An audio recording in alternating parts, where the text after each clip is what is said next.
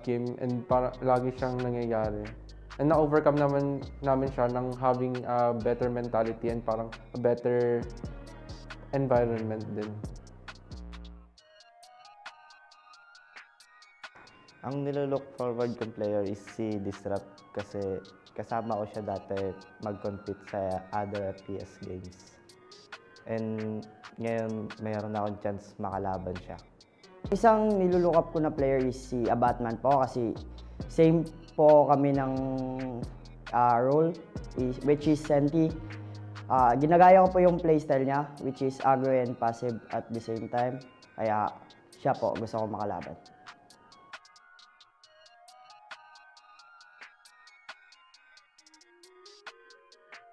Para sa akin, mabilis kaming makapag-adapt sa playstyle na pinapakita ng kalaban namin. And also is flexible din po kami sa agent composition, kaya namin makapagbigay ng 2 to 3 agent composition sa isang map. And especially, Tita Bap.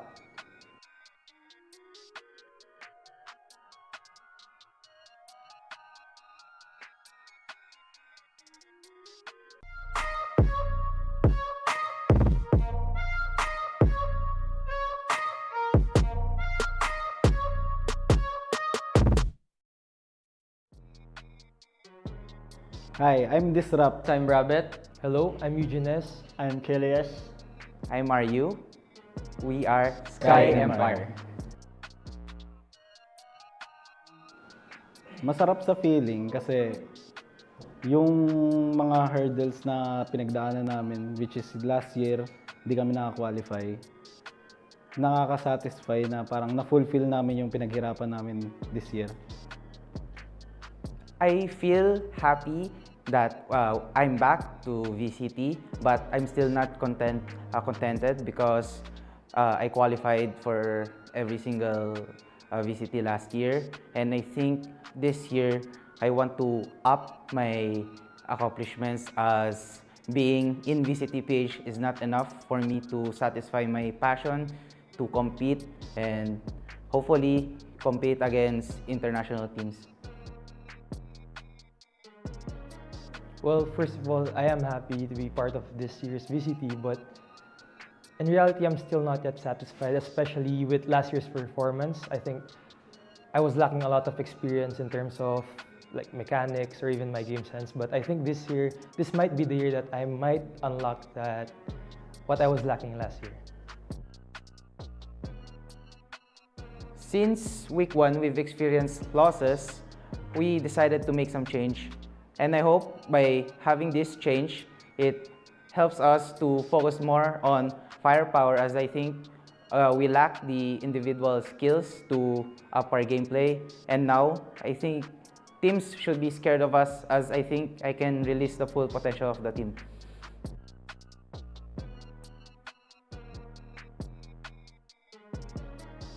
Ang pinaka naging problema namin kasi is yung kanya-kanya kaming bahay is yung lagi may nawawalan sa amin na internet. And ang naging solusyon namin is nag-bootcamp kami, pero after a week, nagkaroon din ng problema doon sa bootcamp, which is nag-temporary bootcamp pa kami sa iba para lang makapaglaro. Which is nahirapan kami kasi na-cancel lahat ng practice namin, wala kami nagawa. And ngayon pa lang kami bumabawi. Well, there's two people that I can think of right now. It will be Naos Ja and Naos Wits. It goes back to CSGO days where I've been with them inside the server, especially their oppers like me. I even remembered the last time I attended a major CSGO tournament, which was ESGS. I was playing up against Wits, and it was quite a devastating feeling for me, but I think this time I will do my best to prove myself to him and to other people. Also, for Naos Ja, when he switched to Valorant, I was very excited since I knew that he was a opera like me. We almost had the same playstyles, and I knew that once he switched, he will be playing Jet, and I was playing Jet at that time also, so I was really excited to face against him.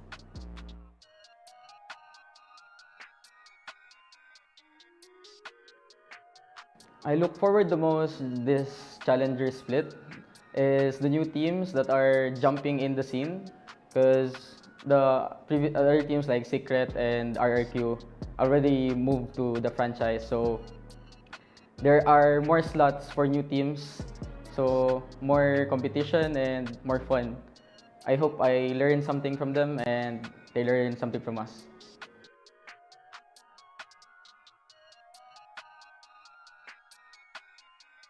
Ang naka-unique sa among team is, compared sa everyone, is kami tanan is open sa isa-isa.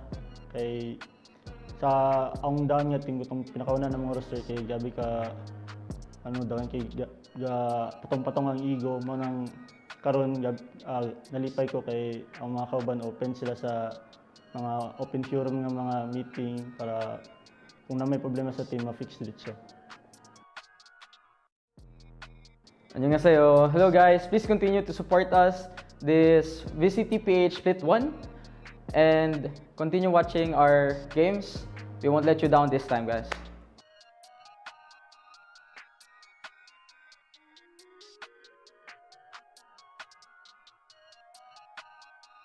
Kaya ka iniwan ng boyfriend mo eh.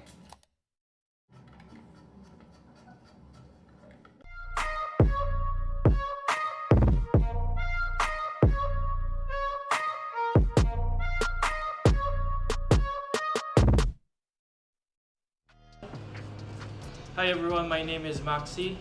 Hi, I am Mid. Hi, I'm Patman. Hi, I am Senior Carl. Hi, I'm Jaden. Hi, I'm 2766 and we are SR Nakage. Feels amazing. It feels like I've been reliving my old run on the VCT 2021, and it feels nice to see some new names in the VALORANT Esports scene. Sobrang exciting niya kasi first time ko sa VCT and yung feeling na gusto kong mag-compete.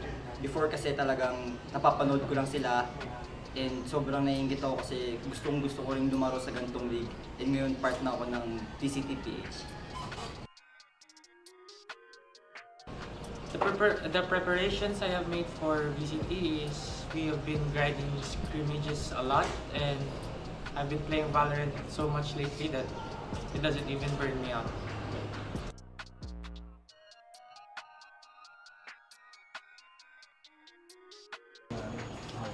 Yun, last year, sobrang ganda ng run namin kaso nagkaroon kami ng problema which is yung overplay.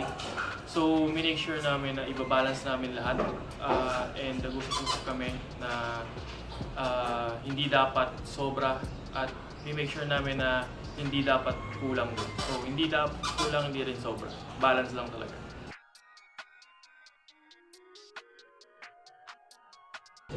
one player para sa akin si Mojer kasi feeling ko nakalaban ko yung younger version ng sarili ko.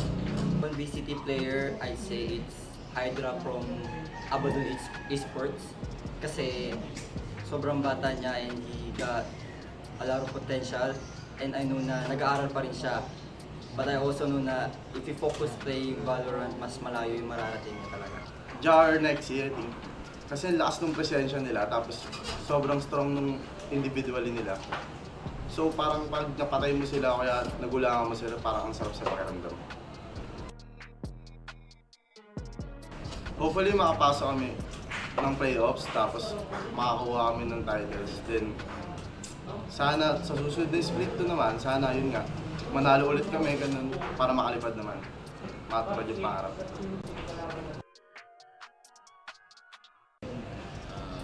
Feeling ko anong yanik sa amin is yung samahan namin as a team outside the game para kami magkakapatid. Kaya na-apply din namin yun sa in-game, kaya sobrang solid ang chemistry namin. Gusto ko lang magpasalamat sa lahat ng sumusuporta sa buong team. Sobrang appreciated namin kayo ng buong SR. Simula sa pamilya ko, sa mga kaibigan ko, sobrang thankful kami buong team kasi yung kahit konting suporta lang mag-feel talaga namin. Kaya wala akong iba sasabihin kundi pasasalamat. Thank you so much.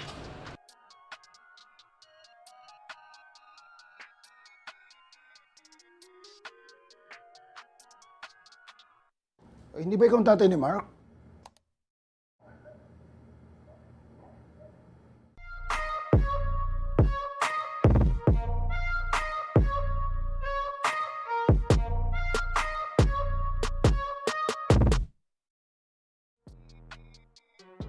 Hi, I'm Papi Chulo. I am NDG.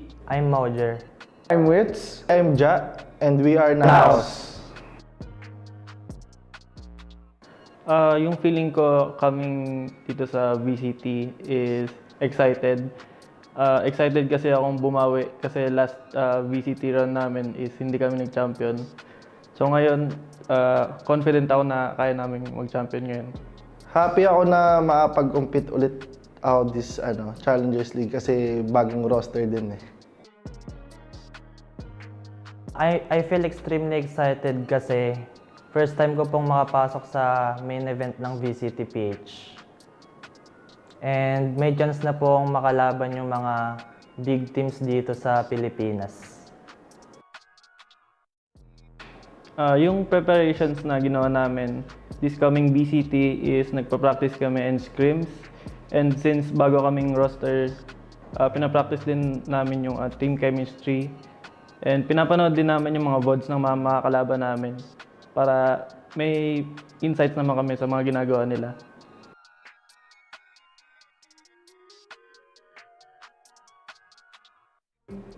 After nung sa Sibol, nag-usap-usap po kami and it served as a wake-up call. So abangan nyo na lang po kami sa mga next namin na laban sa VCT para mapakita po namin kung paano kami nag-improve sa team.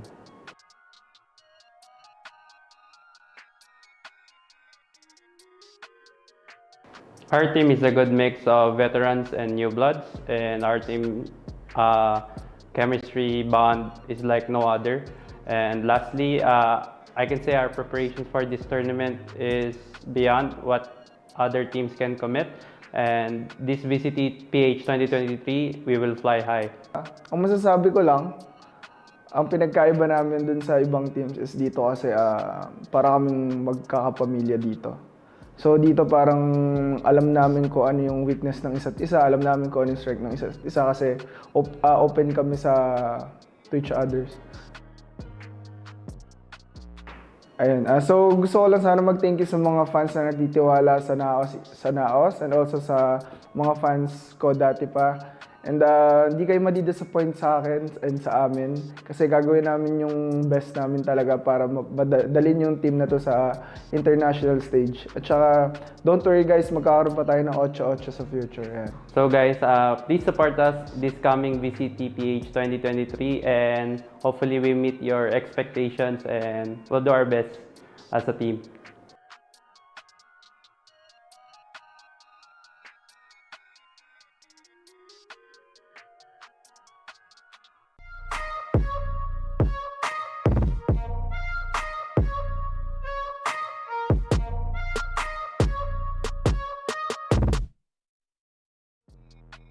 Hi, I'm Asta. Slatom 999. I'm Exotic. I'm Hydra. I'm Rabab. I'm V Black. And we are Abaddon Abyss.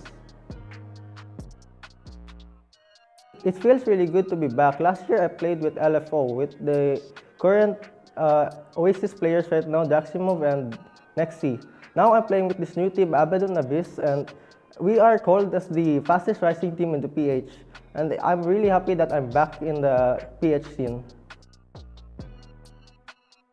So, the feeling na part na kami ng VCTPH ngayon is very parang nervous kami kasi we are new to the scene. I'm excited because my team is new and we're going to playoffs and we're doing our best. We are proud to ourselves because we made it. Yay. After we won against SRD, we suddenly come to a decision to do a bootcamp. 1 week lang yung preparation namin kasi nagpa-process kami sa enrollment namin for school and some of them galing sa bakasyon. And I am like from the far left side of Cebu City and the bootcamp is like the far right side in Lapu-Lapu. And my manager, Anakin, tried to convince my mom really hard so I can't get to play in the bootcamp.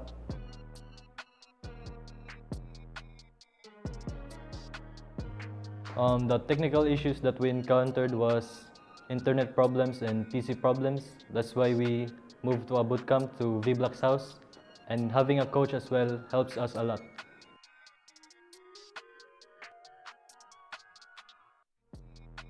I look up to Ayo because dami niyang tinuro sa akin, and at the same time gusto siyang matalo this VCTPH. Our age is on 16 to 20, and we are against the veterans in this VCT run. Ganon yung team, di lang ganon nag-give up. Nagta-try hard kami, tas di namin inasahan na mag-Cinderella run kami. Disclaimer, please wag po gayahin. We are just a bunch of students na nagka-cutting, tapos here we are! De, joke lang. Ano talaga kami, mga valedictorian sa school. Lalo na ako, napaka-talino ko. Smart kaya IGL. Play harder. Don't forget to study hard. And to my friends, watch me grow. Thank you for supporting us day one until here. Thank you for being there for us, and we will do better in our games.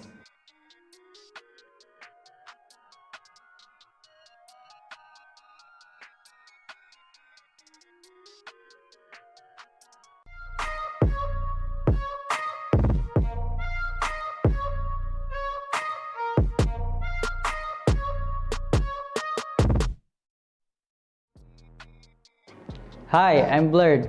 Hi, I'm Derek. Hi, I'm Micro. Hi, I'm Kevzi. Hi, my name is Yanagi, and we are Action PH. I just feel excitement more than anything.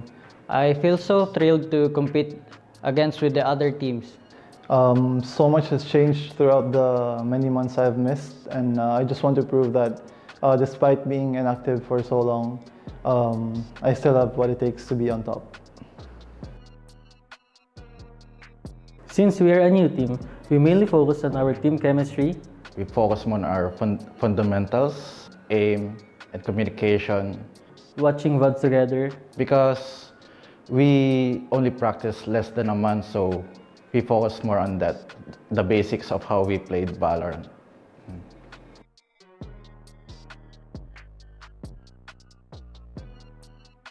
Less than a month kami nag-form. So yung mga struggles namin is yung paano namin na-execute yung mga strategy namin. Tapos yung previous tournament namin is parang medyo pumalpak kami kasi since hindi kami experienced sa pagsasama naming lahat. So parang nagkakamali kami. Pero at least napansin naman agad namin yon before mag-VCT. So na-polish naman namin.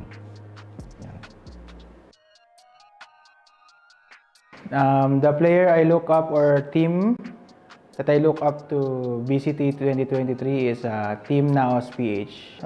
It's more of the Naos core trio of Wits, Ja, and Papi Chulo because they have been my teammates for a long time, and I'm just excited to be in the same server with them again. Thank you for your continuous support in Action PH. We will do our best individually and as a team. Please continue to support us in VCT 2023. Thank you.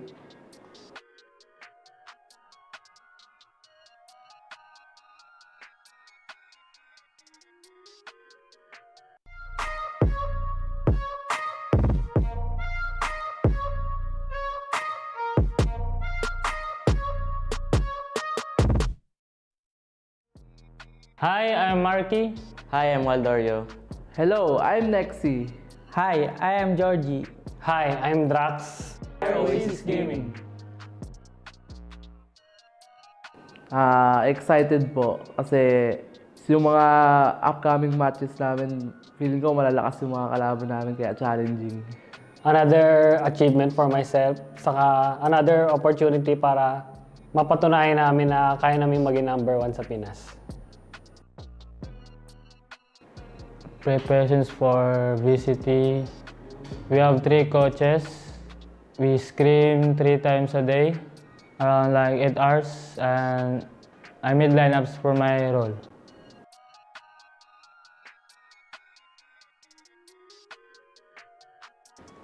One main problem that our team encountered would be chemistry as a whole, since we all came from different teams and we were fairly new.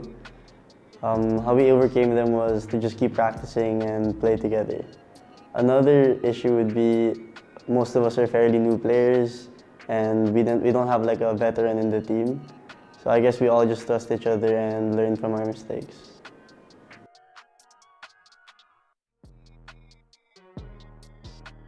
I look forward to compete against Papi Chulo because he clutched us 1v3 last VCT. To compete against Naos kasi sa point of view ko, sila lang yung threat sa amin ngayon. What makes our team unique is our bonding. We sometimes scare each other, we watch some movies, we watch our VODs. Sabay-sabay kami matulog, sabay-sabay kami kumain, sabay-sabay kami maglaro. Sometimes we brush our teeth together. Parang connected kasi kami sa outside rin and inside the game. Siguro yung team namin kasi bago pa lang kami, panigurado madaming struggles na mangyayari. Excited ako kung paano namin malalagpasan yung mga struggles na yun this year. Saka syempre sa mga rising stars this year, excited ako makalaban sila.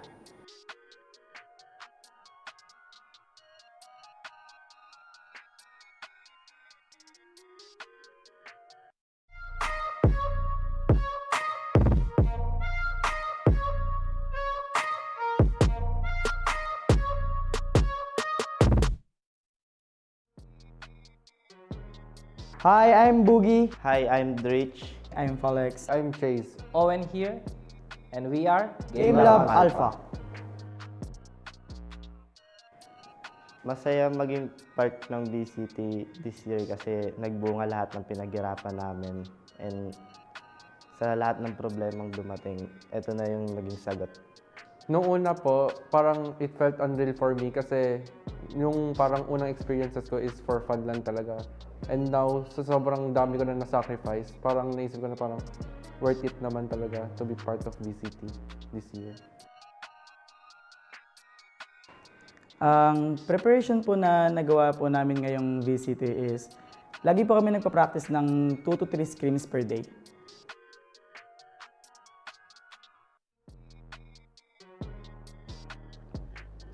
Before, nahirapan kaming makahanap ng legitimate org, and dati is nasa bahay-bahay lang kami. And since pangarap namin makapag-bootcamp, and now na nasa GameLab.Alpha na kami, is nakapag-practice na kami na matindi at talagang na-improve yung laro namin. Yung mga struggles talaga na-encounter namin is parang nagkakaroon talaga kami ng bad game and lagi siyang nangyayari. And na-overcome namin siya ng having a better mentality and parang a better environment din. Ang nilolook forward kong player is si Disrupt kasi kasama ko siya dati mag-compete sa other FPS games. And ngayon mayroon na akong chance makalaban siya. Isang nilulook up ko na player is si Abatman po kasi same po kami ng role which is Senti.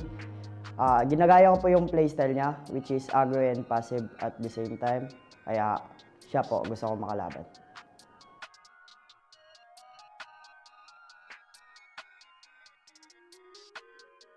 Para sa akin, mabilis kaming makapag-adapt sa playstyle na pinapakita ng kalaban namin. And also is flexible din po kami sa agent composition, kaya namin makapagbigay ng 2 to 3 agent composition.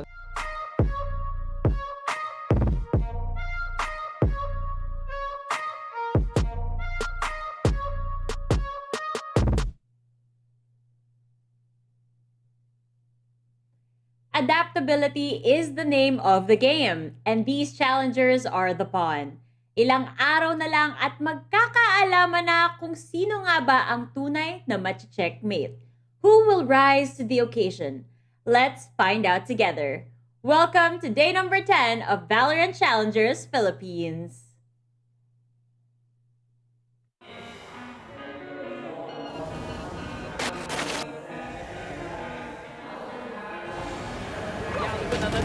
And there you go, Kuya Yowie. They're stopping this man with the blades, and it's 2 already going down to the ground. Great, look at this from Fletcherino. Taking it, Ethan's gonna go for it, and Maidflick crawls his way to the clutch.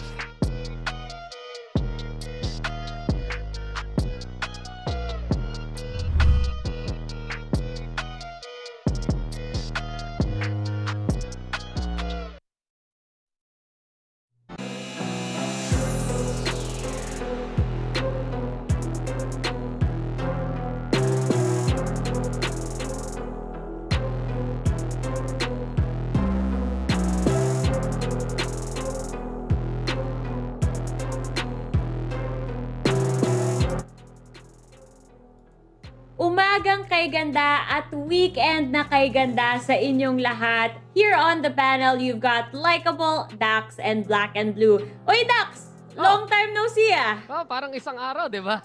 Okay talaga. Parang kailan lang nagkita tayo. Ikaw, Black and Blue, kamusta? Okay lang naman. Pinapanood ko yung mga vampira kayo. And it seems like parang okay naman pa rin kayo. Kahit may araw Okay na okay kami. Pero alam mo kung ano yung hindi okay? Na isang linggo na lang magkakaalaman na tayo kung sino nga ba yung makakasama sa playoffs at meron pa ngang mga alanganin na tao dito. Pero alam nyo, bago pa natin simulan etong conversation na to, bakit hindi na natin tingnan agad-agad etong highlights video natin para naman uminit na itong araw na to?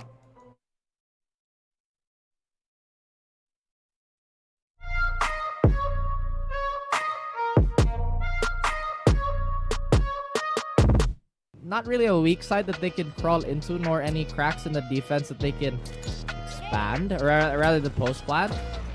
Roger, absolutely fearless. He still has double satchel. It's not gonna matter, as the overwhelming firepower, like you mentioned, just a little too much here. NDG down to a slither of health. What? In the blink of an eye, he gets 2, but he also gets a little bit of dirt on his face. Don't peek out. Oh my goodness, and he had his back turn, but he still manages to get it. V-Black survives everything. He even gets 2 and gets a third on Wits. Completely blind. Even without that flash, he had to hit that wall block and a big 4K on the side of V-Black.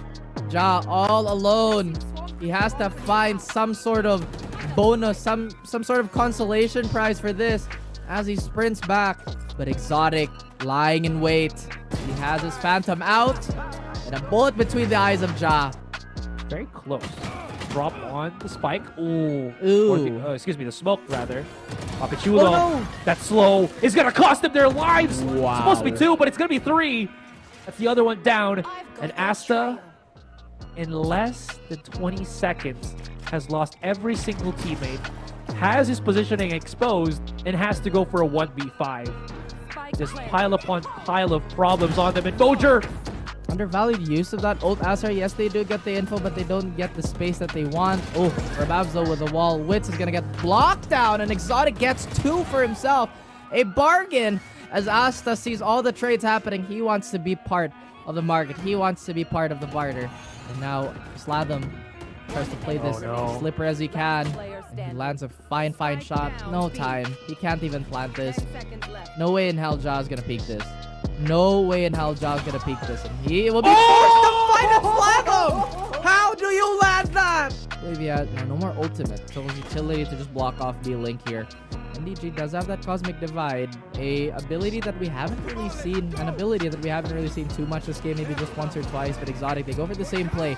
Now they try to barrel through they get that flash going, but once again, perfect timing here. Rababs gets NDG, but Papichulo, a total anchor. He even anticipates the flank perfectly, and the 3K for him. 2 more to complete the circuit, but Exotic, does he have something to say? He will be silenced, as Wits will not hear that nonsense.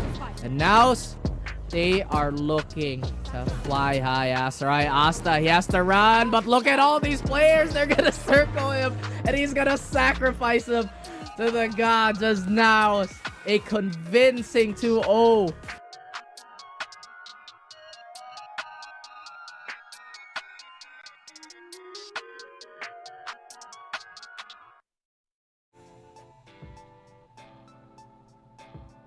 O, di ba?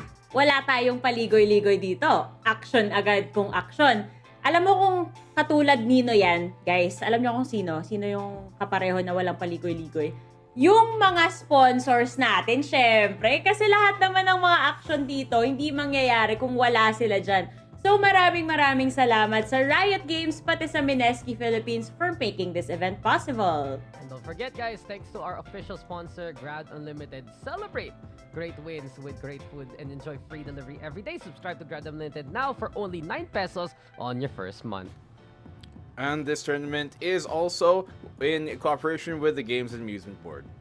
There you have it guys. Dahil sa kanila, posible lahat ng nangyayari dito sa VALORANT Challengers Philippines. Katulad na lang nung na-witness natin kanina. And not only that, yung mga different languages available din yan for your viewing pleasure. Meron tayong Filipino as well as English broadcast na pwede nyong i-check out dito sa Twitch at Facebook as well as sa YouTube. So mamili na lang kayo kung saan nyo gustong panoorin etong broadcast natin. Pero dito nga guys, mainit-init yung napanood natin kanina, 'di ba? Black and Blue, I wanna know your thoughts on what you think is gonna happen for the rest of the teams, especially since may mga teams tayo nga na nanganganib ngayon when we look at the standings. Yeah, especially this first game natin dito, I know with GameLabs in a very difficult spot. They have by far, I think, the most difficult next few matches up against dito sa ating natitirang group stage sa mga teams natin. And it's going to be really difficult. They're going up against NOWS, they're going up against OASIS and Action PH. Dire-diretso yan. And looking at how their standings were yung mga past games sila, it just hasn't been the type of wins that we were hoping for their team. Pero you look at the other teams here in our standings, mga standings na hindi natin inakala early on to be this way, with Abaddon Abyss and Puggers also being near the bottom with SKYE Empire. Yeah, and speaking of SKYE Empire, perfect transition dun sa ating second match. It's SKYE Empire versus Action PH. Names themselves dun sa teams, mga veterano talaga. Makilala natin from VCT prior. Pero at the same time, with the standings that we have right now, kitang-kita talaga teams like SKYE Empire, teams like GameLab.Alpha, gusto nilang maka-asenso dito and get those wins para lang makuha pa ng mas malaking agwat to Abaddon Abyss and Puggers respectively. Yun na ngayon nangyayari dito no? Delikado na talaga tong yung mga teams na nasa pinakailalim. Would you guys say that at this point, safe na tong NOWS Esports and OASIS Gaming, knowing na ito yung scoreboard nila at iilang matches na lang yung natitira before our playoffs?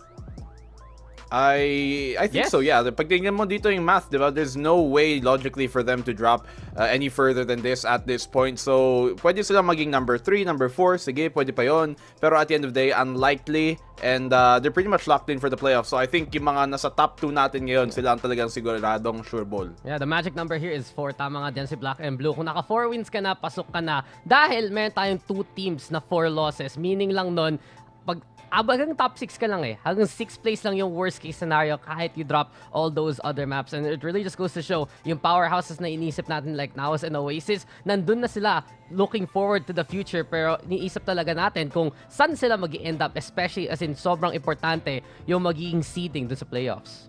Napaka-importante talaga niyan. And tulad nga ng sinabi nyo, di ba, nakakatuwa rin on the side of OASIS Gaming as well as NOWS Esports. Kasi when it comes to expectations, sila talaga yung isa sa mga teams or dalawa sa mga teams na ine-expect natin na mag-land dyan. So, mabuti yan for their sake as well na hindi sila, alam mo, hindi sila off to a rocky start dito sa ating VALORANT Challengers Philippines, no? Ngayon, tingnan naman natin yung schedule for the day. Kasi nga, tulad ng sinabi ko kanina, may mga teams na nanganganib.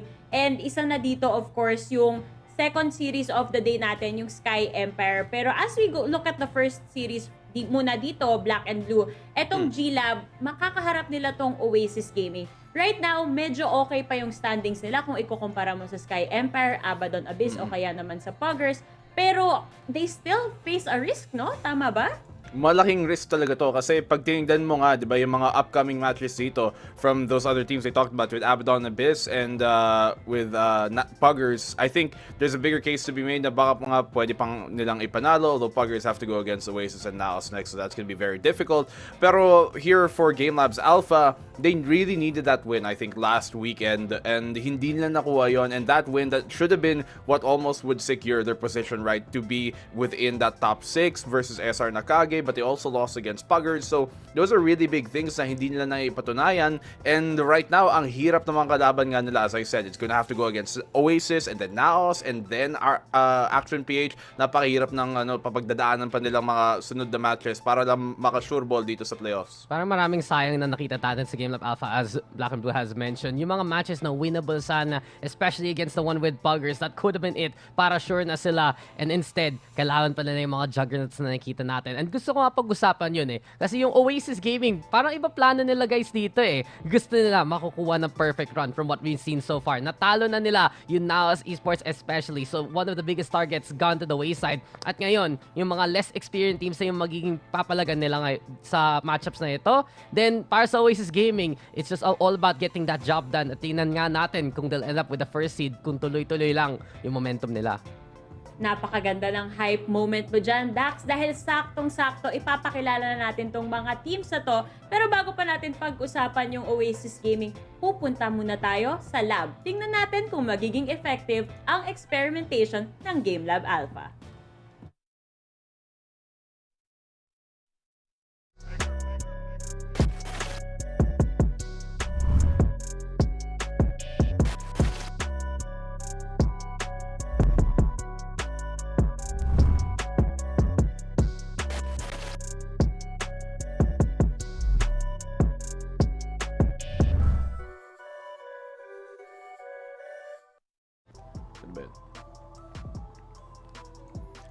GameLab.Alpha, we got Boogie, Chase, Dreech, Fall X, and Owen QT. Pag tinignan mo talaga yung mga teams na to, yung mga pangalan na nandito, may madaming sa standout talaga sa akin. But I think the biggest one has to be Fall X on that duelist role. Owen QT is always really reliable on the backline. But also, you have to talk about Boogie. Kung ganong karaming mga agent nilalaro niya, ganoon din ang kailangan din kasi ng GameLab.Alpha. And if he is not performing to the top standard na talagang may expect natin, then nakita nga natin na during that match during versus SR Nakage, that is when they really struggle. So they really have to get themselves going. I think that's a big problem dito ng GameLab.Alpha. Yung pinaka baseline laro nila just hasn't been as good as we've come to expect, and they have to absolutely pop off just to be able to beat some of these teams. Pero I wanna see kung may konti ng variation at kung masala na kung may dinagdag na silang kind of just cleanliness and discipline in their play, because I really think that is their biggest problem here. Natatalo sila sa gunfight, sige,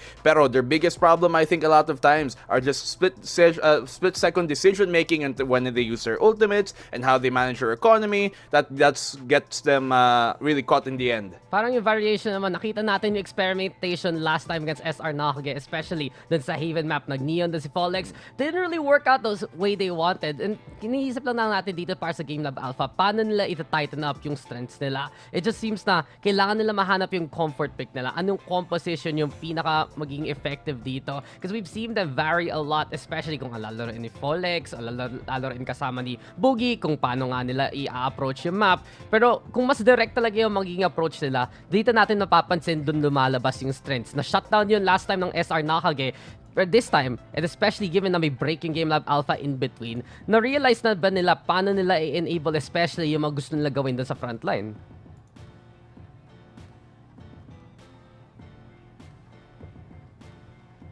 Ayan, nakalusot na tayo sa multiverse. Pero yung sinasabi ko dito, Dax, ang ganda ng point mo dyan. Kasi ito rin yung observation ko when it comes to GameLab.Alpha, na they like to experiment in their compositions pero kulang pa talaga sa mastery, which is gonna be a very big problem for them, especially since yung makakalaban nila dito, napaka-flexible na mga rules nila, and not only that, willing din talaga silang mag-take ng risk para magpakita ng panibagong pasabog dito sa tournament. At dahil sinasabi ko yan, alam ko hype na kayo, so tara na, punta na tayo sa OASIS. Perfect.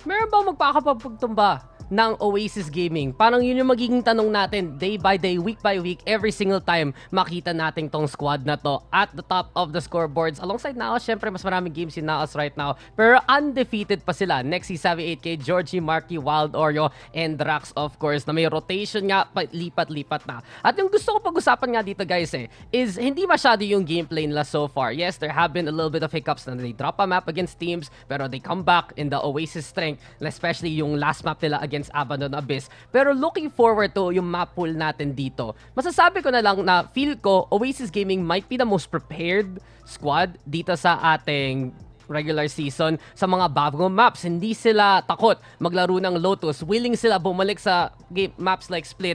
At dahil lang doon yung preparation na nakikita natin from Oasis and especially yung medley ng mga coach nila, this is a squad na mas happy pa nga na we are updated into the most recent patch Alam mo, ang pinaka-curious thing there, Dax, is that you talked about, the newer maps being big for them. We saw that, coming with different maps on the off-season. They even played Lotus pa nga at nakita nating handa sila. But then their Pearl, one of the later maps as well, has been a bit of a struggle. That hasn't reflected itself yet on Fracture. At saka we haven't really seen them ever play Ascent dito sa VCTPH stage natin. Pero huwag natin kakalimutan, at the end of the day, these guys have just a star-studded lineup. Ito nga ang Team Pinas in many ways.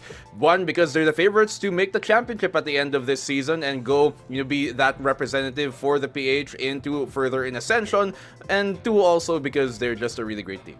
They really are just a really great team. Diba? Mapaulit ako sa sinasabi mo kasi totoo naman nakita na natin tong performance ng Oasis Gaming at kahit saan mo idaan, solid na solid tong team tong right now. Pero meron tayong mga players na gusto nating i-highlight dito. Dax, I'm sure you have a lot to say about Marky and Owen Cutie kasi sila yung nasa head-to-head natin ngayon. Ako na naman like. Sige na nga, let's go with it anyway. At yung gusto pag-usapan dito sa team 2 players na to is just how impactful they can be sa mga maps. Etong si Owen Cutie, as Black and Blue mentioned already kanina, he is one of those reliable controllers. Naasahan mo siya mag-play ng setup. Naasahan mo siya maka-have ng great games. And naalala ko talaga, kahit natalo sila dun sa Ascent against SR Nakage, laking impact dun ni Owen. Perfect paranoias, perfect from the shadows, nakakatulong siya sa team niya pag kailangan niya at siya pa mismo nakaka-frag. Pero dun sa kabila naman, si Marky pinapakita natin bakit kahit hindi siya palaging nasa rotation, siya ang nag-slot in para sa Pearl and para sa Astra pick of all things. Siya ay naging tunay na flex pick, long journey from that duelist role. And it just really goes to show, pag meron kayo mga impactful controller players right now in your roster, pwede kayo makakuha ng extra force na hindi nyo ini-expect. And I really feel like these two players absolutely exemplify that. Absolutely. Actually, sakto kahapon nakausap ko si Coach Fluffy02 ng Oasis Gaming. O, diba? Meron tayong kaunting intel.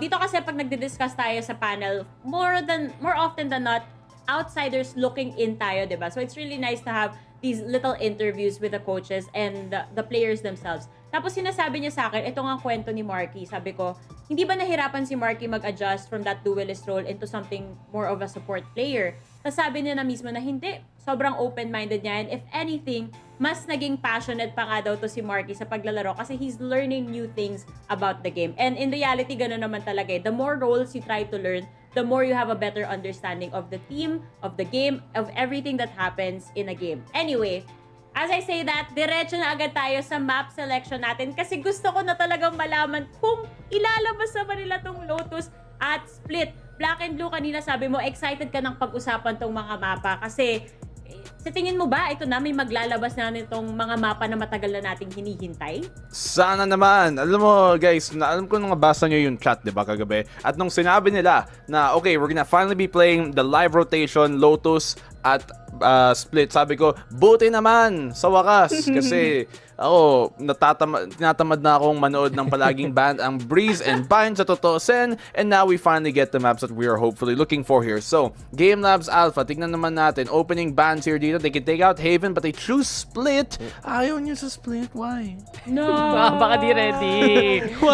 Baka hindi ready. Pero ito yung gusto ko intayin. Itong Oasis ban. Baban ba nila ngayon ang Pearl? Kasi nakikita natin over the VCTPH run, GameLab.Alpha has been one of their most successful maps. Doon sa kabila naman, ilang beses na linaro ng Oasis, talo sa Sky Empire, talo sa Abandon Abyss. Isang beses lang sila nanalo against Action PH, pero doon sila medyo wavy, parang seryoso bang ito ba lalaroin nyo? Hinahanap pa nila yung tunay na sagot nila sa Pearl eh. Yun na nga yung tanong dito eh. Pero in your opinion, Dax, alam naman natin na napaka-solid ng run ng Oasis so far. And sabi mo nga, medyo shaky yung Pearl nila right now. But in your opinion, ano yung best map talaga ng Oasis throughout this run so far? Haven pa rin. Nakikita naman natin. Haven. No questions needed. And dahil lang, mas open yung magiging map pool ngayon, dahil willing maglaro ang Oasis ng Lotus, kita mo, pwede mag-pick mismo ng mga maps na feel nila, pwede maging malakas dito ang GameLab.Alpha. So, removing Icebox, not a bad decision whatsoever. Nakita natin naman, nanalo sila sa SKYE Empire noon, or rather, nakita natin yung GameLab.Alpha na nakaka-perform talaga mismo sa Icebox eh. Yun nga, Icebox, not a bad map at all then either for for GameLab.Alpha. So I do think it's a smart decision for them to also take this out. I think then to your same point, Dax, Pearl would have maybe even be better, pero mukhang baka mas naging confident na ngayon ang Oasis pagdating dito sa Pearl. They could go with Haven for their opening pick, but it's gonna be Lotus to start things off. I am so excited for Lotus. Siguro na napanood din na itong GLAB, itong outside tournament na sinalihan ng Oasis no? So medyo may intel na sila doon. But I am interested to see kung ano yung touch-up nila dito, ano yung spice na ipapalabas ng GLAB dito. May ideas ka ba dito, Dax, on how you think Lotus should be played? What kind of compositions should we expect and what kind of gameplay? Basta may Omen. Yun na lang masasabi ko. Basta may Omen talaga. Pwede ka na maglaro ng Harbor from what we've seen. Kung gusto mo mag-try mag-Astra, sige lang. Pero laking value talaga ng Omen dito sa mapa na to. Perfect angles for the Paranoia. Kita natin dali lang yung mga smokes, especially for key angles itself. And dahil lang doon, 3-site map.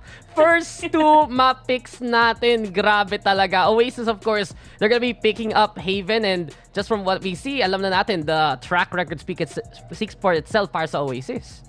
Oo, tsaka the history also speaks very ill omens dito naman para sa GameLab. Haven, mapa na nung huling beses na nilaro dito ng GameLab, 4-13 and 5-13 respectively versus SR Nakagi and Puggers, which is not a good sign for them pushing on forward. Hopefully for their sake, yung Lotus hindi ganoon na naman. Although, yun nga Oasis, wala silang informasyon kung paano maglaro ang GameLabs dito sa Lotus. Fracture to be banned out by GameLabs, smart ban din. It could have been that or Pearl really kasi yun yung dalawang parang pinaka-best map statistically. Aside from Haven dito ng Oasis sa group stage natin, it was always Haven, then Pearl, and then rather Haven, then Fracture. And so Pearl was one of the problematic maps. They keep that in the rotation rather, and now Oasis, I think they have to ban Pearl Pearl at this point and just leave us into Ascent, which to be fair is a map na hindi pa nating nakikita nilalaro din ng Oasis this entire stage. Yun na nga no? Dito tayo magkakaalaman. Ilalak na ibaban pala rather kaya nila tong Pearl. Ayaw pa nilang ilock, nagde-decide pa sila ng mabuti kung ano ba yung ilalabas nila dito. At ayun na nga, very odd dito, Dax. Lalong-lalo na dahil alam natin na when it comes to compositions, may parang kinakapa pa rin talaga ng Oasis Gaming kung ano ba yung gusto nilang strategy na ilabas pagdating dito sa Pearl. But then again, we're gonna go to game number 3 if ever. Feel ko tinatago talaga ng Oasis yung Ascent. Totoo lang. Kasi ito yung yung pang-playoffs Parang nakikita natin isa sa permaban sila, which is a little odd kasi we know that Oasis has had that history on playing Ascent nung matagal na. So we go to Pearl at doon pa nga magiging alanganin dito para sa side ng Oasis Gaming. Kung mapatagal ng GameLab.Alpha tong series na to, kahit anong mangyari sa Haven or kung makuha nila yung Lotus, they may chance talaga sila manalo dito sa series to. But I just wanna mention bago tayo mag-wrap up dito talaga sa map discussion, isipin mo yung last 2 bans natin, yun yung usual perma bans ng GameLab.Alpha at ng Oasis Gaming. So kita talaga natin parang iba na yung magiging priority, especially in how things are ordered dahil lang sa map pool mismo. Oo nga, from permaban to now, seemingly possible pick. Naging huli naman dito sa ating rotation. So, Lotus, Haven, 3 mapa at Pearl. Nako, napakalaki ng mga mapa natin dito na ilalaro. But I think at the end of the day, Oasis's map veto does benefit them after this. Pearl, syempre, track record not as good. Abaddon Abyss brought them 11-13, which is a very possible scoreline that GameLab could even do to them if we ever go to map number 3. Pero I still do think at the end of the day, I have to agree with you, Dax. I think there's is something curious about them banning a center. Has to be a plan here, and that also means that they know that they have to have stepped up their game on Pearl, kasi nga nakikita natin na medyo palagi silang nadidikitan pag dito sa Pearl, so they have to make something new. And I think, as Laika talked about, dahil kinakapa pa nila dito ang composition na nung ilalaro pa nila sa Pearl, there is a small chance, unlikely pero a small chance, that GameLabs can make it out of this. Yun na nga yung mangyayari dito no? Kahit saan natin idaan right now, Oasis Gaming talaga, they're at the top. So kung titingnan mo, medyo dehado dito sa laban na to, etong GameLab.Alpha. But that does not mean na imposibleng manalo sila. There is definitely a chance, especially with Oasis Gaming, opening that Pearl map. And also, di ba, Lotus pa lang, wala pa tayong masyadong information dyan. Baka may kakaibang strategy na pinaplano tong sa GLAB, lalong-lalo na as ONQT does lead the way for this team. Pero as we discuss this map selection, di ba, meron na tayong konting idea kung saan kaya direction mapupunta tong labanan na to. I wanna know what your predictions are. Simulan siguro natin by letter. Starting with the letter B. Ikaw ang mauna sa predictions natin, Black and Blue. Si Bax? Oy. Si Bax Casts ba? Siya ba yun? Hindi. Okay, so prediction, GameLab, hindi, joke lang. I think at this point you kind of have to talk about just how much of a favorites Oasis are in every matchup, and so by default I kind of have to predict Oasis. They're pretty much slated to win every single matchup they have remaining in this group stage, and I'm gonna stick with that. So Oasis, I think you're gonna make the perfect run, and that continues here today versus GameLabs 2-0. Same mindset naman ako dito with Black and Blue. Nakikita ko talaga para sa Oasis Gaming, it's all about making this championship run happen. And what better way kung ma-perfect nila yung record. But I do feel like na meron silang ticking time bomb right now. Sana matapos nga nila between Lotus and Haven. Kasi kung umabot pa nga ng Pearl, dun na talaga mas may chance ang GameLab.Alpha. I am very curious though kung ano lalabas ng GLAB dito sa Pearl, sa Lotus rather. Baka nga they want to go more aggressive compared to something else na lalabas ng Oasis. And I can't wait, pero sa akin, para sa Oasis pa rin to. Pareho kayo Oasis Gaming. Medyo mahirap din tong decision na to Lalong-lalo na kasi kung iisipin natin, meron na tayong mga nakitang teams dito na kapag uhaw na sila, yung kapag desperado na talaga silang manalo, knowing na they're up against a giant like Oasis Gaming, ilalabas na nila lahat ng strats nila. Ibubuga nila lahat ng kaya nilang ibuga. However, sometimes kahit ibigay mo na lahat, hindi pa din enough. Hindi yun hugot hindi yun hugot. Pero in this case, I am with you guys. I am gonna predict Oasis Gaming. Okay lang ako. Okay lang. Pero ito na, nakikita na natin sa screens natin, locked and loaded na yung mga predictions namin over here at the panel. Which leaves us with nothing else to say at this point than to just watch the games happen. So with that said, guys, we're gonna be signing off for a bit and we are gonna be passing you guys over to our casters para simulan na natin yung labanan.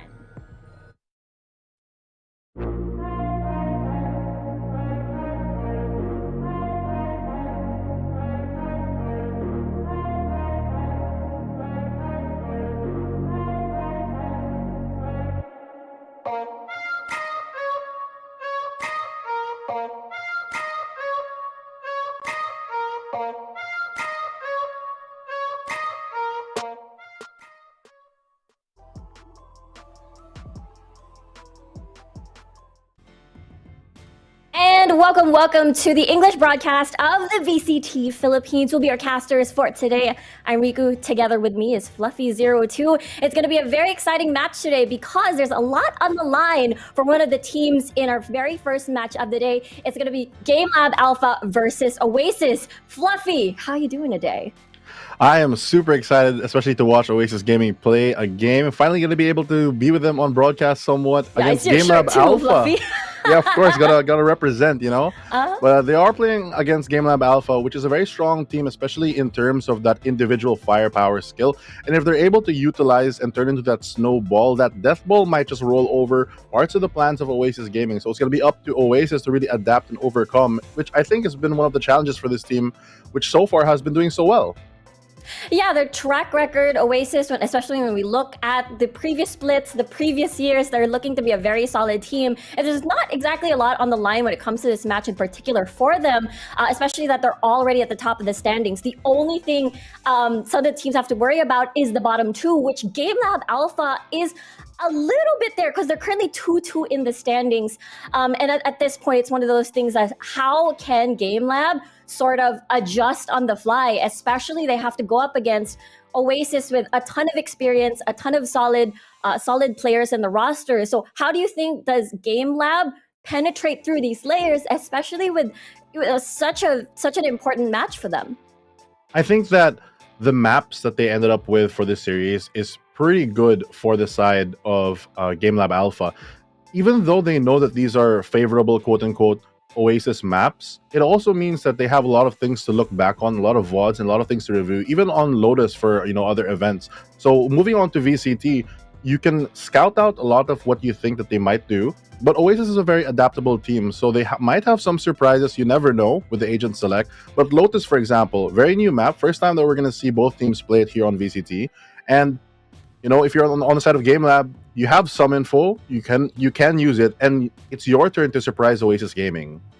Oh yeah, that's true.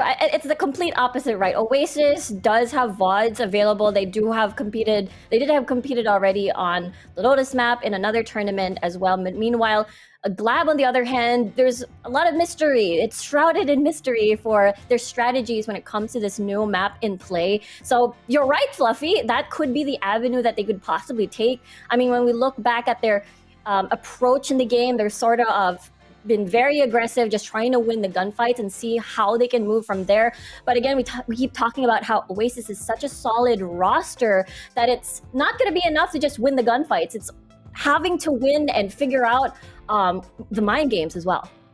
Yeah, speaking of mind games, there's a lot of mind behind OASIS Gaming as well. Their coaching staff is the most robust currently in VCT, with almost basically four coaches that are there to support them. But they don't have that sense of veterancy in the game all the time. So it's going to be up to the players, which are fairly young, although they do have that experience, to really sort everything out when the game does happen. Yeah, I mean, it's not all doom and gloom for this particular matchup when we look at, from GLAB's perspective. When we looked at the very first week of VCTPH, we saw SKYE Empire being able to take a game off of OASIS on the Pearl map. But at the end, as the weeks came by as well, we saw how the improvement on Pearl for OASIS has been incredibly, incredibly strong. So at the same time, it's like a glimmer of hope, but we'll just have to see how GLAB adjusts on the fly. Yeah, speaking of GLAB, what rhymes with that? Grab. And we have Grab Unlimited, which you can see in the corner of our screen right now. You can celebrate great wins with great food and enjoy free delivery every day. Subscribe to Grab Unlimited now for 9 pesos on your first month. You can check the QR code just there beside Riku on the screen. And yeah, I think that GLAB is one of those teams that you're in the position where you have something to fight for, but essentially you have nothing to lose. So you can really bring out all the stops right now and just put on the best show that you can. Bring that explosive firepower to the teams that really count, because I think after this game as well, you mentioned earlier before the broadcast that you're going to be facing a bunch more teams. But as I say that, we will be moving on to the Agent Select to see what we're going to play on Lotus. Yeah, here we go as we head on over to map number 1, see if there's any sort of surprises coming from GameLab.Alpha. And I see a mini surprise. It's a chamber right now, Fluffy. What is your reaction to that? I think that Lotus is one of those maps that's great to watch, especially if you're tuned in to lock in for that broadcast on Valorant. They really showcase that you can play basically any agent is viable on this map. So Chamber is not that big of a surprise, but playing that double Sentinel, triple Sentinel actually for GameLab really means it looks like at least they're going to stack up that defense, but they are starting on attack, so that might be a bit worrisome. Yeah, that's the thing, right? They have to brave the storm first since they're attacking first. And I understand that Lotus is a very, very large map, a lot of corners, a lot of interesting gimmicks with all the doors and stuff. And that's the reason why I can see why the Triple Sentinel will come in just to create these checkpoints to get information, and that's the time extra information, if you will. So I'm very excited to see how this triple Sentinel is going to work out on Lotus, especially just as you said, Fluffy, it is on the attacking side first for GameLab.Alpha. Meanwhile, for OASIS, bit on the standard side here on their pick so far, and I'm very excited to see this pan out on their defense. Yeah, OASIS with their comp that they have, having that Neon and Breach, it's a lot of stunning effects that you have, and that is the type of composition that really has that explosivity, which GameLab looks like they're equipped to stop if they play it properly. Yeah, I think with that, with all the, again, the utility that they have, the alarm bots, the walls, you can get a bit creative, especially if you put on the chamber later on for more of these long drawn angles for him to get information and get the kills. Get to see Yeah. Dritch now. Getting the orb, perhaps. Maybe. They are getting a lot of control here on Mound. Looking like it's going to be a C hit. There's already one defender already ready. Savvy 8K is going to be able to peek out and get the information that there's 4 players, but he'll be forced out shortly. Yeah, that's going to be a C attack, C commit for sure. Nexi isn't able to get a kill. Boogie finds him first. It's a 4v5 situation, and Chase will get the plan in. Oh no, Savvy falls to the molly as well. Has to back up, but the hot hands is going to save him for a bit. Has the flash ready to peek off contact, but it's going to be very difficult for Oasis to retake this. Just able to get one more. Georgie Wild Oreo, the only one left. Georgie, wow, Fall X gets a kill, and there you go. GLAB wins the pistol round. Very nicely done and very clean so far. Yeah, very simple, very effective. They went for that C hit. They stacked those 4 or 5 players. They just rushed down. Savvy 8K, unfortunately for him, he had no backup in time. No, Nexi a bit was too far to trade. But at the end of it, they do get that first round. Very important is the pistol round. They have that momentum, and with that, they're also able to buy. It's up to Oasis Gaming to really figure out what their response is. Are they going to stack more players? Are they going to play more aggressive on one side? Because the composition that we discussed earlier, they have to make some adjustments, especially in the second round. And we'll have to see if that adjustment is going to happen here. Looks like there's not a lot of adjustments so far just yet, as there's a 2-stack on A and B as well, as Chase is able to find Nexi, and another headshot falls onto Savvy AK. C is pretty much open, but seems mid is still the big approach coming from GLAB. They are going to get control, and they're kind of taking fights individually, yet regrouping as a team. It's a great way for them to keep that momentum up. Now it's going to be only up to Georgie and Drax on the side of Oasis to kind of pull back and get something out of this round, get more value, but it looks like Dritch is going to get another kill. Drax is going to fall, and that's going to force Georgie into an almost checkmate position here with a low buy, peeking up onto the Spectre, dinks him, drops him low, but at the end of it, it's going to be Dritch who's still on top, getting 2 frags for himself this round. Yeah, really nicely done coming from GLAB, able to maximize everything once more. Only Boogie, I believe, is the one that fell through that round. It's gonna be an important round now. It's the 3rd round. We have the buys, and it's Oasis really needs to start using the aggression that they built into their team composition to maximize the effect. It looks like if we look back here on the 2nd round, not much movement coming from Oasis Gaming, more of reaction things. And I think when you're on the lower end of at least the economic buy, you have to do something to get your team back into the round. Yeah, GLAB has been very careful taking care of this lead, so now I'm very curious to see what they do on this 3rd round, considering that, again, better guns on the Oasis' side. Let's see if they can keep this momentum on their side as we take a look at how spread out so far. GLAB, not exactly spread out. They're still retaining position, getting information. Look at Boogie and Savvy AK. Savvy has been pushing up so close every time. Oh, here comes the flash onto Mound. Able to spot out Savvy AK. Nexi gets a kill, gets 2, but Boogie gets with a trade, is able to get a trade rather. Nicely done here by Oasis. 3v2 situation so far, but the rotation coming from GLAB will bring the bomb on towards A. They are moving towards A, but Georgie and Wild Oreo for Oasis, they still have a lot of ways to deny that vision. They have their smoker alive when Owen QT has already fallen, so it's still a possible retake, especially with the Vandals. But with GLAB already heavily armed and upgraded with those kills, it's going to be very difficult here. While Oreo might be able to get one, he gets the planter, very important. 30 seconds still remaining in the round. A lot of space for Oasis Gaming. 30 seconds left. 2v2 situation. Fall X, I think he only has information where 2 members are, and he spots out Georgie. A little bit of that wall bang. 1v2, gets the bomb. Tries to bait out, looks at Heaven. Here comes the Tide, and there you go. GLAB wins another round. Really patiently, well done by Dritch. I don't think Oasis knew where Dritch was at that time. Yeah, he was able to set up that sneaky crossfire, cover his teammate, go for that trade at the end of it. And moving on to the 4th round, unfortunately for Oasis Gaming, they lose their buy round. So now, again, they're forced to go for a semi-eco here. They have some sheriffs in hand, they have the classics, they have the util, but it looks like GLAB has just been able to read their movements correctly. They've been trying to do this exact play on C, where they put 1 to 2 players pushing up close to mount and get that control. But without a scan or a recon agent, they're not able to do this that safely, and because of that, they're easily punished by GLAB when they stack up. So this tactical pause hopefully is going to be really good for the side of Oasis. No, I'm sure that the advice is going to be great as we move on to this next important round. Yeah, the way that GLAB sort of taunts that C side, you mentioned that stack earlier, and then eventually FallX gains control of A, and that's the rotation. That's when the rotation happens from GameLab.Alpha. So far, it has been, I wouldn't say a rinse and repeat, but the gunfights and the trades that they've been doing every time they either meet at B or C has been working out, and going to A afterwards has been paying off. It seems like it is the same song on repeat, but this time around, I think FallX, I saw him with the operator a while ago. I guess he's going to go for the Vandal instead, knowing that they're on an eco or against an eco.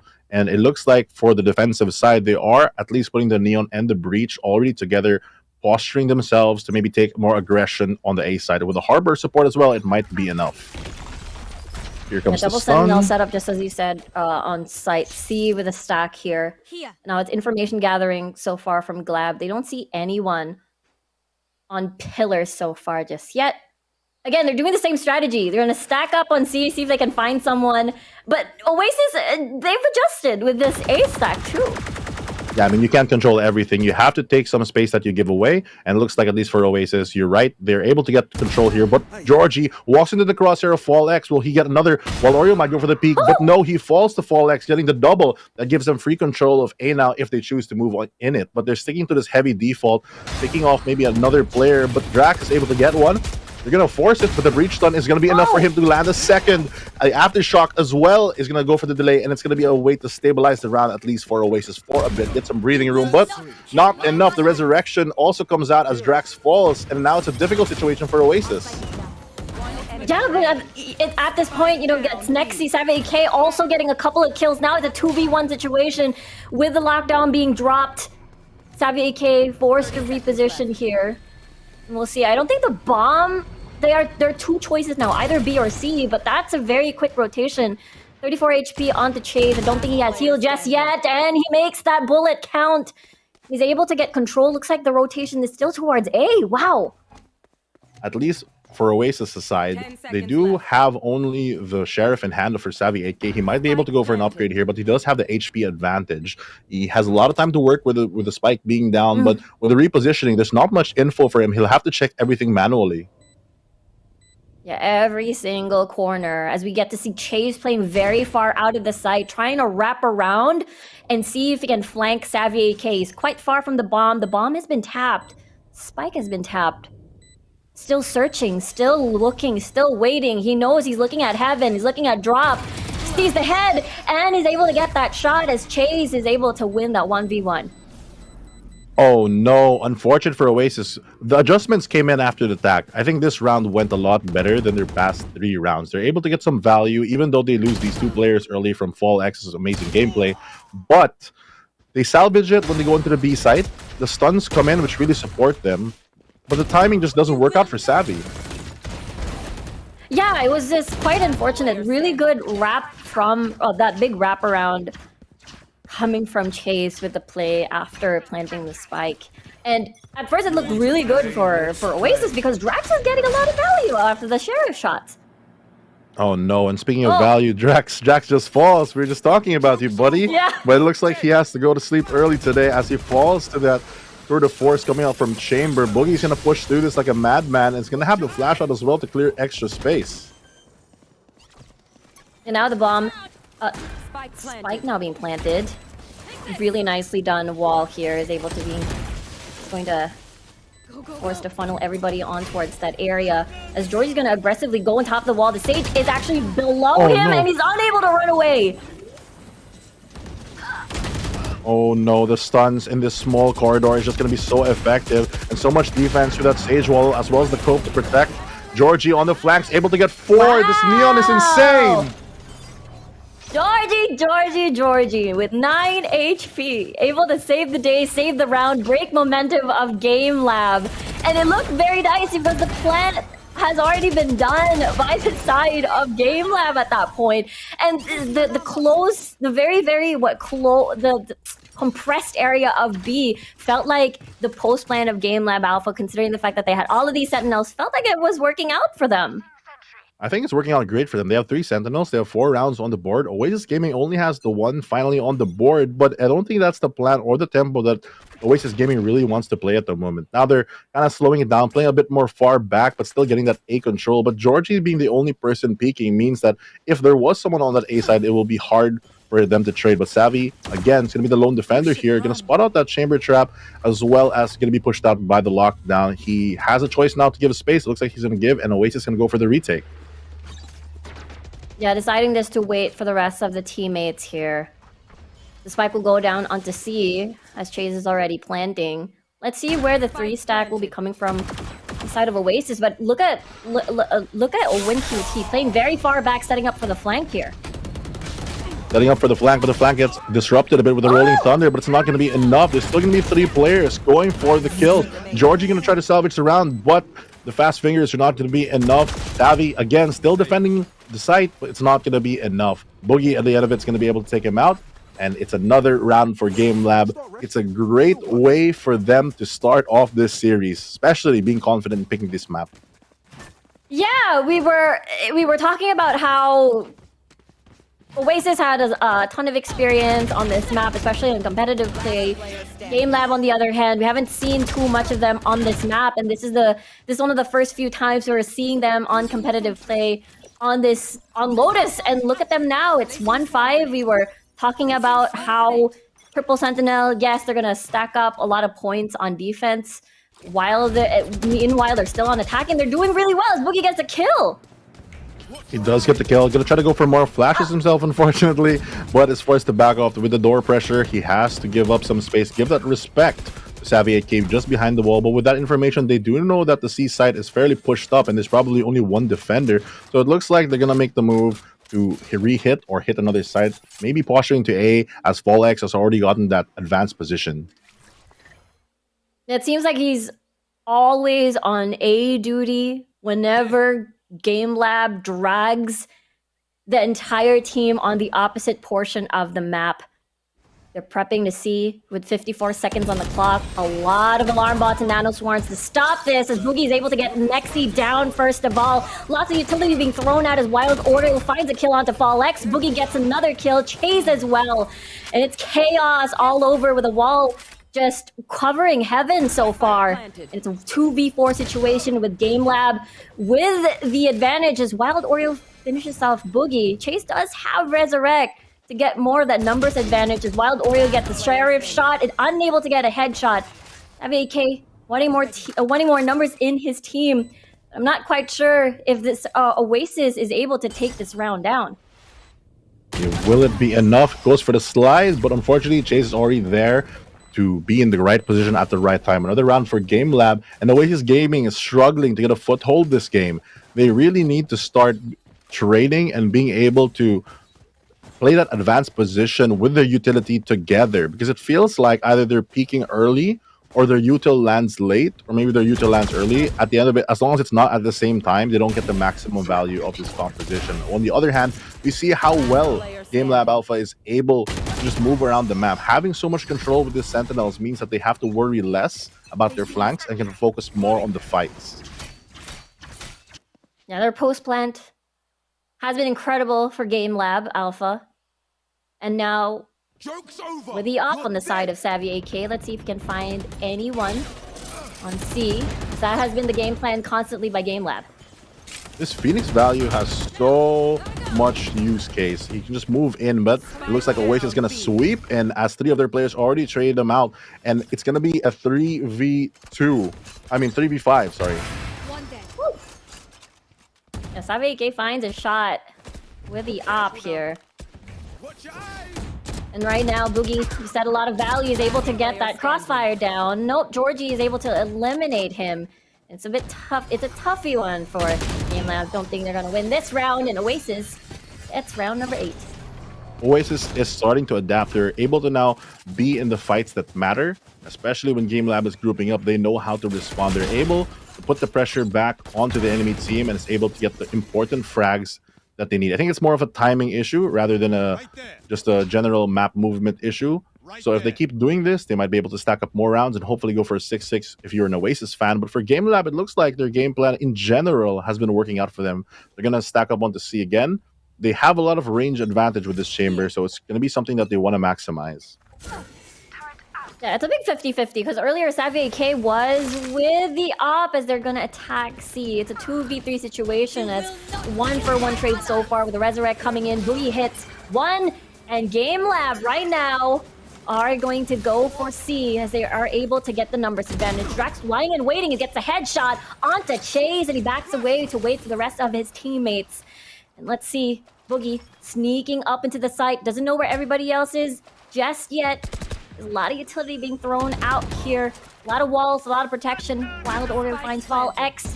And here comes the reckoning. Wild Oreo is able to get Owen QT. And it's a 2v3 situation. Still very winnable for Oasis here. Very, very winnable. They have the resurrection if needed, but they have the wall to go for a clean retake, as well as the scope to protect the diffuser. Now it's going to be almost impossible for Dritch to get an angle on it, and I think he's going to run into the operator of Xavier 8K. He's going to miss for a bit, but it's going to be enough time for him to go for the defuse. He eventually does drop him, but the operator is going to be saved, and Oasis starting to respond in time to GameLab.Alpha.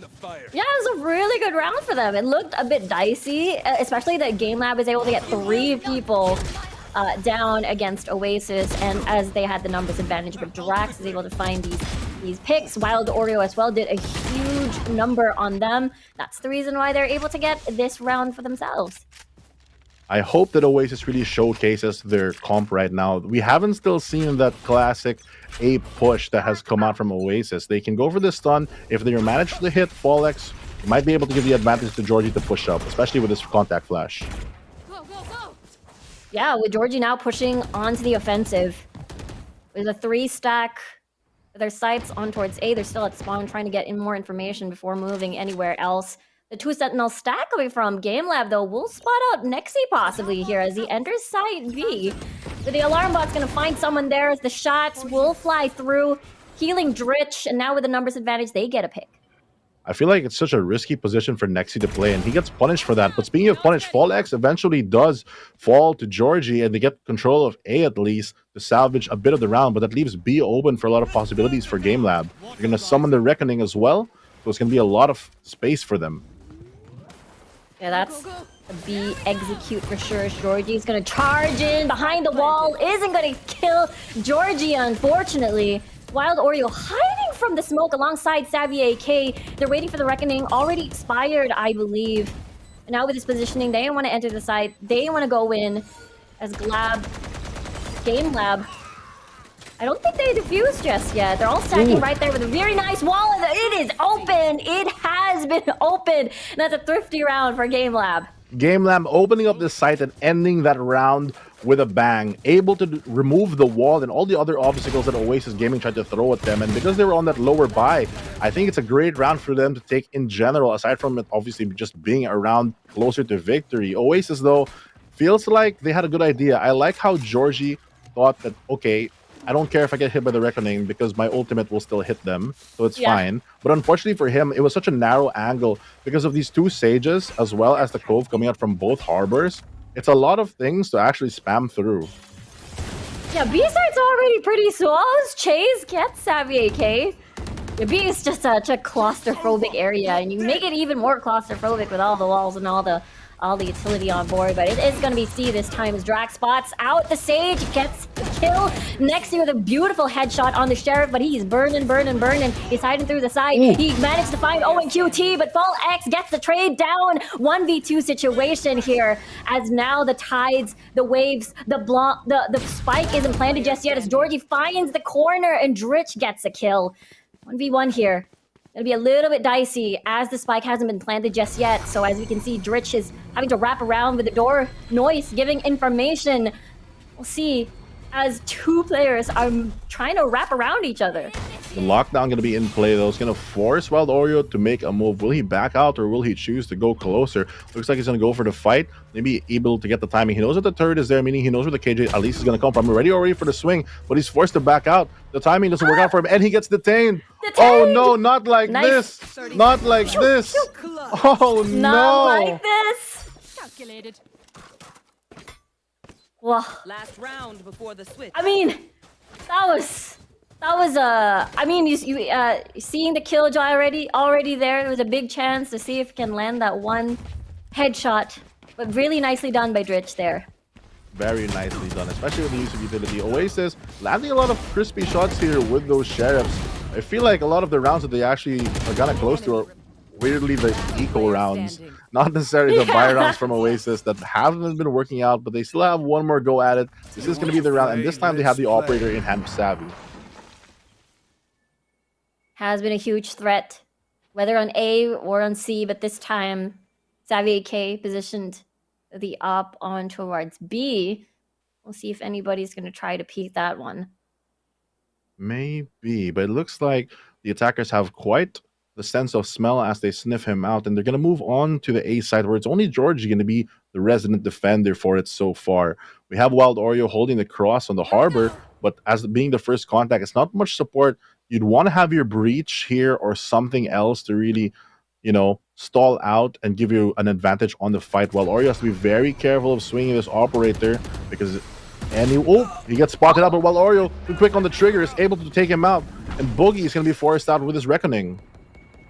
Yeah, nicely done, Reckoning for sure, as it slows down the push coming from the side of GameLab. There's quite a lot of time, 40 seconds on the clock here. Wild Oreo, I mean, everybody else from Oasis stacked up onto A. Really good patience as well. We get to see Nexi still. See if there's a rotation coming from GameLab if they want to go to B instead. You might pivot to that because it's a site that they have a lot of success in doing, especially with their composition, but it looks like they're going to go for a more careful default. They don't want to lose any other person that they don't have to, especially in this man disadvantage. They do open the tree door, giving at least the info, but with 13 seconds remaining and a lot of utility from Oasis, even the stuns, this Molly not landing could be insane timing for Georgie. Yeah, that's the Rolling Thunder. 5 seconds on the clock with Chase planting with the clutch. Georgie trying to find where the planter is, and Drax able to find Boogie. Spike has been planted so far, and it's chaos. 1v3 situation. Dritch in a very dicey position at the moment, seeing one and the Fuse coming in with 30 HP. And there you go, Oasis finishes and wins the last round of the half. They're able to at least avoid that 9-3 curse. 4-8, the final score of the half. Oasis getting some momentum towards the end of it, but I don't think it is their goal. So they really have to make the most of this attacking side, which I think, at least with their composition, is they're very equipped to. They have Georgie with the stuns. They have their breach. It's going to be a lot of things for them to dodge if they're able to do it together. If they just do this, where I feel like they've faltered, because they keep taking these 1v1 fights, it's not going to be enough for them. Yeah, every single time we go back to the mind games coming from the side of Oasis. The fact that there's just so patient of not pulling the ult triggers just yet, and they bought so much time. It put GameLab on such a panic mode, knowing that they don't have time and they have to face Reckoning, they have to face Rolling Thunder, they have to face so many ults that bought them a lot of time. And here we go. It is the next half. It's defending now for the side of GameLab. It's attacking for Oasis. We'll see what the approach is going to be here. Looks like they're going to fake A, get more pressure on B. Georgia gets the opening pick on O and Q3. Very important. Losing that controller this early into the round. Also going to break the cage of utility. They have control, at least for the moment, of the B side. But Rich does provide some pressure, knowing that they can't come from B. Yeah, Georgie. Beautiful angles here. Beautiful flanks. Creating chaos in the middle of it all. It's still a 2v2 situation, so it's still very possible. Savvy AK very low, beautiful headshot on the Ghost. Now setting up this crossfire as Fallex is the only one left from GameLab with the plant coming in. Doesn't matter. It is Oasis winning the pistol round. Yep, win pistol, win game, Copium. But hopefully for Oasis Gaming, that's in their mental right now, as it is a very important round. No memes. They have to use the next round, their buy round, to their full efficiency. If they lose this round and give those guns that they worked so hard to get, it might be the start of the end for Oasis Gaming. Yeah, extremely, extremely important, especially the fact that we saw how GameLab, when they won the pistol round earlier, it was almost a snowball, and Oasis took a bit of that adjustment. It's like that's going to be a trade so far, 1-for-1.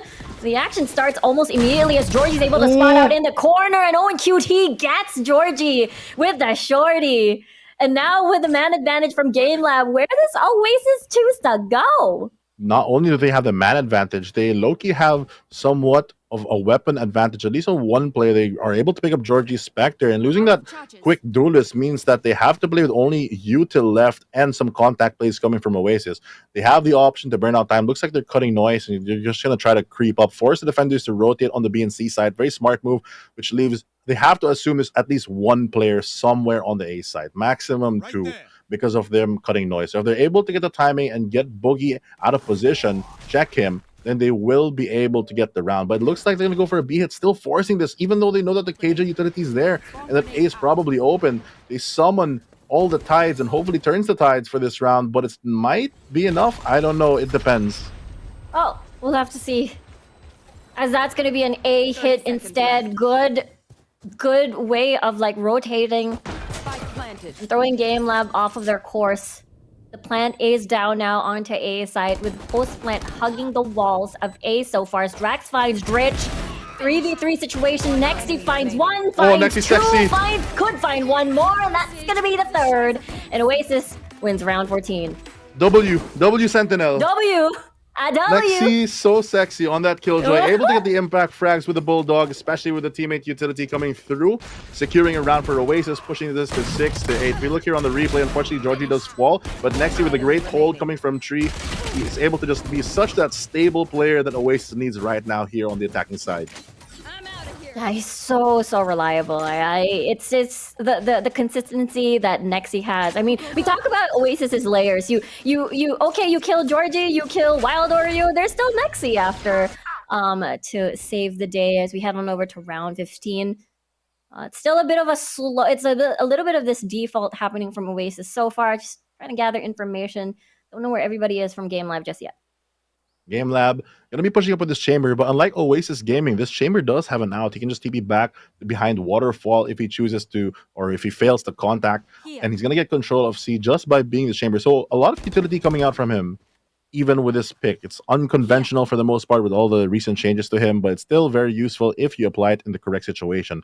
Might get the angle here on Savvy, but Savvy's going to choose to fall back. Very smart play from him, burning out the clock, but with less than a minute remaining, they have to eventually pick a side. It looks like they're postured to take the B side, and it's a lot of pressure coming both from Link as well as B main. Yeah, considering that there's 40 seconds on the clock, and when we look at the ult bars coming from GameLab, I don't think there's anything that can eventually stop them from this potential take. As here it goes, here comes the flash. Boogie unable to find a kill just yet. Hot hands. Just to create more space with a slow orb as well, slowing everybody down there as Chase gets a kill onto Georgie. And with a peek from Wild Ori, was able to get one headshot off the board. 4v3 situation. Make that a very close game as Chase gets a 3. And Owen QT finishes the job on round 15. It's 6-9.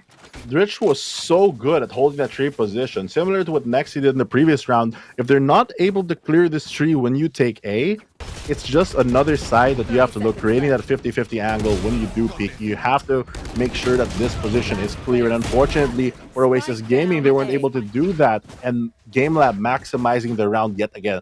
6-9, and we're going to go through a little pause right here. We look at the economy. We're on another good buy for both. Ultimates on the board, not much, but we're very close to a resurrection for GameLab.Alpha. And for the side of Oasis Gaming, they could make a play to get the orb for either Nexy or Drax to get that lockdown or Rolling Thunder into play.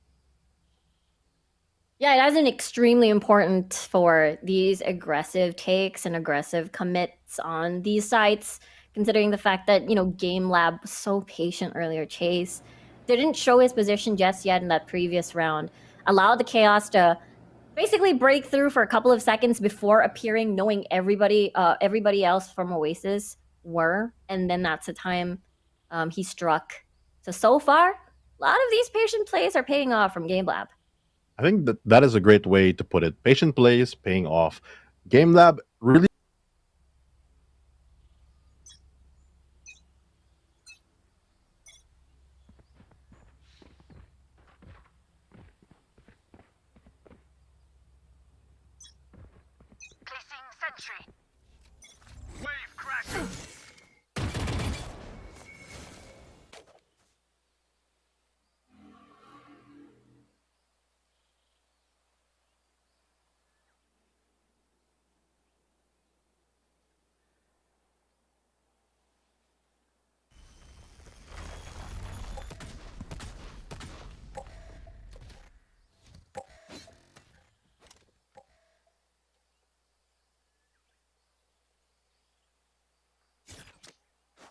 Yeah, every single time, either attacking C or defending C, it's all up to Fall X this time around. Able to spot out so many heads, and Savvy AK finds Fall X. This could be a C hit as the rotations coming from GameLab is happening.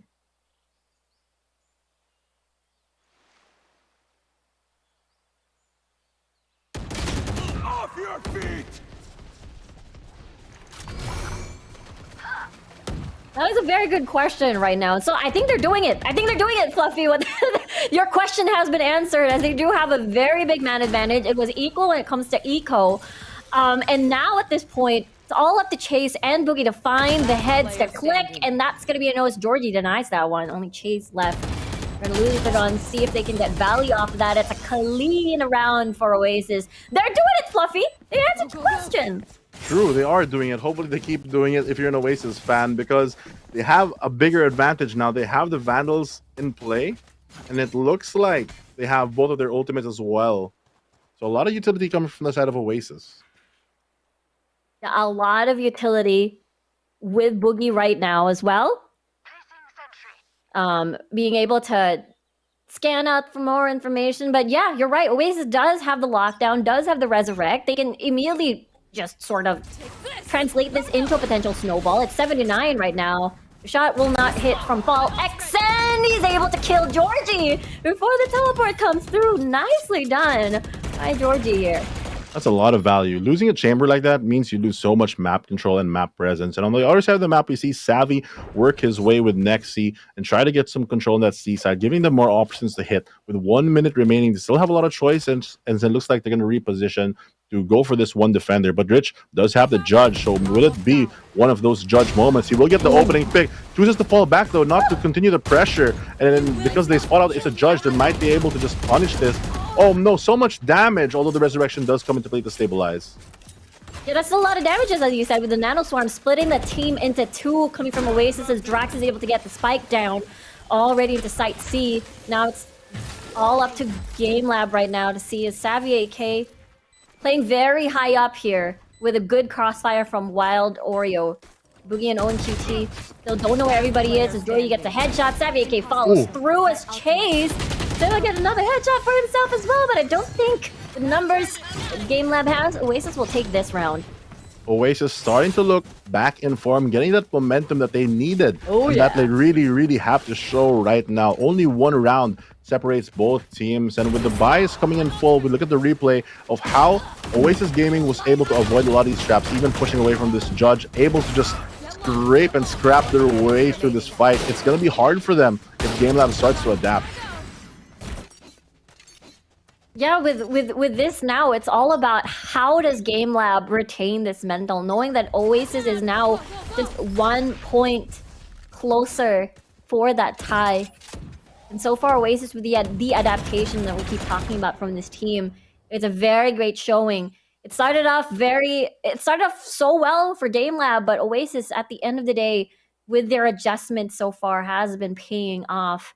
So we'll see what the attack is so far. What adjustments does GameLab have to do for themselves as well? Owen QT is playing such a forward position. If any misstep happens from Oasis Gaming, it will alert GameLab that they're going to go for that C hit. This time, though, even though it's only going to be Dritch on the site, he has a lot of friends in his utility to really go for more delay. And if he survives, the lockdown can come into so big. He might go for the peek here. Will he fall? No, he doesn't. He goes to play his life and save the lockdown. Going to be put here now for the pressure. I don't know if Oasis Gaming know that they can destroy this with the breach as well as the Nano Swarm, but if they do, it's going to be a great option. But instead, they choose for the simpler option. We're just going to leave the site, guys. We're just going to go away. Yeah, let's go. Let's just wait. It's lockdown versus lockdown, actually, as they return to the site, considering that it was a counter lockdown, so they do have enough space to go back into this site. Ooh. So we'll see how it happens. Reckoning, able to stall out, but it looks like Boogie's going to get one at least with his ultimate, still keeping that man advantage to their team because of that run it back. They are in the post-plant scenario, and it looks like the spike is at least planted for Oasis Gaming, but with everyone swinging at the same time, it's going to be up to Nexi to hold the fort at the moment. Savvy taking a look for some swings, but the spray down coming in from Oasis. It's only Wild Oreo in a 1v1 versus Owen QT. Will he land a shot? Yes, Brian! So good! Wild Oreo's going to be able to shut down Owen and get another round for Oasis. Crazy! The way Everybody just lined up in there. And at the end of the day, Oasis is able to take that round. It's 9-9. Let's take a look at a replay. And the Reckoning Boogie is able to get like information, but Savvy AK is able to take advantage of everybody lining up on that entrance as Wild Ori who finishes off that round. Beautiful plays from Oasis. It feels like the rounds are kind of close, I'm not going to lie. I mean, the score is creeping for Oasis, but it is a tough fight. Everyone's just swinging together. Yeah, it's just complete chaos. And right now, this aggressive push coming from OwenQT, though, I don't know if this is a good idea. He's going to find 3 people. He is down. And that's going to be the entry point of Oasis to say, go, go, go to B. Go, go, go to B. But I think Georgie was a bit too excited as Rich is able to land the triple kill. Drax replies, but is it going to be enough, forcing this into a 2v3 situation, maybe even 2v4, because they do have the resurrection available for the side of GLAB. They might use the wall rest here, making this a dire mission for Oasis. They have control of A at least, so they have something to work with, but with no info, they have to be very careful. They're not close to any ultimates. They really just have to go for a contact play. They do have the stun, as well as some nano swarms, to maybe just give them the upper hand for a bit.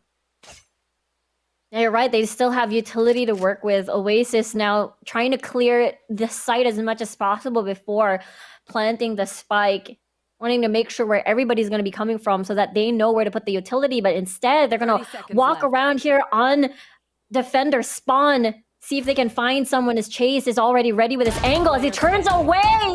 And Tholax is able to find Nexi, and there you go. GameLab wins round 19. It started off pretty, it started off in Oasis's favor with that 1 pick, but at the end, Dritch finds everything. Yeah, I mean, OwenQT just walked up to them and said, I am the gift. But unfortunately for them, they also gave a gift back. But I guess that's some kindness from Oasis Gaming. Georgie walking into the crosshair of Dritch, forcing his teammates to swing after him. And because of that, they were able to get even more value off Oasis's push. But now GameLab gets to take some time to think and adjust their strategy. But it also gives a bit of breathing room for Oasis to make their plans of their own. It's incredible how tight this map is turning out. We're looking at Oasis again. I believe the panel has talked about it many times about this team. One of those teams that need no introduction. They have a lot of experience in their belt. And as for GameLab.Alpha, they were doing really well at the beginning of this tournament, but struggled against Puggers as well in VCT. But now look at them toe-to-toe against Oasis, 9-10 in Lotus. One of the new maps, the new map that we have for Valorant. And again, we keep talking about how there's still a mystery, how a lot of these teams are still adjusting onto this, on Lotus. And look at them now. They're doing really well.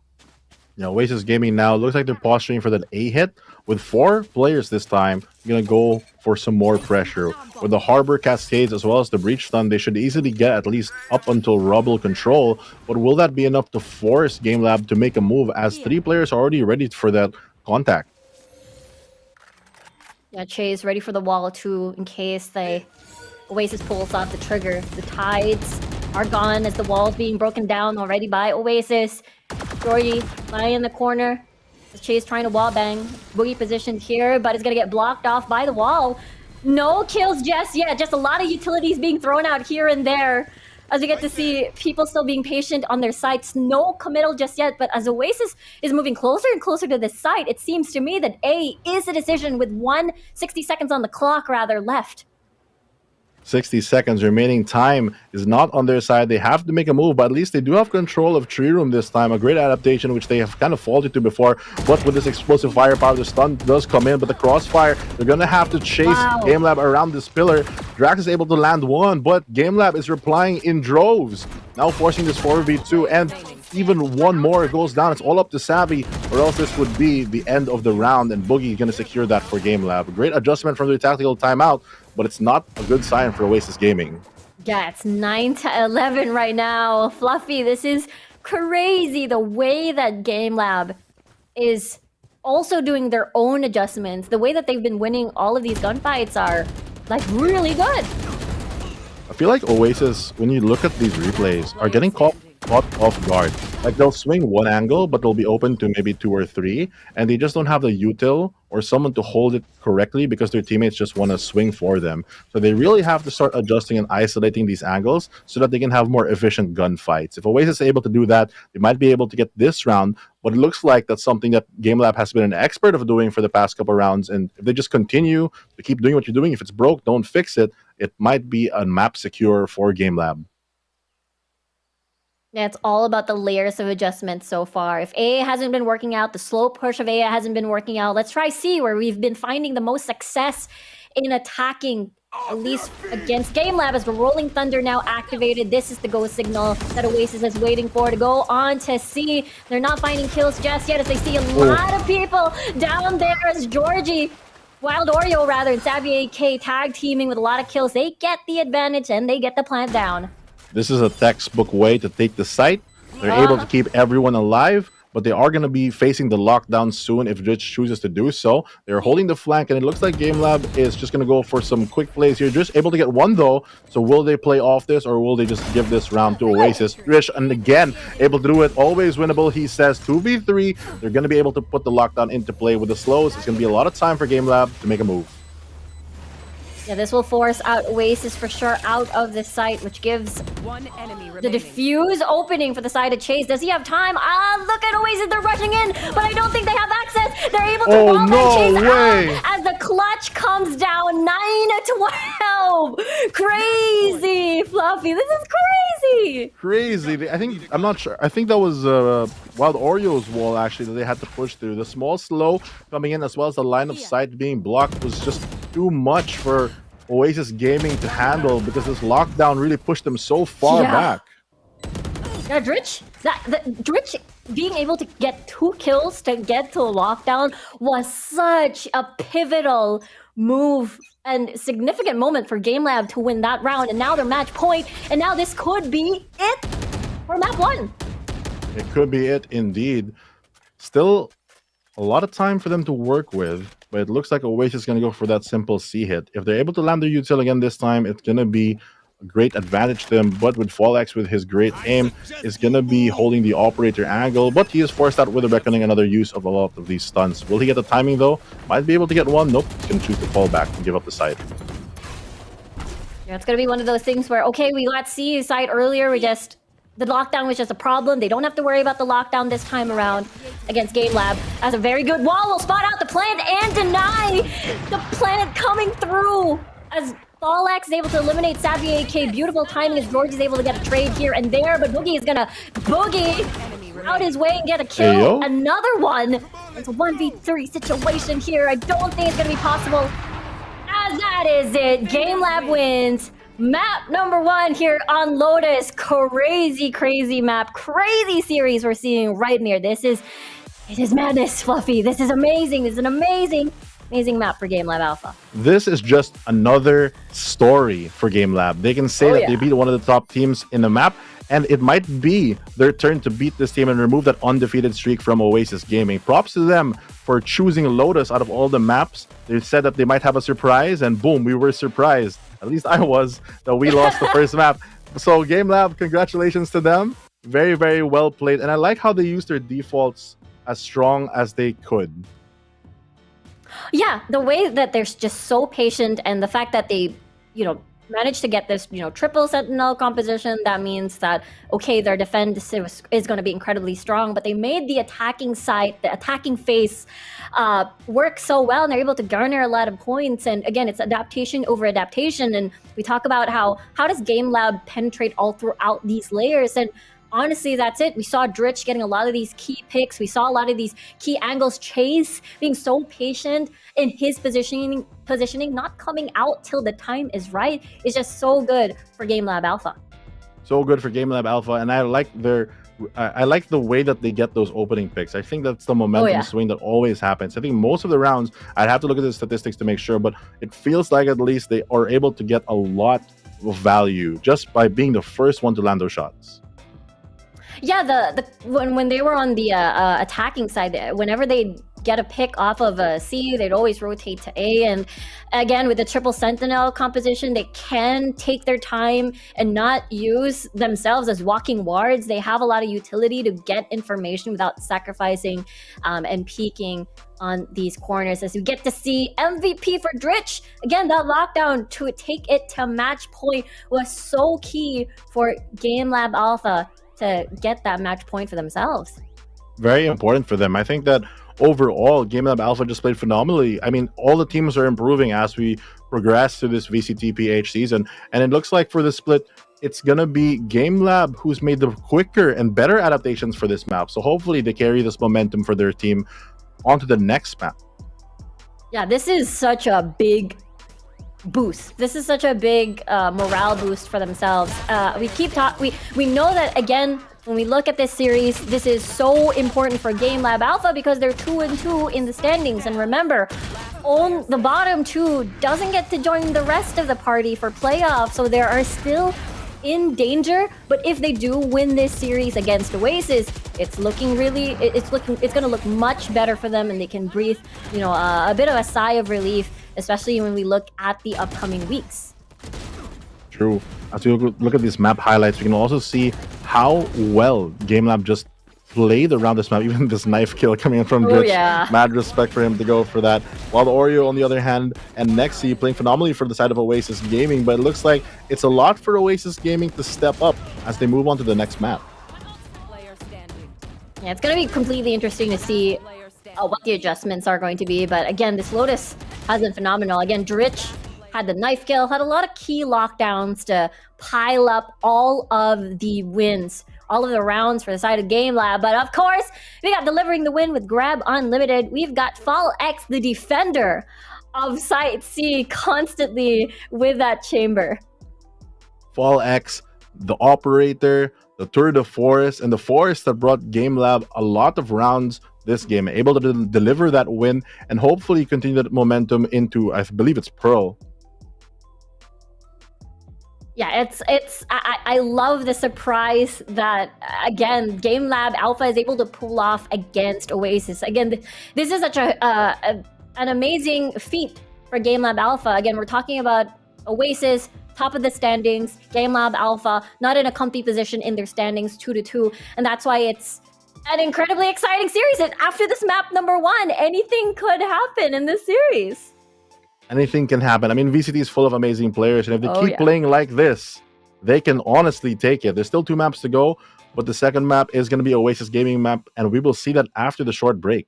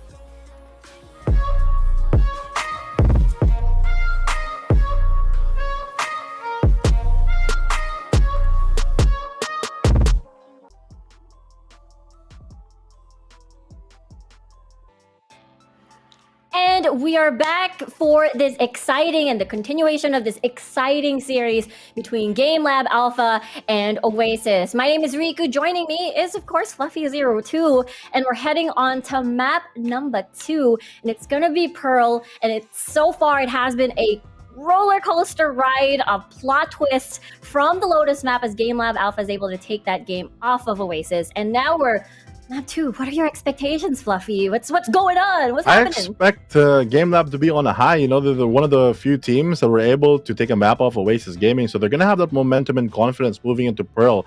But that being said, it is familiar territory, not just for the casters, but also for a lot of the players, because Oasis has played this map a lot.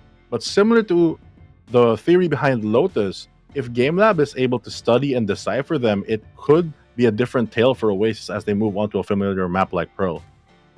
Yeah, that's true. We've seen constantly the performance of Oasis. We saw from the very beginning of VCT, at least for this split, where they struggled a bit when it came against SKYE Empire, but then they basically has risen from the ashes. They're amazing at Pearl now. So now the biggest question is, because of a lot of these data off of this map, will GameLab.Alpha, just as you said, study it the same as what they did in Lotus and pull off big surprises here and there?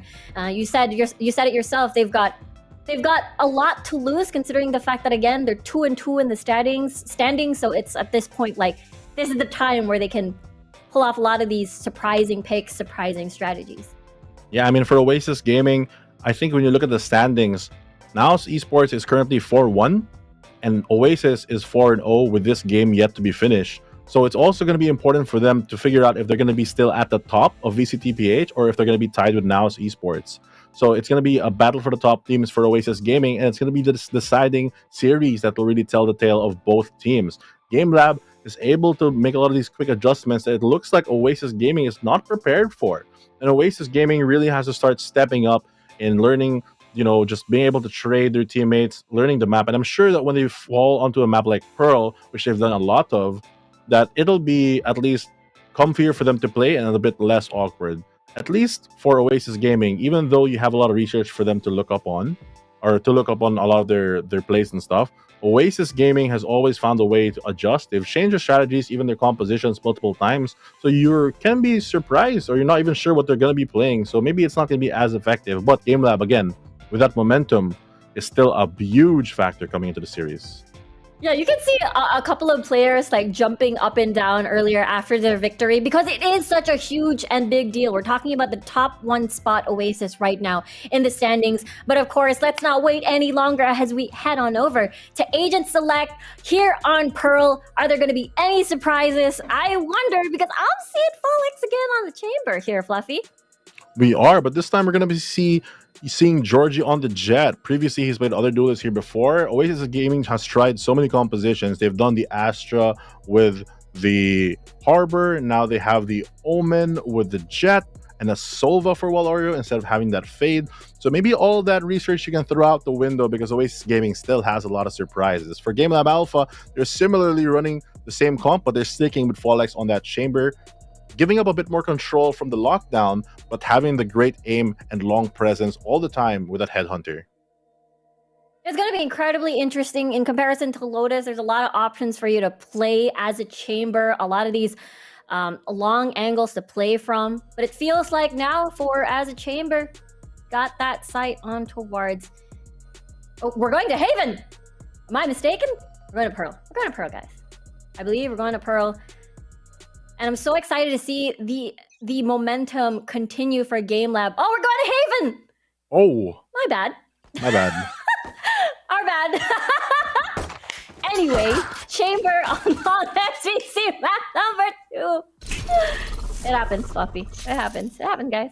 It happens. But what's happening right now is the pistol round here on Haven, which we are sure that this is what's happening right now. They have the breach on both sides, which does make sense. But Georgie being taken out so early again seems like it's the same song that from last game, losing that opening pick, a lot of momentum. And if they're not going to be able to get one more, Drax is able to get one in response, but they do lose the controller. So it might be a bad start for Oasis. Yeah, so far 2 down already as Nexi is able to spot out a couple of people here on long. See And we'll see if there's going to be a rotation happening here because there is 50 seconds on the clock. They still do have time, at least for B. They will get some presence, but they might choose to go for the re-hit here on C. They still have garage control, and with a lot of players still stacked up onto the C long site, they will at least get the clean entry as Nexi is going to be able to... Oh, nope, he's able to get one before he runs away, forcing this into a 3v3. They still don't have their controller, though, but the breach utility might be enough. 3v2.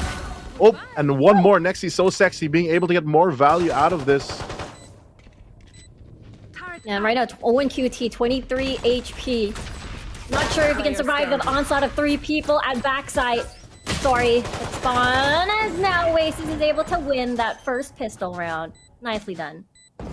I guess the momentum has been, at least paused for the most part. OASIS Gaming going to be striking first for this game. Important for them to bounce back for the series, but GLAB, I'm sure they have a lot of plans with this chamber. Just tell me where they are, Sola. I'll take it. Good start from OASIS in comparison to the Lotus map. It was GameLab was able to win that pistol round at the very beginning. Drax here at Cubby, able to spot one at least before going down. And I feel like, that helped OASIS definitely win that first fire, if you will.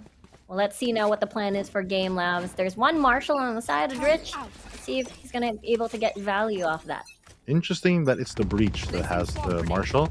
I assume that you'd always have your stun out or something, so I'm not sure if you're going to get the full value out of that, but hopefully a player like Drish can make it work. Georgie, though, he'll get another first strike. This time he's going to play the round to the fullest, taking out the enemy controller, meaning that the attacking side now have to play this completely differently as they are forced slightly out of B side, or at least delayed by that Nano Swarm.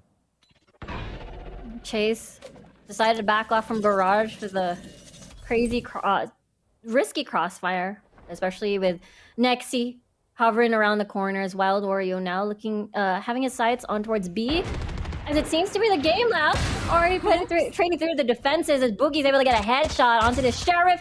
Will he find the second kill? Will he find the second headshot? That is the question here. As that recon dart will spot him at the backside, as the shock dart will damage him a little bit, as the spray down will happen. Georgie still on top.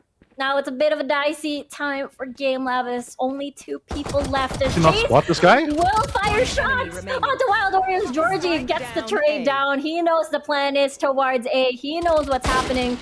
Georgie spots out already. Rich, sorry. Oh and there you my go. god. OASIS wins. How did they get the timing off that? Georgie just wasn't looking at the right place at the... Able to bit of people kills right there, but at the end of it, we still have OASIS Gaming going 2-0. Great way for them to start this game. We look here, a couple trades here and there, a little weird buys, I think, with the Marshall on that breach, but overall, it was a good attempt from GameLab. Now that they do have some weapons in their hands, though, OASIS Gaming looks like they're going to be going for a more aggressive play. Let's see what's the plan here. You're right. With all the better guns on the side of GameLab. A couple of half shields here, though, but they have aggression coming from Georgie with the stuns, with concusses all over, with a fight at window. 1 HP onto Georgie, though. Let's see if he's able to get value off of that, as there's more aggressive plays so far all around. Owen QT finds a kill onto Georgie. Pretty low to begin with. The spike is still at... towards defender, as they don't know where to, as attackers, they still don't know where to attack just yet. But it's a 3v2 situation, a little bit doable still for GameLab. Yeah, still a lot of room for them to play with. 1 minute on the clock. They still have options, but losing a lot of their players early on, especially on their buy round, is a huge dent into the momentum that they are bringing walking into this round, especially with Wild Oreo playing this cheeky position. If Dritch is not going to be able to spot him, it looks like he will, though. He does do some damage at the end of it, but Wild Oreo does fall, forcing this 2v2 with a weapon advantage still being on the side of GameLab. 40 seconds, decision has to be made. They get the spike, and they're going to walk up, but Draxi does get a great position on the flank if he gets the correct timing. It looks like they're going to go for some garage control and play some contact, but with a stun available for both teams and no flashes available for OASIS Gaming, they're going to have to really work with the paranoia only to gain some space. 20 seconds still, and it looks like C's side is going to be confirmed to be the hit for this round. Yeah, that big wraparound coming from Drax, unable to spot at the rotation that GameLab was doing. Now it's a 2v2, same agents as well, as Paranoia will hit stage, and OQT will fall. It's a 1v2, Dritch playing far back here onto Spawn, As this is planted onto Spawn with the smoke coming in, he's half HP. Oh no, click. Second K Oh looking no. from Logs. And he's gonna stick it. He's gonna stick it as the defuse will come in as Oasis will win this round.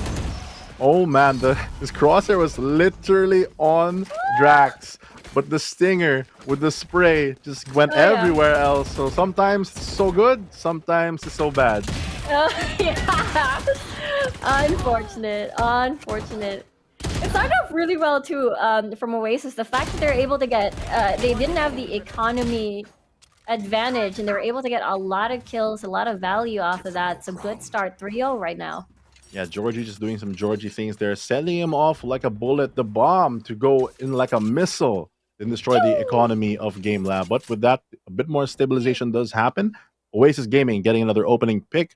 Very good for them. I think last round, losing that smoker was just a big hit. And now this time around, they do lose that initiator. So a bit of that dueling power is lessened, but they still have the headhunter onto Fallex. So this chamber might come to great value today. A lot of defaulting coming out from them. Looks like if they're going to go for a B hit or at least B presence, will they commit is the question. Yeah, considering the fact that we still see Owen Cutie with the spike here, and there's Georgie lying and waiting, being in this really scary corner for themselves. They have 60 seconds on the clock so far. Where does GameLab intend to go? They have to eliminate Georgie before anything else. He's gonna spot out. Comes the dash activated already. Spots out Boogie and Paranoia hiding under the smoke, under the cloud burst as Owen Cutie wraps around. He is eliminated by good tag team from Long. And Georgie's doing a lot of work, a lot of space to work with as Wild Oreo already pushing through this corner. Ooh. And he finds another, and he could find another again. Jeez, Boogie gets the 2 on towards the Sheriff, but that buys a lot of time on Oasis' side and not a lot for GameLab. It's only Nexy going to be holding the side right here. He's going to get the opening pick. He already knows where the jet is going to land. And Nexy's so sexy still. Able to land 2 clean frags defending for where his teammates were going for the delay. I was kind of scared, not going to lie, when they were pushing up onto that A. It took a very long time for them to kill 3 players with only the Sheriffs. And the Sheriff value, even if they do lose 1 to 2 players, just gets so much because they're able to upgrade to that Vandal. Fortunately for Oasis Gaming, though, Nexy being able to hold the site down was just enough to save this round. Yeah, that was sweaty for sure. And I believe, yeah, Georgie did a lot of work there on that corner, being able to buy time alongside Wild Oreo looking from Long and being just such a nuisance for GameLab to commit to a site. They were already running out of time to begin with. And Georgie was just that big barrier that they definitely had to penetrate. And it took them a while for them to, again, just penetrate through that defense. Yeah, and now with this tactical time out for GameLab in play, when you look at what they have to bring to the table this round, they do have the knives from Jet as well as the Omen ulti, and they do have rifles. Georgie is going to be able to use his knives as well, and I think that he might even get the operator because Draxi looks like he might be able to drop it. So this pacing could be very fast from GameLab.Alpha. They have the knives, they have the paranoia, they have the breach stun. They could go very fast if they choose to do so, and it looks like the attackers this round are posturing outside of that garage, not garage, sorry, the A lobby side. Yeah, it was a big 50-50 with the op now in place for the side of Georgie. Either it was C long or A long at this point, but the big setup from Nexy is full utility on towards A side. Here comes the potential rush in. I don't think they know about this yet. They actually know with the rotation already coming forward. Nexy already from sewers. Back away, knowing the fact that this could be a full commit with the cloud burst with the paranoia coming in. Nano Swarm's activated already. He's not going to find the kill onto Boogie. Instead, Boogie finds the kill onto him. That's going to be them having control over this site. A lot of smokes here. It's going to be very difficult for Jory to find picks as he switches up towards the Vandal instead. Everybody coming from spawn. You see, as the shock dart will not find anyone. One at Graffiti. He's going to turn in as the chamber actually switches position. Drax is going to find the kill as Dritch and Fall X finishes everyone off from Oasis. And very well done by GameLab. Great positioning from Fallex, able to bait his position, then just TP out and reposition like you mentioned, and able to get the crossfire that they needed. Unfortunately, Georgie not going to be landing the shot, and Nexy falling so early meant that they just had so much control over the A side, and having that operator in play didn't pay off that round, as meant that they had to try to retake it. Fortunately for Georgie, there was a Vandal close by, but it wasn't enough to save that round. 4-1, GLAB now on the board, up to OASIS to now make an adjustment. And we'll see what the adjustment for GameLab is going to be. Checking out the cubby onto stage. Drax wins that 1v1 with Rolling Thunder activated onto C. Full commit. Nanoswarm not gonna get anyone as Nexi is gonna be very patient on the garage, seeing if there's anyone that's gonna be coming from that area. As a big wraparound coming from Georgie actually, from C long. We'll see if that's gonna pay off as Nexi pushes aggressively on towards the site. Georgie's gonna find someone in cubby. Full knife in. The 2v4, 2v3 situation rather, as Owen QD will most likely take the spy. No, is gonna get eliminated before From Their Shadows is activated. And now it's all left to chase here with 70 HP. Not the best HP for him. He might meet eye to eye with Georgie. Is he gonna win? Looks like that's gonna be a no, as Georgie wins that one, 5-1. Georgie's aggressive play, putting pressure onto the flank, able to remove that Omen early on, was able to just get the momentum that OASIS needed so that they could just focus on fighting on this site. Especially with the Rolling Thunder coming in from Savvy. Next, he was able to get enough value from him. I mean, killing Breach, and it's just clean plays. This is a questionable peak, not gonna lie, but that was kind of 1v1. But other than that, I think it's a good round for OASIS Gaming. GameLab needs to make a bit more adjustments. You see, who's this? Is this Wild Oreo? Yeah, Wild Oreo learning some solo lineups during the game. There's a pixel. There it is. You gonna spot anyone at lobby? Looks like that's gonna be a no. Information intel denied by GameLab as they patiently wait outside of that. Dredge 15 HP, Georgie! They would get that 1 pixel angle onto Dredge.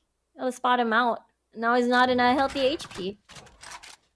Not in any sort of health state at all. 15 HP is not a lot to work with. Will die to a swift breeze. And Georgie not even gonna pop the dash. Gonna quickly just confidently peek and take control of mid. With that, OASIS Gaming knows that they're probably stacking onto the A side, and it's going to be up to Wild Oreo to hold off the push when it does come through. He has the recon as well as the Soba drone, but it looks like they're going to choose to back off instead, go for another retake. They do have some things to work with next.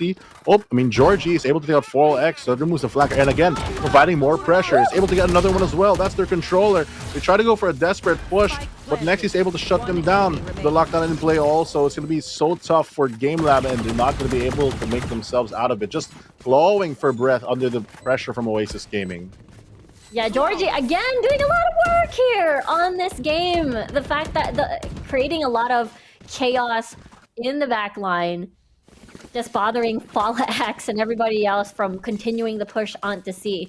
Just really nicely played by OASIS. Again, a lot of value, killing 2 from the lobby again. And here comes the very, very scary angle coming from Dax. They know that GameLab always peeks through the C. Let's see if he can do it. If he did it from stage earlier, he can do it from these boxes on towards C long. So we'll see what the plan is from GameLab.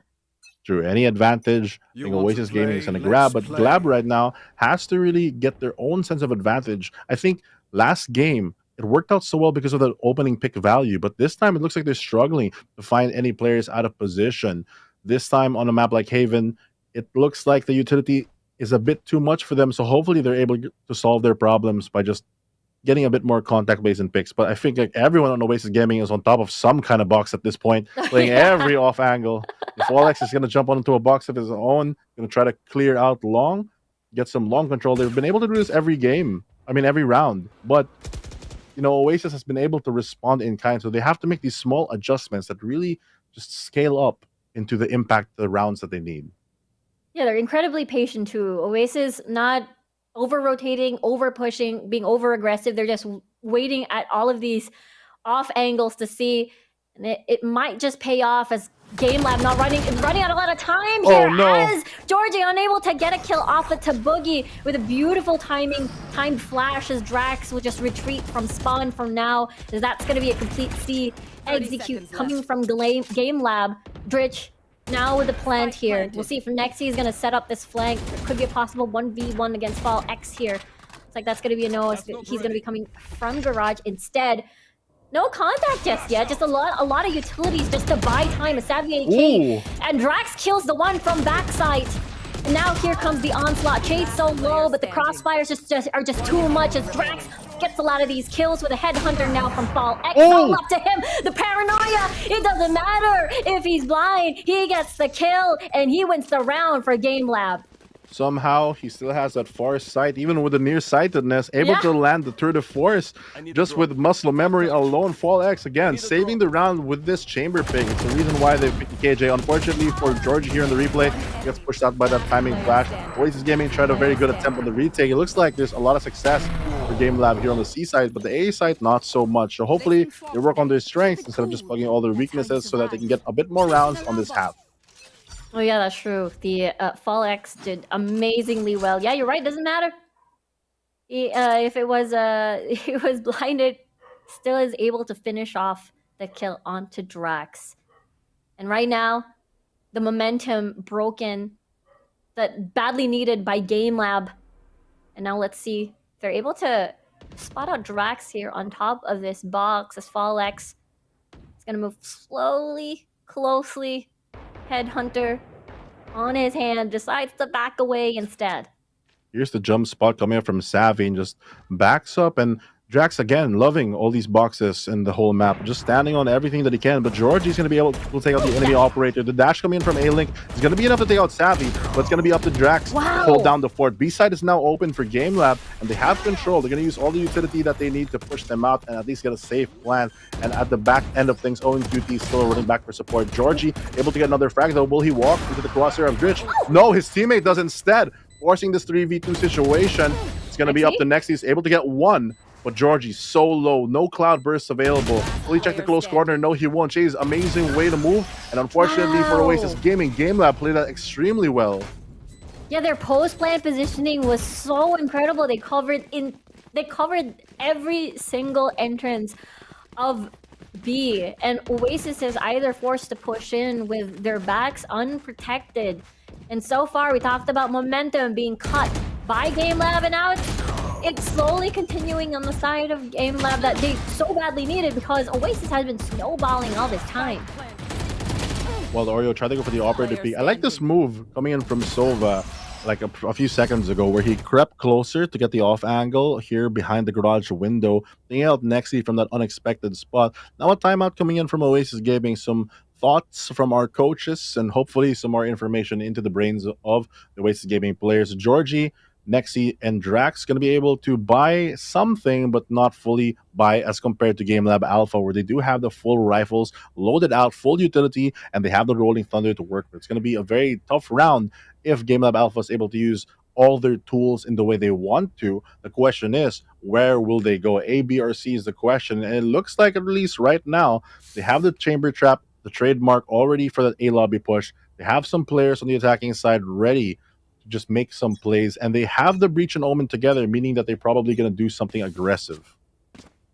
Yeah, that's the biggest question with OASIS now on the backhand on Eco with the knives at least on the side of Georgie. Let's see if he's able to get value off of his ult or wait for the next round instead. I hear watch this. I hear it activated. We'll see. Now that's going to be an aggressive push onto C long. They won't spot anyone though as everybody's on towards A instead. Rolling Thunder activated. Drax wants to escape everything, but looks like that's going to be no. It's Boogie. Gets on top of the box, finds the Omen, finds his target, and now it's complete control. As Fall X has seen this coming, is the Guardian of the flank so far. 17 HP, and he's gonna fall. Savvy, though, does have the Guardian available for him to work with. The post plant's not going to be in a favorable position. The flash does come through for his teammate, but next he's going to fall to this Vandal. Boogie, as well as his teammate, is able to hold off the pressure coming on from the flank. Savvy alone, trying to get as much pick as he can, trying to land the shots, but Owen QT is just going to be too crispy on that aim. Yeah, OASIS able to at least get 2 people down from GameLab.Alpha. At least 2 people down. Just really clean. Fall X, again, being the guardian of this flank. Unable to, again, deny value off of OASIS, just trying to get more picks before the next round. And now it's 6-4. Still, even though OASIS has this lead, the snowball of OASIS has been stopped by GameLab. True, Oasis looks like they've been running out of steam with the past couple of rounds, and GameLab getting the foothold that they looked like they showed during Game 1. Now going for a very simple C hit with their Sentinel, going for the lurk. Very classic Valorant right here, but Drax gets the timing, but the spray down coming in from GameLab is just too much for the Oasis Gaming defensive forces. Now forcing them into this 2v5 situation, kind of awkward for them, especially with the amount of firepower and utility still with GameLab. Yeah, there's a very healthy utility bar. I can see as Wild Oriole will be the last one to get eliminated. And that's a clean round considering that everyone had equal gun power. And it's going to be the last round in the half. Let's see what the buys are going to look like for Oasis as they did lose the previous round. They do lose the previous round, and moving on to this round, they have a high chance of winning it if they're able to use all the ultimates. They have the lockdown from the Shadows, Hunter's Fury, as well as Rolling Thunder to work with. So everything but the Jet ultimate without the knives. There's so much for them to do, and what they cannot do is start losing players. But on GameLab's side, they're going for the triple, quadruple operator buy? Question mark? Question mark? Yeah, that's it. That's the end of the buy phase. That's their loadout. That is the loadout. Okay.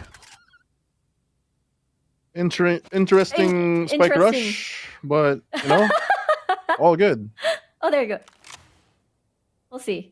They do have surplus of money. That's why we get to see Boogie switching weapons here and there, dropping his op into the Vandal.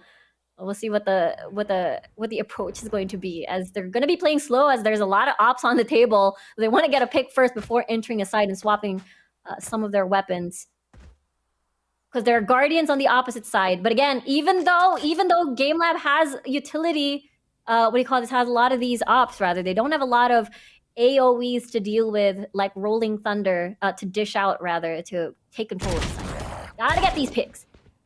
The thing about this is, yes, they have a lot of firepower with the operators, but it fails to get a pick because Oasis Gaming is going for that more discipline. They don't want to lose anyone early because they have so many ultimates. They're going to swap all back to the Vandals. Not going to be able to get much value out of that strategy, but they do burn a lot of their own time for the attacking team, meaning that they have to commit eventually onto a site. It looks like the early lockdown is going to come in for Nexia, as the defenders are just going to hold the spawn side and give the space back for Oasis. Slide! Oh, ONQT is unable to teleport back in time, and that's going to be the Tane onto Chase.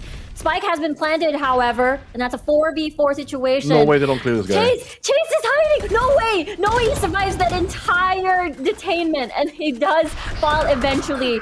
And now this Spike is planted towards Long, as Dritch finds 2 kills. He's primed and ready to guard this Spike. As Fallex also positioned on towards Cubby.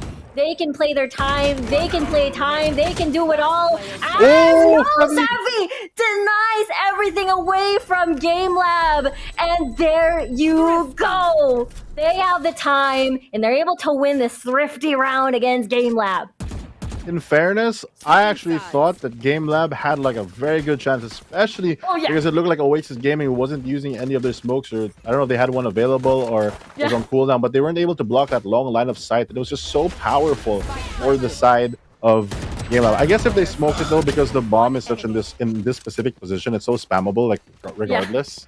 But it was just so unnerving to watch, especially because Oasis used all their ultimates for that, and it still ended up so close. Props to GameLab.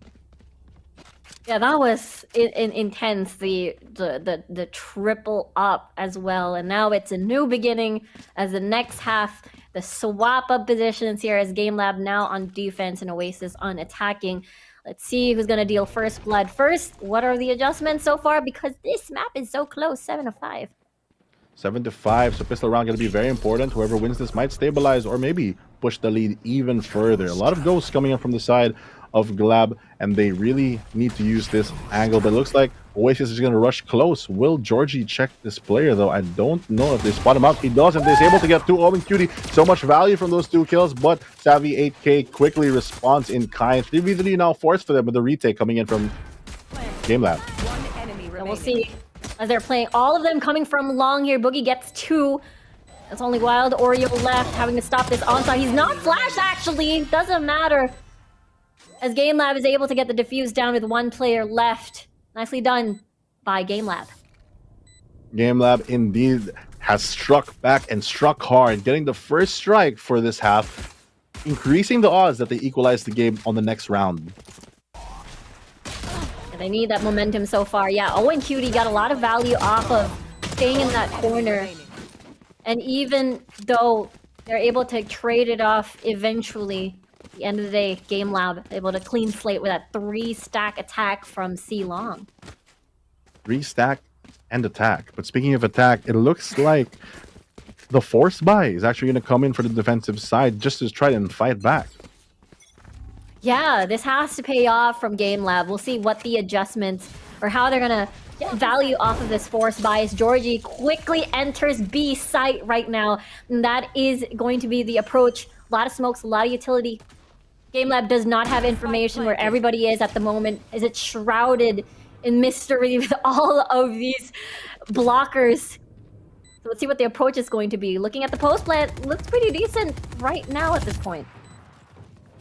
Very, very decent indeed. They're able to clear at least the backside to go for this retake.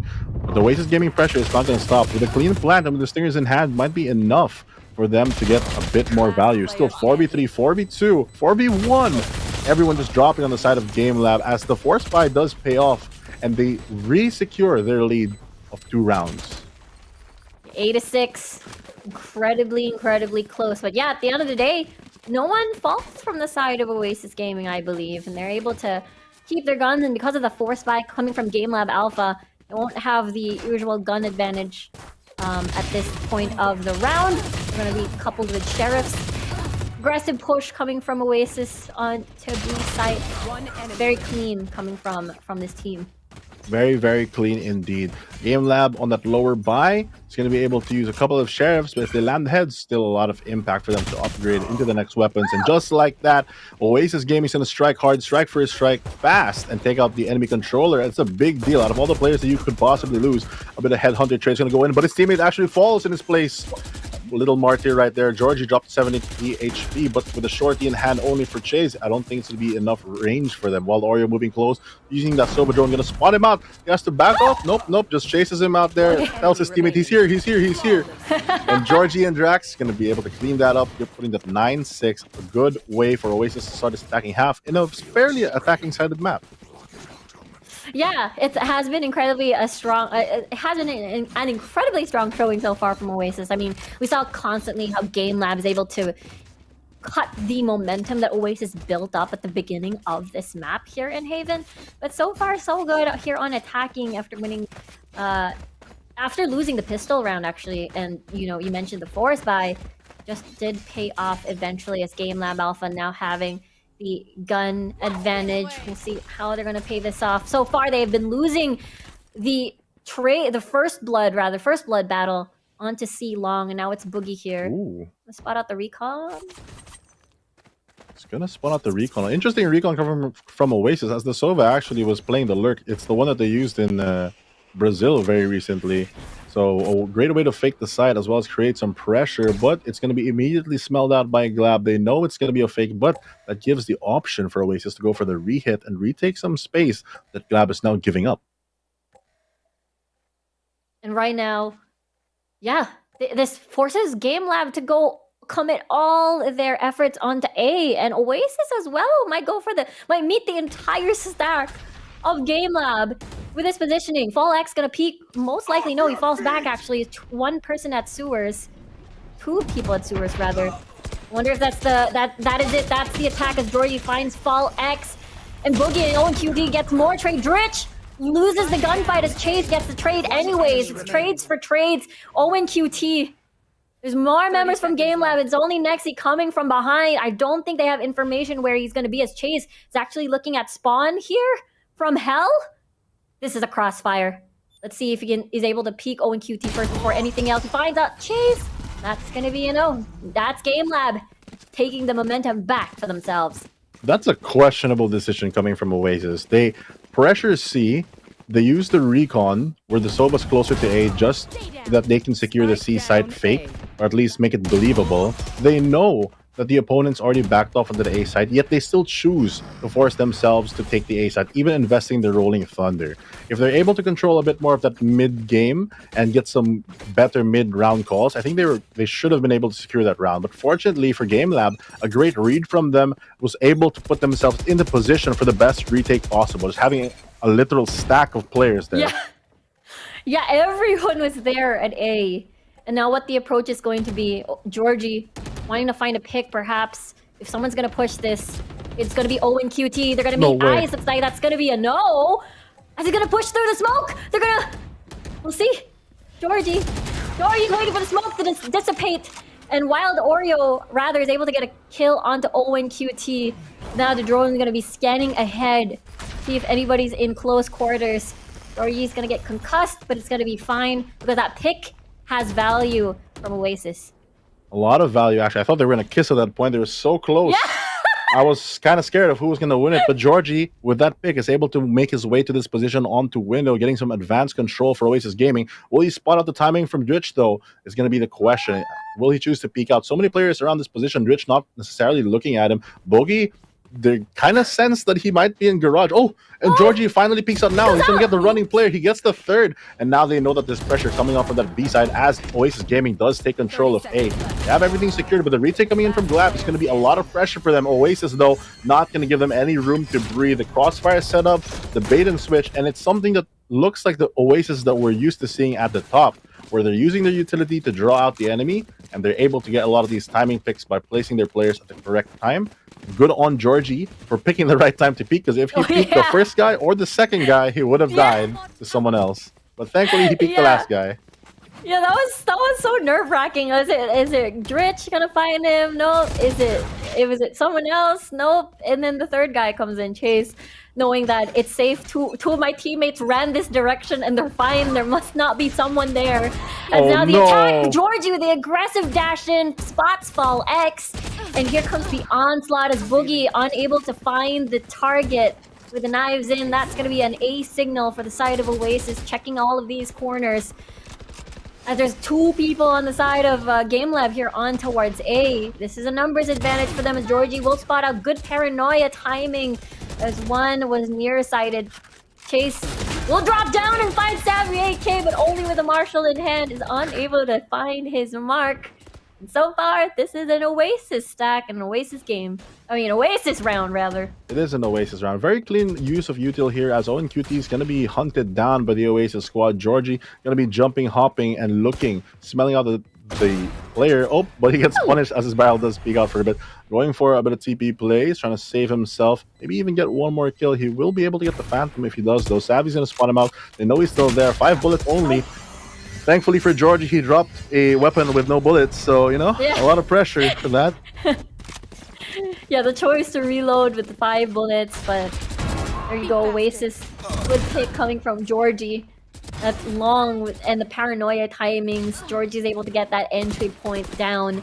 And now it's 1 point away from match point here from Oasis. And GameLab, they do have a lot of ults to work with on their defense to gain control of a site, so we'll see if they're able to use this now. Considering that Alex does have ult, not gonna buy anything, gonna be saving it for the next round instead. Yeah, speaking of utility, I mean, Oasis was able to use theirs beautifully, getting the stun and Omen flashes, really supporting the advanced players with the backline utility. But this time around, with the util difference and the opening pick going onto the side of GameLab, Drax does fall. That's going to be the controller, but Savvy does reply, removing the initiator. Chase already taken out of the round. 4v4 remains. They still have the Hunter's Fury for the side of Oasis Gaming to possibly stop any of the advanced pushes, but it's going to be difficult for them to take the C side. There's going to be Fall X with a tour de force holding down that line, so his garage is going to be the play for Oasis Gaming. This drone, though, is going to tell the world where they're going to hit. Oh! Meanwhile, GameLab is able to find Georgie again. If it happened before, they're going to deny it from happening once more. As Fall X has eyes on garage right now, but it seems to me that he finds the kill, finds the spike planter. But at this point, Savvy K is able to get a trade at least 3v2 situation. Rich, to find this corner, is able to eliminate Wild Oreo. Now at this point, it's all up to Savvy here. 1v2 situation, able to dodge the flash here. The concussing, he's gonna get concussed. Savvy, can he do it again? 1v1.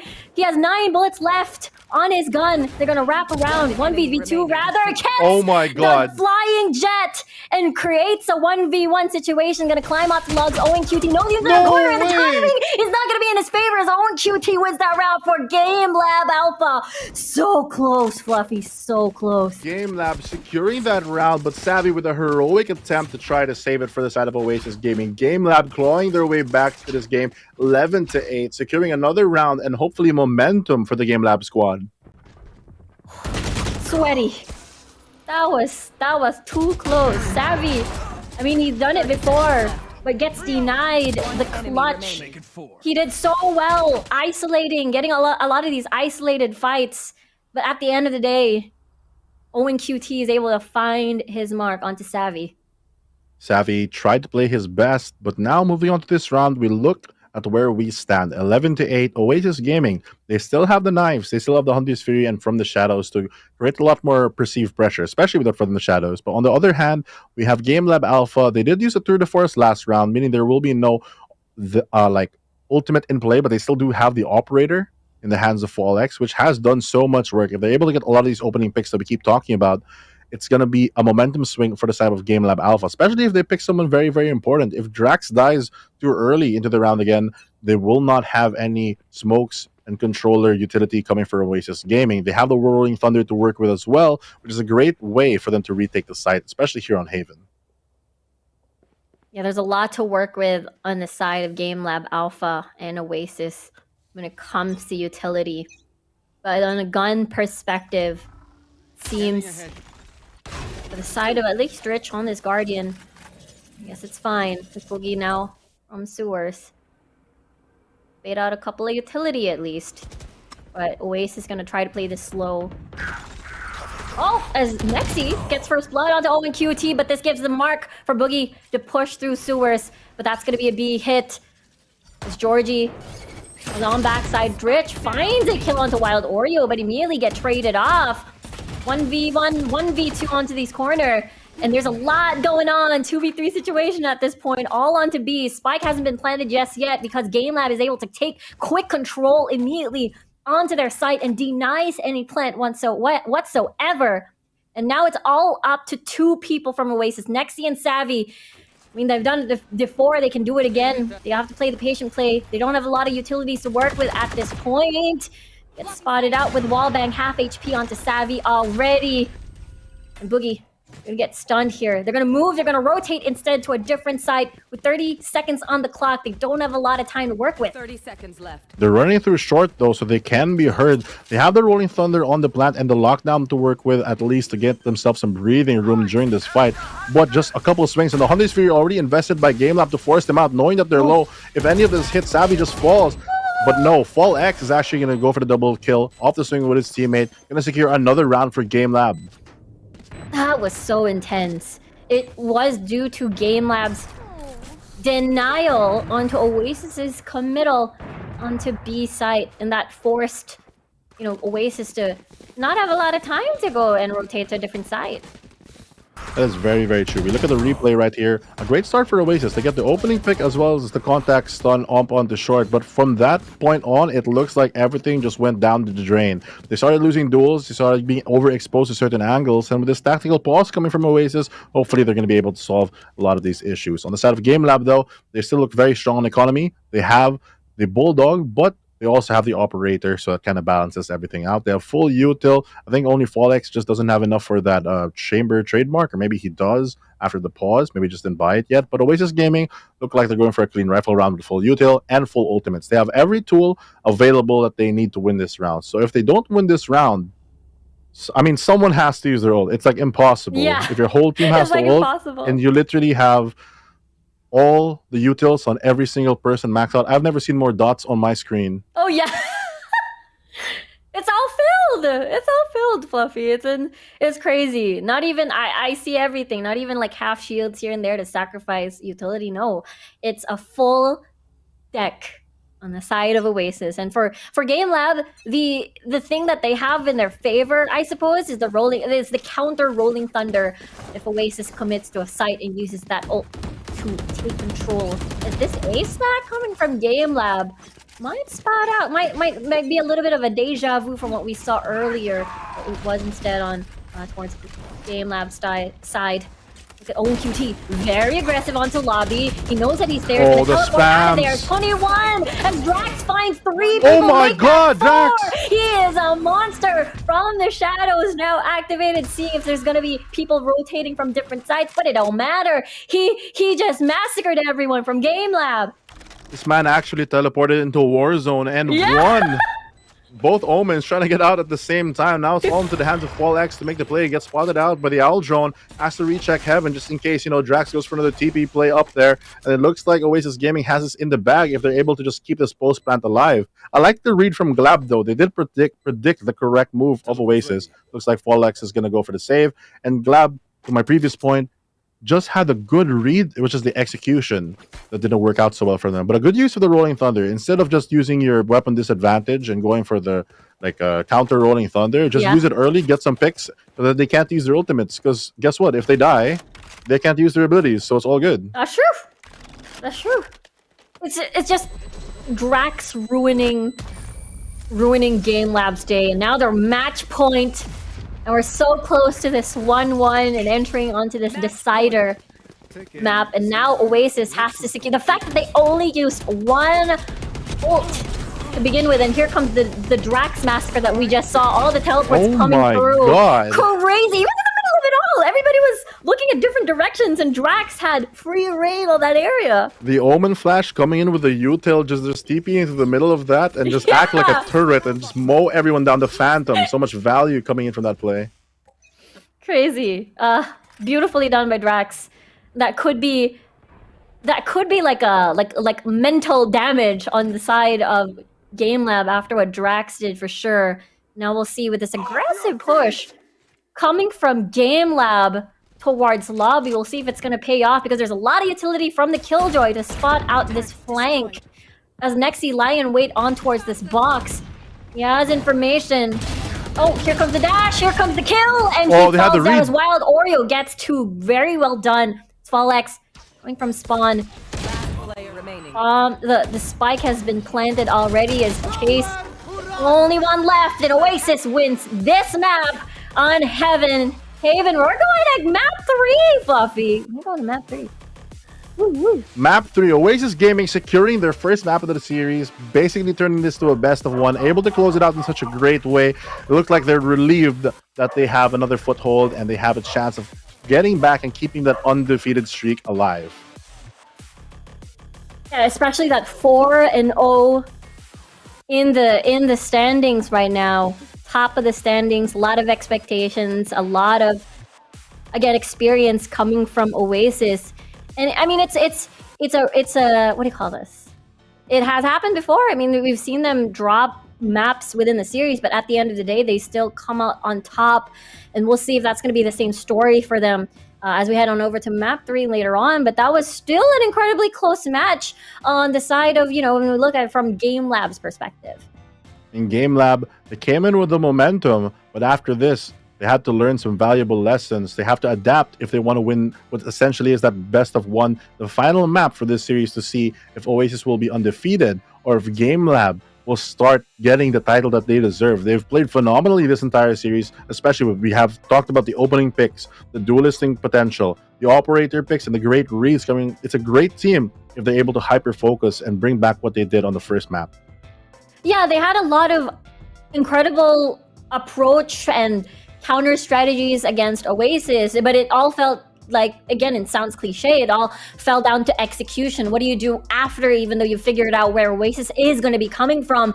And it's, look at this post-game scoreboard, as it's Double Jet being the MVP for both of these teams. We saw Georgie creating a lot of these spaces, and not only that, playing very far forward and basically being such a nuisance and creating chaos in the backline and catching people off of their rotation, and just a lot of value off of, again, what Georgie has been doing. Yeah, getting those picks, especially from the flank, and just staying alive creates the mental pressure that there might be someone gonna peek that long angle or back or behind you, wherever it is, and it's just some place that it forces you to stand somewhere awkward. It gives openings to your teammates, and that kind of pressure is something that a duelist can provide, even though you don't necessarily have the most useful utility, just explosive power, but it's still a great way to draw attention. That's what a duelist does. It's like a missile. Oh yeah, you're forced to just basically have all eyes on Georgie. Where is he? He's somewhere. We gotta look for him. And the next thing you know, the rest of Oasis is on the opposite part of the map, already taking the plant down. And again, even we talk about the layers of Oasis, and if ever Georgie's down, there's always either Drax or Nexi to follow through, and that's just a lot of layers that GameLab has to deal with. And I mean, props to GameLab as well on this. I guess on this series, this has been incredibly close. There's no 13-4 scoreboard. It always has been, what, a 3-point difference. And look at Drax here, just doing a lot of work off of getting 4 kills off of that. I think GameLab has improved so much, can I just say? Because when they started this tournament, they had that slow start. But going to the end of everything, we have Georgie delivering the win with GLAB Unlimited. Georgie, of course, the MVP and final kill of Oasis. It's going to be the person who's going to lead them towards their next hopeful victory for their team up onto the next map.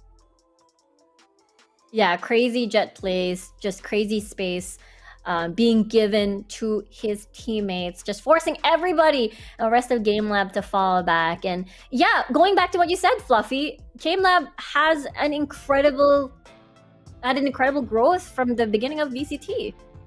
Yeah, I mean, I think it was Black and Blue who mentioned it earlier on the panel, how he was kind of worried that they were going to play Haven. And at the end of it, yes, they did lose Haven, but their previous scores, I think, were like 13-5, 13-4. So being 13-9 against the literal highest team currently in standings, then I think it just goes to show how well this team has developed over playing a bunch of these tougher opponents in this more practice environment. And as the league grows, I hope that every team just grows. Yeah, it's just, it's so nice to watch. And we get to see more of GameLab after this short break, because it is a decider map. We're heading to an intense series for sure. But of course, for that, we're going to head on over to a short break. And when we come back, we're going to continue this amazing series between Oasis and GameLab.Alpha.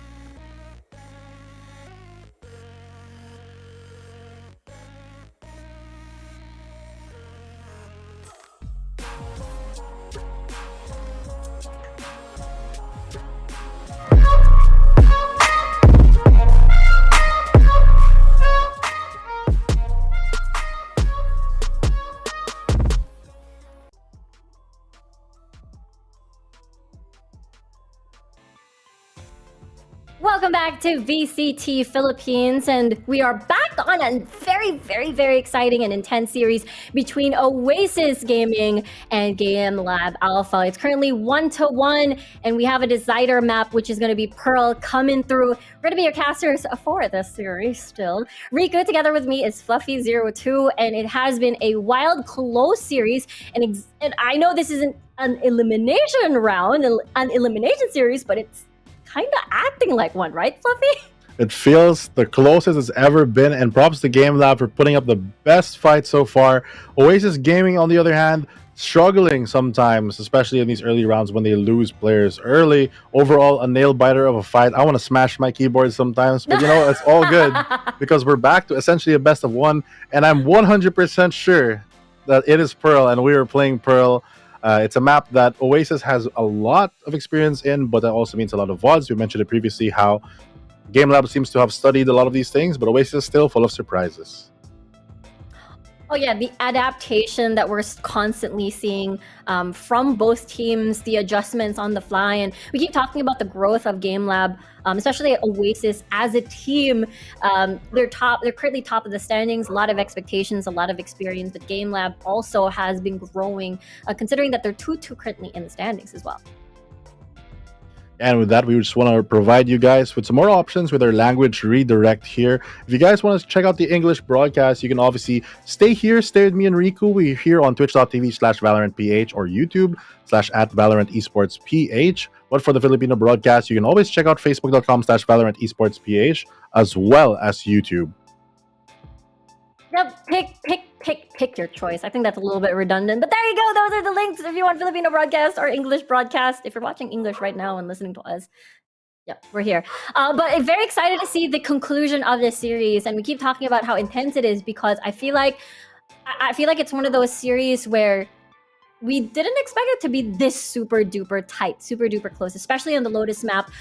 We've seen OASIS play that map competitively, and GameLab not exactly. There's again shrouded in mystery. Not a lot of information on this team on this particular map. So them winning the first map on Lotus on this series was a huge feat. They took it close onto Haven. If you're, just a bit of summary if you're just joining us today, joining us just now. So right now we're heading over to Pearl, which we talked about.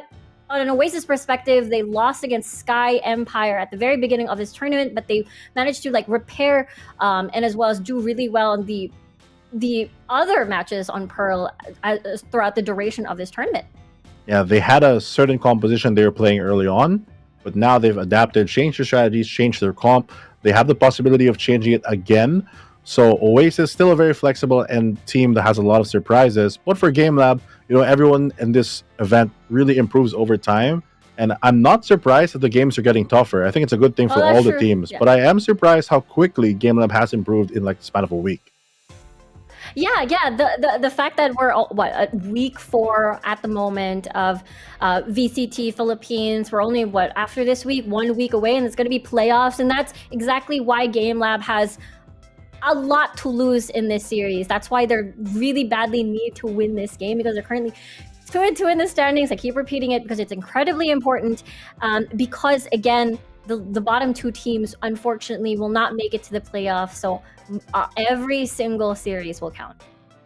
Every single series. I think you were the one who mentioned it previously yesterday on the panel, where you were saying that although the standings are already set for the past couple of weeks, a lot of the final placements of where the teams are going to land will kind of be in the hands of other teams and how well they do. So your score is not just affected by yourself, but by how other teams play. So you really have to, at this point, grab every ability that you can. And speaking of GLAB, we also have GLAB Unlimited as our sponsor.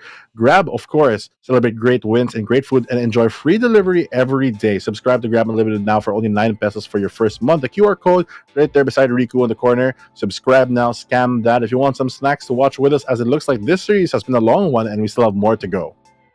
Oh yeah, I bet the series made you guys hungry because it seems like it's going through the long haul. We're seeing a lot of extended rounds, a lot of clutch site takes, especially down from down to the last 30 seconds. There's a lot of those round extensions. So just grab your food, guys. You're gonna need it. Especially this is just the first series, by the way. You're gonna need it until dinner time in the second series. But let's focus on the present right now. We're heading over to Pearl. What are your agent expectations? What are your expectations in general, Fluffy? Especially the fact that every single map seems to be very close. We know that a lot of these teams are very well practiced for extended series, and especially we've seen a couple of overtimes already. But what do you think, Fluffy?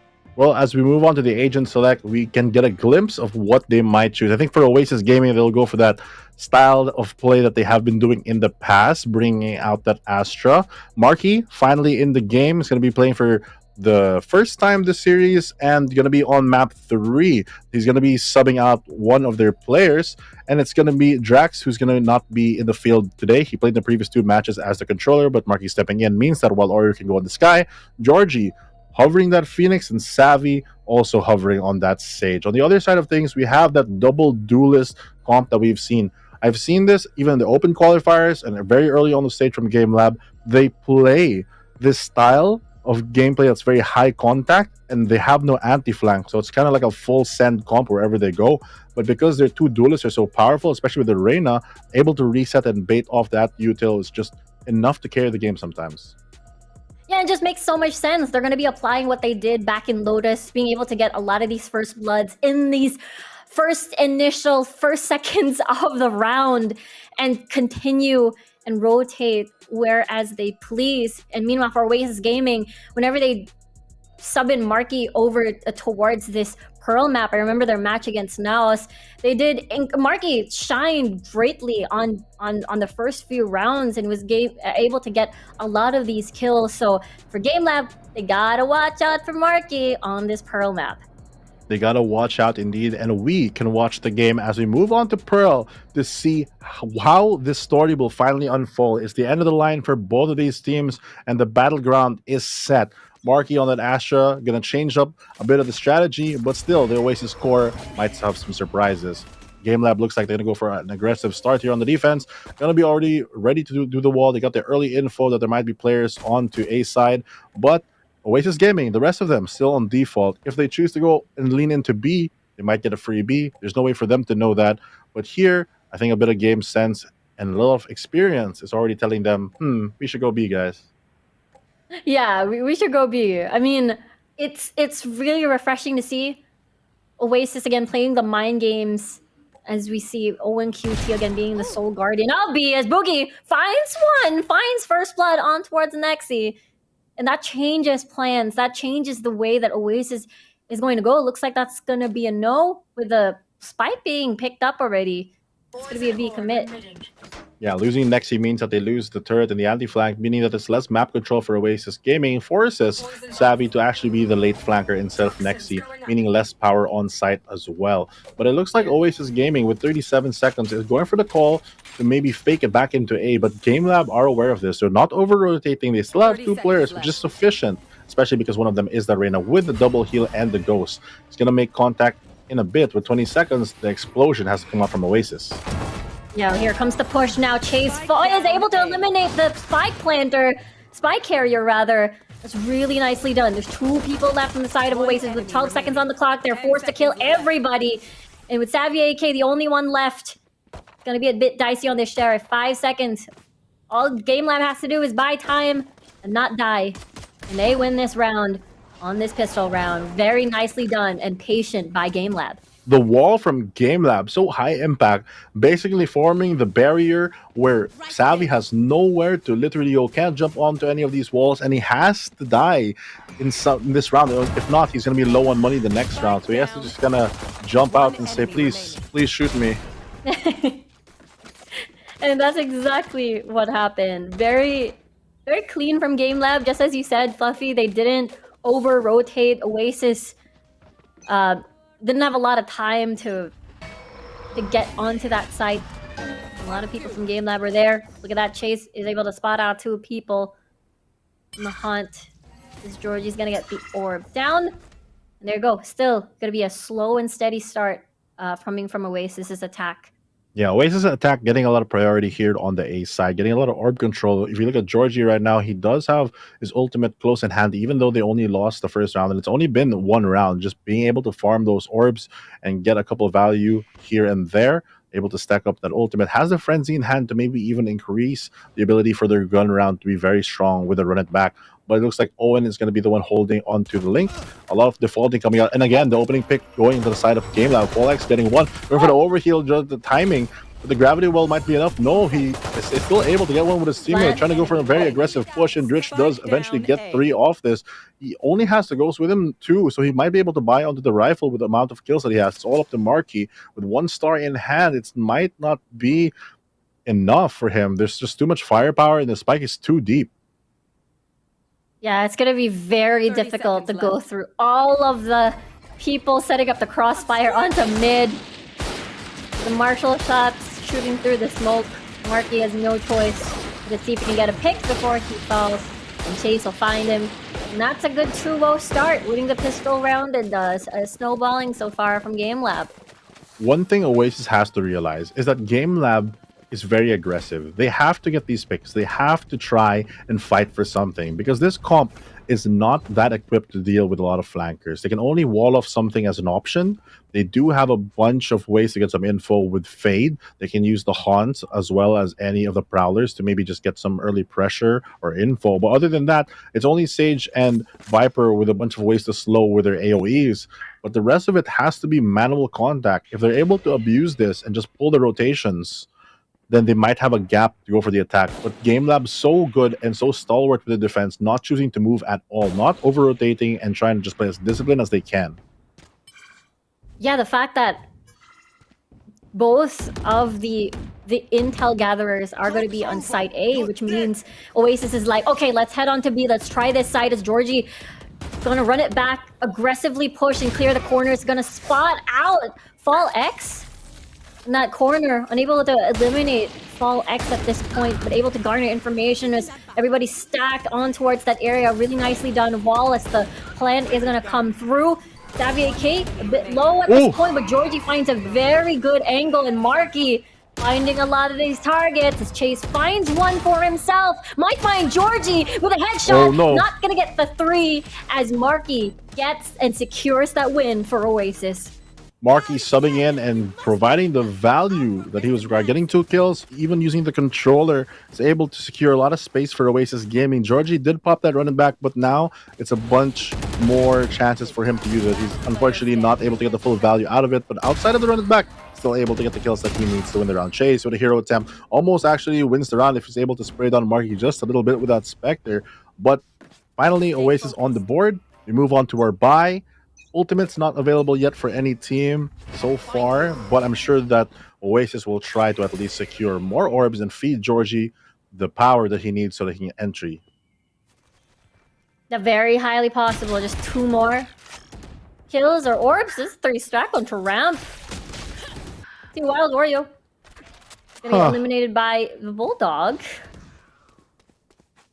That was an interesting strategy from Wild Oreo coming in, trying to get the timing, trying to keep his hitbox low, make sure no one sees him. But he also can't see them staring at the floor like that. And speaking of staring at things, it looks like Oasis Gaming at least drew out a lot of the defenders and are going to get this plant onto the A side. Now the retake's going to happen. A great deep wall coming in from Savvy gives them a lot of space to work with if they're not caught off guard from this. But Fallex is already in position for the retake. Yeah, right now Chade's pushing in. They have information on where the rest is going to be. As Xavier K peeks, he gets 2 actually. Make that a 4! He is a monster as Rich counters that and eliminates him off. 1v2 situation, one is walled off. Doesn't have information. He knows one is there rather, as Dritch has to clear this part of the map as Georgie is gonna kill Dritch, and there you go. Oasis! Man! Sorry, that was spicy. It looks like Wild Oreo, looking at the floor, was a prayer for Oasis Gaming to take the A side. Able to get that deep wall for Savvy, putting in the position to get that 4K when the support from his team with Nexi going from Art and Georgie landing those important frags also gets him to run it back moving on to this round. Yeah, that was insane. That was incredible coming from Savvy. And now because of that, he has Resurrect coming through, plus the run it back. That's just a lot of entry for them to be extra aggressive, gather information, then, oh, I have a second life. Oh, I have a third life coming through. As here comes the entry. The wall coming in with the flashes. Double flash, actually, as Jordy's gonna gather information. There's no one there. Everyone's stacked up at A at different sites, so the retake is gonna come from GameLab instead. They will give up sight here, but Oasis Gaming has to be aware that they possibly are in the flank. Nexi already watching for Boogie's push. Is he going to be able to land the shot? Oh no, the two from GLAB are able to secure the kills that they need, but Savvy and Wild Ori are going to be holding down the fort on the back side. Able to get one on the Heaven as well. 2v3. They know where both of the players are because of Nexi's position when he fell. But it looks like time is all that they care about. Time is what they're trying to burn. But with the knives available from Boogie as well as the Vandal, it's a lot of weapons still available for him. Tries to go for the hero play on the fly, but while Oreo is just going to swat him down with Savvy, HK going to be able to take out Dritch and secure another round from Oasis. Looked kind of dicey there, but Oasis ending up on top. Yeah, that was sweaty for the side of Oasis, but good post-plant positioning. I mean, it was because of Boogie's positioning here. Ram's able to get a lot of value kills off of that Sheriff, then gets the knife ult, and then again, Oasis bought a lot of time and just denied all of that away from GameLab. So really nicely done. 2-3 right now. Still very neck and neck. It has been a big exchange so far of points and momentum. It is really, truly a map 3. Truly a map 3 and a best of 1, but this time they're punished for trying to take this AR. GLAB with a good read, just taking out already Georgie from the equation. The resurrection still available though, so maybe he has more lives than one. Yep, that's the second life coming in for Georgie. He's able to get Owen Cutie shooting through the smoke. 70. A bit risky with the Seekers now activated to find Owen Cutie is going to be positioned. They have no information, so it's going to be a bit tricky to push through this smoke as everybody's going to go in with the Cosmic Divide, having this site over here. Georgie aggressively pushing through, but the smokes is not going to help him be safe as Dritch also answer with his own Resurrect. The wall now going to be a bit of a safe haven for themselves. Yeah, they prevent the spike from going down. And with that said, Oasis may have to rotate quickly towards B with 30 seconds on the clock. 30 seconds still enough time for them to at least get the plant. And they've already pulled all the defenders here on the A side. They will get the plant for sure. But they have to try to make a play to at least get one player. If they play for the clean post plant, it's not going to work out so well for them, I think, because Dritch does still have the heal. They still have the man advantage. But what they're doing is actually very smart. They're just going to stack up and try to go for a play. Marky on the flank. The flash does come through to pull the attention, but he's so aware, but Marky still lands the shots. Comes a 1v1 at Hall. Fallex, though, will fall. Savvy finds 2 kills once more.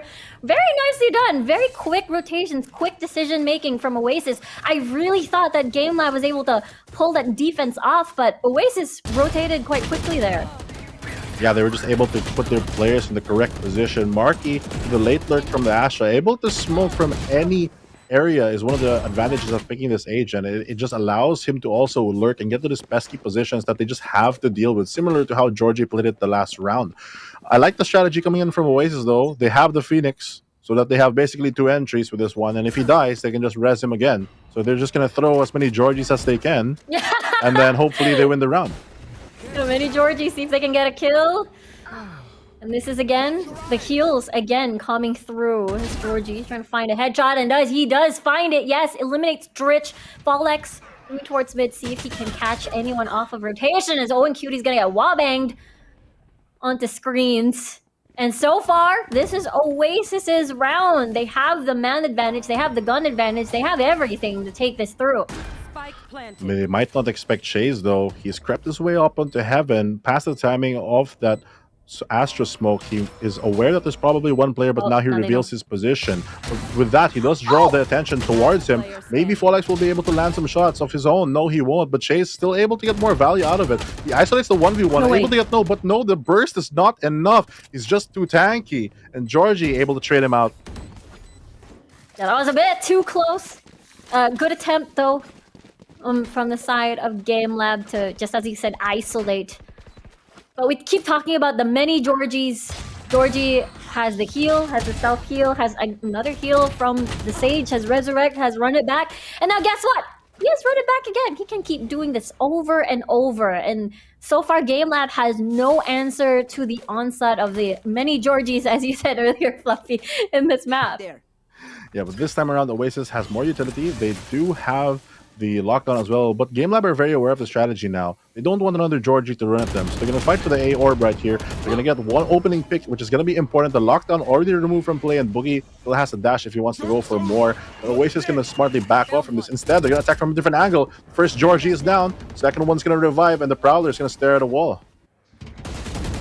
They do have able to get information at least with a small with a flash, and Rich survives with 50 HP. Now it's gonna heal back a little bit as Georgie comes from a different angle again. He is just a nuisance to GameLab. They don't know where he's gonna be coming from as ONQT primes his mark onto the head of Georgie. No revive so far. He could find a 3, and that is the answer. ONQT again survives, able to get 3, survives with 7 HP. ONQT with a spray down there to save GLAB from winning or losing that round. Able to secure another one from them. 2 rounds separates both teams, and with that, a tactical pause does come out. Man, that was so close. That was incredibly close. I mean, again, we've seen Georgie attack from many angles. You don't know where he's going to go. You don't know where he's going to be coming from. But with the information, knowing that it's going to be a B attack, ONQT again being the guardian of B whenever it's on Pearl, he just does it so well, incredibly reliable to stop the onslaught of Oasis. And yes, they did. They were able to stop the momentum that Oasis garnered for the first few rounds of this map. Yeah, one thing that enabled Oasis to really get a lot of this early momentum that you mentioned is the fact that they can just feed this A orb, which GameLab has seemed to have recognized and realized. So they've been punishing it a couple times. With that, Oasis has to learn that during this tactical timeout that they have to adjust their strategy. Maybe they go for the B orb instead. Maybe they find a different way. Maybe they fight for mid. Whatever the case, they have to be very careful that GameLab will just keep fighting them on this A side. But as I say that, it looks like GameLab will do the opposite thing and move all the way to the B side, expecting that, oh, they tacked, so they're going to do something different. But Oasis said, nope, we're just going to do the same thing. Yeah, it's always keeping GameLab on their toes because, again, we keep talking about how Oasis is such an amazing team when it comes to adaptation. So GameLab wants to, be like one step forward. Okay, we're gonna guess you're gonna do this because of an adjustment. It seems it has been retrained. Viper Spit activated by ONQT, so this will deter an attack from Oasis on towards A, at least, unless they find ONQT first with the dog. Gonna spot him out as Georgie will dive in, but ONQT gets the headshot first. And they have to send more animals to sniff out ONQT. Does have 7 bullets. He's not gonna reload to give away his position, but he's pushing forward. This pushes away Oasis back to B. Well, they're throwing the entire zoo at him, but it's the Viper that comes up on top. The snake in the grass going to walk up and take control up onto A. They have now realized that Oasis must be towards the B side, but with Jet playing so close and his teammate already baiting for him, Boogie has a great angle if Savvy's not being very careful. He does get one. Will he get another? No, but he keeps his life. He will get the second. Will he get the third? No. It will be Fall X and Boogie just holding down the defenses. Boogie eventually does fall. It's all going to be up to Nexy to really save this round, but he has to be aware of his flank because the Viper strikes from the shadows. Man, that was so close. I mean, the fact that it was just ONQT guarding that A side with the Viper Spit, and eventually there was an attempt from Oasis with, again, they do have a lot of utility to, again, smoke him out of his own smoke, but at the end of the day, it was ONQT winning that 1v1 and Boogie getting a lot of value off of this corner and getting 2 before he falls down, and Nexy gonna get sandwiched there. Yeah, one of the pitfalls that has happened that round is because they were so pressured on taking the A side like they normally do, they gave up so much B control, allowing Boogie to walk up there. Now it looks like it's going to be the mid fight. The spray down's going to come out from both teams. GLAB's going to come out on top currently. I mean, yep, they will. And they lose Fall X. They lose another. Savvy going to equalize. He's been fragging out this game, honestly, on this stage. Almost has the resurrection for both of the sages, so this could quickly turn into a different story very soon. Richard gets at the timing. He has the res still. Savvy, with that kill, is so close to getting the rest. All he has to do is get the orb, and they can even plant the spike if need be. But it looks like they're going to go for a 2v2 contact play. It's still going to be very possible for either team, but it forces the defenders to split. It gives the attackers a 2v1 advantage in whichever side they choose to hit. It looks like it's going to be the A side, and these two players are very competent. Marky still has a bunch of util to work with, and they get the orb, meaning that they can go for the resurrection. Yeah, the bodies are quite far towards mid though, so I feel like let's see if Chase gets an angle towards doors and see if he can peek with a resurrect. Never mind, this is a very safe resurrect here, getting Georgie back in play.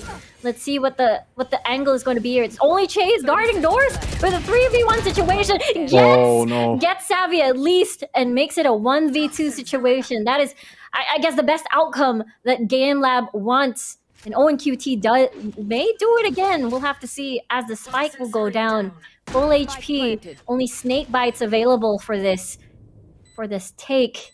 And everybody is looking towards doors. ONQT, very sneaky. He's gonna spot out one. He can spot out two. There's the isolation. There's the snake bite, creating space. As Georgie still has flash, still has the wall. He still has a lot. Tries to dodge the flash, and that's not gonna be enough as Georgie wins that round for Oasis. I was going to say that if the Viper gets the first pick, which he did, those two mollies are just so good because they're forced to run out of that choke. And Georgie, he expected the flash coming out from the Phoenix because it's the normal reaction from every Phoenix player.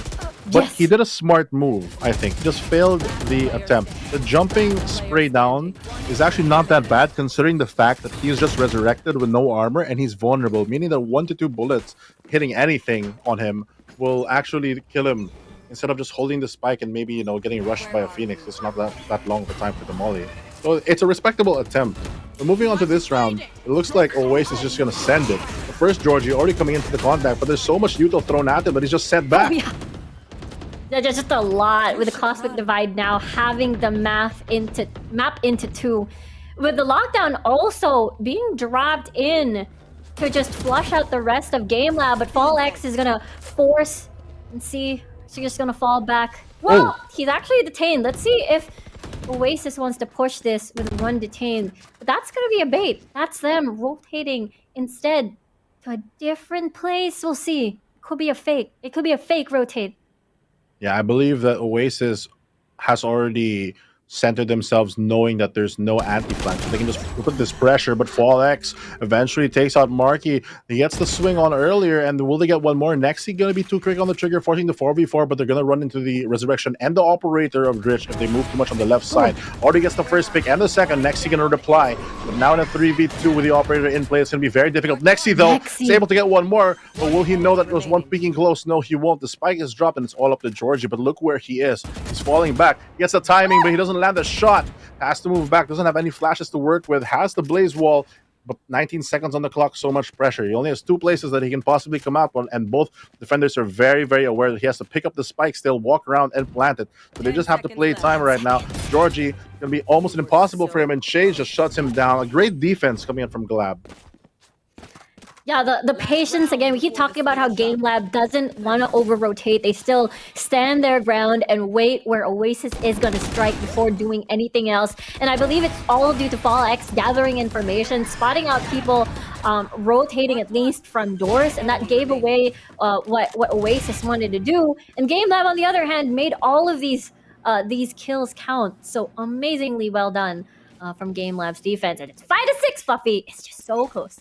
5-6, and they still have the Operator. It makes me question last round if Oasis just went for the send with that lockdown and with that Cosmic Divide. If it would have been more worth it rather than to fake it. But Rich is going to spot out the Sky Flash pretty easily and get Sky as well in reply. So Sage Wall already up there for the off angle. Not going to be expecting that one. Repositioning, maybe even get another shot. Takes a shot at Nexi, but he's going to be 2 behind the pillar for that to land. But they do at least know where Oasis Gaming is stacked upon. Yeah, the wall is now open, and the second wall coming through, but the Viper wall will be now look at Dritch trapped in Hall, gonna get a flash through. Flash has expired, he's gonna get another kill, very nicely done.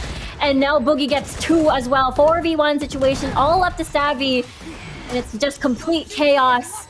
They get the plant down, but it don't matter as GameLab wins. Takes it 6-6. Crazy first half we have here, Fluffy. they're able to equalize the round, and this being the last map of the series, it means it's just a clean reset yet again for both teams. Very close game coming in. This opening pick from Dritch just so important, so impactful, taking that operator, and the quick flick on Georgie as well, removing that threat instantly, just created the funnel for Oasis game to be forced to react to. Unfortunately for Oasis, though, they weren't able to take the space that they wanted in the way that they needed to. So now it's up to them to adapt their attacking strategy. Yeah, Dritch has done a lot of work. Battle Sage, Op Sage, and Resurrection Sage. Getting all of these kills to just constantly revive his fellow teammates as well. I mean, on the other hand, we've got on Oasis, we got Savvy as well, doing a lot of these monster kills to revive Georgie as well. So it has been a battle of sages on Pearl map, and now with a swap of positions, let's see what GameLab has to offer when it comes to the offense here. GameLab playing this so well so far, but it's going to be Wild Oreo is going to run to the stack. He's going to back off, do some damage where he can, and Savvy going to react with the wall just to get a bit more position. Going to get some pot shots of his own, but ultimately they're going to fall back and hold this connector side when they push up onto Art. They know that there's no anti-flank though, but Oasis is not abusing that fact and taking some more space. Nexi just being very stable on that Sentinel, holding the B link in case they do choose to rotate. Yeah, they're still making a big wrap around. They do have 60 seconds on the clock, so they still have time. This makes Oasis still keep intact onto B side, at least for 2 members coming from Oasis. A lot of sneaky things happening right now. So let's see. They have the stack already going for them for the attacker side, but Oasis does read it. They put the star, they pop the star, and they're going to go for the entry. They're going to save his life at least, but the Prowler is going to detect him up onto that dugout spot. Gets taken out, but Marky replies with a kill early on. Savvy 8K falls, and now it's going to be a clean retake coming in from Oasis as they stack up onto the CT side with Wild Oreo on the flank. Yeah, there's going to be a wall there. Nice molly to clear out that corner from default. Plan as the wall is going to get broken down. Spots the head. Boogie with 22 HP again, getting a lot of value off of his life here. Fall X will not land the shot as Nexi and Georgie finishes off the kill. Owen Cutie, the only one left. He is so low at this point. The defuse is happening right now as Owen Cutie finds the kill. That's half already on towards the spike. He's just confusing Georgie at this point, but at the same time, it doesn't matter. Georgie, able to find the last one, able to find the defuse. Owen Cutie almost played that to perfection, was able to keep his life and use the util to his advantage, not over-peaking, and just by staying alive, creating that pressure, able to even get one before falling to Georgie. Georgie securing the round for Oasis is going to be important for this half. It's the last half of the last map of this essentially best of 1. Coming from that best of 3, a lot of pressure has been put from both teams, a lot of shining moments, but it's now where everything has to work. Now is when Oasis Gaming has to buy, and this has to be a round that they should be able to secure. Now with all the Stingers, all the Bulldogs, and the Spectre, see how Oasis will play this out. GameLab has been keeping it tight with Oasis. Not only this map, but also series-wise. And again, we keep talking about how far they've come. Nexi knows Boogie is there. So we'll see what the plan is in mind. Are there going to be rotations coming from Oasis? We'll see. Nexi at least getting some info. His turret gets the contact, but they're going to smoke off the cross, so it might be up until this little skirmish running into Boogie versus Wild Oreo. Somehow Boogie is still alive, but Savvy and Nexi are able to take out, and Georgie and Wild Oreo, the whole team, the Avengers assembled right here just to hold off the B-Link. The spray down. Yep, they have assembled, and again, made it a quick round for GameLab, and now this is the routine that we're seeing right now, with GameLab having the gun advantage against Oasis after that. So we'll see whether or not they're able to make it count, because so far Oasis's defense have been absolutely scary and have been very solid. There's only one time, like earlier, where Owen QT almost clutched, so we'll see, considering the fact that, again, full utility on the board. They have to know that this team fights mid a lot, and they're already prepared with a lot of contact plays coming out onto B-Link, but this flash is going to come through and actually mow down Georgie as Chase able to land that kill. Nexi trying to send his own message, but he's going to be forced out and hold back. They are on the better buy, so it's an advantage naturally towards the side of GameLab, but it's more of how they work the map around. Because of this, they know that there's a lot of players on the A side, and with Savvy pushed up so deep, he might get the timing on Fallex, who's dropped very low if he doesn't check his position. Will he see him? Yes, he does. He gets the stinger kill, backs off, which means that Oasis is not aware if mid is clear. So B site has to be the hit for GameLab. If they're able to spot out the players, it means that Savvy can instantly rotate and upgrade his weapon. Yeah, that's definitely, like he gets to pick up a gun and he gets to set up for the flank. Everybody is just compressed into this single area. With GameLab now with a plant, the Haunt is going to spot out the position of Nexi a little bit. As Boogie jiggling onto Hall. Knows Nexi's there, but he gets flashed. Owen Cutie has eyes on the flank. Savvy AK really nicely done. Control over towards Long. Marky doing a lot of work. Savvy AK 3 kills as well. And there you go. Oasis wins this round and gets a defuse. Savvy 8K for me this game, or this map, has been so impactful. Not only is he healing his team and literally keeping them alive and reviving them in case they do die, but he's also the one who's bringing death up onto GameLab, able to get those important kills from the flank, getting Fallex, getting the second player on site, as well as peeking wide to get the close angle holding person onto that B is so impactful. If you look at the score, he's leading Oasis Gaming with 19, so that Battle Sage is fully activated. Yeah, doing a lot of work, just as you said. At the same time, being able to snowball off of these kills into a resurrect to help his team. It's just a lot of value off of Pearl right now with Savvy. And again, he's definitely on a roll here. Let's see what the approach is going to be as Savvy wants to get that orb off, as he does have resurrect now. Now Marky has a second life. He wants to push and peek, as Owen QT is the only one there.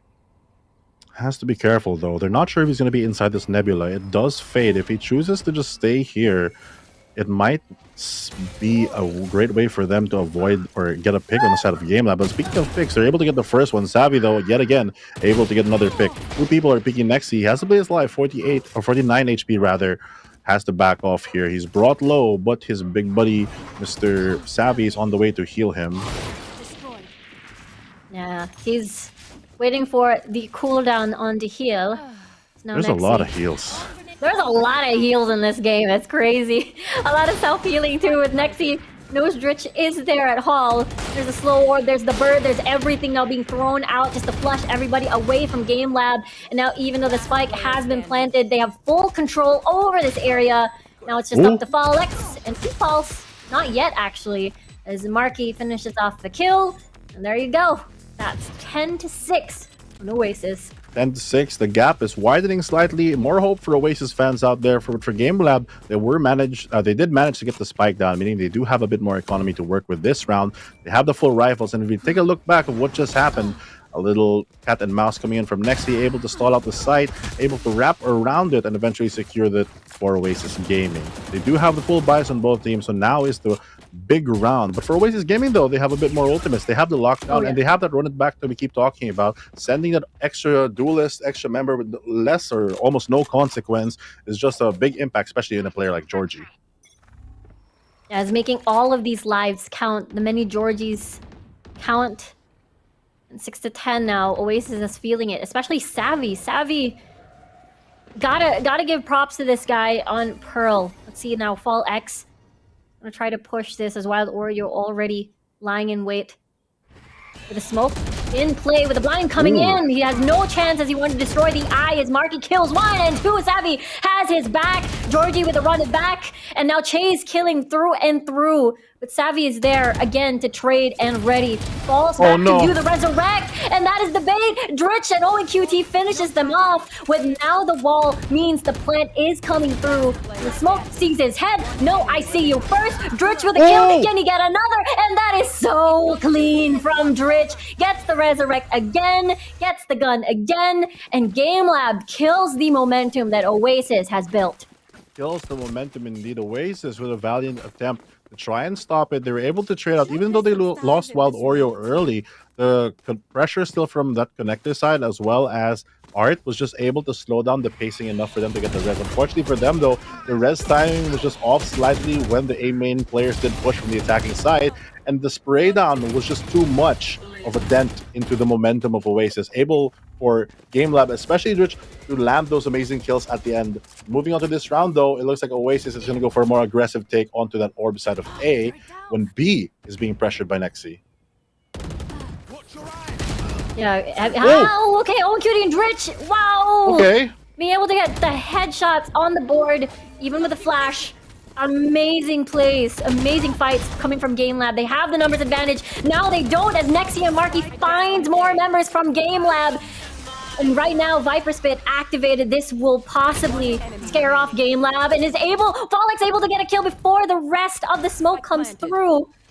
And now it's all up to Nexi. Gonna be a bit dicey here, as he only has 27 HP and has to push through this Viper Spit, this GameLab pit. It's a bit scary. Oh, with only just an alarm bot in his Eternal. He has not much to work with. Maybe gonna go for some exit frags right here. It's gonna be too dangerous for him to walk to the Viper's pit, like you said. With 3 players also in it, they really want to secure this round, which they really need to in order to get back to this game. Oh, he gets the timing though. Lands the first shot. Nexi is able to get 1. He spots out another player, but will he go for the peek? Might just go for exit as well, or maybe just die to the spike. Nope, he's going to save the gun instead. He needs that battle for the next round. Able to salvage something, but it's not going to be the round. 8 is the score of GameLab. Another win for them. Important. Only 2 rounds separate what used to be a 4-round differential.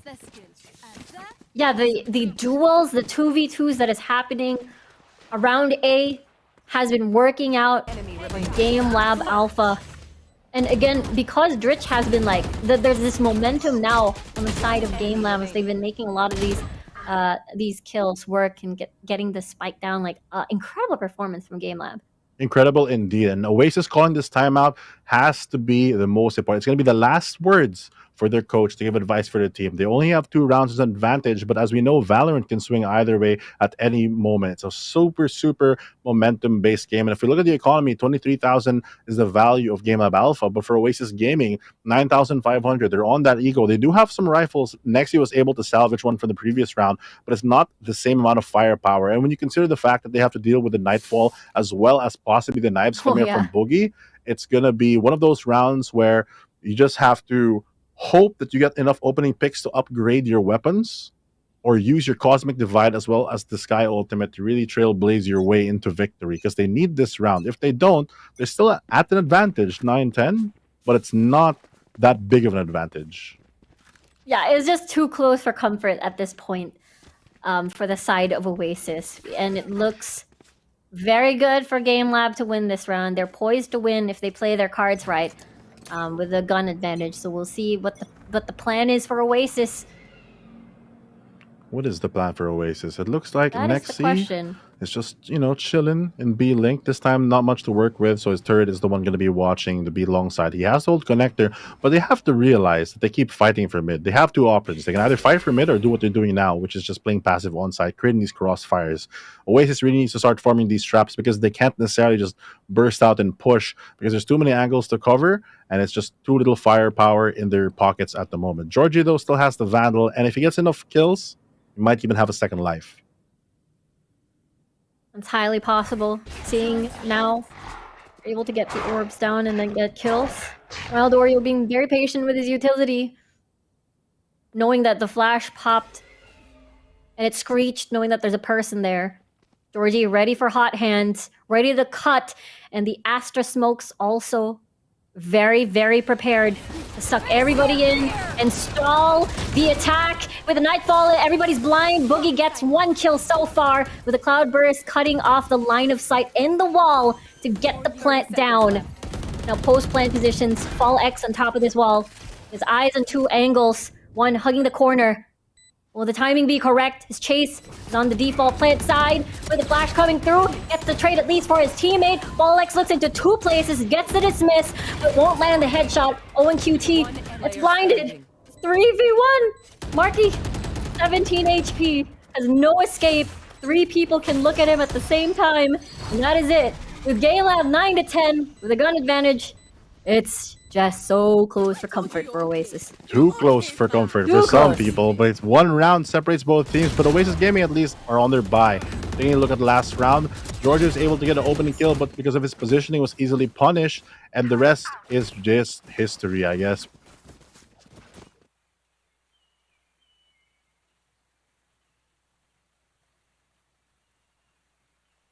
Yeah, the fact that Marky, Wild Oreo kept their their ults for this very important round for the possible 11-9. GameLab, on the other hand, only used one Nightfall ult. They still have the knives, they still have the Empress.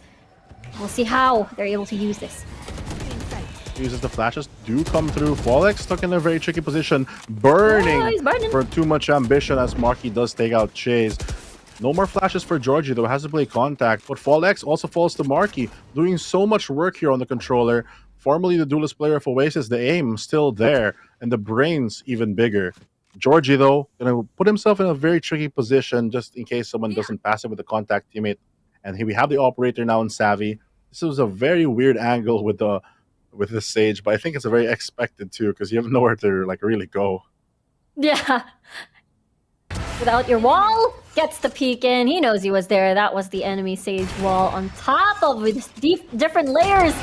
The wall expires and Savvy finds another. Finds the nope, doesn't find a third, but Marky has his back. Gets the trade. And that's 11-9. This is exactly what Oasis wants and what Oasis needs. Oasis does need this. They're one round. This round could possibly be the round leading up to match point. The operator really slowing down the pace of GameLab. I'm not sure if this is the first time that they brought it out, but it's the first time that I've seen it have such a huge impact. And putting it on Savvy with his great aim really pushes the value. That does. It's just, again, GameLab, the pressure is on them to catch up. With a lot of these ults now activated, Boogie, the fight at mid, the scrappy fights at mid that GameLab wants once more. Alongside with them is Fallex, gonna get flashed by the bird and the hawk, but they will still continue to push. There's a nano swarm that'll stop any sort of aggressive moves from there, and as well as the Astra stars. We'll see right now. Buying a lot of time. Here comes Boogie, dashing in, diving in, finds Marky. He's gonna updraft, gets the head of Georgie. 2 down so far. And now GameLab gets the start that they want. Here comes the rotation coming from Oasis. The plant's gonna go down. Chase probably gonna be trapped in this corner once more. You know he's always there. Nexi having eyes on that single, while Oreo wants to break down the wall as Boogie finds another. Savvy, again, will he be able to do it? Done it before. You can do it again. 3v2. They don't have a lot of time. Owen does have eyes on this corner. They've covered everything as GameLab again takes it very close to Oasis. Creating round after round, blow after blow. This game just doesn't stop with the action. Speaking of action, Boogie turned into an action star as he rose up above the clouds, soaring, just to try and use his knives, even taking out the players both in the backside as well as there on secret. It's a great way to use the jet unexpectedly, but also one round is now the separation between both teams and match points. So very intense from both of them. But Georgie this time around again with a Hero Vandal and the ultimate. The Hero Vandal has made it count before. There's the run it back. We know that GameLab loves to fight mid, so he's gonna scout, gonna see if he can get a pick at least one before the run it back expires. And because no information, GameLab now storms B. Fallex in the middle of it all, actually, with 29 HP. He needs to kill, he needs to heal. The good thing Dritch is there. The spike is down. 2 people at Hall. They have everything covered. And OHG fighting far back is able to find Savvy AK. And Boogie again, he does it again, gets 2, could possibly get the 3rd one. And right now, GameLab full control. They get this 11-11. My word, flawless. My word, another reset coming in from both of these teams. It's just neck and neck. And this time around, Savvy's going to bring out the operator again. Georgie with the half armor, but still going to be able to bring out that rifle. They have to be able to stop the aggression coming up from GameLab.Alpha. They have to be able to control the situation before just going for these retakes. So look at the replay here. They tried to go for a flank, but because of the awkward buy and because the ultimate from Georgie was just so far away, it took so long for that one Vandal that they had to rotate and actually make an impact on the site. Yeah, it's the Hero Vandal. Run it back was only there to scout for info, unfortunately, as GameLab.Alpha knew they had the gun advantage and therefore just stormed the site. We got this. And after that, they have full control. And now, for speaking of control, OASIS does have a lot of control ults in play with Cosmic Divide and Lockdown available. Yeah, if they're able to use this properly, this should be a match point round. They have the resurrection in case anyone does fall, but they have to be aware of what the enemy can do. The patterns that GameLab.Alpha has provided them should be the information that they are working with. With a GLAB timeout in play, you have to assume that they have a plan. And low key, because Oasis already used their timeout, right? GLAB's timeout gives Oasis a bit more time to think as well and adjust their own strategy. And it looks like both teams have decided we're going to go and lean towards the A side. Next, he's going to be the only player coming from doors, but the rest of the lobby going to be stacking on the right side of the map. Yeah, everyone's going to summon a party at A. If so, as we see GameLab sneaking their way on towards this A side, only Marky with the stars. We know the combo. It's possible that he can do it right here once he senses that something's about to go down. Something might go down. He knows that it's probably now. Swat, the first guy is going to get the spike. Spike is in the site, so they have time to clear it, but Savvy's going to be able to get an opening pick, and he does still have the resurrection if he goes for more. Tries to go for the man on top of the res, but it's not going to be able to land the shot. A lot of players going to go for this retake now here for Oasis. Nicely done by Marky and Savvy again. There we go. Clean retake with the lockdown. There's nowhere GameLab is going to stay safe from this setup. Just flawless. No one falls on the Oasis side. That was now a the match point. very quick retake. Yeah. Like, I feel like Instantaneous Oasis almost. came together, attacked from all the angles that they needed to, and were able to just secure the round. And now in match point, it's up to GameLab now on the back foot to try to secure the win that they honestly deserve. Yeah, they're just they're super quick at the execution of that retake. And the fact that Savvy still has the op, still has the resurrect and the cosmic divide for control. Now this narrows down. The pressure is on GameLab. Oasis just has to win this round to win the entire series. Win the entire series. That starts with the opening pick. Looks like GameLab's in a position to fight for mid, but Georgie is already there ready in case something does happen. Will he run into contact though? Fallex is going to run to him so soon, but he's holding such a tight angle. If he does get a kill, will he be able to get traded? I don't know, because we do have the operator in play coming in from Savvy. You get for the first guy. The flash does come in. Savvy does get one. Still has the res to walk with, and he gets to walk away with the operator, holding the angle as well. They lose Georgie, but now it's a 3v4, possibly 5 because of that res. Yeah, very nicely done by Oasis. Now GameLab has no choice. They do have the resurrect, just as you said, to make it into a 4v4 situation. And now it's even, and now it's equal. We'll see. Savvy still has the op. He still has resurrect. Can possibly make it into a 5v4 if he has safety to even res. Owen QT still trying to fall back, trying to wait, see if Savvy AK pushes just to get the resurrect down onto Georgie. So very patient here from GameLab. Very patient with that wall. He says, sorry, teammate. Now is not the time. We can't do this at the moment. The last time I res someone, we kind of all died. So this time, we're just going to hold the site. And speaking of the site, looks like the dash is going to come through. Marcus is going to try to hold on the fort. They get the 2 trade kills that they need to, but the Jet's still in the smoke. They get blinded a bit, but Boogie's just dancing everywhere with the 3K. Yeah, and has the spike now. He's going to be planting the cloudburst. It's going to expire soon. Owen QT watching the flank. It's all up to Nexi to win this 1v1, and that's going to be a no. 12-12, Fluffy! Oh no, they push it into overtime. If you're an Oasis fan out there, you're crying. I'm crying, but you know, it's all good because another reset comes into play. And essentially, this is the round where everything is equal. We have the same economy this time around. We look at the last round. A clean kill and a clean starts for the hold came up, but because Boogie survived, when he dashed into his own smoke onto the A side, he was able to just clean up everyone on it. Such a high impact player from the Jet. Every time he has knives, I feel like he gets so much value. Yeah, he just makes it work, makes it count. Especially all of these stylistic plays, high impact plays have been happening around A side, and I feel like Oasis is like, okay, once they're on defense, once they're on attacking, we gotta keep our guards up. But now, since it's overtime, you said it's all back to zero. It's all back to reset, and now we get to see GameLab again on defense. GameLab again on defense. They are revealed a bit. Marky's positioning already fallen, but they do invest the wall fairly early, meaning that there's not much for them to work with on the retake if they choose to.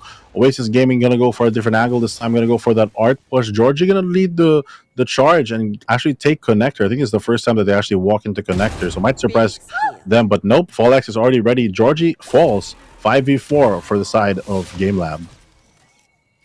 Really good pick coming from Fallex on towards Georgie. Not a resurrect on sight coming from Savvy AK. Not even close. No many Georgies this time, only one. As we get to see a rotation coming from Oasis here, coming from doors. No one's gonna spot that out. Actually, Boogie might. As Nexi will peek. Fallex gets 3, gets 2. Boogie again. He's done it again as Marky. The only one left as the spike has fallen on mid. I don't think he can make a miracle. Unless I'm wrong, I'd be happy as Fallex gets 3. Now it's 13-12. Whew. One round separating GameLab from getting their win against Oasis Gaming, breaking that undefeated streak. And Oasis Gaming, 1 round from tying this and going for another reset. Will they choose to go for the operator? I don't know, but if we look at the previous round, we can see how well the duelists coming from GameLab really land the shots that they need to. They don't have an anti-flank, but their game sense is just reorients their team in a position where they can efficiently trade. And I feel like because their Jet and Reyna can easily get out after they get a kill, it's hard to really get that man advantage back and retrade them. Yeah, that's true. Versus you know, a Phoenix, the way that Boogie and Fallex can just reposition with the dashes, with a dismiss, it's just so easy for them to retain and not get traded afterwards. And GameLab has been leveraging on this very, very well. And I feel like they're very good at when it comes to these scrappy fights that I feel like overtime games kind of calls for. That is very true. And overtime seems like it's going overtime. Hopefully for the Oasis Gaming, this tactical timeout hopefully will help them adjust their strategy, because it looks like the momentum that they had is just slowly dripping away. Yeah, Savvy AK back again on the op. He has made and done wonders whenever he's on this gun. So we'll see if he can make it count. The approach seems to be long. Let's see if Savvy AK is able to get value off of that. Again, he has the most kills, 30 on the team on this map right now. Let's see if he can make it count. Can they make it count? Indeed, the operator is forced out by Savvy. He's going to be able to hold that long angle.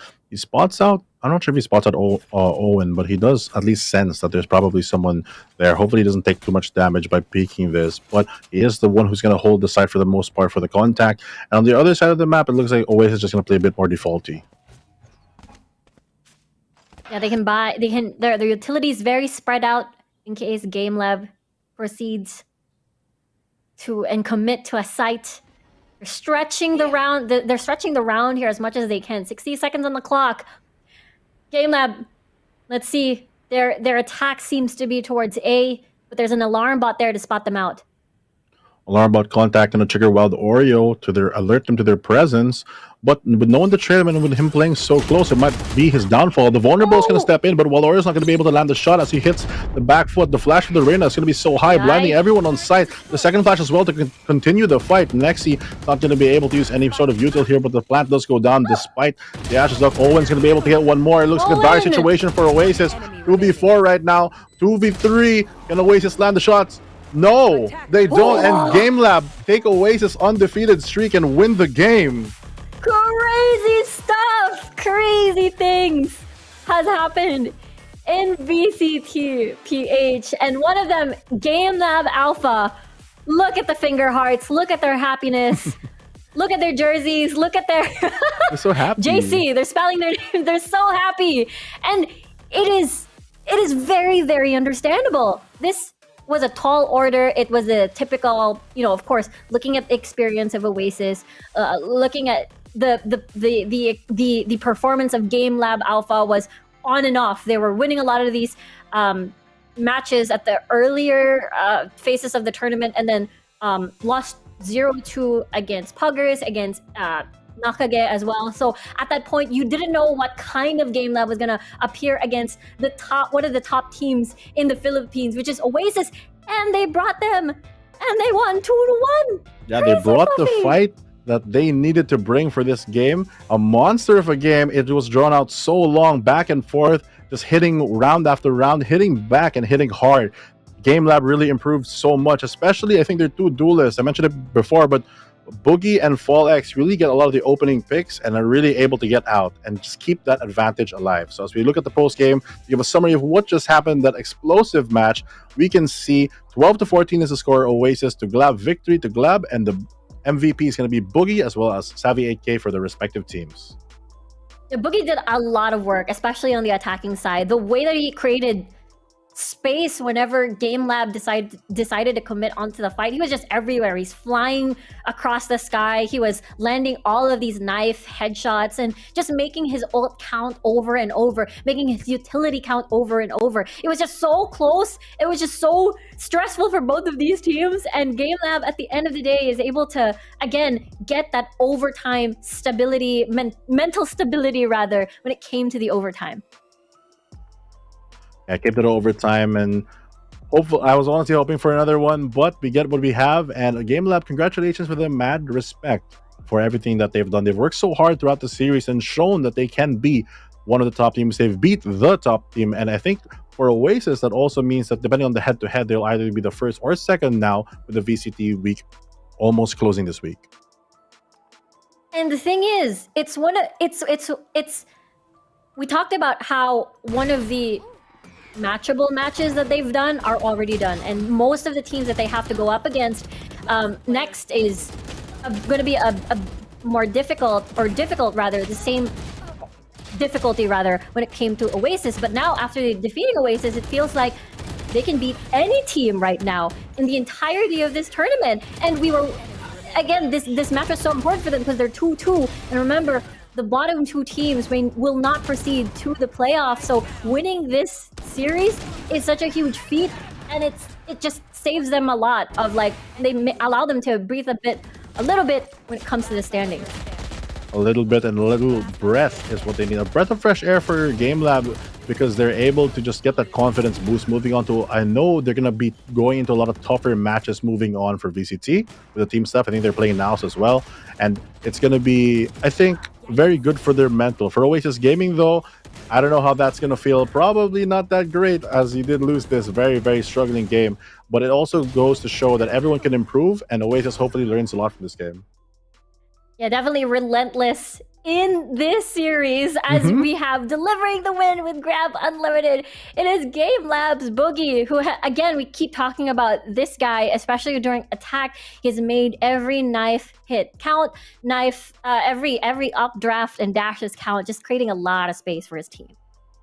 A lot of space indeed, and very, very well deserved. Every time this guy just makes a play, it always seems to work out. Every time he flies up into the air, he gets one. So, mad respect for Boogie. I think that he played phenomenally, but also to his team, enabling that play style to really happen.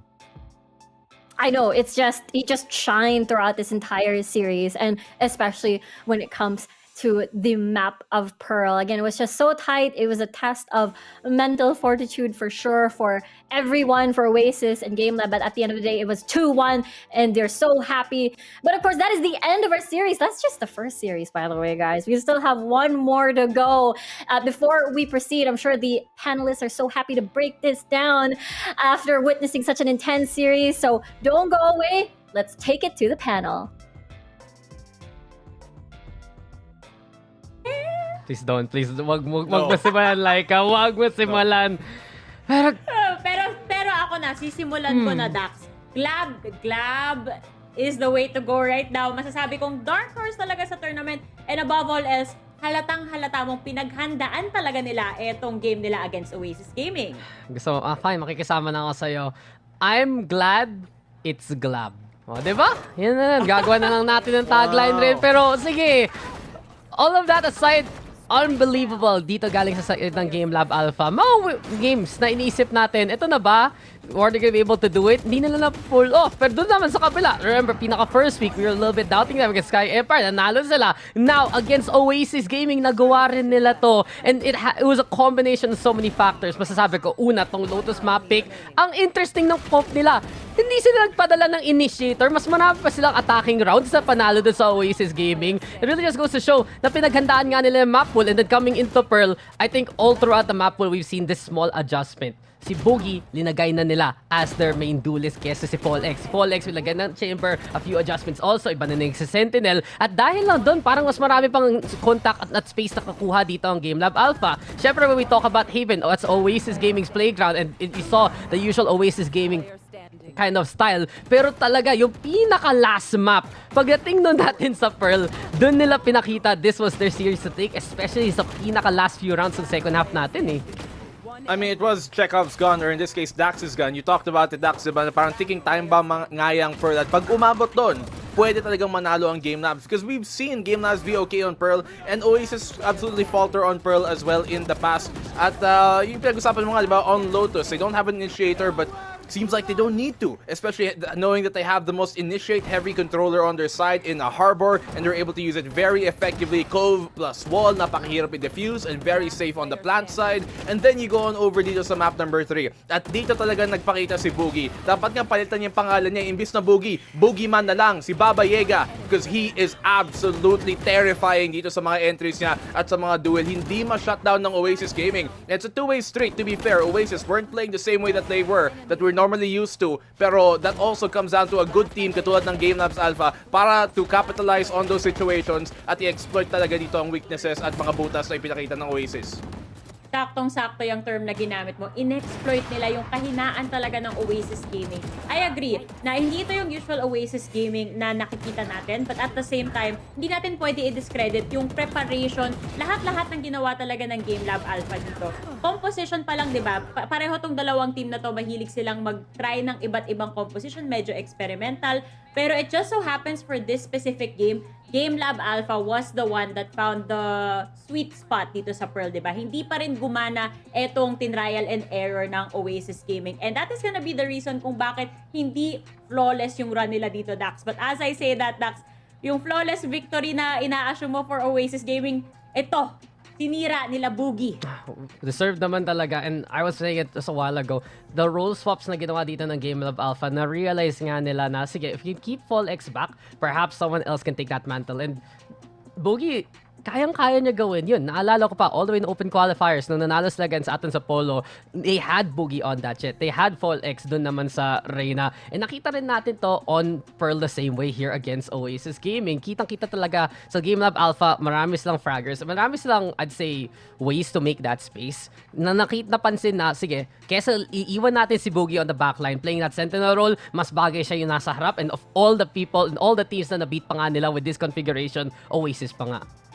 Pinag-uusapan nga natin na, diba, this is possibly going to be their most difficult opponent here coming into this stage, and they have a very difficult run. They have Naos and Action PH right after this match, pero seeing as how they're able to seemingly play to the competition dito in Oasis Gaming, they might just be one of those teams that talagang to look out for when it comes to the playoffs. Baka ito nga ang mapa or at saka yung series na pwede silang uminit at magdala ng momentum moving forward. And it seems like they're the type of team that plays to the level of competition on the other side. We saw that versus SKYE Empire and Abaddon Abyss, medyo close game, and then versus Puggers and SR Nakage kind of lost their luster a bit, but Oasis Gaming, they really stepped on up here, and as you talked about, Dax, they adjusted who is playing where. They have Boogie in that front line, Folex on that back line. Nakita nga natin siyang Reyna na napaka-effective then when he's not the first guy and he can capitalize off of the space na ginagawa ni Boogie. And I really think that GameLabs, if they were able to change anything up, kung wala man silang coaching staff, then they have a really good hand on their shoulders to recognize anong mga parte na nahirapan sila galing sa last week at i-improve upon yon ngayon and moving forward. Yeah, feels like na ito yung turning point, maturity point ng GameLab.Alpha. I'm not gonna mince words.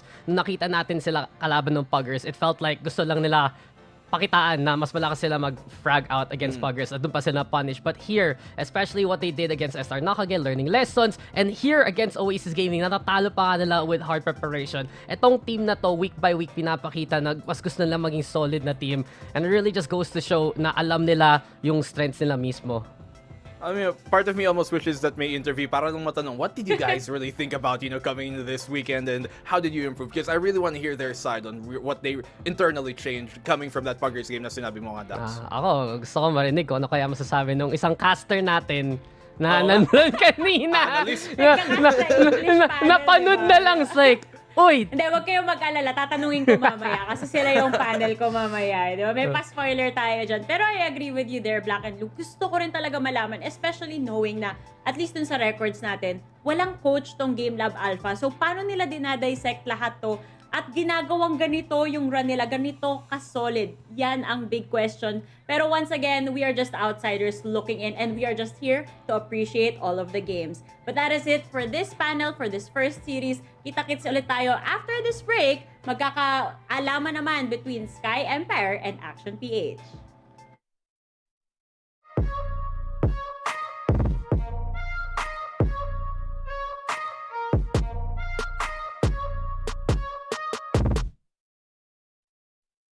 Kaya ka iniwan ng boyfriend mo eh.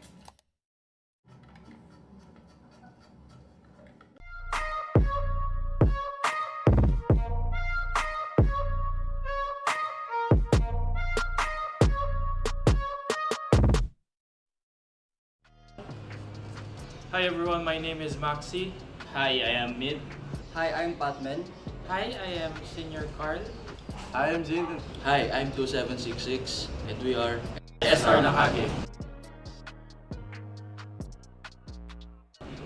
Feels amazing. It feels like I've been reliving my old run on the VCT 2021 and it feels nice to see some new names in the VALORANT Esports scene.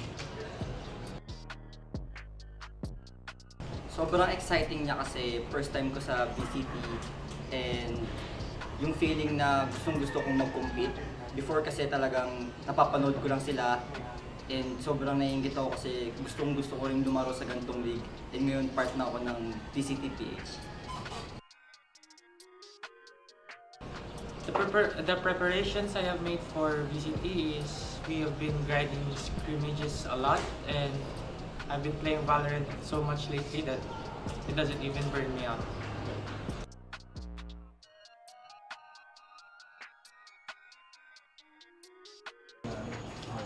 Yun, last year, sobrang ganda ng run namin kaso nagkaroon kami ng problema which is yung overplay. So, minake sure namin na ibabalance namin lahat and nag-usap kami na hindi dapat sobra at make sure namin na hindi dapat kulang din. So, hindi dapat kulang, hindi rin sobra. Balance lang talaga.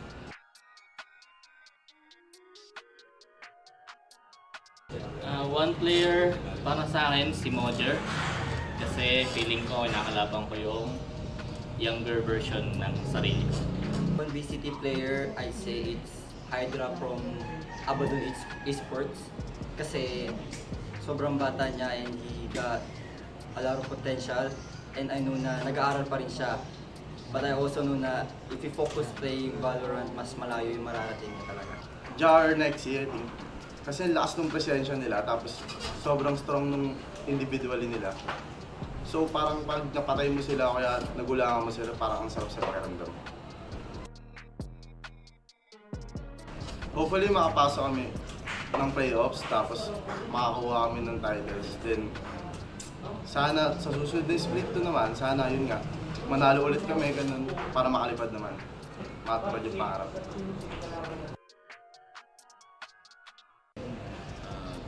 Feeling ko anong yanik sa amin is yung samahan namin as a team. Outside the game, para kami magkakapatid. Kaya na-apply din namin yun sa in-game, kaya sobrang solid ang chemistry namin. Gusto ko lang magpasalamat sa lahat ng sumusuporta sa buong team. Sobrang appreciated namin kayo ng buong SR. Simula sa pamilya ko, sa mga kaibigan ko, sobrang thankful kami buong team kasi yung kahit konting suporta lang mag-feel talaga namin. Kaya wala akong iba sasabihin kundi pasasalamat. Thank you so much.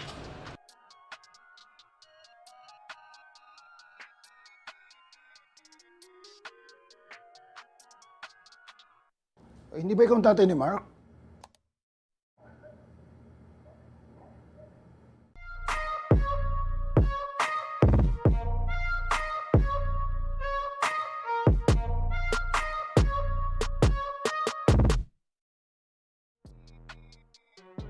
Hi, I'm Papi Chulo. I am NDG. I'm Mojer. I'm Wits. I'm Ja. And we are Naos. Yung feeling ko coming dito sa VCT is excited. Excited kasi akong bumawi kasi last VCT run namin is hindi kami nag-champion. So ngayon, confident ako na kaya namin mag-champion ngayon.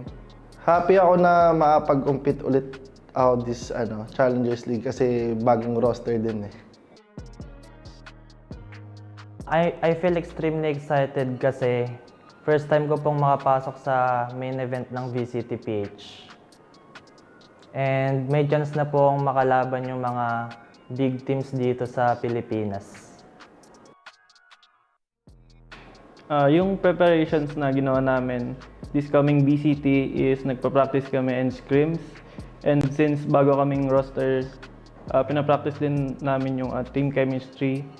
And pinapanood din namin yung mga VODs ng mga kalaban namin para may insights naman kami sa mga ginagawa nila.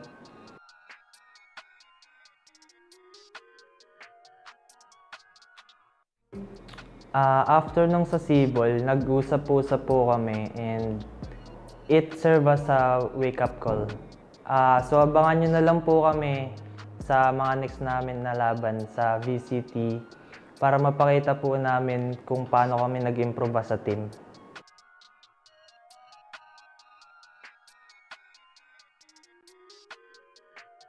Our team is a good mix of veterans and new bloods, and our team chemistry bond is like no other. And lastly, I can say our preparation for this tournament is beyond what other teams can commit. And this VCTPH 2023, we will fly high. Ang masasabi ko lang, ang pinagkaiba namin dun sa ibang teams is dito kasi para kaming magkakapamilya dito. So dito parang alam namin kung ano yung weakness ng isa't isa, alam namin kung ano yung strength ng isa't isa kasi open kami to each others. Ayun. So gusto ko lang sana mag-thank you sa mga fans na nagtitiwala sa Naos and also sa mga fans ko dati pa. And hindi kayo madi-disappoint sa akin and sa amin kasi gagawin namin yung best namin talaga para dalhin yung team na to sa international stage. At saka, don't worry guys, magkakaroon pa tayo ng 8-8 sa future. Yeah. So guys, please support us this coming VCTPH 2023 and hopefully we meet your expectations and we'll do our best as a team.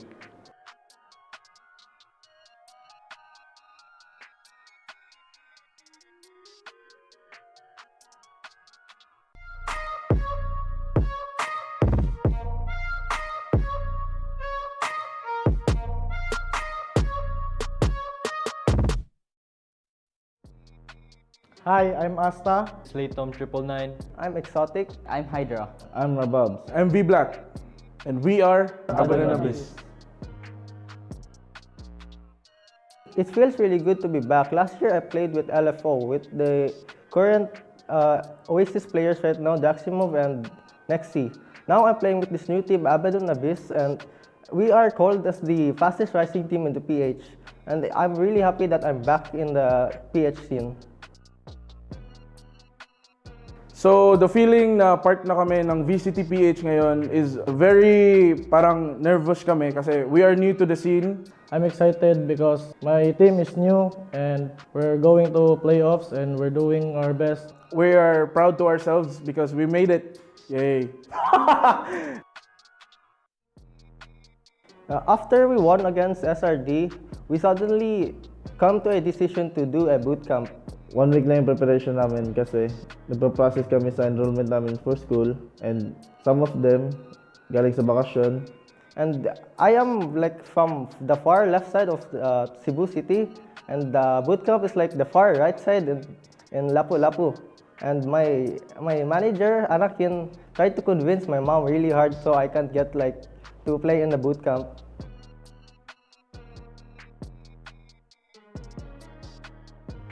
The technical issues that we encountered was internet problems and PC problems. That's why we moved to a bootcamp to V-Black's house. And having a coach as well helps us a lot.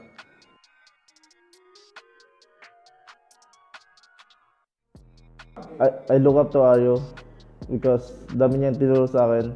And at the same time, gusto siyang matalo this VCTPH. Our age is on 16 to 20 and we are against the veterans in this VCT run. Ganon yung team, di lang ganon nag-give up. Nagta-try hard kami, tas di namin inasahan na mag-Cinderella run kami. Disclaimer, please wag po gayahin. We are just a bunch of students na nagka-cutting, tapos here we are! De, joke lang. Ano talaga kami, mga valedictorian sa school. Lalo na ako, napaka-talino ko. Smart kaya IGL. Play harder. Don't forget to study hard. And to my friends, watch me grow. Thank you for supporting us.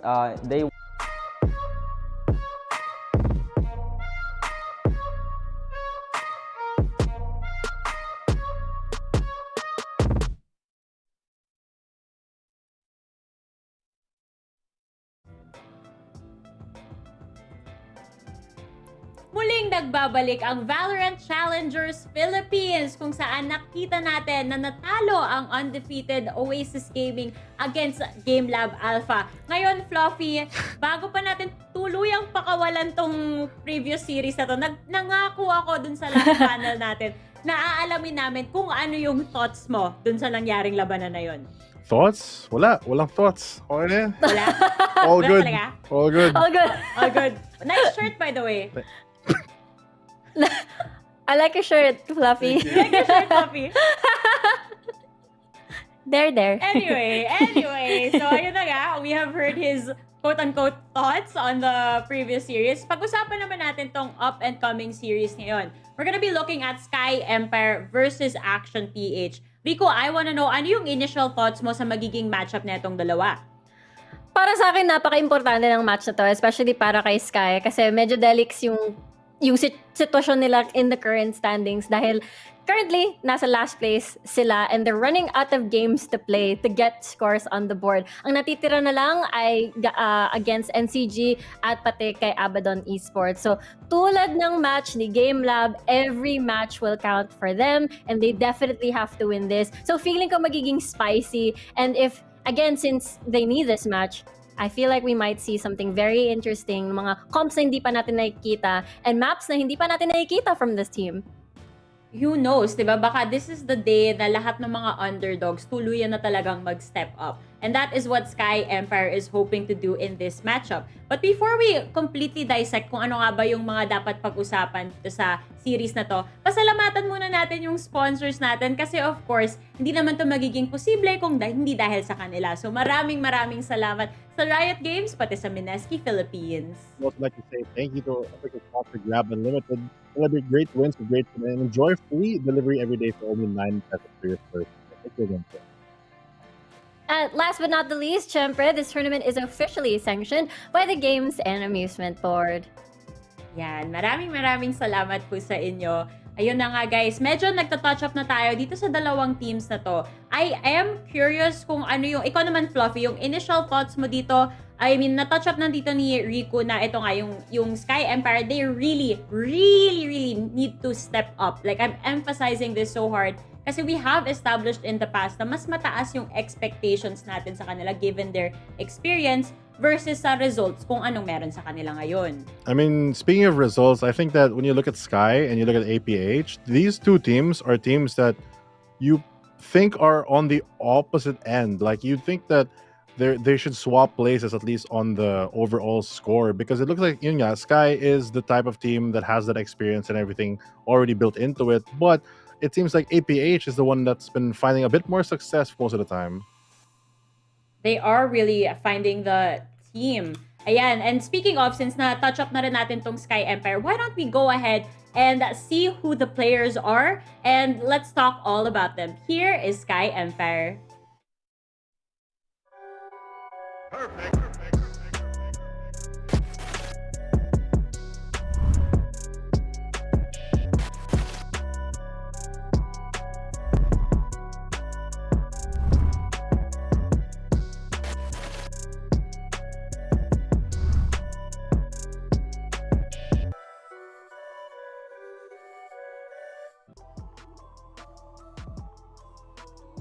then we've got SKYE, Empire, RU, Disrupt, Eugene S, Kelly S, and Rabbit. Again, pag tinitingnan natin yung team na to, this is a team that is comprised of, strong shards of many different teams that came together to compete in the VCT. So it's one of those things, they're still garnering experience when it comes to individual power. Kayang-kaya nila to step up and definitely try to get toe-to-toe against sa mga ating mga kalaban nila actually. So at this point, feeling ko because of GameLab's win, at this point this sparks a shining light to a lot of these teams to keep their to keep their heads on the ground and see if they're able to do the same thing that GameLab did, no matter what type of competition, if it's a David and Goliath sort of series.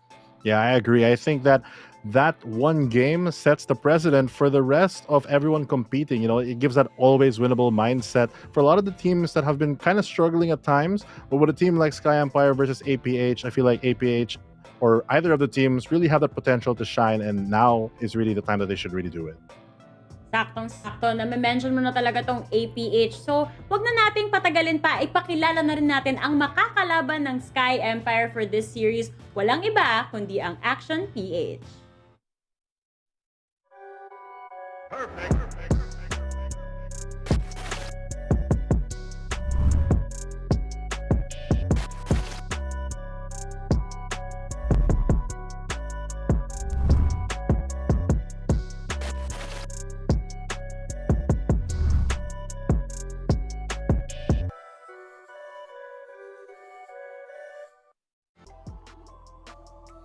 Action PH, a team similar to SKYE Esports, where they really show how they've grown. They've come from different teams. You have the core of the former Nows Esports roster with Blurred and Kevs, with returning players like Yanagi and Derek and Micro from formerly SPE. This is a solid core of players to really have the fundamentals to go for that victory. Coming off the momentum that another team has played where they dethroned Oasis Gaming from that undefeated streak, they have that always winnable mindset that we talked about earlier in the panel, and they really have the potential to be one of the better teams out there. I think they've been performing a lot better than what people have expected, considering that they were just put together almost at the last second for VCT.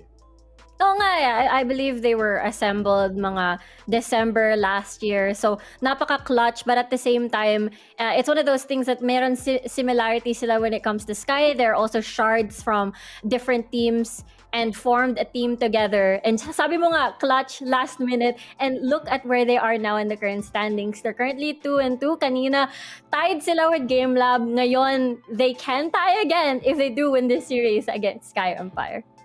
That is the goal for this team right now, na not only to tie, but to slowly climb their way to the top. Right now, di ba, nakita naman natin, dikit yung laban dun sa Oasis and sa Naos Esports at the top. Pero tingnan natin kung APH will be able to come as close as possible to that top spot. Pero speaking of these members, meron tayong mga nagsistand out na players dito. We might refer to them as smoke criminals from time to time, but overall, these guys are just so creative as controllers. Ayan, on our screens right now, Rico, it's Micro and RU. Mga players na kung saan-saan na lang sumusulpot kapag lumabas yung usok nila. Yeah, ito yung nakikita natin, right?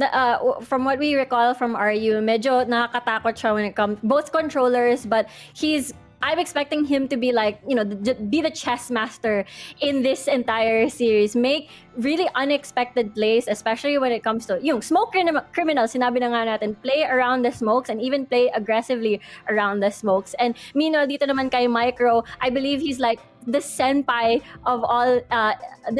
of his team. So again, they have the same roles on paper, and they also have the same sort of role to keep everyone together in this team.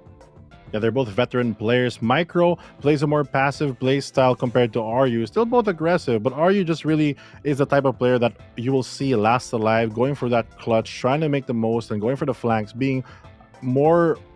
taking up more space and just having more presence throughout the game. Whereas Micro is the type of player that really sets the tone and standard for his team and holds them together. He really does. Yan yung nangyayari dito sa dalawang teams na to. And I am interested to know, hindi kasi ako 100% sure if one of them or si Micro ba, naga-IGL ba siya for the team? I could be wrong. Pero the way you said it earlier, Fluffy, very interesting na ang ganda rin talaga ng map control niya. Not just because he's a controller, obviously, pero yung understanding niya kung ano yung mangyayari dito sa mga labanan na to. Now, yeah, napag-usapan na natin tong head-to-head na itong dalawa. Curious ako kung pagdating dito sa ating mga mapa, ano kaya yung makikita natin? Kasi medyo, yun nga, with the addition of the Lotus, sa tingin nyo ba ito na yung team na magpapasok na ng split? I mean, Fluffy, we have seen Kelly S in the past really pop off na as a race dito sa split, di ba?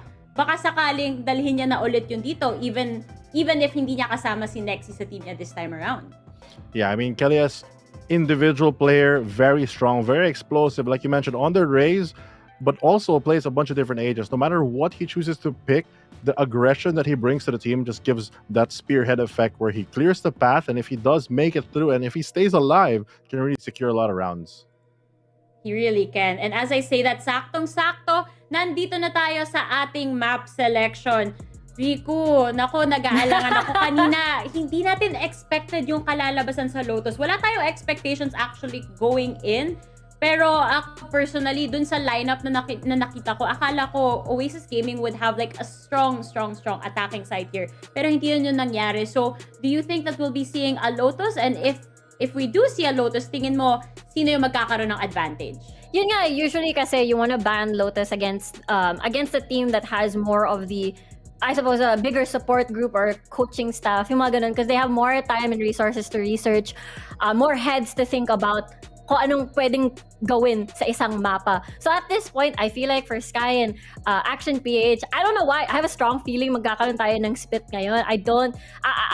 That's my gut feeling, but I'm curious to know what Fluffy thinks actually. I think if you're on either team, Pearl and Ascent are maps that you can always default to, but I'd have to kind of agree. I think personally, if you're on the side of APH, you ban all the raise maps. You ban Split, you ban... honestly, you can even ban Lotus just so that it's unfamiliar, and a lot of those things are just factor, and it looks like they're just gonna ban Split. Oh, they are. No! I was expecting na sila pa naman yung pipili. Akala ko ito na. So, sinasabi mo, Fluffy, you either choose Ascent or Pearl. Basically. Kanina kasi pinag-uusapan namin sa panel na medyo curious na, alam mo yun, yung selection ng map. But maybe this time around, may balak rin etong mga teams na to. We're figuring out what map APH will be selecting. Ano ba yung isa sa mga best maps nila, Riku? What do you think is APH gonna be choosing this time around? Ewan ko, napaka-safe yung recent happenings na Haven yung laging pinipili for more of an aggressive approach when it comes to leeway, at least for attacking. So most of the time, if you want to brute force your way, I'm not going to be surprised that we might see a Haven, but Icebox seems to be the fallback of I believe it was mentioned earlier in the tournament, bago ng mga changes when before Bind and Breeze was taken out of the rotation, Icebox has been a very common staple for the first map, at least before the decider. A lot of the Filipino teams are very well practiced at this map already, and it all boils down to execution, kumbaga, yung determinant kung sino yung mananalo. I think APH is very smart at picking Icebox because, to my knowledge, I think if you include open qualies, Sky Empire hasn't won a single game on this map. But they are going to have a lot of respect for me, as they are going to pick up the Lotus instead of going for an Ascent pick. Because one fun fact about both of these teams is, at least on the Challengers League Split 1, they both have never lost on the Ascent. So I think that will probably be ending the decider. I'm very curious as to why they picked the Lotus, pero again, experimental phase pa to. We're gonna be seeing a lot of new strategies. Pero ito nakakagulat na APH pa nga yung nag-ban netong Haven. I was gonna suggest na siguro kung iiwan na APH na open tong Haven, SKYE was gonna veto this map, pero hindi yun yung nangyari. So that makes it a little bit more curious. Marami pa tayong open na selection dito. But Fluffy, what direction do you think this decider map is gonna go? I think it's gonna be Ascent. I think both teams are comfy with Ascent, so they're probably gonna... Oh, never mind. I'm a bad analyst. Goodbye. SKYE Esports, SKY Empire is gonna... Goodbye. Yep, it's not my day today at all. But Ascent's gonna be banned out, meaning that the last maps are gonna be decided. Icebox and Lotus, I think It's gonna be Pearl. Yeah, Icebox and Lotus. Icebox, APH map, SKYE have the confidence for Lotus, sure. But Pearl, I think, is going to go for SKYE. Yeah, I remember this when we look back, right? Yung first match mismo ni SKYE against OASIS, they were able to take a game off of OASIS in that series. So I feel like, yun nga, super agree ako kay Fluffy. They're very comfy with this map. They're very confident with this map. They love their scrappy fights, which we saw GameLab do. And I feel like, SKYE can definitely do it too if they are able to get to the third map. It all boils down to how they perform in Lotus, especially sila yung nakapagpili nito. Napaka-importante rin ito eh. Alam ko pag tinignan natin yung mga records ng SKYE Empire, on paper it seems na puro pula siya, pero in reality the games were a lot closer in terms of the scoreline. So hindi naman sila like sobrang hirap na hirap dun sa mga mapa. They had the firepower, they had everything going for them. Nakaka-build naman sila ng momentum. It's just that nahihirapan din talaga silang i-close yung map eventually. Now, as I say that, medyo papunta na tayo dito sa predictions. Honestly, I have my predictions locked in my head. Pero parang since hindi pa sinuswerte si Fluffy throughout this day, may part of me wants to change it, pero alam nyo hindi, paninindigan ko, ito yung napag-aralan ko kanina, inisip ko, ito talaga yung ilalock in ko na prediction. So I'm gonna be going for Action PH for my prediction. What about you, Rico? Unahin kita kasi okay. si Fluffy, talaga today. Si Fluffy. Sige.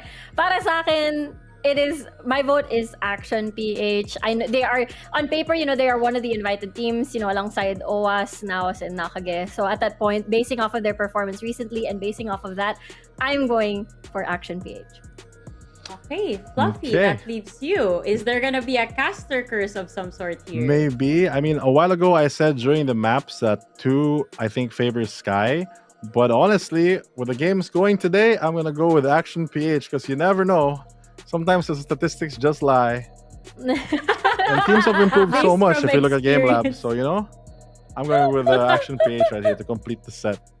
Okay, so ayan na naman, unanimous na naman tayo dito sa panel. Action PH, and Action PH for Likeable, Fluffy O2, and Rico. Wala nang bawian to. Wala na. Tingnan na lang natin kung, alam mo yon, kung ito na ba, ilalabas na ba talaga ng SKYE Empire yung best of the best na kaya nilang i-offer. Yan ang malaking question mark natin ngayon, pero masasagot yan ng mga casters natin as we go along with the games. Casters, back to you guys.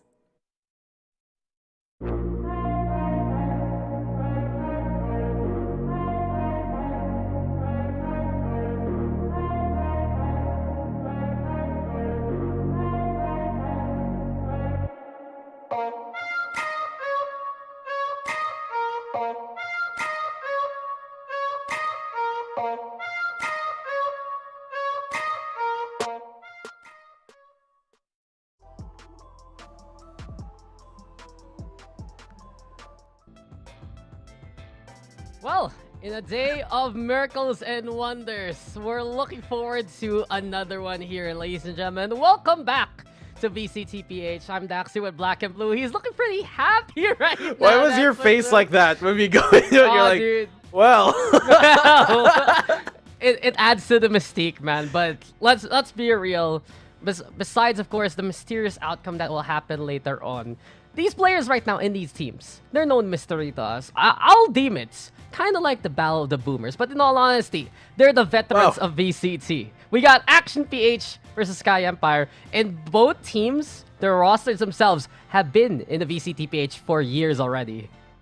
Oh yeah, to talk about history, these guys some of them have been here since Stage 1, Day 1, right? So it really is a big, I guess, point in case to be made that these are the two teams that are basically some of the leftover free agents that we didn't really have a roster at the end of last year and then finally find their new home coming into this. But I think a very important thing I want to talk about is this map Vetodax. It's very curious to me that we're getting like a map for one, Icebox, which is statistically one of the worst maps on either side to start off this entire series. Then we had Lotus, a very unknown for both sides. We haven't seen either play Lotus just yet. And then Pearl, which is also a very difficult map for at least the SKYE Empire squad. Actually, even for Action PH, they're both pretty desperate in terms of playing on Pearl in the past 2 to 13 and 4 to 13 respectively. So we practically, instead of these teams choosing their best maps, it almost seems like we ended up with their worst.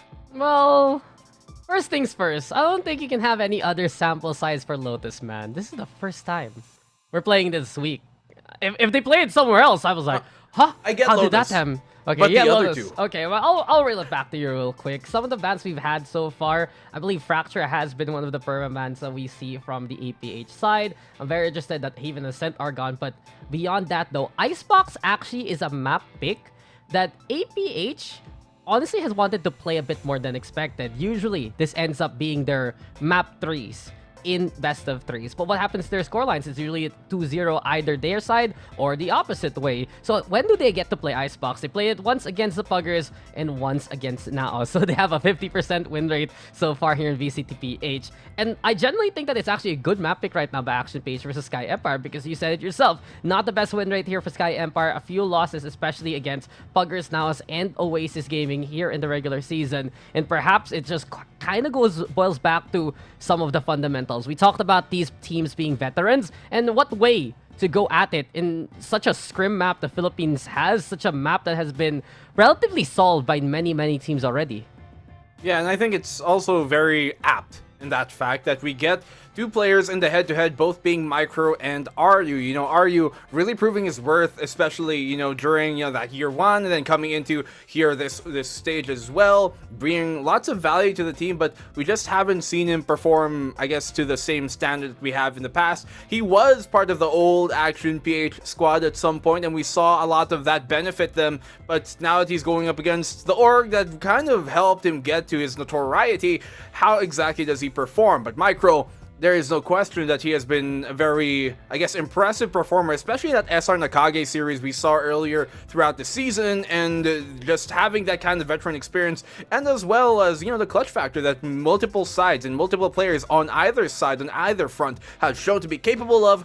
I think that's going to be a very crucial thing coming to this series. This will be a series of, in a battle of attrition, yes, and different playstyles, but ultimately, I still think that this match, more importantly, will come down to individual players making big-time things happen, because I think neck and neck, these guys could be equalized in terms of, you know, power levels. Maybe Action PH just has a better record right now, but I think they could be pretty equal if SKYE Empire can perform to the standard that we know. Yeah, big-time players making big-time plays, as Black and Blue would like to say. But you know what's even more impressive? You gotta give a shout out to our incredible sponsor, GLAB Unlimited. Let's not forget, celebrate great wins with great food and enjoy free delivery every day. Subscribe to GLAB Unlimited now for only 9 pesos on your first month. You can use the QR code right there to scan it out and check it out. Remember, we were talking backstage in the panel. I was like, you know, about GLAB? if you have about GLAB Unlimited. It's like, you just need to subscribe to it once for one delivery, and it already pays for itself. So we're paying it forward with GLAB Unlimited. Yeah. Thank you to our incredible sponsors so far, but we still got a game to go. And honestly, Black and Blue, Icebox, very solved map, especially for Action PH and SKYE Empire in terms of their history. So I kind of have to ask you now, will we get something a little bit spicy moving forward? Do we get some changes, or does it still boil down to the usual composition that we know and love? I mean, I think with SKYE Empire, they're going to be the ones who are more, I guess, willing to stick to the composition that we have seen in these past, 2 weeks, having that Raze, having that standard Viper, Sova, and Killjoy in their comp, because they've had better results so far in Icebox, and you look over to the Icebox instead of Action PH, and they're the ones who employ the Jet, the only real difference, but I think that could change here today. We saw good results, yes, against the Puggers, but against Naos, although to be fair, Naos is Naos, right? Arguably the second best team in this circuit. It was a lot less, I guess, competitive, and that might be a reason for them to swap out, but as I say that, no, they're going with the same exact compositions we've come used to on either side. Second best team in Naos? You're saying the first best team is GameLab.Alpha after we saw it a while ago? Oh yeah, no jokes about that. Big win right there, but here we go. We're gonna get into the game. Agent Select and APH keeping it standard. The Jet composition with the Sage to boot. So really, the change comes in for the SKYE Onker side. I do believe there's a bit of a role swap. I think I saw Rabbit now on that Viper role. You have, of course, the signature Ray still into play. But beyond that, beyond a few of those micro adjustments, well, it's just gonna be who plays a better game here on Icebox. It's a really simple saying, but with compositions like this, it's just all about standard executes being better and I'd say even cleaner than your opponent. Yeah, well, one would wonder how that kind of switch up in terms of who is playing what. As you mentioned, Rabbit moving on over from that Sova into more of a controller role. I think that thing could be of high impact. We see a lot of kind of play styles bleed into different roles whenever teams do that, and I think it could be a very curious thing to look out for. Does he kind of play those backline positions that you might expect a Silva to, or really trying to be a bit more of a rat player, the same way you might expect a Viper to be playing? That is something that could really affect the pace of this game, I think, especially in such a high impact agent. I wonder how many times these guys have played this map already against each other in different configurations. I wonder how many times have they seen those names on the other side. And eventually, they still make their way here to VCTPH. But their road will split now between a winner and a loser. A victor and one who will go down the standings. Will it be SKYE Empire trying to get away from the lower seeds and make their case for the playoffs stronger? Or will APH look to join the upper echelons and secure their playoff slot as soon as possible? We get into the game and we get on started. APH on the assault. All right, here we go. Action PH on the opening attack. And seemingly so, playing it really slow, buying their time. Making sure that if SKYE Empire go for a push, then they're going to be ready to catch that. And I like this approach here from Action PH. They're not the Action PH we've come accustomed to last year, Dax, especially Stage 1, that was just balls to the wall action. No, this one has exercised a lot more caution and a lot more, I think, variety in terms of the pace of the game. There's a lot of veterans in this APH roster, even in the tactical FPS scene. We talk about the backgrounds of Micro, of Derek, of Kevzi especially. And let's not forget, this is a squad that was built off some of the bones that the Naos roster that made waves and miracles happen in Stage 1 last year. So it really goes to show there's a lot of pedigree. On the other side, though, I still like the fact that RU's finally seeing the APH roster, or the APH brand, on the opposite end. And speaking of, well, there you go! That's a signage bonus kind of thing. That's a severance, rather, to RU. It's APH already getting to trying to chip away at the wall, as well as Action PH wants to siege towards this A site. Not only that, though, SKYE Empire already with a bit of a rotation. Alarm bot spots out the flank, though, courtesy of Rabbit. The taps do come, and Derek will get the takedown. Pipes position looking strong here. And now a 4v1 scenario. Eugene S now trying to crawl towards the belt, but a little bit of spoiler there, but no surprises with the results. Action PH, strong A-side coverage, and they will take the round. Well, that's a great opening start here, and the fact that Blurred was able to walk up throughout that tube and the kitchen, it's been very, very effective. If they can continue that on forward, I mean, we've only had one round of a sample size, but if they can continue that, just keep SKYE Empire guessing and exploit and find the holes, more importantly, that'd be very, very beneficial for them in the end. They get the opening pistol, which is the round you do want on the attacking side anyways. So, SKYE Empire right now, full eco on them, an A-site stack rather, is what they choose to go for. And Action PH, they try and take the longer route towards that B site. So, rounds like this, you're really just gunning for economy to be burnt when you're the eco side, and it's all you gotta go for. I think it's Action PH here, have more to lose. You get a catch off on the Rabbit, who's on the flank. Watch here, Derek, that's a single for him. It almost could have been a double. Yeah, all things considered, this should be a quick round, a clean one, if anything. Yeah, there's your order right there, sir. You want prize with that too already for Derek. Blurred also keeping the flank watched. But beyond this game just looks to be one of those kind of games what might have a slower pace. We talked about before the game. Default off, execute off, and just try to see who makes those big plays happen. Clean round here from Action PH. Discipline will be, I'd say, off the boards, off the charts, and just all around the whole mantra between these two teams as we go to the buys now. Ever since, like, 2 weeks ago, every time I see this Action PH squad, all I can think of is lights, camera, action. It's, I don't know, it's a ringer in my head. It works. Very punny. Wordplay. Yeah. No, dude, it's lights, camera, action, PH. Action. Like the soap. The soap? Yeah, the What? soap. Oh yeah, there's a soap. Dishwasher liquid. Oh, that's true. You're Like, either an action or a joy washer. dude, all I know is joy. All I know is like one drop is a lot. That's Wow. that's the tagline in English, man. Is it? It is. Think about it. Drop in the pond. Yeah. Well, Still, silence here as the water ripples. Little one-way setup, and these are the kind of games where we're just like, that's a hard contrast, right? Rabbit, though, and Derek. Contrasting those sides and at least making those kills happen. Eventually, though, the voyage of Eugene S comes to a bitter end as Micro finds him. Ario on the board and just straight for trades right now. Eventually, Action PH comes out ahead.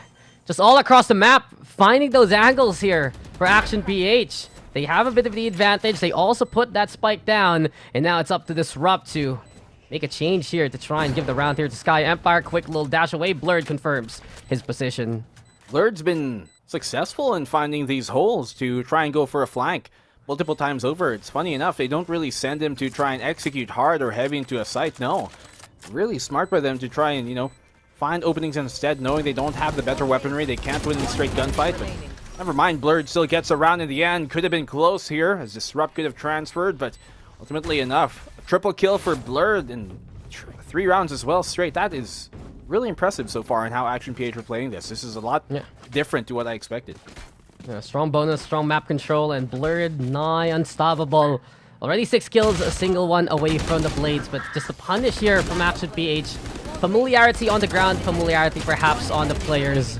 But I just want to say, while we're going now into another eco round here for Sky Empire when they play the Sheriffs, I'm just remembering when we cast GameLab.Alpha versus Puggers, and that was just balls to the wall action and straight from round 1, complete and utter chaos. This is the complete opposite. Just the pace that we're watching right now, the way these guys are rotating, it does harken to, I'd say, a slower pace, obviously, but again, the history of these guys coming in, for lack of a better term, from CS and whatnot. I mean, that slower pace has kind of been the trend anyways. You watch, like, the other internationals that are happening right now, and it kind of is the way the game has been trending to go anyways, right? There's just so much more problems you can run into when you are playing that faster pace. So many things could go unaddressed, and can be punished for. So they make some contact here on towards A early. That toxic screen keeps him at bay for the meantime, but that scan is going to be perfect. They find out the Jenny position here, and Kelly, yes, he's dead. There's no way he comes out of that. And every frag is just going Action PH's way. No problem at all on this take. This could even be a flawless, and that it is. Yanagi did a worker cosplay. Like when you play an RTS and you're ballsy enough to build a new building in front of an attacking force. That's what Yanagi did. He just crouched down and he got the intel with the dart. As you mentioned, they realized that backside was secured by Sky Empire, but he was just like, guys, I trust you. I'll put this wall done. We're going to be done with the round. And we're going to go up to 4. And that's exactly what they're doing right now. Timeout going to get called by Sky Empire. We've taken our sweet time with these rounds, that's for sure. But all in all, Action PH looking to be that well-oiled machine. And we talked about this even after their first outing, that this squad, a lot more impressive than we expected. The fact that they're the newest faces right now, newest formed, and immediately invited for a reason. This is the reason right now that we're seeing Blurred just really feeling so much more at home again, back in that duelist role. I know Ray always was a champion of putting Blurred back on duelist after those role swaps in Naos, and he's really tearing it apart right now. And of course, the returns of Derek, Kevs, and Micro in active competition as well, plus another collegiate superstar in Yanagi. So there's APH roster. There's a lot to really look forward to from what we've seen in terms of results and in the roster alone. Well, I mean, you look at the roster and what they really have, right? And it's just, there's so many storylines that interact and cross and weave into each other that I'm almost surprised but unsurprised at how these rosters have come to be. And Action PH, we talked about them being invited, right, as a team, and they had the most to prove from those invited teams because they're the most unknown. They're the ones people would question, like, why? Why were they invited, right, over anybody? And so far, they've proven that to be, to an extreme case, very valid, that they definitely deserve it. Even, arguably, even more so than Nakage, just based on how they're playing right now, at least in this tournament. But still, they haven't got the job done yet. They're pretty good in the standings so far, about midway through the pack, but they would want to be a bit higher. And getting through a team like this could equalize them up scoreline-wise with SR Nakage, and just, you know, really cement themselves as one of those teams to be sure you gotta look out for. Brother, you forgot to mention the other 3-2 team, GameLab.Alpha. Are they 3-2? Are you joking? Yep. The two, you are.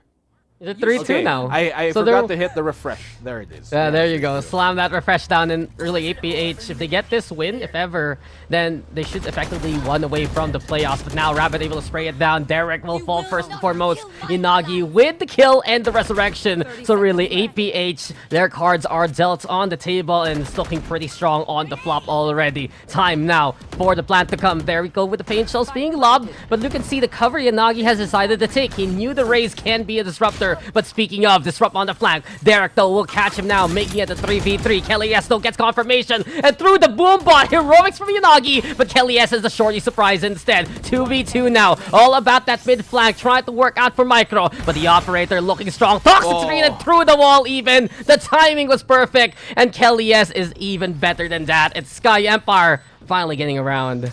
That's a round that they needed with the off as well, invested into it, able to make that retake successful. Boom bot there into the jumping shorty. Effective, apparently, especially up close. But, man, you know, the way that SKYE Empire sometimes plays, it's just, there's many times where it shows you, this is the way that we expect them to play anyways. Consistency of it is just the biggest question. You see where Inagi planted there too, like, that whatever that is. People like to call it hell sometimes. I've been seeing that so much more often now in the VCTPH especially. Like, people always shy away from planting on default now because, like there, as you saw, Kelly S, that's where he threw the nade. It would have denied the plant if Yanagi did plant for default. Yeah, exactly that. Take some cover and make sure no bunker busters happen. In the end, though, it's still SKYE Empire making it work. Kelly S, incredible player. We've seen his evolution back on the duelist role in this regard. And a few of those role styles happening for SKYE Empire over the weeks. But Action PH, they change the script immediately and find 2 for the troubles. While this happens, though, this is just for active map control here, Black and Blue. The rest of the forces and the spike itself heading towards that A site, and eventually, though, APH thinking about the rotation. Blurred just disengaging from Eugene S after getting that contact. Kelly S now needs to reposition here on A site, but it's really RU who has gotten a bit of intel that they might not expect. Derek going on the high ground, hasn't spotted RU out as of yet, and might give a chance here for SKYE Empire if he can make wonders happen from this position. What a wonderful world that would be. If you're a SKYE Empire fan, make it happen. Could have done some damage there on the plant with a shock dart. Doesn't come to pass, though. They still have full information gathering utility, both on the Sova and still on that boombot. So there is a chance here, although I don't think so anymore. Never mind. There's a chance. Not that they're gonna take it, but there was. So a save it is. Yeah, there was hope, but now with the retreats, well, time to back day. Can lose the battle, but not the war. And speaking of, there you go, Micro! The taps do come yet again. Just well timed by Micro. RU fighting for his life here by Spawn, and sure, he gets 3 for his troubles, but it doesn't matter to Action PH. Action PH has the economy, Action PH has the rounds, and they've gotten rid of the operator now. What is expense or being expensive to only the mere perception of someone who doesn't have it? In this Brother, case, just say it. Just say the line. What is money? Paper only. Paper come only. on. Yeah, come on. It's We only know expensive if you're broke. And Yeah, Action dude, PH, they're not broke. You're trying to make it sophisticated. Like, I understand. I love your verbatim. I'm not trying to You're call them a broke. walking thesaurus. But it's like, let's be real. Look at them. Rich on ultimates, broke on the money. And now, SKYE Empire, they're gonna need some picks if they want to stand a little bit of hope into the round. But what's the problem? 14 HP left for RU. And Blurred, he could have won that. He could have been ambitious, but perhaps only with 2 blades. He doesn't want to risk it. Derek also towards Nest right now. APH even against an Eco. Playing it slow, safe, and sound. Making sure that they have these duels under their belts. Action PH are like the 1%ers right now. Oh, he doesn't even know just how up above, how much he sees through this. Kelly, yes, a free kill towards him. He's probably telling Blurred, like, isn't that your mark? He's right beside you, brother. It happened. SKYE Empire, they get away with a kill, but not scot-free. Not for too long, at the very least. Kevzy on the trade. But look at Action PH. They've secured possible control of this B site as Micro has pushed up all the way towards B as a stack was towards A. Anyways, they should be able to get plant down. Yeah, Action PH, though, bringing everyone to the fold might allow Sky Empire to pick up a rifle from the corpse of Yanagi. But beyond that, you mentioned it already with that side control, and not only that, Micro even going deeper and deeper behind enemy lines towards Snowman, trying to tuck himself away. Rabbit though can't hit the shot. Opportunity right in front of him. Unfortunately now it will be threats and pressure instead. Already tagged down by 2. Here we go, Micro prime position to get those takedowns. Early Sky Empire, they're just gonna fall apart at the seams. Action PH again, respecting the opposition despite even the gun disparity. And they want to play it as safe as possible. Eugene S trying to cross the road, but he's just gonna get run over by APH. Really clinical right now from the attack. Why did the Eugene S cross the road? To buy for the next round, man. Potentially find a kill. Who knows? Maybe. Enjoy. Well, so far, Action PH pretty on top of every problem proposed, every situation addressed, and every issue solved. Except for that one round where they had an up. And I point that out because Sky Empire have an up once more, and it was the only round they've been able to win so far off of that pressure. So maybe for their sake, they can start to bring things back. Not only that, but Dax, I know you like ultimates. They've got 5. Yep. I'm just like, are they playing a game I played yesterday? They're still banking on those ultimates for a few rounds already. And perhaps now is the time.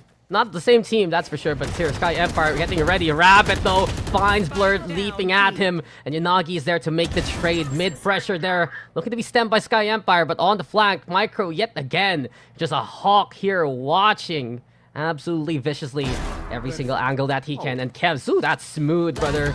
Just like butter, and he does it yet again. Make a sandwich, why don't you out of that one? All left now to Kelly S in a 1v3 situation, and Kevs is just better, man. The range doesn't matter to a man that does. It's 7-1. Criminal undercover, really, coming out of the shadows and just striking when you thought your purse was safe. Action PH, they take it away. They still have those ult stacks, and they don't really get themselves into a situation to use it. I mean, when stuff like this happens, how could you? You guys want to use ults? Maybe now? No. How about now? Oh. Are you winning yet, son? Not really. That's the problem. And well, Sky Empire. Oh, there are a few reasons. That's for sure. And that was one. That was one. If you lose RU early, you can't use the Hunter's Fury. Aside from, he might go for the res, disrupt, a chance perhaps as he puts down the wall.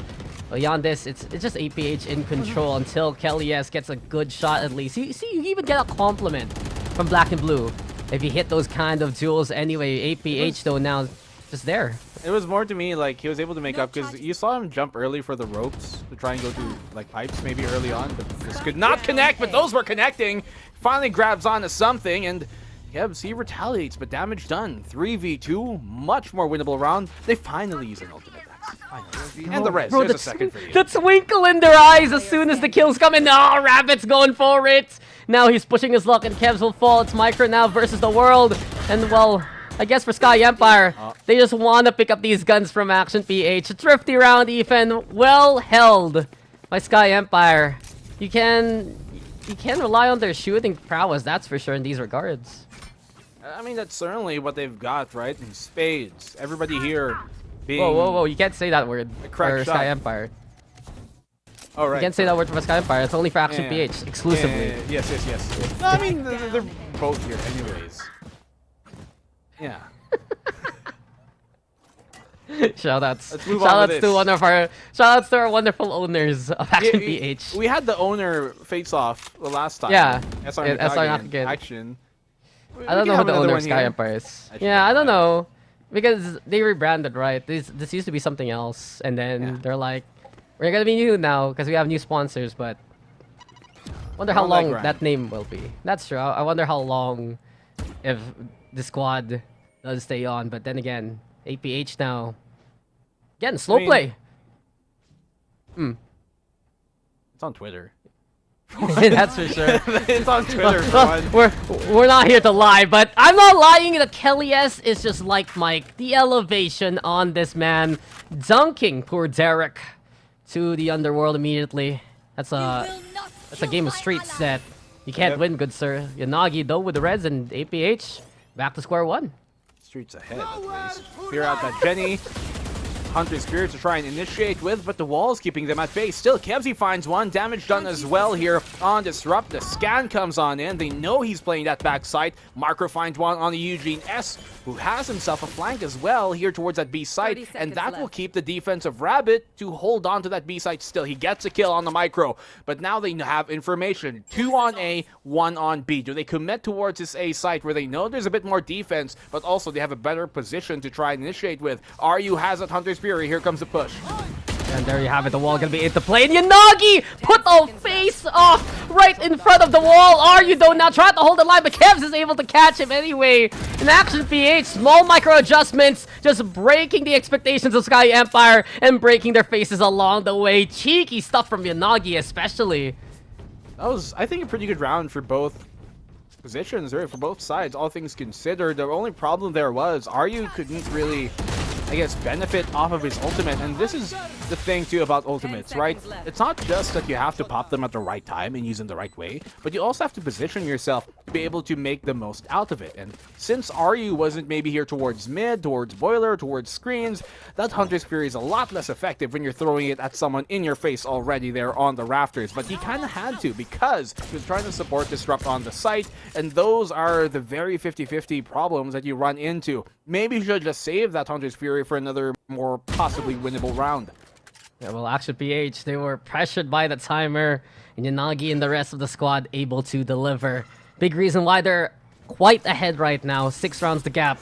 And here we go yet again. They try and go for the B site, take this time around. Bit of a one-way setup also, courtesy of Rabbit, but the guns just aren't there here for SKYE Empire. They have a Hero Vandal in the hands of Eugene S, but suddenly Blurred trying to appear in front of Rabbit. The wall, though, gets in his way. Just sandwiched right now between the wall and the hard place. SKYE Empire beyond the wall, just getting prepared to try and make the post plant happen, but another ultimate.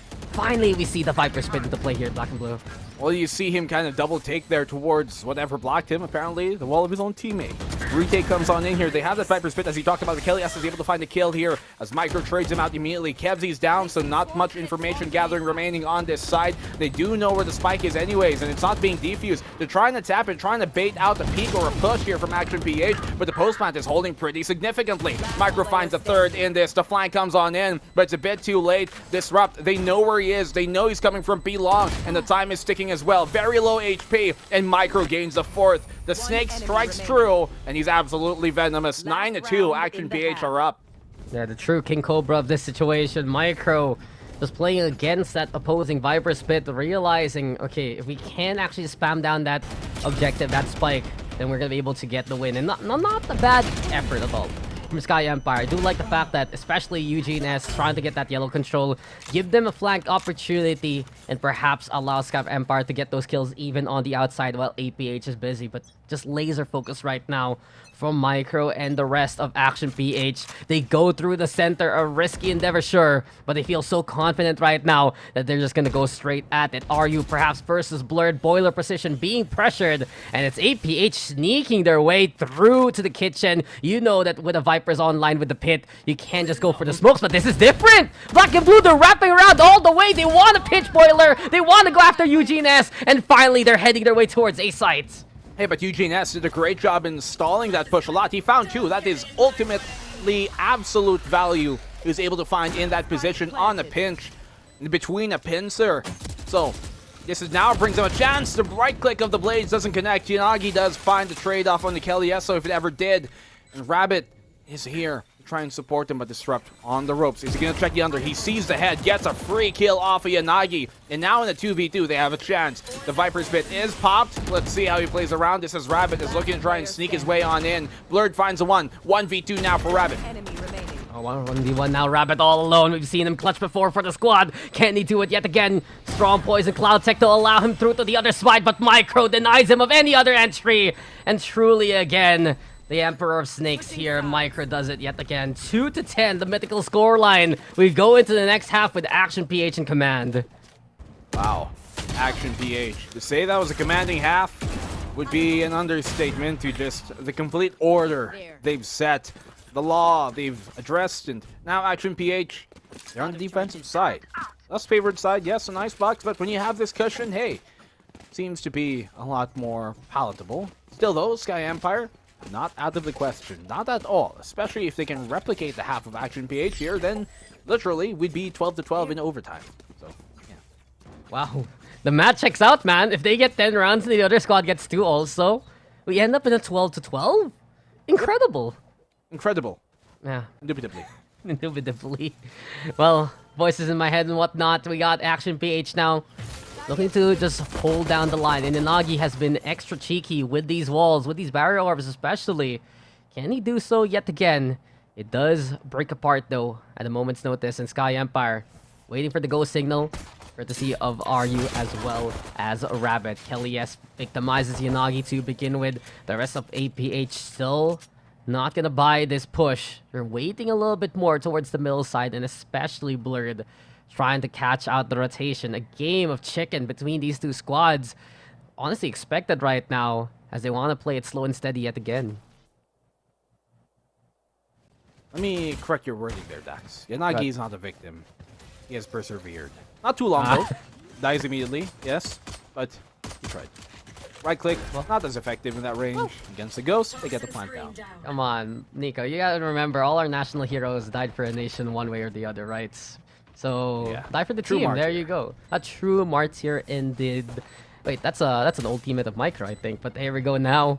We suddenly get the dart being thrown, at least waiting for APH to cross on through to the other side of the wall. Snakebite's also strong. Stall. Finally, Kelly S finding contact, but Blurred even better on the shot. It's actually PH now trying to seize on through. Blurred leading the charge, but Sky Empire just holding down the line to get it. 3 for Blurred. He's just going at it. Absolutely turbo from this guy, but his speed will not finally be checked by Eugene S, and must win scenario there for Sky Empire. They put a check mark on that, and advantage now to the next half. It was one of those moments where, especially if you're Blurred, you must be like, he just refuses to die. Bro, I was like, on his head, I was on his hair. Seemingly, all I found was not much, but a hair. 3-10. Well, talked about that streak, and if they can continue it, or rather replicate what Action PH are doing, look at that. Look at that scramble of ghosts up front and nothing connecting. Sometimes, you know, when they move around, it's a little harder to shoot. That's what I say every time I play this game. It's hard to aim when they're It's hard. moving around. It's hard to really do anything right now, but it's even harder for Action PH. They don't have the guns. They go for the full eco. Derek basically doing his best turret cosplay. He sacrificed our boy Timmy for it. And now, he will sacrifice himself. Nice try, Derek. And welcome back to Valorant, by the way. And you know, Sky Empire's just like, okay, cool. Let's keep Kelly S alive. He has the rifle, and beyond that, let's get another round. Revealing area. I mean, shouldn't be a problem at this point, right? 4-10. I'm calling it. If I'm right. Wait. Me. 4-10? That's what Kelly S is on. 4-10? Yeah, Oh. I'm funny. Laugh You with want me. another 4-10 pun? Yeah, sure. 10-4 means okay. Okay. Radio talk.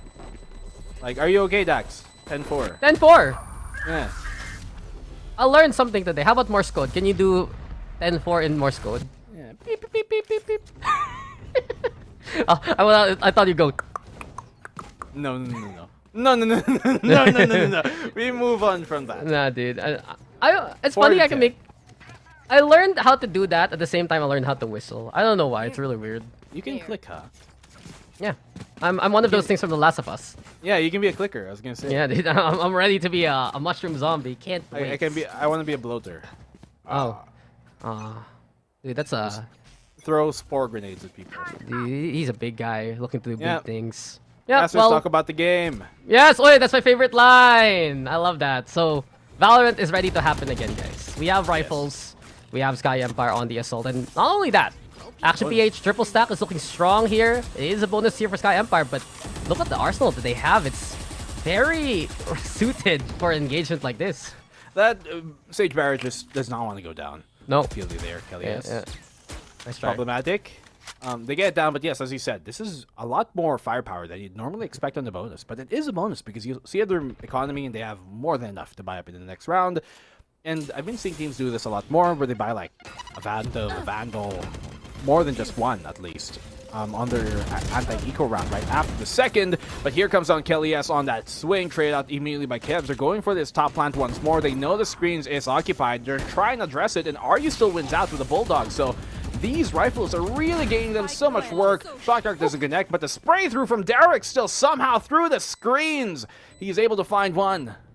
You don't see that too often. Derek putting in the work in terms of learning the map, but as of now, former teammates in other squads, teammates here in APH, ready to go for the 2v2. Eugene has to disrupt, same kind of situation, but Micro finds a familiarity and finds a foe across the way. Disrupt holding close with the Spectre, wants to bring it to Derek, and oh, Derek just wasn't ready for that whatsoever. Disrupt again, play to his namesake, and just breaking a little bit more of that APH momentum, giving another round in the bonus for SKYE Empire. Yeah, they've cut this lead down to almost half at this point. Now, SKYE Empire, they're just slowly building upon these blocks, and as I said, you know, during the timeout, okay. As I said during the side swap, they are on the favored attacking side, so 10-2. Ideally, not, okay, if you're a SKYE Empire fan, but it's not out of the question yet to come back from these type of games, and they're slowly doing that. But knowing that we're in the VCTPH, these eco rounds could just absolutely throw things off. I've seen the word thrifty too many times to count already in this Challengers alone. So, show me some pistols, man. Show me some quick draws. The sheriffs especially, packing a punch. Yo. You want some Deadeye shooters? Whoa. Is it Red and Dead? It's also watched over. A lot. Well, it's 5 p.m., but it's high noon somewhere in the world. You're very referential, you know. You're a funny guy, Black and Blue. You're a funny guy. Don't call me funny, guy. Guy? You calling me guy, bro? I'm not your bro, friend. Dude, these jokes are as dry as what we've seen from a bit of this game. Honestly, it's been very methodical, that's for sure. Or to describe what we've seen so far for both SKYE Empire and APH. But SKYE Empire is mounting that comeback bit by bit. So let's see a little bit more of energy in those pushes. And we're going to get now into the next round. Eugene S covering the flank. We've seen this, the 4-1 splits from both sides all throughout the map. And Kelly S, of course, really the man you want to rely on in this regard. He might be getting ready to go for that closer contact. Derek scanned out though. Now they know that APH wants to play it close as possible. So really here for SKYE Empire, just don't overextend. Perhaps wait for a pick here courtesy of Eugene S. And Eugene S, you just gotta capitalize. You gotta hit that shot, but Blurred, he's just too fast, too furious, man. Yeah, dashed out of that one too. Allows now Eugene S to fall on back. Regroup with the rest of the team. His initial job of maybe catching one off. No, Yanagi triple body shots him. The armor wasn't enough to stand up at that range. Action PH, they bought themselves a lifeline here. They have the flank potential in the 2v1, and Blurred wins it out. That's another rifle they can retrieve now. And now the hold of SKYE Empire going to be even more so difficult to hold. They do have a Thrifty at the loom, and Blurred, he gets another on the RU. Disrupt is remaining here with high HP, and Kelly S, one hit, he goes down anyways. That's what a Thrifty, we called it, we gain it. If it's a caster's curse from time to time, that's just the casters calling it right there, right then. And who was the man who heard the call to action? It was Blurred. We said it before, we say it again. Him on the duelist is just absolutely supersonic. Just carving a path all the way on that T side from the A side to B through green and what all. And Blurred is just one of those players who's just so crucial, especially in close quarters. He knows how to just be prepared in a tighter angle. He knows especially what he can get away with in those regards. And even at the end, sure, he died to the last member, but he was ready for trade position. And Action PH, they just want to end this game as soon as possible after that one. Do or die time though here for SKYE Empire. Operator in hand, and Yanagi just shuts down Kelly S. The showstopper has been cancelled. Tickets refunded immediately to the greatest showman that could have been. And SKYE Empire just left now to the wayside, waiting for opportunity to come their way. That's a showman you're not going to eat anytime soon. Action PH. They had an idea here, right? To try and I guess, early control this towards A main, but they realize we just got a free pickoff anyways. Why bother? Stop the showstopper, and Kamzy capitalizes off of that, gets both Disrupt and Kelly. Yes, you always just give props to the courage of the medic on the team, the corpsman, the healer, the support, but sometimes they get both of you in trouble. That lands SKYE Empire in even bigger trouble than they were in. Yeah, just so reliable here for Action PH. Kev's, when he's feeling it, when he's feeling comfy, and especially when his mental is strong, he's one of the players to really watch out for in these kind of squads. And Yanagi now ready to do damage with one hand and heal on the other. 2 left here for SKYE Empire. Make that one as Kevz is just rampaging his way to another round. A quad event for Kevz. Too easy for Kevz, as I'd like to say. And it's APH now on match points. Really clean round from Action PH. Get the kill on the show-stopping Kelly S, and then everything after just snowballs into a round seemingly unwinnable for SKYE Empire. Action PH. There's a question I want to ask them. Because the dryness of what's happening is ice dry. Go first. What's the answer, huh? You go first. People always ask, is water wet? But is ice dry? Is ice dry? No, because there is such a thing called dry ice. True. I got you. I thought about it for a little bit. But is it wet? It has to be wet, because it's basically a foundation of water, right? Especially when it even starts melting. It's immediately wet. But, well, melting point here, man. Action PH, they let rip the Hunter's Fury. Kevz has just been absolutely on fire with stringing along these kills.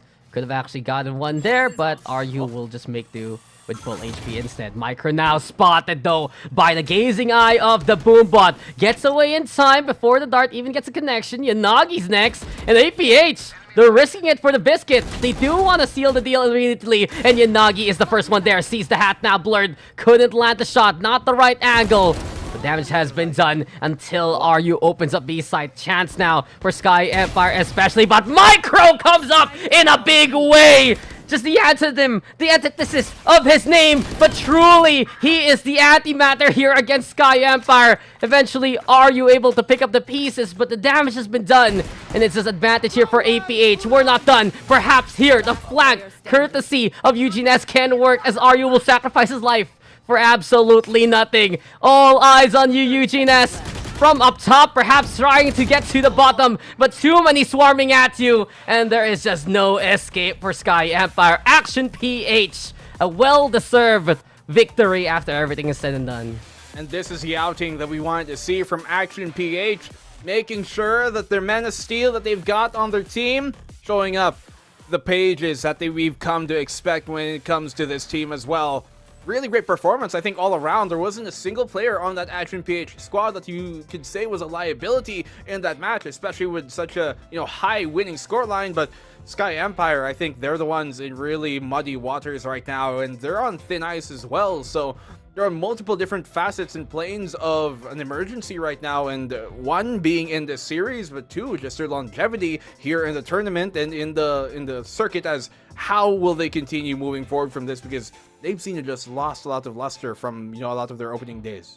Yeah, just the life right now in SKYE Empire isn't there compared to before, and while we see glimmers of hope and really moments where they were just like, oh guys, we got this, oh guys, we can do this, and things like eco frags happen, ultimates come online and are actually used, they're few and far between compared to the consistency we've seen from Action PH, and the stats that will come your way will tell it all as we get into the post game now. You can see it here, ladies and gentlemen. Micro though at the very end just comes up big in the usual micro facets, always at the right angle at the right time.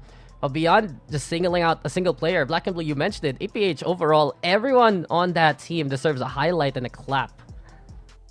Yeah, the different rounds with the different player just standing up and making sure that they can get something crucial to work out in their team's favor.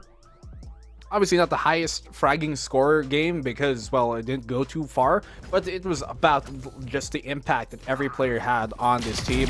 And from the get-go, from that attacking side, we saw Action PH we were able to witness just like, Blur being able to always find the openings in the defense, which was surprising considering that, well, SKYE Empire have a Killjoy anyways. So it was surprising that there were these many holes being left on open that seemingly enough were unchecked. Micro as well lurking towards that B many times on over, securing it early or getting a pick off towards that B site, and that just completely shook up the defense here of SKYE Empire. Now, could SKYE Empire have made that comeback happen? Yes, but ultimately enough, there was just such a big cushion here for Action PH that they could afford to try and play out some of these rounds to be able to adjust on that defensive side.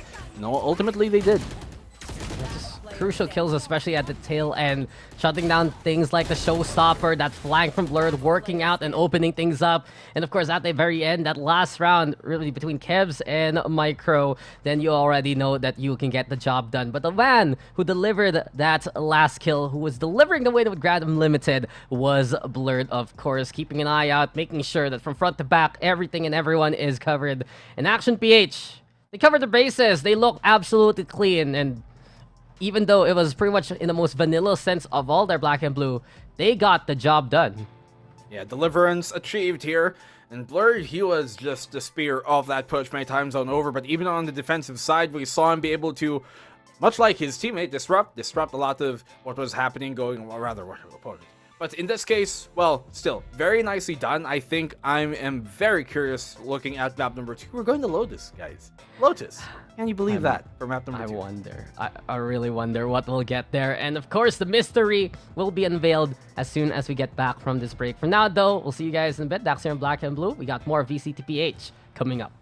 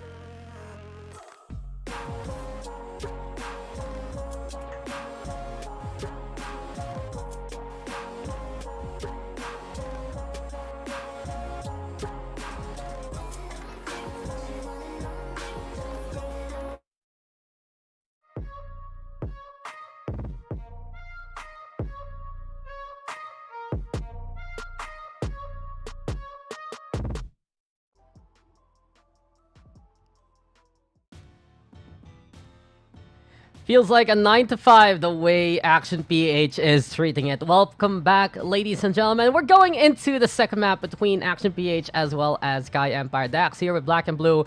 And well, it's been pretty clinical and efficient here for APH, my friend. It's just been back to basics. What works, works, and some clean antics with a few pop-off moments to just give it a cozy little report you give to your superiors at the end of the day.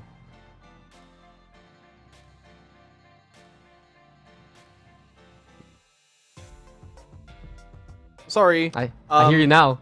Apparently, I speak in wavelengths the human ear could only assume not hear. Yeah. Come on, we did Morse code a while ago, so perhaps we have a different kind of language. You spoke to the dolphins, now please speak to the humans, what you were saying. All right. To you humans out there, Earthlings, yeah, cozy. This game was very cozy, especially considering we were playing on Icebox, a map that can be sometimes a bit more, maybe not stale, but just standard a lot of times. You come to know what to expect when it comes on Icebox many times over. How many different ways can you even play a Icebox B plant, post plant, right in the first place? There isn't that too much or too varied. And so it was a very cozy map that we saw, and it seemed like Action PH were pretty comfortable about it. But this next map is going to be, I think, a stark contrast to that, because there's no comfortability on this map. It's the newest one. We got Lotus coming up here. We have no idea what compositions they're going to play, and we have no idea how Sky Empire are going to bounce back because of that.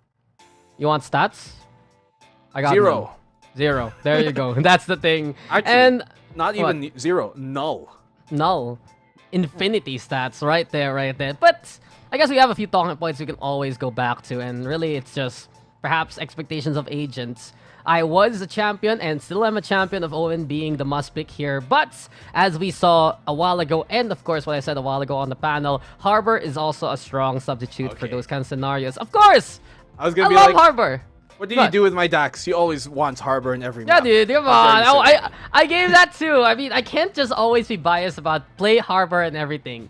Despite me doing that and complaining people not playing with my Cascade. That's Aserai, by the way. But beyond that, it just seems like there's a lot of mystery right now on how to play Lotus. People have been championing, okay, you can play no duelists because the map is pretty close anyway from spawn to site.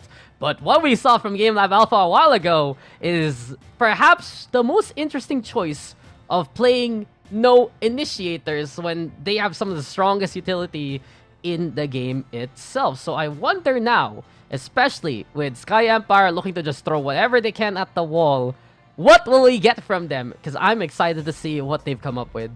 Yeah, and looking at how even the meta, during, I think you mentioned anyways, like during the lock-in tournament, right? We're seeing a lot of Skies being picked on here. It seems to be the meta that some teams have been kind of pushing on forward to, and I wouldn't be surprised to see that here as well. We've been seeing a lot of fade out Sky in general. OASIS tried to do it a while ago on Pearl, not the best effect, but you can see the point there being made that teams are wanting to favor Sky back into the rotation. Not with anything really changed, but just, I guess, to give a bit of new flavor, and there is value. Sky is still a really good agent. We just don't see her too often because it kind of phased out a bit. People shifted to abusing, Fade's utility a bit more, combined with the breach as well. But Sky has always been a good pick that can really give you, I think, even more positive value per flash than a KO might. And we see lots of KOs being brought into even maps like Lotus sometimes, in the international scene. But once again, I don't think it gives you as much value as maybe that Sky could totally, because at the very least, you get to confirm off a ping if someone is there or not.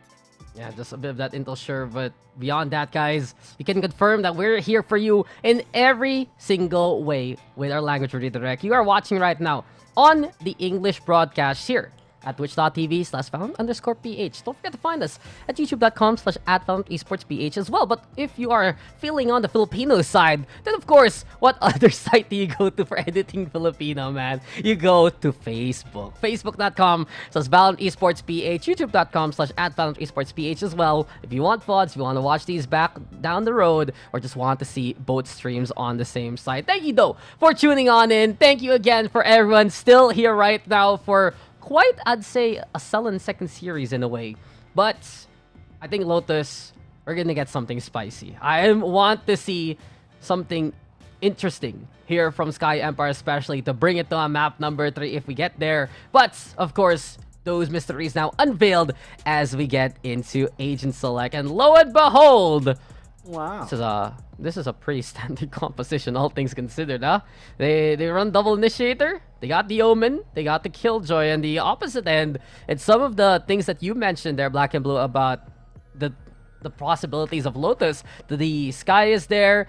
You also have Cypher and Chamber together in a composition. So your thoughts on that one, because I know you're quite the Sentinel lover.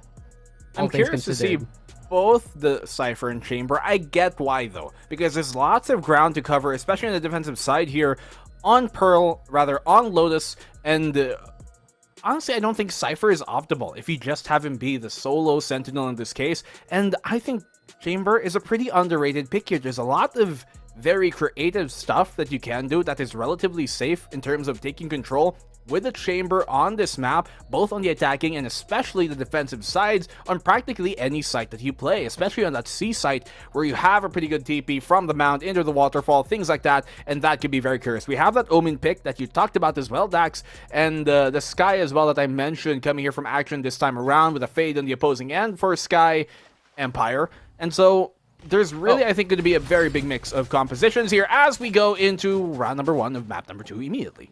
Yeah, why isn't SKYE Empire playing the SKYE? It's literally, they're 4 letters above us. It says it all, but no one on SKYE wants to play SKYE. Here we go now towards the C side. The C stands for Cypher, where Derek is at Boombot, though. Able to trip up one of the wires. The Paranoid, though, perfect, and that's the value of the Omen in this regard. Disrupto playing against the doorway, and it's going to be APH making the trade happen. 4v4 as Kevs goes for the long rotation. And SKYE Empire, they're not done. They're going to go on a magical journey to another site. We're seeing some of these rotations on the backhand, try to make it work, but Derek looks to hold the line. Kev's now backing on away with Kite the low HP, the guy in light to cover his retreat, but SKYE Empire is not done chasing. Are you bringing that spike all the way to the CT spawn? Kelly S now, surprising one. Yanagi trades it, but all in all, the chaos that we've expected on Lotus, we're seeing it here. Do you see him coming? It seems like Eugene S just silently striking. 1v1 now. Kev's waiting on the corner. Can Eugene S get the intel? Throws the haunt, but throws away his life.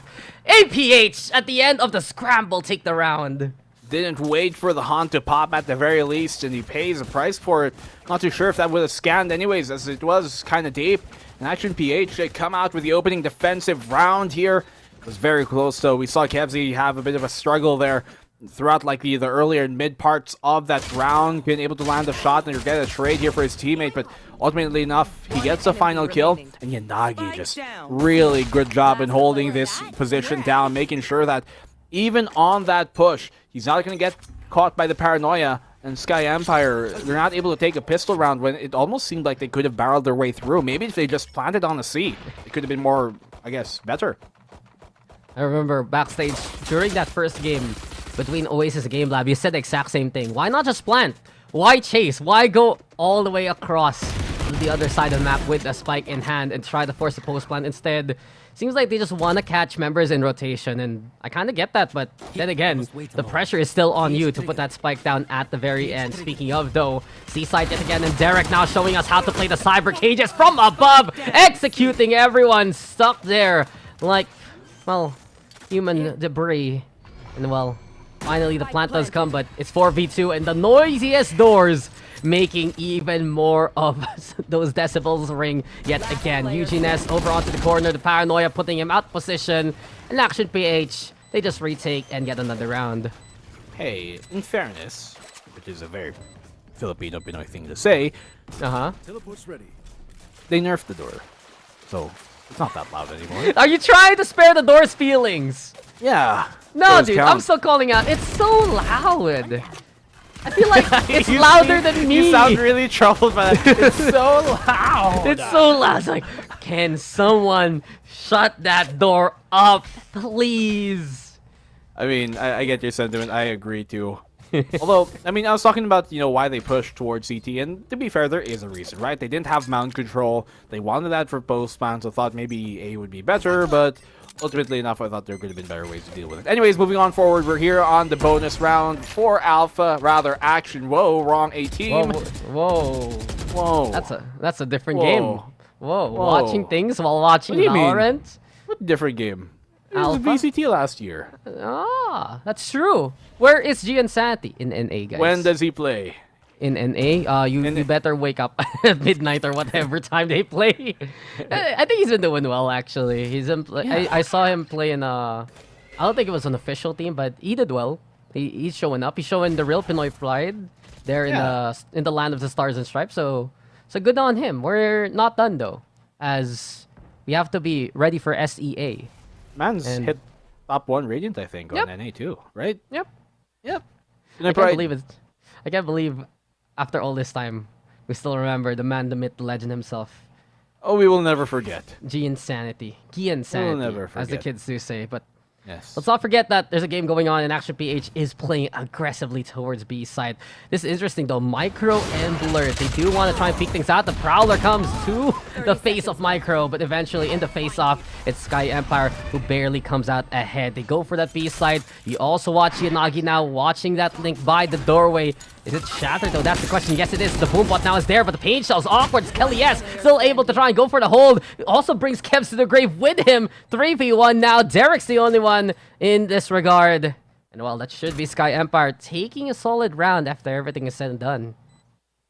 So, what do you feel here, Dax, about the personal attack that either team has thrown at you to not pick a harbor? What do you mean? They picked the harbor to spite, not pick the harbor to spite you. 'Cause they know you like it's harbor. not, dude. I keep telling you, I love Harbor, but Omen is meta. You see these paranoias? They're Get crazy. the Phantom! Derek, there's a Phantom on your feet. Derek, where are you going? Oh no, he found something else. He found a Vandal. He's a Vandal user, but no, he's inside the spike detonation zone, the SDZ, and well, it will be one pretty easy there for SKYE Empire after everything is said and done. Should be a rapper. Yes. Oh yeah, sure. You want me to go faster? Yeah. Later, when the situation or a calls for it. Ghostwriter. When it's more appropriate. Yep. Showstopper available here, Dax, for Kelly S, and they can use that. Hopefully this time they can actually use their ultimates before it gets into the last round of the half. SKYE Empire, they could actually. Look, there's like 3 players here on the defensive side from Action PH trying to push here on the outer of main on A, and that could be very, very helpful to open and pry this defense on up. Yanagi very deep, but he finds something even deeper. Showstopper for him doesn't connect. He could go down here, and that he does by Rabbit, which would have found even more value. Flash on out, but they're ready to try and anticipate. But so is Eugene S. Quick on the trade, 3v2. If Derek finds his kill, he's going to have ult, and that he does. He can now pop his Neural Theft and find out exactly where the SKYE Empire offense is going. Well, they're gonna know anyway because A site will get the spike put down there. Interesting call though from Action PH. We saw the push courtesy of Yanagi. The flash bot right in front of them, buying time for each other. But since the Showstopper didn't get much, eventually committed position towards Rubble was gonna be the gravestone there of Yanagi along the way. Spikes now ticking, and we saw the Nightfall be utilized here by Eugene S. SKYE Empire, looking like they have a lot more life this time around. The Operator, difficult weapon here for Blur to try and make work, but looking down on the ground, are you executed on the spot, thrown into the pit, and of course Derek will bring the corpse of Eugene S. to the same regard. Another one here for Action PH, the whole looking strong after the aggression early on. What a retake as well. Right decision there by all means to swap on over to that Headhunter, and with that, you know, kind of high ground advantage. This is many of you, Anakin, Skywalker, perhaps. You would know that you would have the advantage in that case, and he did. So able to get the wallbang at the end. RU, head placed, and head found and hunted.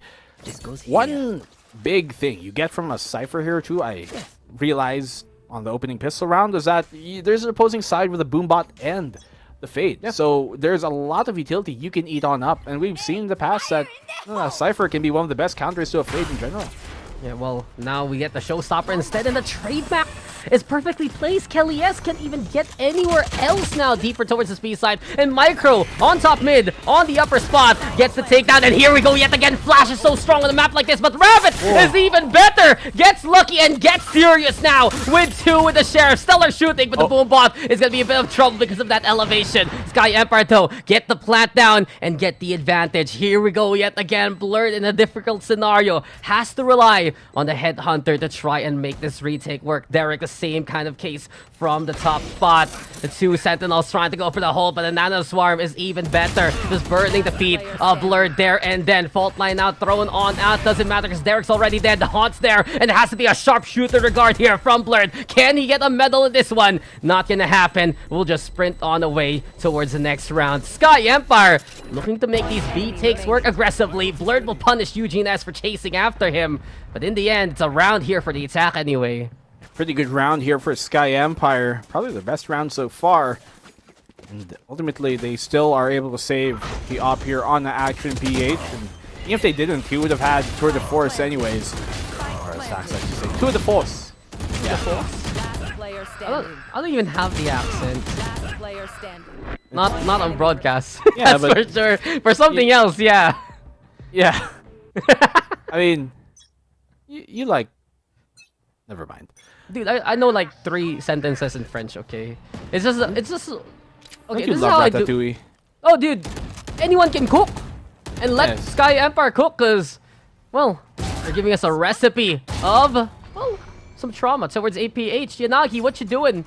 Absolutely nothing with Kelly S right in your face. Operator goes gone, and it's SKYE Empire all the way towards this A side. Sure, the Tour de Force, or the Tour de Force, is out here for Blurred, but yet again, same kind of problem with the op. The range here is very do or die, and really Blurred's the only one who might be able to get the wave, but the rendezvous rather not ready. Blurred also not more so, not so.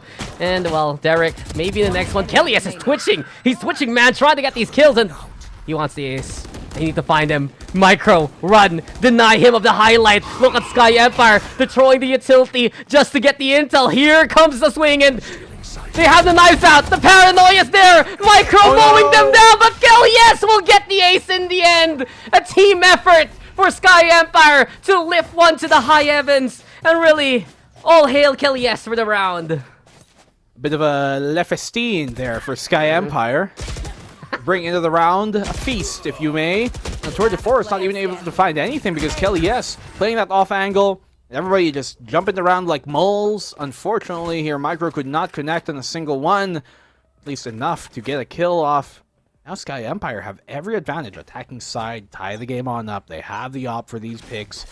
And they can really bully their way, but they're going towards the B site, and that's a site with a lot more closer quarters. They bully it, really, and I think that's the best word for this because you just simply push and pressure, but Micro perfect on the spam to get the kill, and Blurred follows up as well. Paranoia on the counter, and that was a great follow-up from Blurred. And as soon as that happens, the Seekers are out. Get 2 picks, and you get all the intel for free. Action PH ready at their stations. And just stop SKYE Empire in their tracks. I was wondering when they would actually capitalize on the trademark positioning of Blurred, and this time around, they were ready for it. A great catch onto Kelly S. The rest of SKYE Empire follow suit.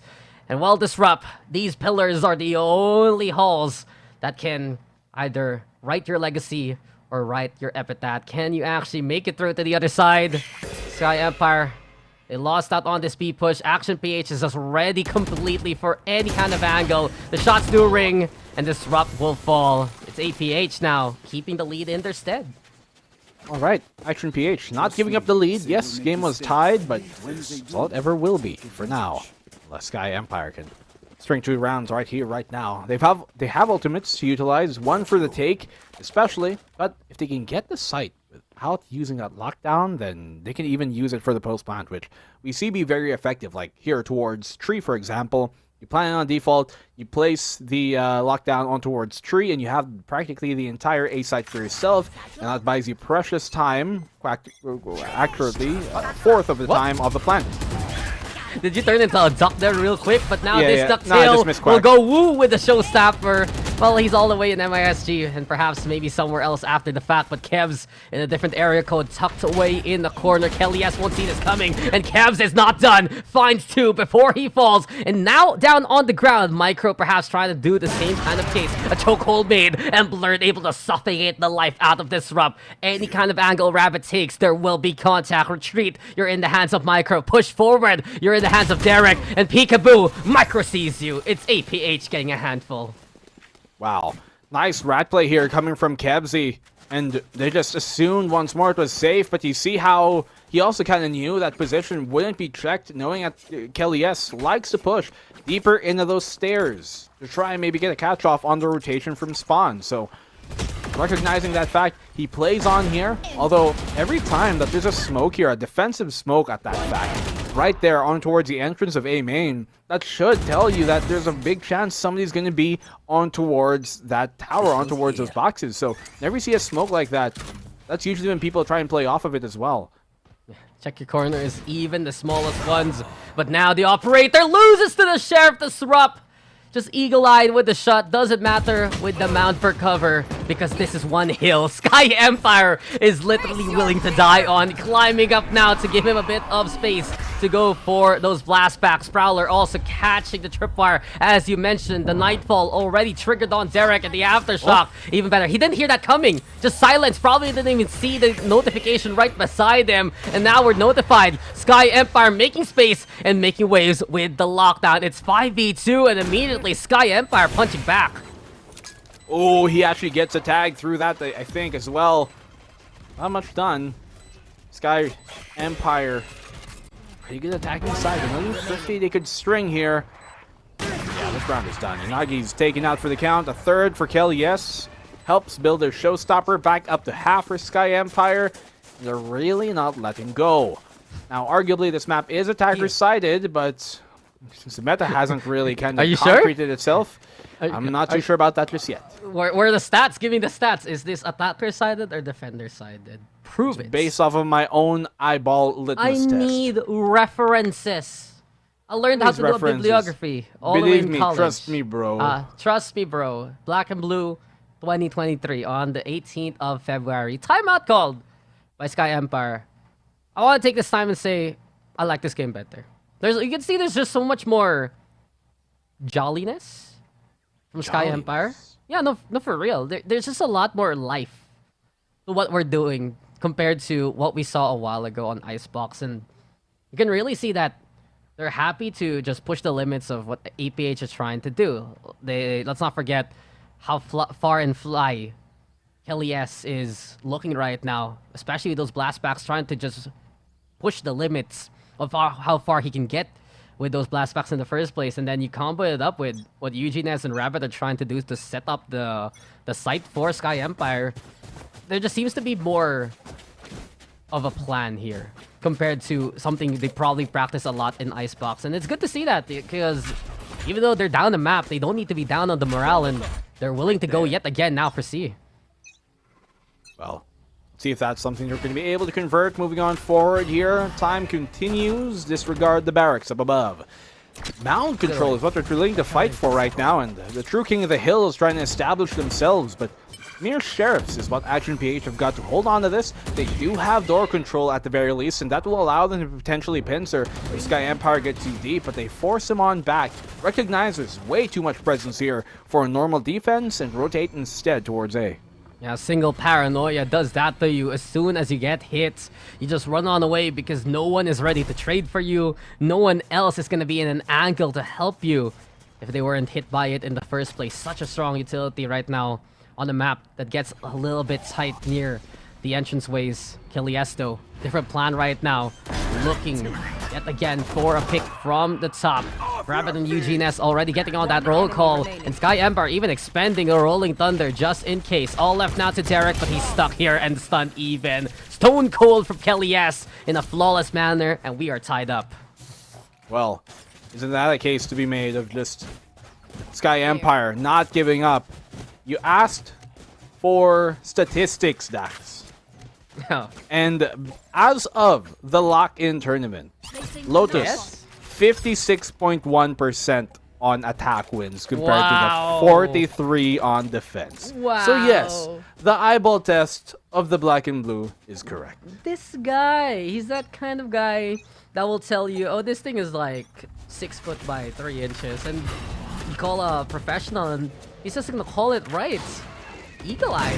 Apparently it's you, so if you can get the test like that, black and blue, waiting for the Radiant call, okay? I'll see you in Radiant. Smile.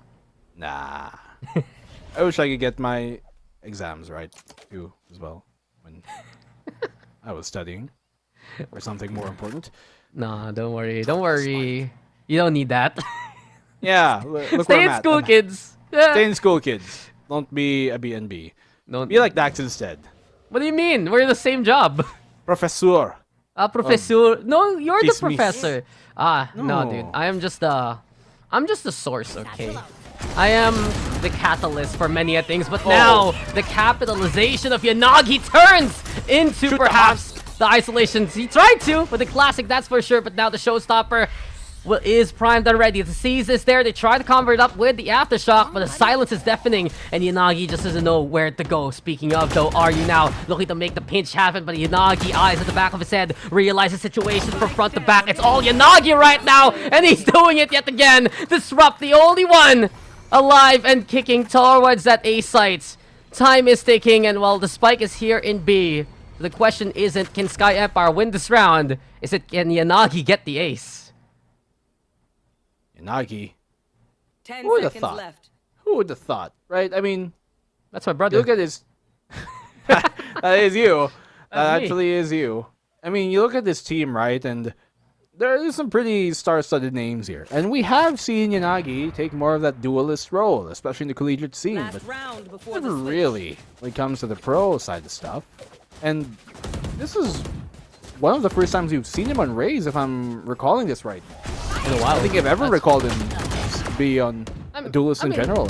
You know, he has back then. Like, let's not forget, he's still part of that half-pro, half-streamer team in SR Kadiliman back then. No, I'm looking at Kadiliman. In my head, wasn't it like MJ? It's MJ on Raze, but then Yanagi On plays Raze. like other duelists, like Phoenix and whatnot. He of course, when you're playing with the Raze of the Philippines, you don't play the Raze on that team. It's true, it's true. But he has a lot of duelist experience. He knows how to play that Raze well. And if it wasn't Blurred on that duelist, it would have been Yanagi, that's for sure. He did flex on over. It's the same case for Savvy 8K. Like, both sides, both players that really come from a collegiate background, they kind of have slotted in that manner. But really, the duelist right now to watch out for is Kelly S. After our history lesson is said and done here for Sky Empire, they have been spotted by the Seekers, but Kelly S. still cheeky to try and play to the stop spot. The dark cover giving him a little bit of room to work with. And here he goes yet again with the second one. Paint Shell's lob forcing Micro out into the loving arms of Rabbit. All left now to Kevs and Blur to try and make this work, but the operator's too difficult to manage. And Sky Empire is just too strong in the round. We end the half tied up 6-6 here, my friend. A much firmer grasp and grip here of the half here by Action PH. Should not let this one slip off and slip away the same way we saw a 10-2 earlier was on Icebox. So pretty good all things considered from Sky Empire. Still though, attackers sided, and I am correct, backed by statistics. Wikipedia agrees. Congratulations. Yes. What did you use? So- Liqui or VLR? Liqui. Is VLR didn't have those stats. They should. You want me to look for them there? Knock, I'll show you- knock. I'll teach you later, actually, how to check Oh this really? out. Like, Actually, while yeah, I live. know there is. It was just I just went through Liqui first because I knew immediately like where to look for it. Oh yeah, that's true. Because you have to filter a few things on VLR. Yeah. Makes sense. See, work efficient, not hard, Yeah, guys. not hard. Less clicks equals better. That's why you aim for the head, because that's one click. If you aim for body, that's like 3 or 4. True. Times 4 to work. True. Well, we're teaching a lot of lessons today about efficiency, Very about staying in dryly. school. I'm glad that we're here to be moral compasses, but now it's pointing northward here for Sky Empire. If they can make this whole work, Kelly, yes, he can no. lob that paint shells. Derek's in a bad spot, and it's an even worse fate as Rabbit is there to just turn the Rabbit's foot into a monkey's paws. Wish granted, Sky Empire gets the kill, but it's 3v3, and the spike's gonna get planted now towards the C side here. Well, coming from CT, Paranoid Connect's gonna halt them for the meantime, but not late enough to try and catch them on their actual push just yet. Here comes out the Haunt, trying to gain that advantage. They have information where Micro is, but do they know that Blurred is on towards that waterfall where he can completely shut this down as Kevs does the same? Who would have thought Kevs would have been the savior in that hold? He was the one kind of trapped in a difficult spot. He's gonna pull out the Trailblazer right in front of his face. Eugene S jumps on up. Very dangerous decision, but ultimately enough, he knew Blurred was there for the trade anyways, and Action PH, they get the pistol. Nice try there, but we just went ring around the corner. And Sky Empire just didn't check it there at the tail end. Kevs has been just cramming himself right now and these little tiny spots on a map like this, and it's been paying off so well in this regard. And here he goes, just 2 kills, no one checking the spike itself. There's a big circle for a reason. You didn't even bother to look. Action PH happy to take that round, and honestly looking forward to their attacking side. I think there's a bit more difficulty compared to SKYE Empire. SKYE Empire had the Prowlers, the fault line to set things up. Really, the Chamber and the Cypher are strong on catching the lurks, and that's why they're gonna go for these 1-3-1 kind of setups. Play the default, and Blurred, come on, just check it again. Blurred, I'm telling you, you made a mistake, buddy. And oh, that was lovely. I like the timing on that too, as well as Disrupt and Kelly S find a pickoff. But look at that, you see how that was assisted here by Rabbit. Just godly timing. They had practically zero information off of that, but yet, unless there was like a step heard, because that was just so on point. Still though, SKYE Empire, job not done. They get the Bulldog here off of Blurred. Have a 5v3 to deal with without much. A Spectre also retrieved on the Kelly. Yes, no armor on anybody on that SKYE Empire side. The plant that should go down unhinged here towards the A site, but the post plant is really where SKYE Empire want to win the round. Yeah, they're just gonna swarm the sites as they wait for the full squad to be ready to retake. Guiding Light thrown immediately here towards the staircase by Action PH. Gets nothing because it's all about top and Micro on top of things. Almost gets a third even, but it's Derek now willing to hold down the line. And down below, Kevs is there just peering like Pennywise. APH, it looked to just be catastrophic, but they just saved the day by themselves towards that A site there. Yeah, just Eugene S not ready, not anticipating that position to be played up close, and the rest of them just followed suit. RU as well coming on in. Nobody anticipating the deep push, and once again, man disadvantage. Expect that push on the post plant. Expect them to push on forward, especially when they know they've got Spectres anyway against your classics to deal with. SKYE Empire, they have a gun round now to finally bring this map on back in this half. They did some good damage though, and you can see that Action PH is hurting after that one. Crippled, moving towards this bonus. 2 Bulldogs that they're able to save from a while ago, but Sheriffs in the classic even just Blurred, basically relying on the Headhunter in a pinch. It's just really interesting that for SKYE Empire, the executes were very heavy-handed a while ago on the attacking side, but just with the composition APH has right now, it really has to be defaults or just a full send. Wait for the timings, wait for opportunity. And if SKYE Empire realizes that, perhaps they can just reel it back, find the pick just like that, and just back on away to keep the pace going this way. Well, quick and clean frag found. Notice how Blurred only brought in 5 shots into this round with his Headhunter and nothing else. Seems like it wasn't One for willing to each stay in target. for long. Yeah, one for each target. Hey, very optimal, right? 1 click to the head. But Kelly S anchoring down is going to be a big problem as Yanagi weaves on through, finds a kill somehow anyways, and Derek does the same. So Action PH for making this thrifty possible. They brought it now to a 3v2. They do have a good position on the post plant at the very least, especially if they don't clear out Kebsy once more, who has once again tucked himself in a very committed but also quite, I think, dangerous position. Flash on out, gets the 1, but they're still there to try and clutch this round out. It's fine for him. They know where he is. Spraying it down, Haunt does come online, and they do know he's inside the dark cover. Eugene Ness just sticking the defuse, and well, are you? He held the angle, and he will hold the line for SKYE Empire. Not bad though from Action PH. This time they do economical damage to SKYE Empire. I also like what Kevs did there, just flash, get ready for it. Unfortunately, the numbers did not align his way. And this is where SKYE Empire can get ahead on the defense, just not overextend, but find someone isolated. Either the Cypher or the Chamber might be there for open season here for SKYE Empire if they play things right. And really will be the restraint being tested yet again, just like what we saw a while ago on Icebox. We go again! APH now with the rifles. It's a Killjoy on Anchor this time towards C. Checks Mound even. But beyond that, APH, slow and steady, has to be the pace here. Oh, Disrupt. These Sheriffs, dude, have been such a threat on either side this entire map long. That's what they need to do. I literally said a while ago, SKYE Empire, they just get away with 1, and they're happy already. Just back away. Sure, bring out your double sentinel. What else can you do now? really do play in. The strengths of their composition on the defensive side could have been better, but Kelly, yes. Great find he gets here. Only 3 rifles, by the way, on the side of SKYE Empire, but this is so much more winnable now. Nano Swarm, the first one popped. In goes Inagi off of the blast pack, and he's bought them some space on towards that pillar side, but they can't really get control of the site itself. There's so many defenders within this, and Eugene S. Rabbit all just shut them down. Not a single shot fired that connects here from Action PH, and a clean, almost 50 round from SKYE Empire.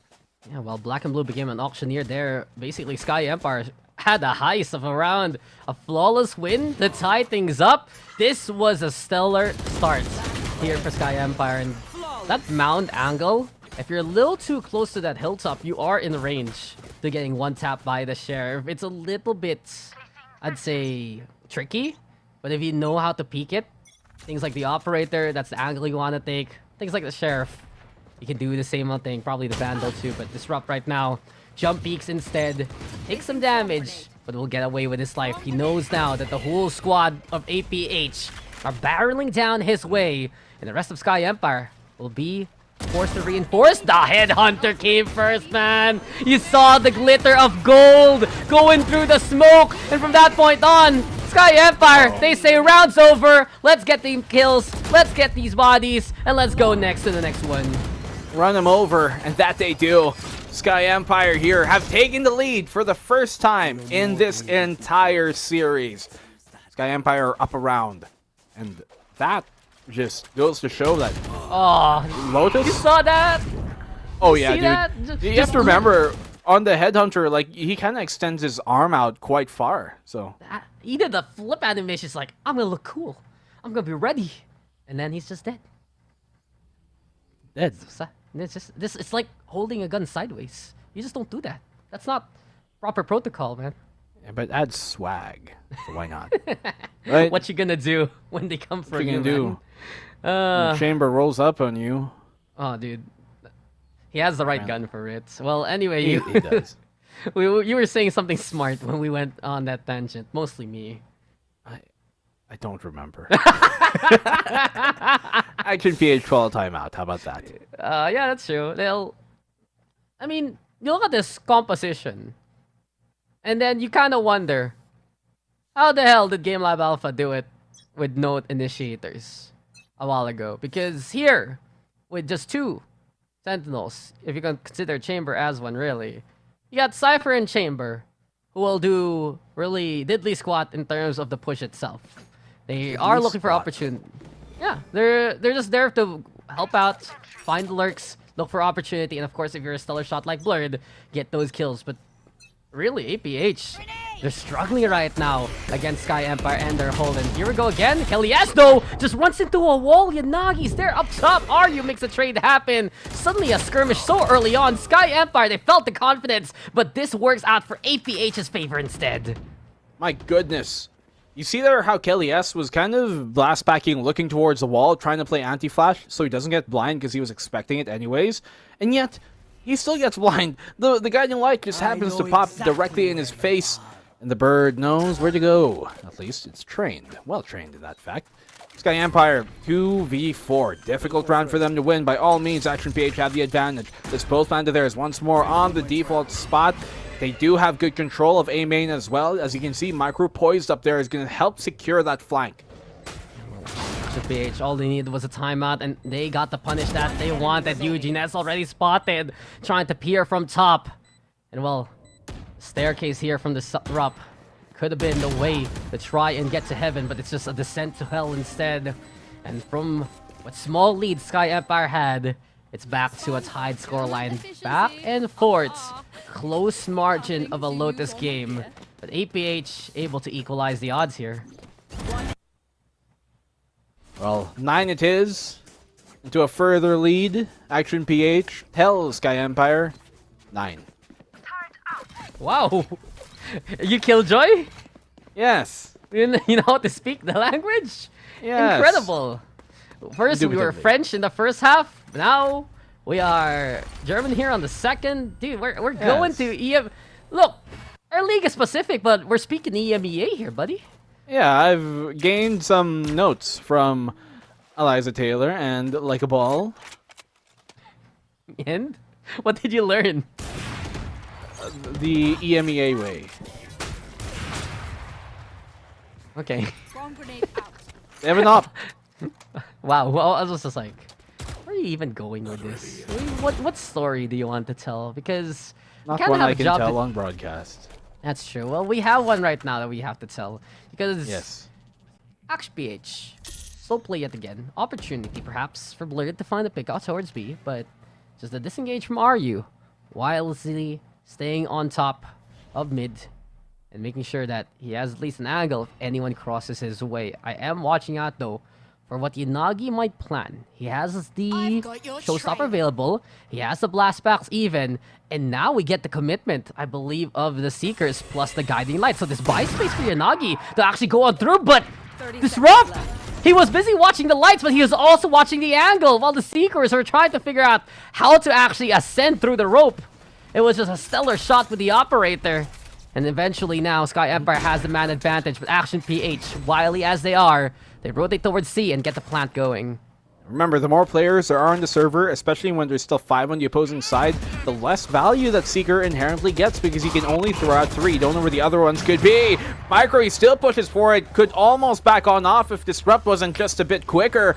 And now they have the lockdown as well for that retake. Let's see how they play this on out. Blurred playing there. Disrupt expects it. He knows where the gap is on from his lockdown. He's able to punish for it too. They get one of them, but not the diffuser himself. And because Kevzi as well was withheld because of the lockdown, they simply get the defuse off. And so SKYE Empire, that's a 24th here for Kelly S and the 10th round for them. And SKYE Empire, I think one thing we haven't been able to talk about actually in terms of their roster right now is we have Disrupt back on that Killjoy. We always been touting for him and his playstyle to be one of the strongest in terms of Sentinels here in the Philippines. He's been very impressive at just finding the right angles at the right times. Putting Eugene S over to that Fate instead, letting him play that Initiator, just puts Disrupt back into the backline, and that's where he looks just so comfortable in these scenarios, waiting for opportunity, seeing someone come his way, especially in the APH side. And speaking of APH right now, Yanagi with a showstopper. Ryu gets away with a sliver of HP, but another victim, and through the wall even! Repeat that,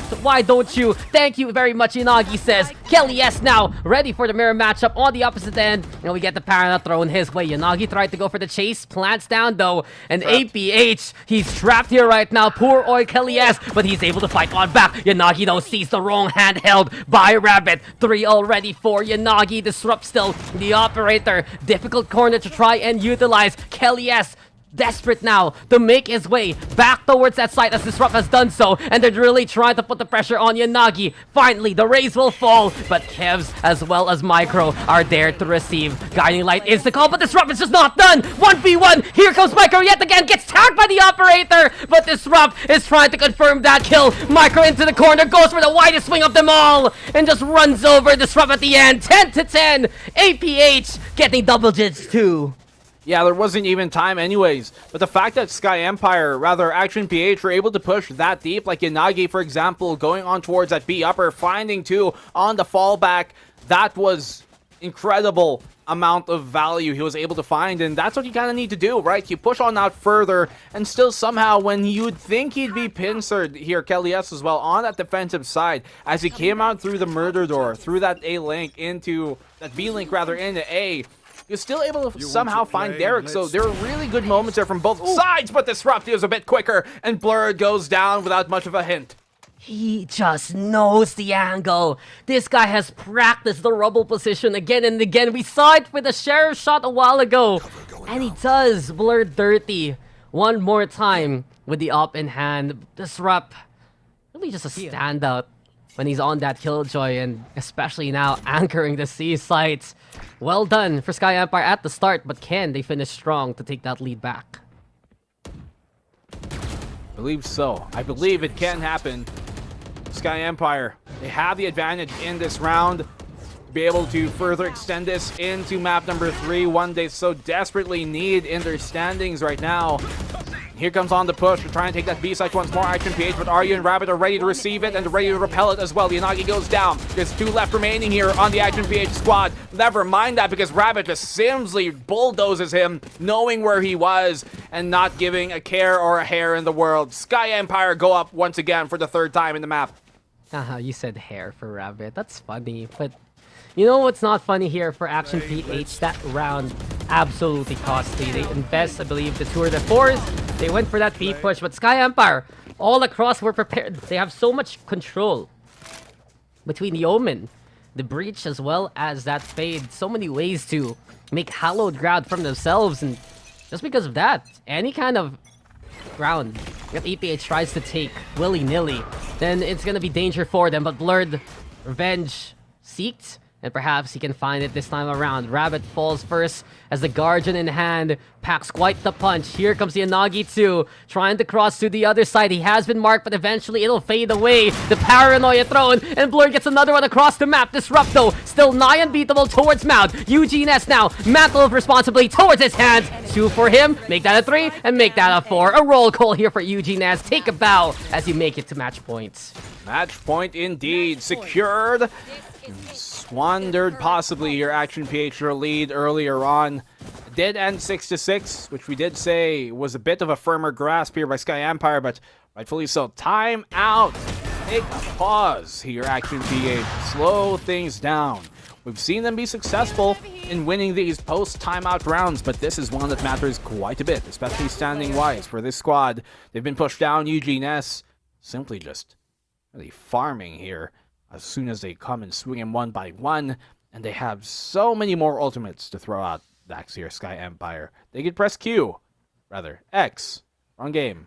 And just because I played it yesterday doesn't mean that you already feel like you did the same thing. We had a day off from Valorant. I'm just like, maybe I'll do this again after the long time. It was okay. I had a good time, but of course, we are here in VCT, and we are here to watch Sky Empire try and make this map number 3 happen. These Lotus picks, though, all across the day, very much, I'd say, a disruption of the natural order of things, the natural order of expectations, and really, Sky Empire stepping on up. Kelly S, 26 takedowns. The impact really for Disrupto across the board again and again. And here, C-Site has been his domain. No one can topple this king right now. And look, they still have the op. Glass cannon for Blurred, no armor. And I would wager that if they knew that Sky Empire didn't have an op on their side, they wouldn't try and force this, because it won't be something that's always beneficial on the attacking side. It can be, and we've been seeing more teams, yes, run that op on the attacking side, but it isn't always the best tool. Just because you can afford it doesn't mean you should buy it. Yeah, well, we're getting ready though for the door push as soon as it makes a noise. That's gonna be the green light here for Action PH to keep an eye out. Kevs though, he's the doorman waiting for your IDs. No ID, no entry, and no chance here for Sky Empire to begin with. And again, Kevs! He's just denying them right now. The true bouncer right now, pushing everyone on the way. Eugene S, sure, a good effort to try and hold the line. But already, the damage done. And, well, the hold by Kevs was strong there to keep APH alive. What Kev says goes, and he says we go into the final round of overtime, rather of regulation, but potentially in overtime right on after. As you said, man, he's a doorman. You gotta pay the troll toll to cross the bridge. In this case, to open the door, he knew just where to look and what he's there for. 11-12. Ultimates on either side quite a bit. Derek is one away from his neural theft. High impact, but so is the Rolling Thunder here on Rabbit, so this can go really either way. Early A-main push coming from Sky Empire's defense to try and take mid control very early. Yeah, and one thing to take note, I believe I saw an operator a while ago in the hands of Eugene S. And then Disrupt actually has it now, so seems like the operator itself just ready at the moment's notice here for Sky Empire. All of their ultimates are online. A flashback, some deja vu from that Icebox map. But this time, we know we're going to use them. We know that they're ready to try and win this here. The lockdown to the Suede, Action PH. They're going to go for the rotation, and perhaps Derek can find a pick here if it goes right his way. It is one Wade.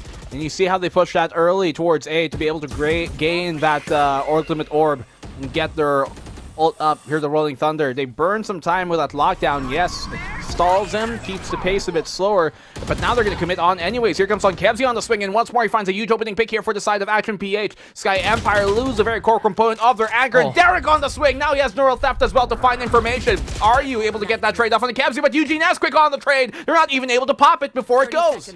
Well, lets it rip, and now we also got the From the Shadows that puts the spike where it needs to be quickly. Blurred though, almost caught mid-rotation, but the taps don't work out for Eugene S. Eventually, Blurred able to make that operator count. Rolling Thunder, now the call, making those towards A-side, but Blurred again! Found the low HP target, just taps him down, and it's Rabbit versus the world. We've seen this before from Rabbit. Can he do it yet again for the glory of Sky Empire? Not gonna happen as we go to overtime. Blurred wakes up at the last possible moment, but it's just something they needed and something they get done along the way. We go for one more set here, Dax. Overtime has been achieved, and both of these teams do not want to let go of this. Derek, he finds a huge kill there on that flank as well. Unfortunately, the Neural Theft doesn't pop before he goes down. Like the old Cypher, now you actually have to stay alive for both of those pings to be able to get the information that they would provide. But Sky Empire, these last two rounds slipped from their grip. They can't let that continue, not when they're down 1-0 in this series.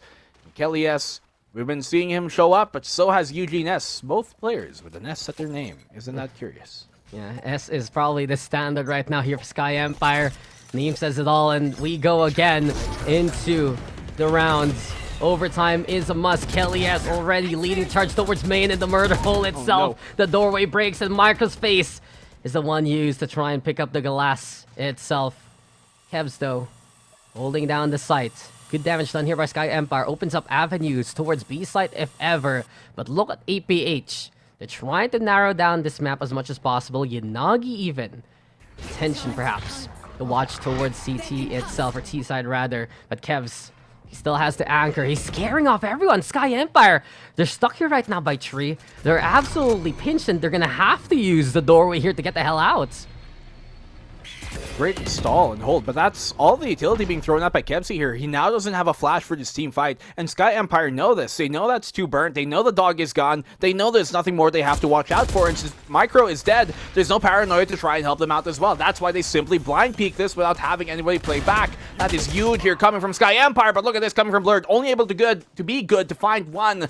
It's a 2v4, and the favors are just heavily stacked against Action PH for the retake. Well, at least the top part here.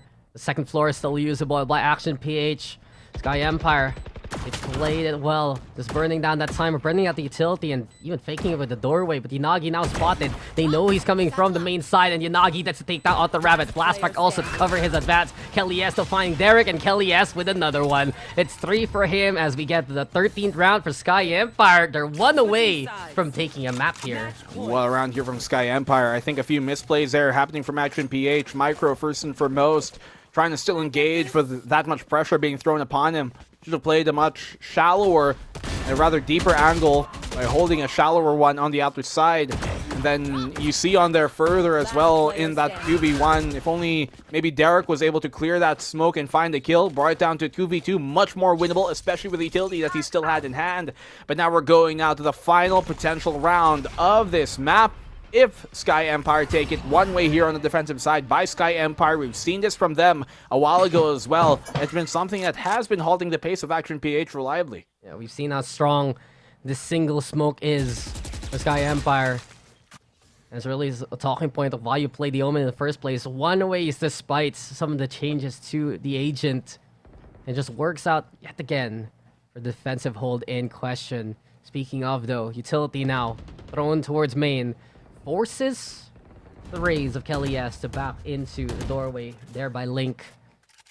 Yet again, still always that top side here that Sky Empire wants to try and utilize. Sure, the drop being held by Rabbit, Eugene S and Rabbit effectively in relatively committed positions, much so the breach. But while this happens, it actually is a good rotation from APH. They pulled the forces away from that B site. Sky Empire now scramble to just be ready for the retake. But all in all, at least the plant goes down here for APH.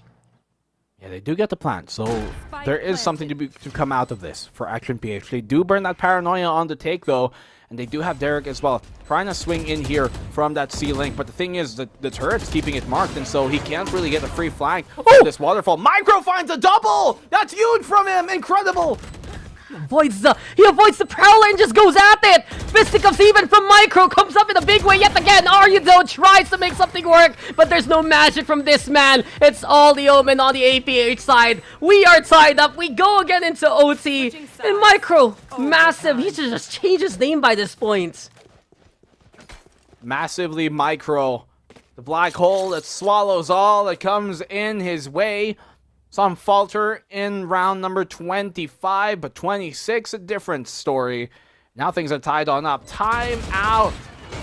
Or, since we're in the VCTPH anyways, the Filipinos might say, time first. I prefer the words open time. If you catch my drift there. Open time. Open time is pay for it later, but, well, if this game goes on and on, we're effectively in open time, right? These guys look neck and neck. We talked about this way before these maps even started. Veterans of VCT. You can call them boomers or just call them veterans, but the point still stands.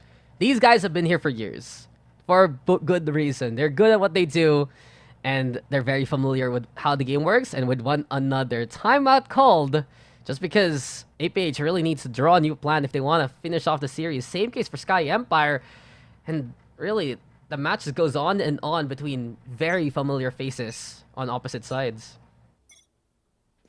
Well, I love to see these kind of games, Dax. Back and forth, non-stop, no problems at all in either way.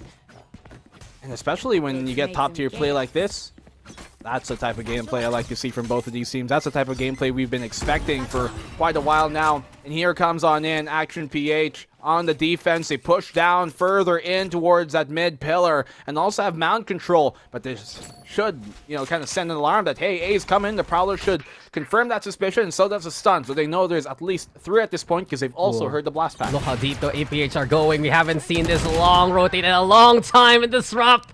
Just too many targets to try and shoot Yanagi. Great angle as he basically pied that corner, and this time around, SKYE Empire, they make the opening happen towards A's side. It's just a quick little reversal of roles here, black and blue, and the teleport through the doorway! Cheeky stuff from Aryu. I've been thinking perhaps Blurred can do that with the rendezvous. Well, of course, the Omen can do so as well. Plant now goes down. APH spamming the box as much as possible, but this one doorway is blocking contact from happening as it rotates, as it opens up. Perhaps we see now APH and SKYE Empire go for the face-off. Yanagi, though, towards staircase, trying to make it towards the site itself.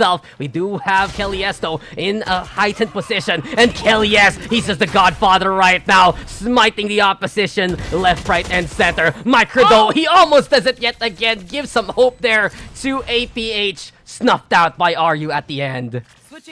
In my head, I thought he was going to land that too. He was right on the money on the flick as well. Just wasn't quick enough to pull the trigger, but SKYE Empire once more in overtime go up around. They had the benefit of playing on the attacking side as well, which is a side you do once more favor here on Lotus. So, Micro, shades possibly of what we saw versus that SR Nakage squad when he was able to have multiple incredible clutches, but this time around, another timeout called.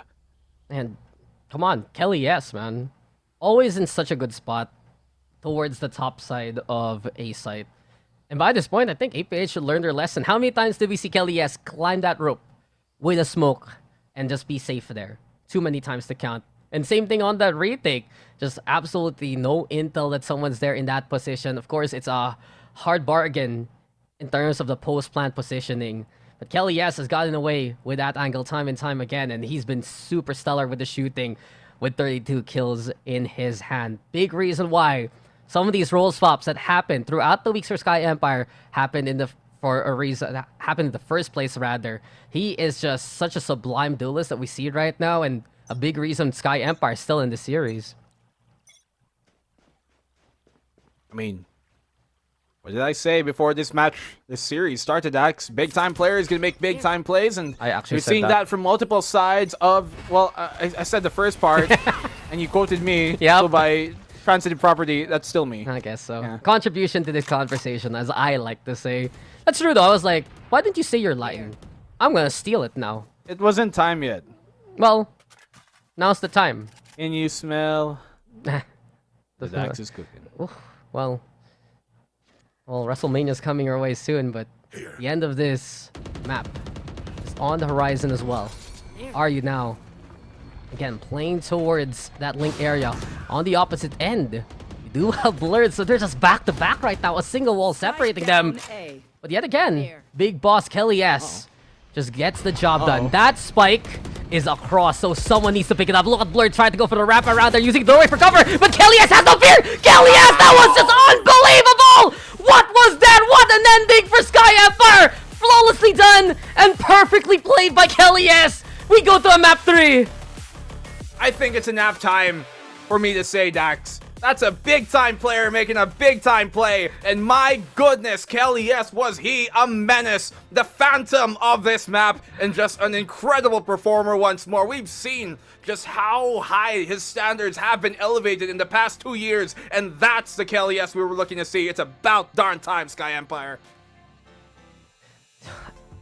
I'm just awestruck after that round. A single doorway separated Action PH from life and death. And the Grim Reaper, that was Kelly S, came to damn collect. What an ending to such a hotly contested map. And after that, they're black and blue. I'm ready to call it a proper series. That first map, a bit of a write-off there at Action PH. Took pretty easily.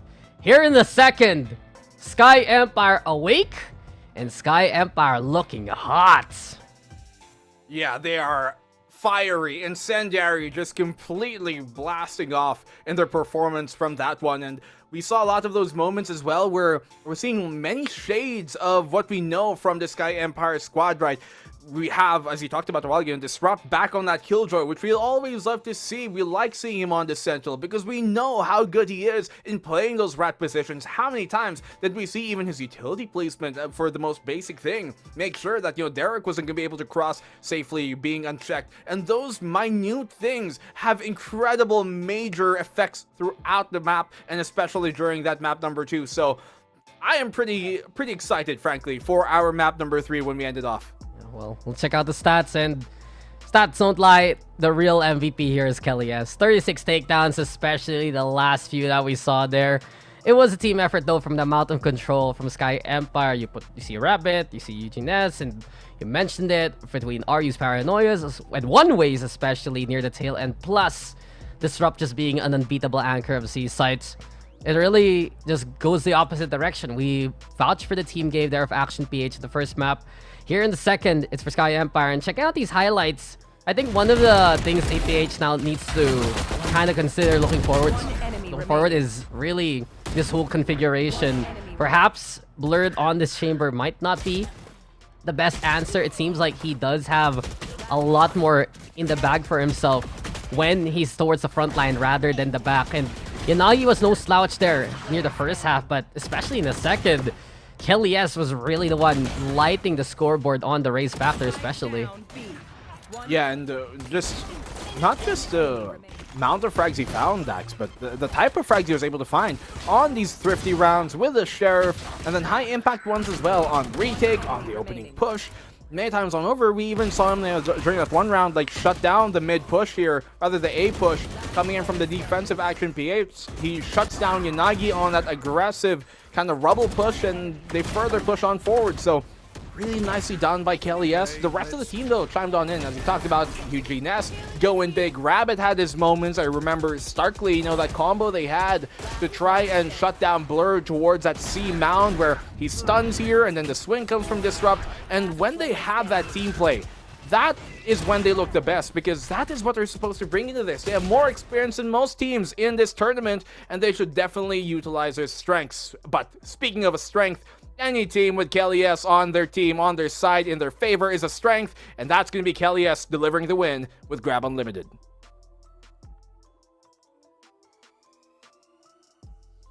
He's that kind of guy where you just don't know, when's the ETA coming? Well, right the hell now, as we ended with such a banger of a shot, a banger of a push, honestly, from Kelly S. That kind of trick, it only works once. But the one time he pulled it out, it was just unbeatable. Just wrapping around with the rotation of the doorway, catching Action PH off guard. And after that one, well, we're gonna need a break as they do. So guys, we'll see you guys for the decider here. I'm Dax with Black and Blue. We got more of VCTPH coming your way in just a bit.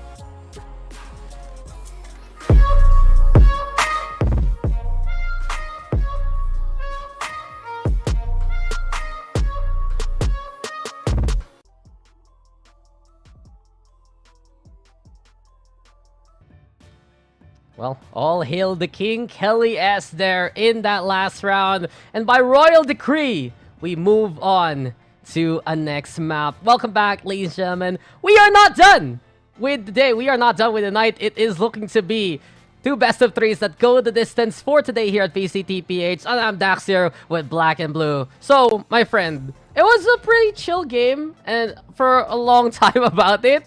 But then it just started ramping up, especially in the second half. The better SKYE Empire looked, the more competitive the match was. And at the very end, just a haymaker combo from our boy Kelly S, making magic happen. First of all, don't call me your friend, bud. Don't call me your bud, dude. Don't call me your dude, bro. And don't call SKYE Empire out of this just yet, because they have showed us that they can come back when the deficit seems so low. You're wondering what was with the Lotus pick, what was with the Icebox pick, and now we're gonna possibly wonder what is with this final one as well. And I think that SKYE Empire can really surprise us here today. I think we come into this series expecting Action PH to be the more dominant team, but as I said, when playing at their highest level, both of these teams are pretty equalized in terms of power levels, and we saw that with our double overtime last time on Lotus. Yeah, well, now we're gonna go into Pearl, where both of these teams have had a bit of a mixed reception all throughout. Very willing to see it, even though we've mentioned already some of their previous map drafts. And all in all, I think this is where it gets even more so competitive. Icebox a while ago felt like Action PH, they really wanted to play it after all this time, and they finally got it as a map number 1. Lotus, though, of course, the biggest wild card, and SKYE Empire even wilder. But now, we check the stats, and we can really see that while both teams have had some wins on this, they've also taken some hefty losses. So I'm going to look at the positives right now here, Black and Blue. SKYE Empire, they took that map win against Oasis Gaming all the way back in week number 1. Action PH, on the other hand, they took that dub versus the Puggers. But the low end is both of these teams have actually lost Pearl already against Now's Esports. And they're really coming off that game, especially in terms of the map itself. I mean, if they have both lost, like the last time on over, SKYE Empire 2-13, and I think it was like 4-13 there for Action PH. It was pretty one-sided at the very least, versus Oasis here for Action PH. Could you say that now's the time? Well, we'll for see. Them We'll see, because now someone has to be the victor. But guys, you will always be a winner with GLAB Unlimited, our incredible sponsor that we have here at VCTPH. Celebrate great wins with great food and enjoy free delivery every day. Subscribe to GLAB Unlimited now for only 9 pesos on your first month. QR code down below. Again, we always have a story for GLAB Unlimited and story time. So Laika, while we were in between the panels, told us that when she had even more company at home, GLAB Unlimited was the ultimate saver for discounts, especially on delivery fees. So there you go. If you don't want to take the caster's word for it, trust the host. And we'll have one of those testimony videos one day. Be like, GLAB Unlimited, there you go. But thank you again to our sponsor for helping out the stream and, of course, the broadcast. Back to the point in hand, though, my friend. I gotta ask you then, any expectations moving forward? Because we saw a few adjustments there, especially from SKYE Empire on that first map. Of course, Lotus completely different, so we don't need to talk about the agent selection there. But here for the third map, will we see a few shifts here and there on the compositions, or specifically the people playing what here on Pearl, especially for SKYE Empire, I think? I mean, first of all, I expect that whoever wins this map is going to win the series. Second of all, to your second point, I do think that there's a possibility, especially knowing at how that has benefited them in this series specifically, to switch up players from that SKYE Empire squad. The last time we saw them play on Icebox, we did see Rabbit be back on that Sova where he normally is anyways. We saw Eugene S though on the Killjoy, and we saw Disrupt be on that Sage, and those are the two ones that we thought would want to switch on up over forward, and I think that's something that they can do when you have like a map like Icebox. So those type of things where we see like who's playing what are the biggest things. But you go on over to Pearl and SKYE Empire, the last time they played this against Naos, you see them kind of have Disrupt on more of a Breach, Eugene S more of a Killjoy, much to that Icebox I was alluding a while ago, and now they still have Eugene S on that, but this time around, Disrupt is on a KO, and that's the real biggest difference we see here on their side. And this effectively makes it a mirror matchup. You have Yinagi, who has been very much accustomed to playing the KO role. It's been one of his bread and butter picks ever since we've seen the VCTPH unfold. Strong showings versus SR Nake especially has been one of the comforts right now, but I think the adjustment really goes the way of Action PH, because I do remember we have Blurred usually playing the Raze here, just wanting to combo things up with someone like Micro and someone like Derek perhaps on something like the Fade. But since you have the Sova instead, plus the Killjoy still into play, then it's really just the dynamic duo between Initiator and Duelist. It's something I've always been touting. If you play the Raze, you want to play the Fade. But if you want to play the Jet, bring out the Sova on a map like this, like Pearl, because you still have the clear sight lines. You have especially good intel towards that B site and even the back site of A. And it's become a lot more popular with the recent weeks of Valorant we've had all across the globe. I mean, you look at really on over how these guys are doing things, right? And it's kind of a pendulum on the teams playing and their composition wise. we see new agents come on out. We see new ideas come on out, like that Raze and Fade, as he talked about. Fade being swapped on in further into the meta, as he has kind of dominated. She has kind of dominated throughout last year, right? On the meta-wise, being the initiator.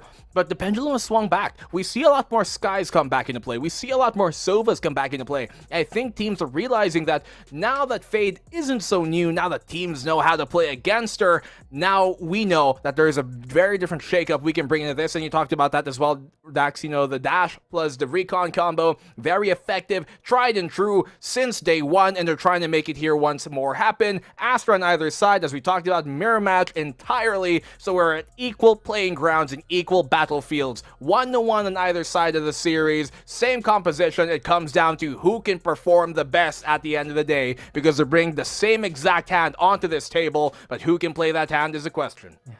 We'll see now which of these two teams, these two, well, bodies ready to arm wrestle, which one can actually get that dub here. SKYE Empire, honestly, in the more dire scenario in terms of the standings compared to what we have on Action PH. But Action PH, they want to make it to that top echelons, as I said a while ago. They want to make it to those top spots. And a win here against familiar foes can do exactly just that. We've seen Action PH, though, be more familiar with playing with that KO in the first place. So I would expect Yanagi to put even more of an impact in terms of those suppresses, especially towards that B side. SKYE Empire, really, I'm watching Blurred. Redemption arc perhaps coming into this map. Didn't really have the best day on Lotus with that chamber. You know how effective he can be playing that entry. His map 1 icebox speaks for itself, especially those flanks a while ago. And when you see the layout of Pearl, there are avenues for the flank to happen. If you get that A main control or B main control, you can actually push towards defense spawn and even circumvent mid if ever. Just avenues and avenues upon angles here on a map like Pearl. And I do wonder which team can capitalize on that more so. Well, for capitalism to work, there has to be a buyer and a seller, Dax. In this case, who's going to buy themselves into further in the standings here? Because you look at these standings and they're not that far apart. Like, maybe on the top of our heads, yes, Action might be a bit higher, but only by a single map and series win, rather. And they're literally 5th and 6th. As I struggle to count my basic numbers, more than I can have on one hand.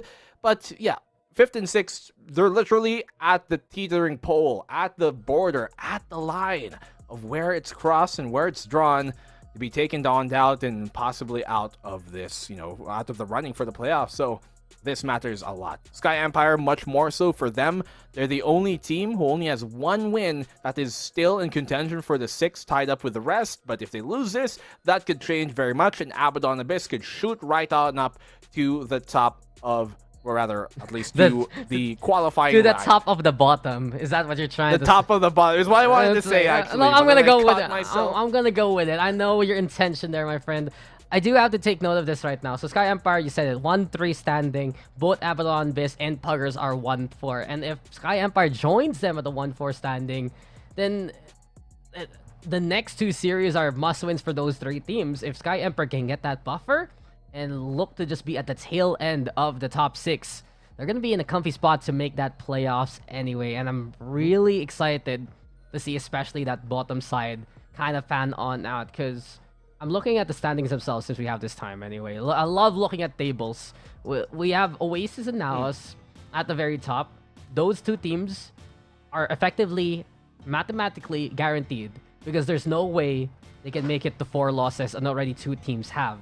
But beyond that, still SKYE, GameLab.Alpha, Action PH, and SKYE Empire, it's open season for them. So a string of losses, especially near the tail end of this season, and that's going to cost them that playoff slot that is absolutely coveted. But guys, I know you're waiting just a little bit more, because we're going to go for a bit of a break. When we return, it's Pearl, it's SKYE Empire versus Action PH, and we'll return for that till then.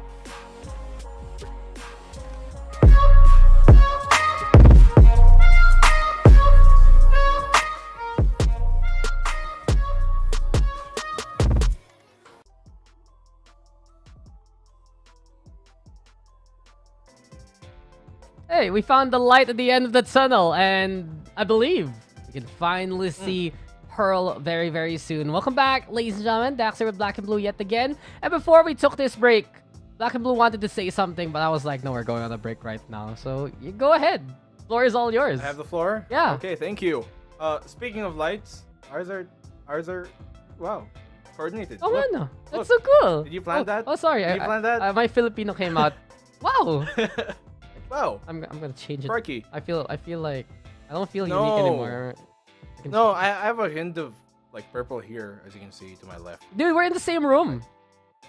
Yeah, you're just you're right there. over there. It's like, hey, hey, high five. Hey, there you go. See, didn't see the impact because there's like there's a thing in the way of the overlay. But I believe we were getting into Pearl, and it is a mirror matchup. I'm trying to recall what we left off with, and something I remember seeing is KOs on both sides. We also have Jets as well, which is a big deal, especially for Action PH that has loved to play the Raise Fade combo instead. So keep an eye out on what Kevs is going to do. Signature Sova still into play. Microdome prepared here by Art, and we are going guns a-blazing. A Sky Empire, a strong impact and a strong entry towards Art and more.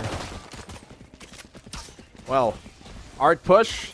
To say it was successful, that'd be an understatement. They take full control of it and of the A site itself. But he can have a catch here. He only needs one to get value. He could have found a second, but he's got what he needed to do. 4v3, they have a good hold on the postman. A main is there. Flower is being pushed on up. They know the angle's close, but that's a dangerous angle to hold. Disrupt finds one as well on Derek. It's a 4v2 here on the push. Shock darts to keep him at bay for the meantime. They're getting tagged up. Kelly is as well, and Disrupt falls to the opposing shock dart to Kevzy. Yeah, nice catch there towards the shed, and now it's Kevs as well as Yanagi trying to set the crossfire up on the Raysake. But Sky Empire just completely prepared. You want to get the crossfire. This is just every angle held together by Sky Empire. A smidgen on the advance, but it's Sky Empire with a pistol win.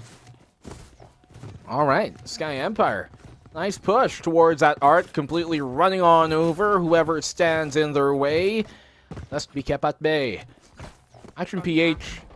There's a valiant attempt there, and we saw the catch, as we talked about, right, on that shock dart, and those are the type of things that if they can start to pepper this offense over and over, as we know it's a mirror match, then that can really start to turn things their way, because Pearl, as we know it, is more towards the attacker's favor. Empire especially now look pretty comfortable in the comp that they're running here. But of course, Signature Sova too. Some of the best Sovas we have in the Philippine scene doing battle right now in a single map. And Action PH lost a member already. Yanagi caught here by the club. Aliastra looking for some ID, some identity. No one allowed in. That's what RU has to say. This is Sky Empire now with the wraparound and active map control, a strength we've seen from Sky Empire a while ago on Lotus. Just Eugene S getting deep behind enemy lines takes away that really top spot if ever Sky Empire wanted, or Action PH rather wanted, and Sky Empire now cleaning up house all across the map. Well, that's a curious thing for us to have. You know, as we have some time here and Kelly S gets a kill, Micro left alone with a classic, probably isn't going to find much. What's funny is that Pearl is a map, statistically, you know, internationally, it isn't attacker favored sided map, but we've been seeing quite the opposite at this stage in the VCTPH, with 51%, 0.3, winning on the defense over the 48.7. So, while statistics typically internationally are like the commonly accepted norm, sometimes here we have a very stark contrast in how our teams really perform on it. And if you're Action PH, then you'd like those numbers, because then they have a higher chance of coming back in this half. Well, they have a bonus to do it at least. We make our own magic, man. That's the thing. We make our own stats. We make our own meta. Yeah. That's the Philippines for you. Solo. Oh, I remember that. You saw that? That's a classic shock dart towards the doorway. Want to make sure if you want to clear out that utility. What's up? I'm looking at numbers, and you know, it's very curious. Yes. Haven and Icebox are more defender sided. Ooh, dude, you know, stats don't lie, but now the side shifts in favor of Yanagi. There you go. You want to add one more to the stats of defense sided, then it's going to be Micro also there to wrap it up. A solid hold by just 2 members of Action PH, and that's enough for them to win out their bye. There we go. Action PH, not much of a fuss in that round. And thus, round is done quickly. SKYE Empire going for that V-Link push, but immediately shut down. We saw Yanagi there on the KO. Pop Flash immediately buys him the space he needed. And just playing around this Molly. They didn't expect him to be there. The Flash comes on in, as I said, and yeah, just so much to be able to be done when you can time those flashes right. They're not bad flashes, maybe a bit more undervalued than most might have, but they can still be quite effective when used in those cases like there. They flash Kelly S in to gain him an advantage on the peak. So they expect Blurred here now. They spam him. He spams in return. With the Tailwind as of now, and SKYE Empire. But again, playing it a bit more on the steady side. Going down the pace to the crawl. To see if we get any kind of opportunity, courtesy of Eugene S as well. Really, we're noticing here for SKYE Empire, they just want to test the limits of each side of the map. They're trying to avoid mid also after what we saw from Yanagi, just because it's so heavily fortified, putting Derek right there by the connector itself. As of now though, APH garnering intel. They do know that Kelly S is around, covering fire with the dart as well as the flash. Really, both sides using utility just to keep their members in check. That's how you have to do it. Derek takes the brunt of the damage here towards this A-Link that Molly denied from popping on the Swarm. He has a bot here towards the Art push, so he can also try and stifle that, but there comes out that Nano Swarm. Keeps him at bay for a short moment. Derek has to be careful here because he is low HP, and if he goes down, so does the rest of this hold. Perfect scan there, and Blurred capitalizes off it. A double from him, and the third follows up coming from Kevsey. Now trapped between a rock and a hard place. Ryu is in here, but he's found by Blurred anyways off of the flank, and so is Eugene coming on in to get the trade. 6 seconds left, 5 seconds left. He has time to plant, but he has to do it right now. They're going to push him as he does, and Kevsey forces him off, and that secures the round. Action PH, they take a second. That dies for the cost there at the very end, but SKYE Empire doing some solid damage after everything is said and done. Only problem, that wasn't their bonus anymore. It was just a rebuy round. It did fall apart as it seems. Action PH, if they can play versus patience, then they will do so at the same time. The scan into the position inside the smoke. Blurred tried to do it a while ago, all the way by main. This time paid off towards backside. And overall, just how safe Action PH is able to play, how stationed they are, especially towards each site. This is where really APH looks strong on the defense. It's been tried and tested with the KO and the Astra, and it still hasn't really disappointed them so far. Well, let's see how they utilize that moving forward. Cosmic Divide available on the attacking SKYE Empire. They'd certainly try and close these angles down a bit more to more consumable and more effective ranges. Micro goes for a spam here, doesn't connect on much, but he tries again. Especially on the common angle here from backhaul. He might just find what he's looking for. Dash on door towards the backside. Perfect flash, and that's how you use it, but still Micro comes out as Kelly S could not land the shot. The Sheriff's just so much more intricate to try and land up close stacks, and we're seeing that as Action PH. They're fending off the push here, but it comes down to a 2v2 still. Yeah, just Blurred getting away with his life. The Tain also catches Derek, so it's really Blurred right now with the responsibility to keep his teammate alive. Low HP though after the pot shots courtesy of Ryu. Eugene S now cleaning up house. SKYE Empire, they force their way to the C side, to this B side rather, with a lesser buy, and it's working out for them. That dash in towards holes, the impact especially by the push, allowing them to have a chance, but Derek says no chance, no shot. Lines him up for himself and takes the round for APH. Derek on the swing, gets to connect. Hope we can see the replay off of that because things just line up for him and he bowls him down. Difficult round potentially there for Action PH. More importantly for SKYE Empire as well, but they're able to convert, get at least a plant off, and yeah, the 1v2, not bad at all, not too shabby. They did burn quite a bit though in that round, namely that null command, and that's a high impact one you would expect to see moving on forward to be very influential, but this time around, Operator coming out for Blurred. B push for SKYE Empire. They could be walking into his trap. And just Blurred, very ambitious on the pushes. How so? Because of the Astra's presence. We've seen time and time again, Micro just all around the map playing a strong macro game. And Blurred can actually get the takedown along the way, then that'll be perfect. We do still see though smoke right now to cover off the retreat from the Tailwind. That dissipate, trying to bait Blurred to go even deeper. Action PH though, not falling for it. We do get the drone now on hand. Kevzi playing with fire, but it's Eugene S who is just reeled in and baited to the flame like a moth. Lured again, getting ready. Gonna be a bit dangerous, but Disrupt doesn't actually have the knife available. Instead, shot rings with shot. Cosmic Divide gonna be the call now for SKYE Empire, and they're trying to cleave their way towards the site. Kelly S, though, a bit too far advanced to Blurred's liking. Yeah, a bit too ambitious on that peak, trying to get the catch off, but he didn't realize that the real catch there was coming from Kelly S. Molly hurts, definitely. Disrupt down to 3 HP, could almost have been taken down by that one, but sticks to it and comes away alive at the very least. Yanagi facing the opposing Molly. Perfect one-way and timing there on Kelly S to shut that push down. Kelly S with that takedown, and SKYE Emperor now a chance to just keep the hold strong. Action PH, they've been relying on Derek to bail him out of these situations. Can he do so again against the rampaging jet of Kelly S? Quad already for Kelly S. He's doing it one more time, almost gets the ace, but it's Rabbit who gets the round. SKYE Empire, just a strong-handed approach towards this B side, willing to play a tug-of-war versus APH.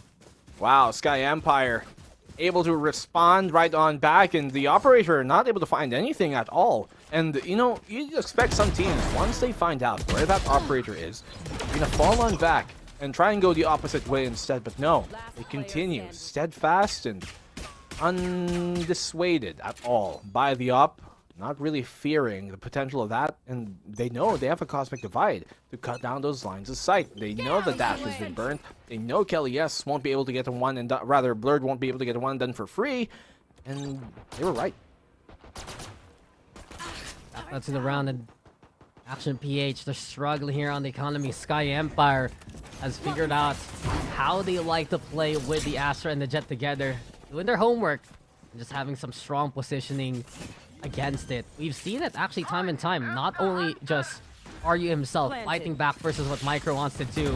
We've also had it from the initiators, but speaking of initiation now, Kevs from afar artillery and from the above, but Aryu says, I'm gonna ground you here, good sir. 2-for-2 trade. It's SKYE Empire still trying to hold the ramp together, and the lockdown comes online towards the alley side, but Kelly S already delivering with the takedown. Lockdown's destroyed, but the defenders towards ramp, towards long, absolutely eviscerated by APH in response. It's all up to Kelly S yet again to make this work, but the blades, they're gone now. The Stinger though can still pack a punch against the low HP targets, waiting for someone to come his way. Yanagi on the defuse duty. Kevzi though across, and will get the shot going. Action PH against all odds and against really the buys. It will be the Thrifty that goes their way. You know, perhaps there, if just somehow on that swing, Kelly S was able to get the kill on the defusing Yanagi, then that might have just been enough to go for the kill. So, target prioritization, although it was difficult because it was held down by Kevzi, but still, around here, that almost assuredly should have been SKYE Empire's. Action PH throw right back in their face, and they have a Cosmic Divide as well to come out on top of it. Up I go. Action PH still have a few tools in their favor also. Let's not forget, we've seen Cosmic Divide after Cosmic Divide define some of these post-plan situations. Towards B especially, but as of now, a little less to lose here for SKYE Empire. Only one hero rifle in the hands of Kelly S, who has just been popping off all throughout the series, especially in that last map. They seem to be feeling the reliability right now of Kelly S. Only one of the strong pickups SKYE Empire has in the Philippine free agent market. Here we go now. All drone to start things off. You have Blurred there, keeping the corner in check, just in case. Towards the plaza, over to doors, perhaps even to connector where Yanagi is waiting. This is a labyrinth setup here by Action PH and SKYE Empire. They're gonna need to kill more than a Minotaur if they want to win this. They have to beat the robot itself. Yanagi gets a pop flash on to get that takedown. It's gonna link up towards Art right now, towards Link, and over onto the side where Derek is waiting. But, well, he's ready to rock, he's ready to roll, and he's just wrecking the opposition until Eugene S is able to get the last bit of that spray to not connect. Eventually, he will fall to the hand of APH, and a handful now made by the defense. Should have been a bit more, especially if they've retrieved the rifle there dropped by Disrupt, but ultimately enough, it still goes their way. You know, that's what we're talking about. SKYE Empire swapping up Eugene S from this Killjoy into being that second in kind of guy, right? In this case, that would be the KO, and Disrupt back on that Killjoy. And To be fair, UGNS is doing pretty well here, but do you think it would benefit them more to just be a bit more locked into the roles that we know they've come accustomed to? Yeah, hasn't that been the thing we've been asking again and again after that Oasis gaming win? But where does that slot in UGNS, right? Where does he feel comfy if Kelly S is gonna be that Jet player? Let's not forget, first week of SKYE Empire, it was UGNS on duels duty. It was Kelly S making the shots happen and playing towards the middle parts of their formation. So every little adjustment they've made, they have to give way in some shape or form. And perhaps still here on Pearl, it might be the same old problem. Game's not over yet, though. There's a lot more left to be decided in Action PH now. The cheeky with Derek one more time. These ambitious angles have been fruitful for Derek. But is RU waiting for it? Is he expecting it? Someone's gonna get antsy, and it's the Killjoy first and foremost. But Derek wins in CQC, and that's already a forced hand here for SKYE Empire to move towards B instead. Shows up out of nowhere, and look at that flash as well. That's a team flash that pops, I think. And Blurred's able to capitalize off of it here, coming to be thrown on the way. Disrupt still has one more to try and reinitiate on this push. It doesn't come to pass just yet, though. Blurred finds another on this push and shuts it down with Kevzy to back him up. He gets a double, and Action PH double their scoreline over SKYE Empire 6-3. Over and over again, Action PH, if they're able to force the hand of SKYE Empire, that is where they win. We've seen the tug of war between the Astras, push and pull of the tides, but when SKYE Empire is accosted to make the commitment straight into a site, well, APH, they're just so heavily fortified with their formation. Timeout now has to be called, because we've seen time and time again that for SKYE Empire, they tried to make a rotation possibility happen, but it just doesn't work, and they need to figure out how they're gonna open up these sites if they're not gonna be able to have another option in it. Yeah, they've been struggling on that attacking side of theirs, and we've seen mid control come from them. We've seen B control, B main, trying to be pushed on by them, but we haven't really seen a proper A split necessarily on a full rifle round that was effective and played defaultly. We saw a bit more of like a split towards like Link and then towards the Art as well, where they push A that way, but they gave up A main control and maybe something just a bit more spread out. Something to make sure they can pull the action defense towards one side and then continue on the other. That's, I think, a bit more what they have to do. We saw them win the pistol round by simply bum rushing their way with frenzies and pistols down towards Art. But in these gun rounds, when there's an op on the other side, that doesn't fly. Not anymore. Especially if it's going to be Blurred holding on to that one. They do have a good idea, though. We've seen time and time again, especially utilized by APH themselves, a single 0 point towards the back holes, effective at giving them the space to work with. But the problem is, SKYE Empire, they use it for other devices. They use it for other parts of the map. And they're not going to save that utility. They need something else to cover it. But Blur just is unbeatable. Holds the angle close from site to main, gets the shot going, and perhaps getting a bit of comeuppance, some revenge from what we've seen a while ago on Lotus. Well, he's found his of the round. The rest of the SKYE Empire have to try and figure out how to adjust. I would have liked to have seen a bit more of a mid push during this contact being made towards A main, but only now is Eugene S pushing there towards this Art position. And, you know, in these type of moments, this is when it comes in crucial, when your flanker has to get a kill or find proper timing, and simply did not have the proper instinct in that situation to get the frag on over. Shock dart on out. Derek is 1 HP. Yes, so literally, Kevzy on the swing gets taken out by RU. Blurred in a difficult spot, but he's retrieved the rifle, and now he can actually fight within this brawl. Well, Spike's now planted and still in dugout. We do have Blurred in position. Suppression comes, though, courtesy of Yanagi.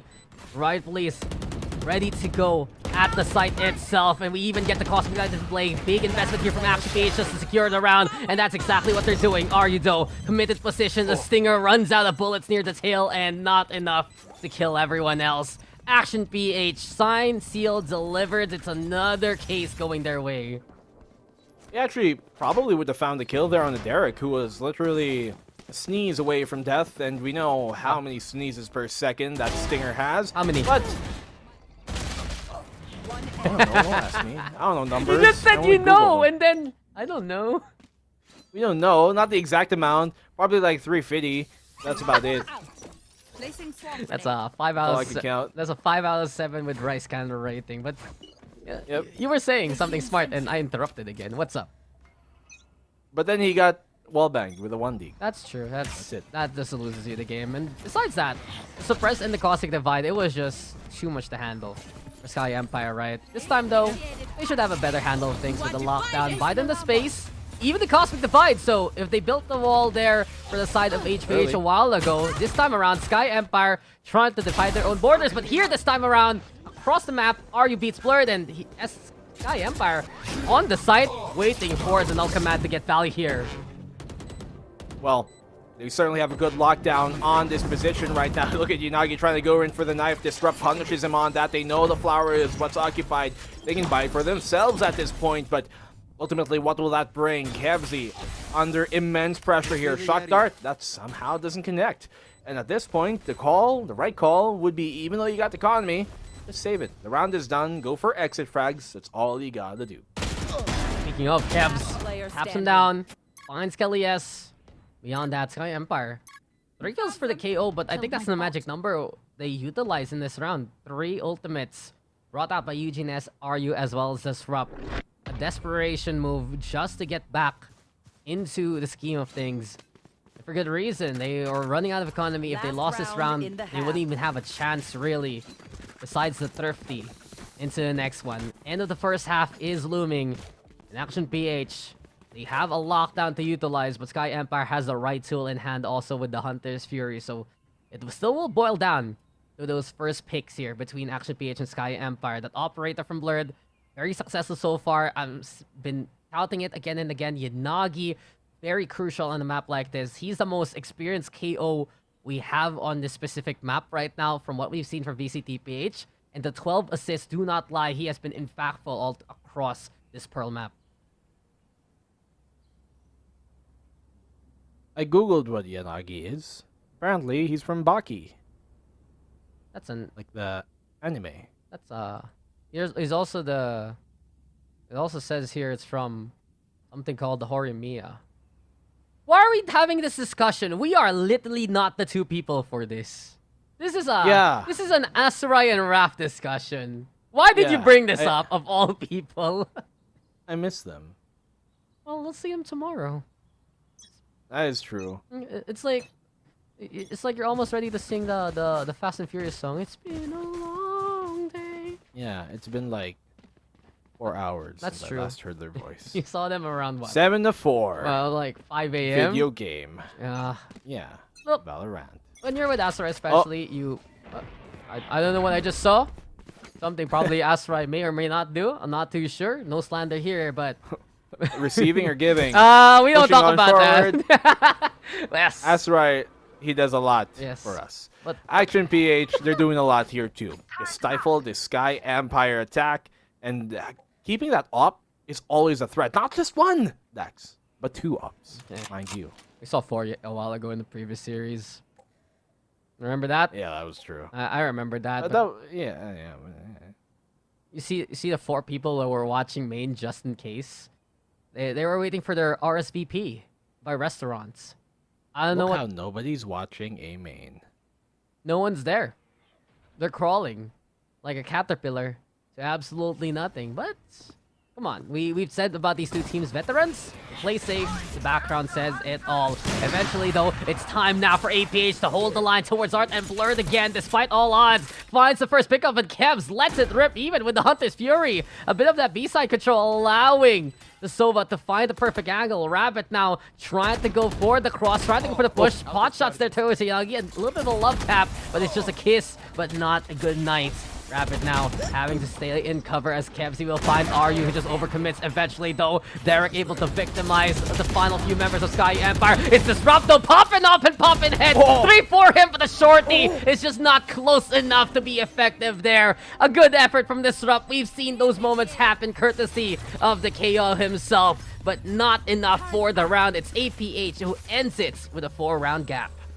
A very valiant effort there by Disrupt, but ultimately enough. They had the right idea, right? Push on forward, try and take more map control in that post plan. It just wasn't handled well. And this is to those points as well. You gotta place yourself in a position to play the long game and to use your ultimates. And when you're up close like that, there's practically zero chance for Rabbit to use his ultimate in the final round of the half. And that just makes things ultimately more difficult.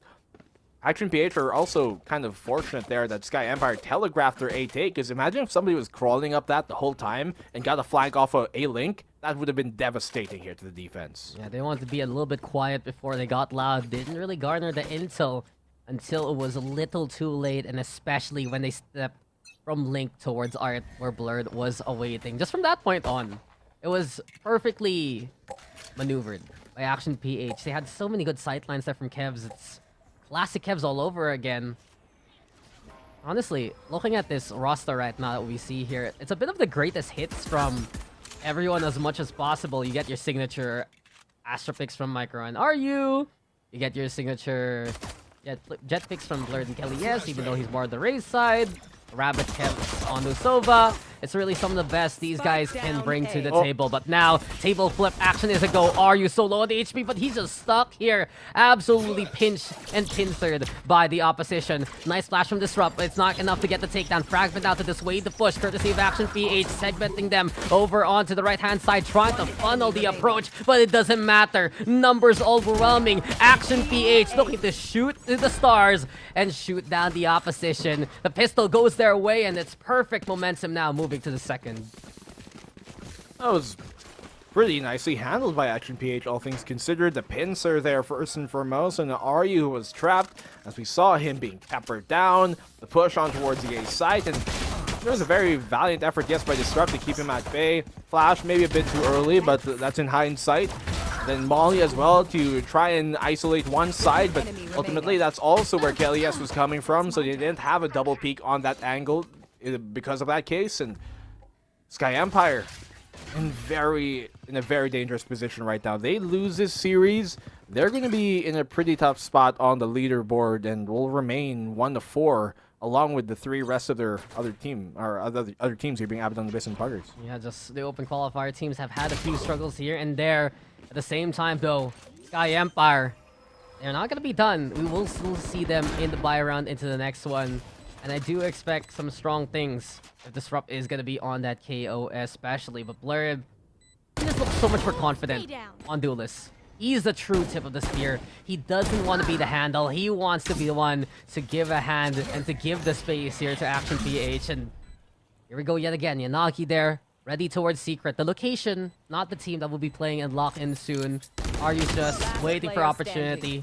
Not gonna happen. Action PH, so clean on these, I'd say, anti-eco rounds. They're very effective at keeping an eye out on one another. And the Flawless says it all. They're ready to move to the next round with many a rifle in hand. Yeah, that's to say the least. 3 Bulldogs, a Vandal to be the alpha dog of this, and yeah, lots of firepower for a bonus round. They went towards mid or even A. They can certainly shred things up. Hell, even towards long here if they can get that 3-round burst to connect. So, a big threat. Action PH impose towards the Sky Empire defense, especially knowing that they have this cushion already. 6 rounds on up, 2 away from match point, and 3 from winning the series. Those are numbers that Sky Empire have to be concerned with, but the only one they gotta concern themselves with is the fact that they're going to be in a broken bye. If they lose this round, they might be forced bye, and that's not going to be great. This is the big one here for Sky Empire. And you can feel the pressure is on based on their formation alone. They're heavy-handed on keeping an eye out towards doors. Twin stack there, realizing that a lot of presence is brought towards that A site. But then again, it's not committed. It was just Blurred, showing his hand, forcing RU and the rest to stay in their location. Instead now, Action PH trying to play towards mid and re-rotate towards Art if ever they choose to. They don't have a hold here on that Art defense, but Sky Empire know this. They're looking towards Connector instead trying to make sure that Link isn't going to be disassembled. Are you? He still gets a short tag on that, I think. Actually, no, never mind. Oh, he almost did. They're falling back, but wait, the way it works. He's back into safety. They have an anchor position down here, and Micro finds one still somehow in Disrupt. They are playing the backline. Are you get to spam through due to the scan on Yanagi, and here comes on the push from Rabbit as well. They should be able to get this plant down, Dax. They're bunkered down here and dug out, and now they're digging deep and getting the kills that they need. Are you serious? Are you? Found the angle and found the shots. The ultimate disruptor on the plant, and SKYE Empire. They knew that was the round that was crucial, and they made wonders happen. There was a bit of that reel back, a little bit of vulnerability towards Archer, and especially when we saw the backline of APH clear the Link side out especially. But after this back, are you a Rabbit? They're just an army of two holding together on the corner. I believe they got that spike plant, their spike bearer rather, down early on. At that point, it was a scramble for APH just to salvage it. It was their bonus though. Now they have the buys on the attack. Yeah, that was just a bonus. Could have worked out for them, but ultimately doesn't. Action PH taking a calm and collected approach to the round, slowing things down. Drone should be dodged. Never mind, shot out by Derek instead. Gives them information that in of itself, although they're not sure how many. For all they know, it could be the whole entire darn stack here. We're gonna find out very soon. Blurred pushing on towards Art. Disrupt has a flash prep. The swing could come in from Rabbit as well when they do. How do they deal with this? Yeah, well, Disrupt ready to paint the picture. Not with... Well, No. the flash. It's something. Surprise! Surprise! Surprise! Blurred wasn't ready for it. He was expecting something else. Caught napping now. And in the blink of an eye, it will be a 1-for-1 trade. Luckily, Yanagi was in position. SKYE Empire, though, holding danger close. And Eugene S is the true doorman now, ready to fend them off. Ilwin, though, burned just to get out of suppressed radius. Action PH crawling their way towards his B site, but KLAS will deny them of that fact. And here we see it. SKYE Empire. Slow play in terms of the control. Go for the rotation now towards B. Sure, they can give up A site to Action PH. It's still going to be a 4v2, but here we go again.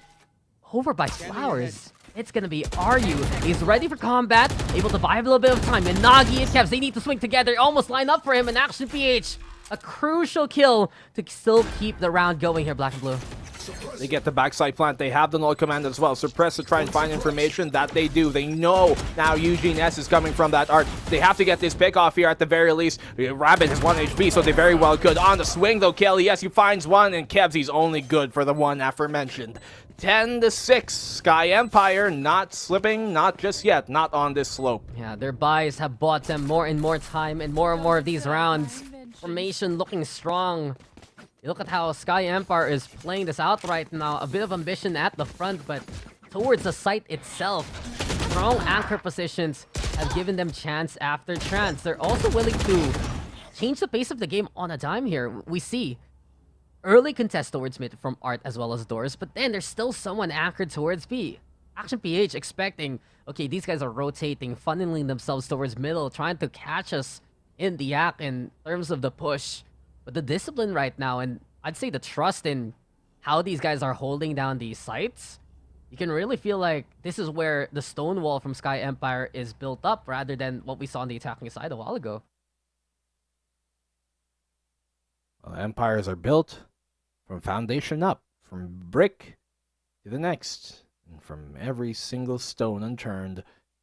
To make sure they clear these corners, finally. Darn it. That was a big problem they had.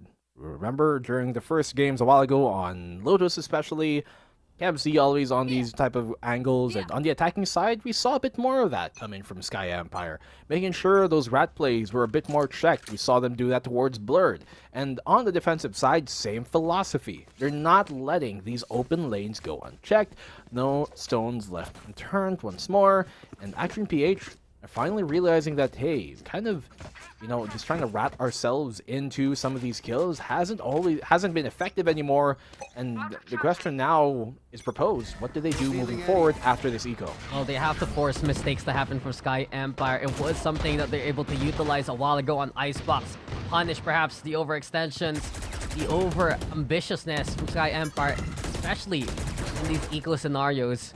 Not a bad call though from Sky Empire whatsoever. I love them getting orb control, preventing Kevs especially, or Blurred, from getting their ultimate online coming into this round. But Blurred is not done. Stinger in hand. He's looking to clear out the alleyway and move towards that B side. Connector held together though by Disrupt as well as Eugene S. But it's Are You Really the one we have to watch out for? Eventually finds a target onto Blurred, but that's way too many targets to handle on the opposite end. They fight back as a firing squad. Derek will get the takedown. It's 4v4 as Inagi is looking to find the rifle, find anything to give to the rest of the squad. 21 HP left though on the KO. He has the null command in hand, but Kelly S now dropping on down with the Cloudburst for cover. Pushes towards the site itself though. Rabbit with the takedown here. Action BH trying to force things out, but Disrupt is truly the annihilator here. That's enough for the round, and that's enough for the retake. What a flick. Looking at that, Disrupt was still engaging the other guy even before we saw it on our observer cam. The other dude was already dead, so it's done here by Sky Empire. I think it's the null command, because you die twice basically when you get put on the floor, remember? Because there's one for, oh, I'm on the floor, and it's like, oh, no one can revive me. I am actually dead. That's so quick. Yeah, that's what happened. So, killed Rabbit, and that confirmed the kill on Disrupt. There you have it. No, but there was a second guy who died as well. Yeah, there's like from Disrupt and Rabbit. Not the, aside from the third. Okay, well, maybe he's even faster than Fastman. And here we go again, speeding on through. He is. There's a lot of flashes. He saw. Everyone for Sky Empire was looking up just because of it, and Action PH, they tried to make a play work with it rather. Dash on in quickly by Blurred, doesn't lead to a kill. Bit of damage done towards Rabbit, but beyond that, it's gonna be a big pick for either side. Mid now held together by Sky Empire, and this might force APH towards his A site here immediately. A bit ambitious on that one, Dax. He gets caught out. And as you said, it might force that Sky Empire to try and rotate here towards A once more, knowing it how they know Derek likes to lurk on that link when they do go for these A pushes, but they're playing the contact instead of placing the star on down. The star placed here on the defensive side of Sky Empire, just in case they come in through A main, but little do they know, they're already in. They're going for the plant, information given away, and Sky Empire, they actually have timing here to potentially go for a flank, and that's exactly what Disrupt is going to do. Never mind, he pulls on back instead. Hunter's Fury, keep him at bay. Doesn't get a tag off of it, but almost did. I think that was a bit premature, though.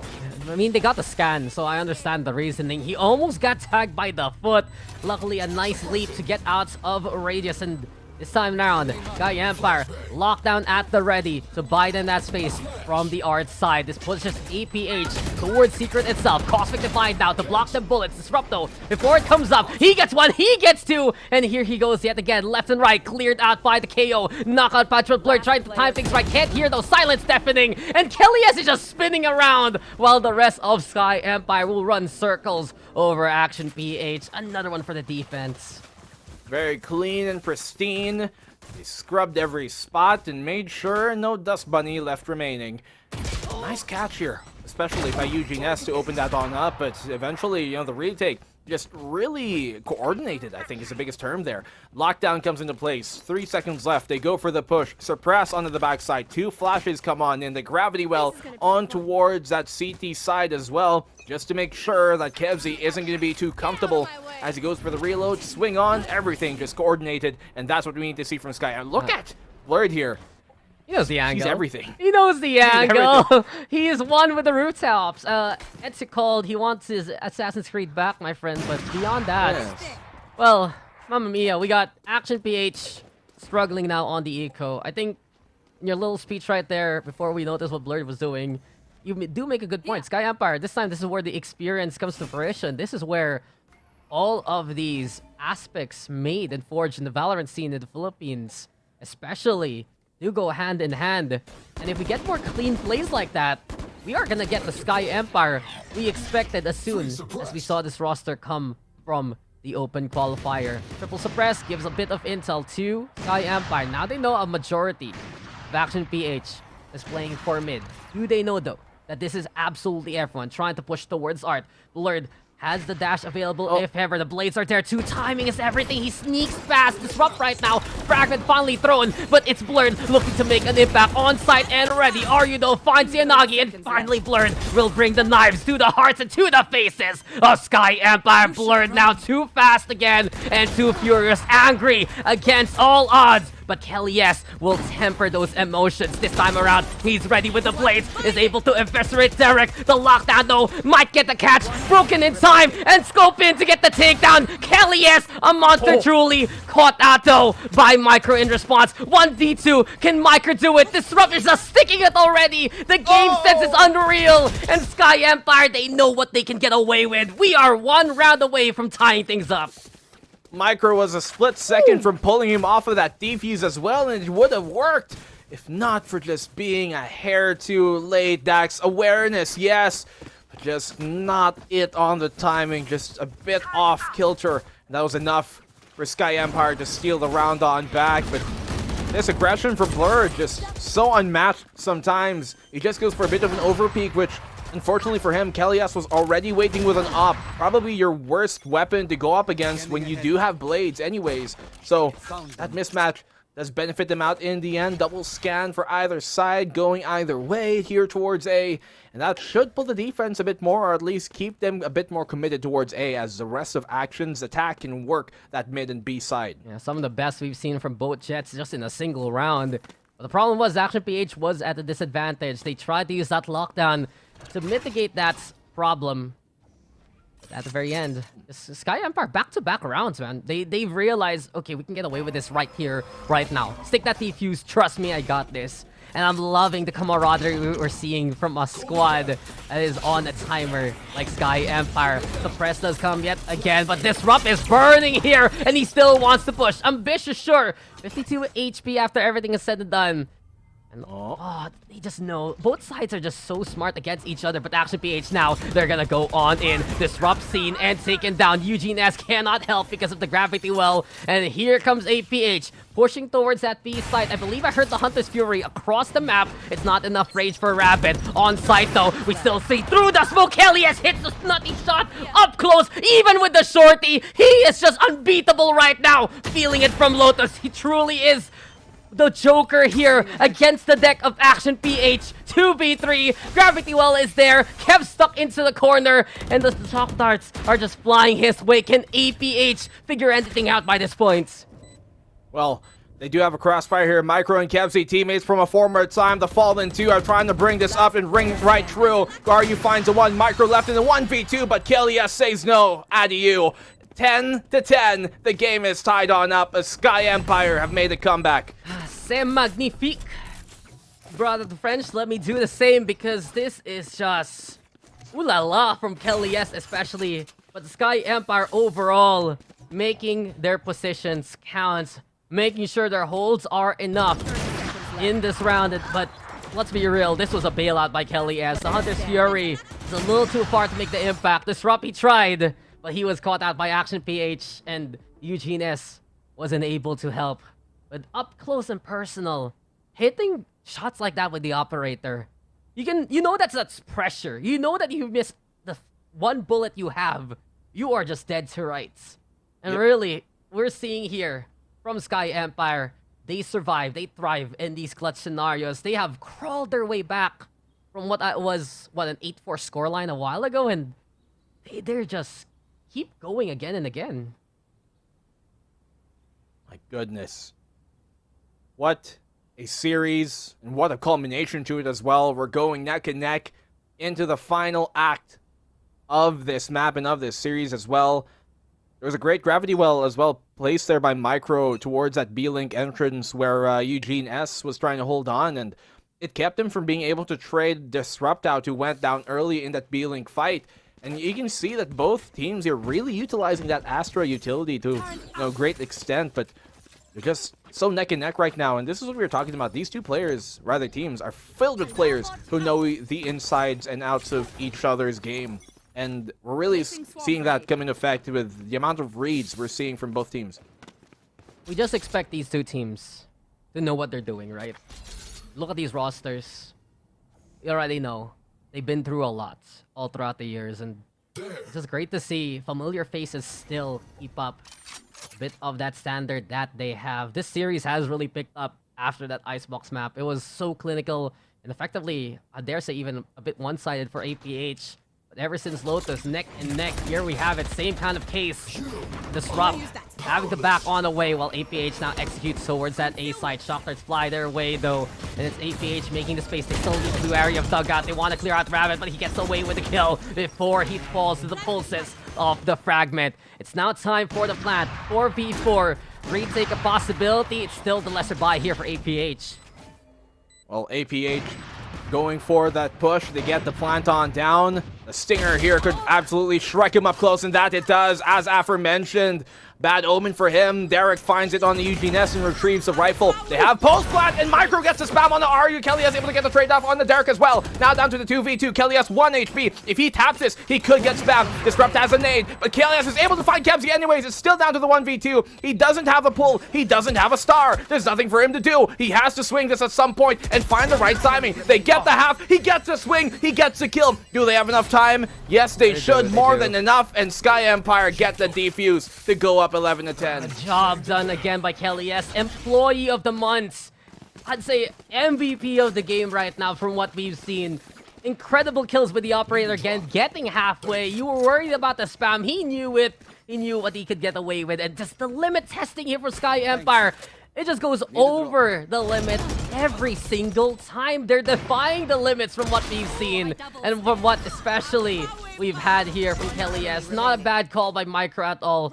He could have actually went for the transfer from Spike to the other target. He at least knew where one target was in the first place.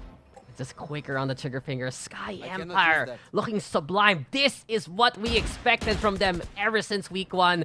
And by God, they're giving it to us here in the past 2 maps. This is a map we were expecting. The type of game we wanted to see. Map number 1, a bit worrying for the Sky Empire side, but map number 2 has brought them back into contention and given them the confidence they need, especially with Kelly S on the opposing side with an operator. This could be match point here for Sky Empire if they continue this trend. They found the opening first pick, which absolutely hampers Action PH without having a controller now. No Astra, no Micro, no way to block off these sightlines. Yeah, we have seen Micro be the one to bail out Action PH of these regards, of these scenarios. And this might be where the question lies. Action PH, they have had struggles in closing out series against other teams, especially with veteran experience. Now then, we move towards that A sites. We went for the split approach, especially towards the link area, but Kelly S is just so damn reliable. Every single time a bullet flies that operator, it has someone's name on it. But I spoke too soon as Derek now picking it up. Almost gets another collateral kill. Omar gets a 2 there towards Rabbit and RU. But the only one who is left is the Yanagi, and he falls apart to the side of Rabbit. Sky Empire on series point from what we saw on Icebox. Can you believe we're at this moment? And look at the buy here, Dax. 3 Bulldogs, 2 Vandals. Not as much firepower as you'd want. Not even full armor in everybody. And that's not a great sign. Some of them had to concede that half armor just to be able to buy up a proper rifle in this case. They do have the Cosmic Divide and Lockdown, which is a big thing. They can utilize that, and if they can really time things right, then it could be their saving grace. But Kelly, yes, he has been super ferocious with this operator, and he can strike once more when they least expect it. That's given up, though, the information, but he's dipping for more. He wants to go for it. Now the turret in the way might be too ambitious. And Action PH, it feel a little bit of hesitation, refuses to swing it, just went for the owl drone and the tags. For now, we have left Kevs towards the exit, towards B sites. You also have the rest of APH actually doubling back and trying to fake the rotation. This works out for them, Sky Empire. Moving towards A instead. Defense, though, has the Cosmic Divide and the null command for the retake if ever here. Yeah, they don't recognize, they think that it's actually a fake towards that A site. They thought they pulled back, so the B site is right for the taking here for Action. This gives them hope, this gives them a chance. Lockdown comes on in just to secure it, but little do they know how free it is and right for the taking. They could push forward here a bit, but they do not want to take that risk as of the moment. Cosmic Divide goes up. There is the Iron Curtain to try and keep him at bay for the meantime. Yeah, it's extra safety. Interesting call from Disrupt to go for the null command so early on without confirmation. And they only have now the Caustic Divide and the Blade Storm to utilize on this retake. Crossing walls, it's time to see which wall will tumble first. But Blurred and Yanagi in CQC, that's where APH looks strong. 3 already for Yanagi. The Burst Fire Bulldog fighting and fighting. The quad comes and we go into the last round of regulation. Action PH refuses to die.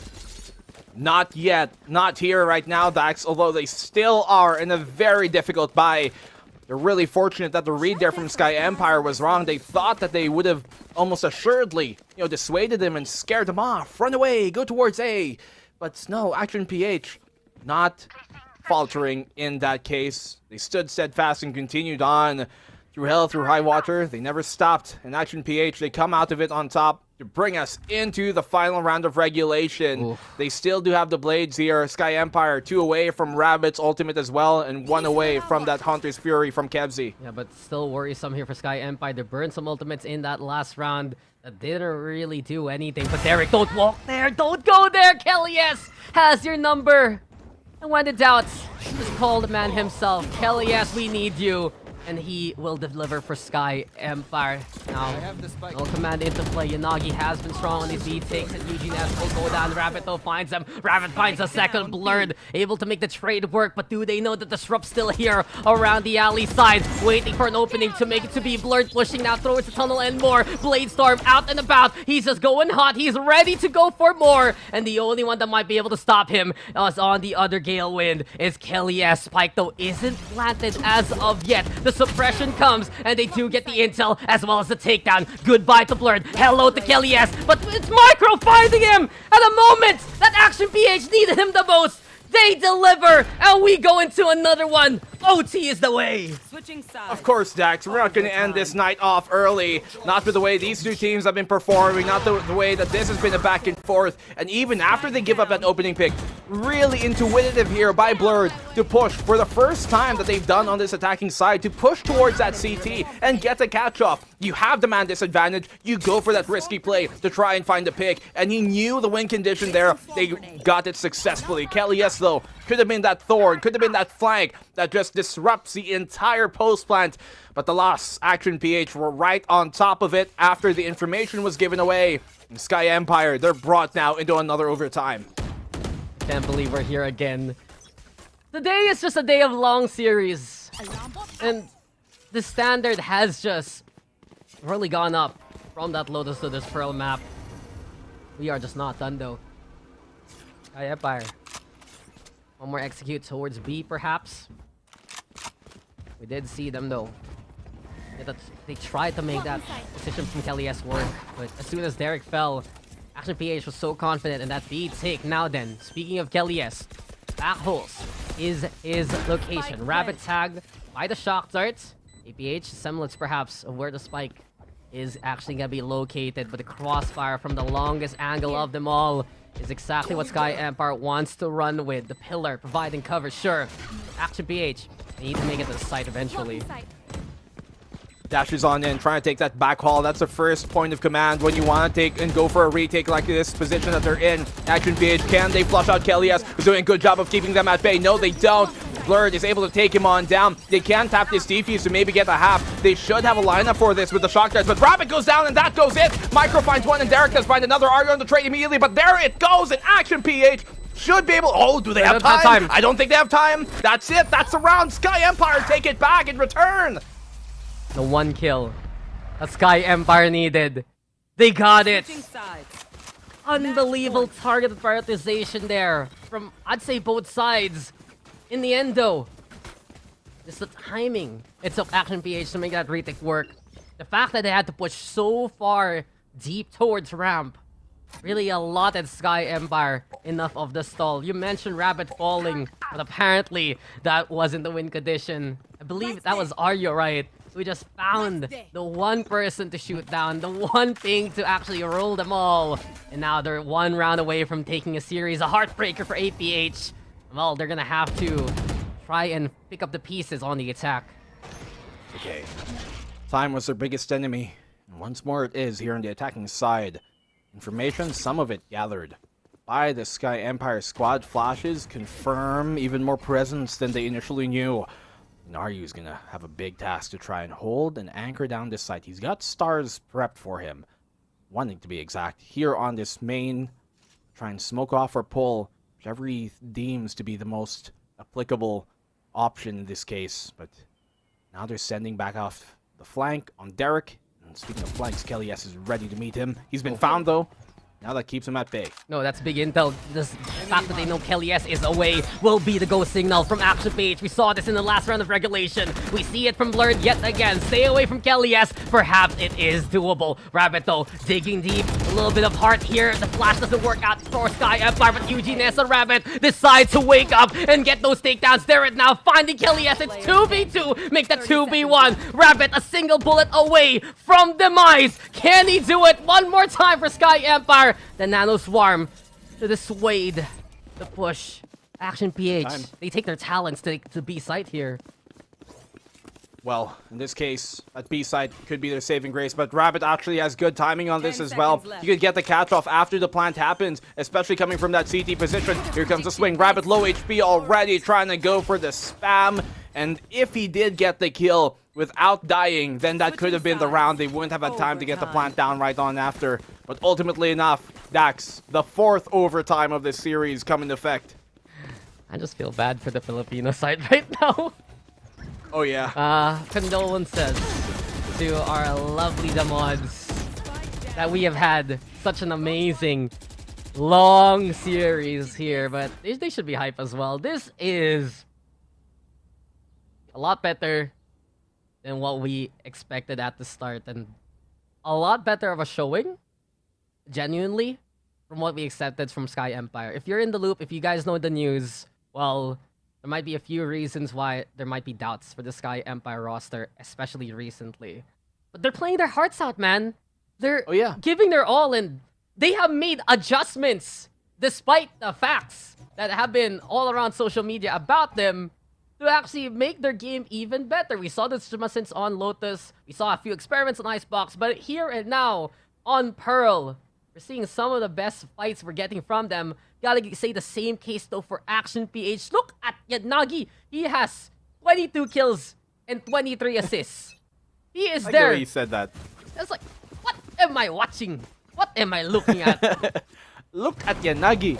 What is he doing? He is absolutely popping off and giving a second breath to Action PH in those rounds where it looks almost hopeless sometimes. And not just the quantity of frags, but the quality of them as well. A very high impact shock dart. Replaced. He knows where to put it. Almost.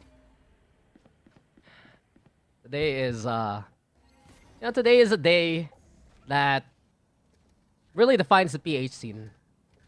You know, it's a game of hearts. You know what they say in Filipino, right? Black and blue. It's like a puso lang. I had to say it in an English accent because we're in the English broadcast. But just a lot of heart from these teams. Yes, there are times where it is overeager, overambitious, and not as clean as you'd like. But then that's what makes the scene great, and you really have it. Yeah, really have to give all these teams still playing their hearts out, even in these kind of scenarios. Wow. The regular season, overtimes, we go again as Sky Empire now slow playing towards B sites. Quote my favorite analyst, Fluffy02. Oh. Why is the alarm bot on the turret? There's a reason for that. There is a reason for that, but I just want to quote it. Yeah, well, the turret's broken and the alarm bot does get triggered. And that's because they don't kill the SS dash on in. The dart of the distraction, but Derek transfers from dart to head. No problem whatsoever. Time ticking now for Sky Empire. They need to find an opening and fast towards this B site. And they're buying time with the smokes as well as the shock darts. But the lineup doesn't really land the way that APH wants it. They do have the man advantage though. And it's Blurred trying to play it close. Microphone will drop. Disrupt deciding to just go in and get that takedown. Disrupt with another one. And it's Disrupt with a third. Micro now the only chance here for Action PH. It's 1v1 towards the halls. Who has the pass? Who has the angle? It's RU coming in clutch. Sky Empire again putting themselves on series points. He had some stars to utilize, but the only one that they had to look at was each other. And Sky Empire once more go up in overtime in the post plant. And Action PH backs against the wall. We've seen them in this exact position just right prior. We've been We've been able to see them really bail themselves out of it, but could this be more of the same result of what we saw on Lotus on map number 2, where second overtime, Sky Emperor takes it away. Sky Empire do have the advantage here. And once more, this time around, Kelias pushes forward, but not with an operator this time. Looking to maybe rat out another angle here of Action PH. Yeah, we've seen this though. Even in that last map, how did Kelias end the game on a high note? The one angle that only works once in the game. Is this the one time the Aldrons doesn't spot them? It was busy surveying the area towards halls, and Empire, if Action PH actually pushes this way, they're more than prepared. The flash is ready, the jet is ready, and Action PH can feel the thin line that they might cross soon. I don't know about this. Action PH have consistently been defaulting their push towards this B site. Oh! They get the one kill, and that's what they needed here. Blurred, huge pick he finds on the Kelly. Yes, Suppress confirms even more presence within that B site.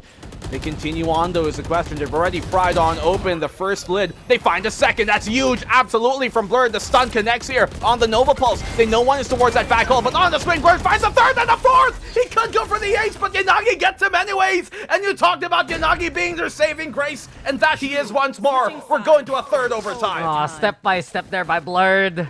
The fact that there was so much holes presence pulled towards, or rather, so much presence towards the site pulled by the rest of the team gave Blurred all the space, and you might wonder, why wasn't RU or Eugene S looking that way? They just needed to stem that tide. I also think a bit of that utility really interrupting just those audio cues courtesy of Blurred, and from that point on, Action PH!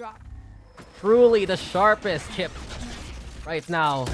Vanguard led by Blurred altogether. Glass cannon approach. Moving into the next round. We continue on. Sky Empire, they can respect the Action PH formation. They showed some pressure towards A side, get a little bit of confirmation that there is a closer hold, and from that point on, they move towards B instead. The series and this map is turned out to be an absolute banger.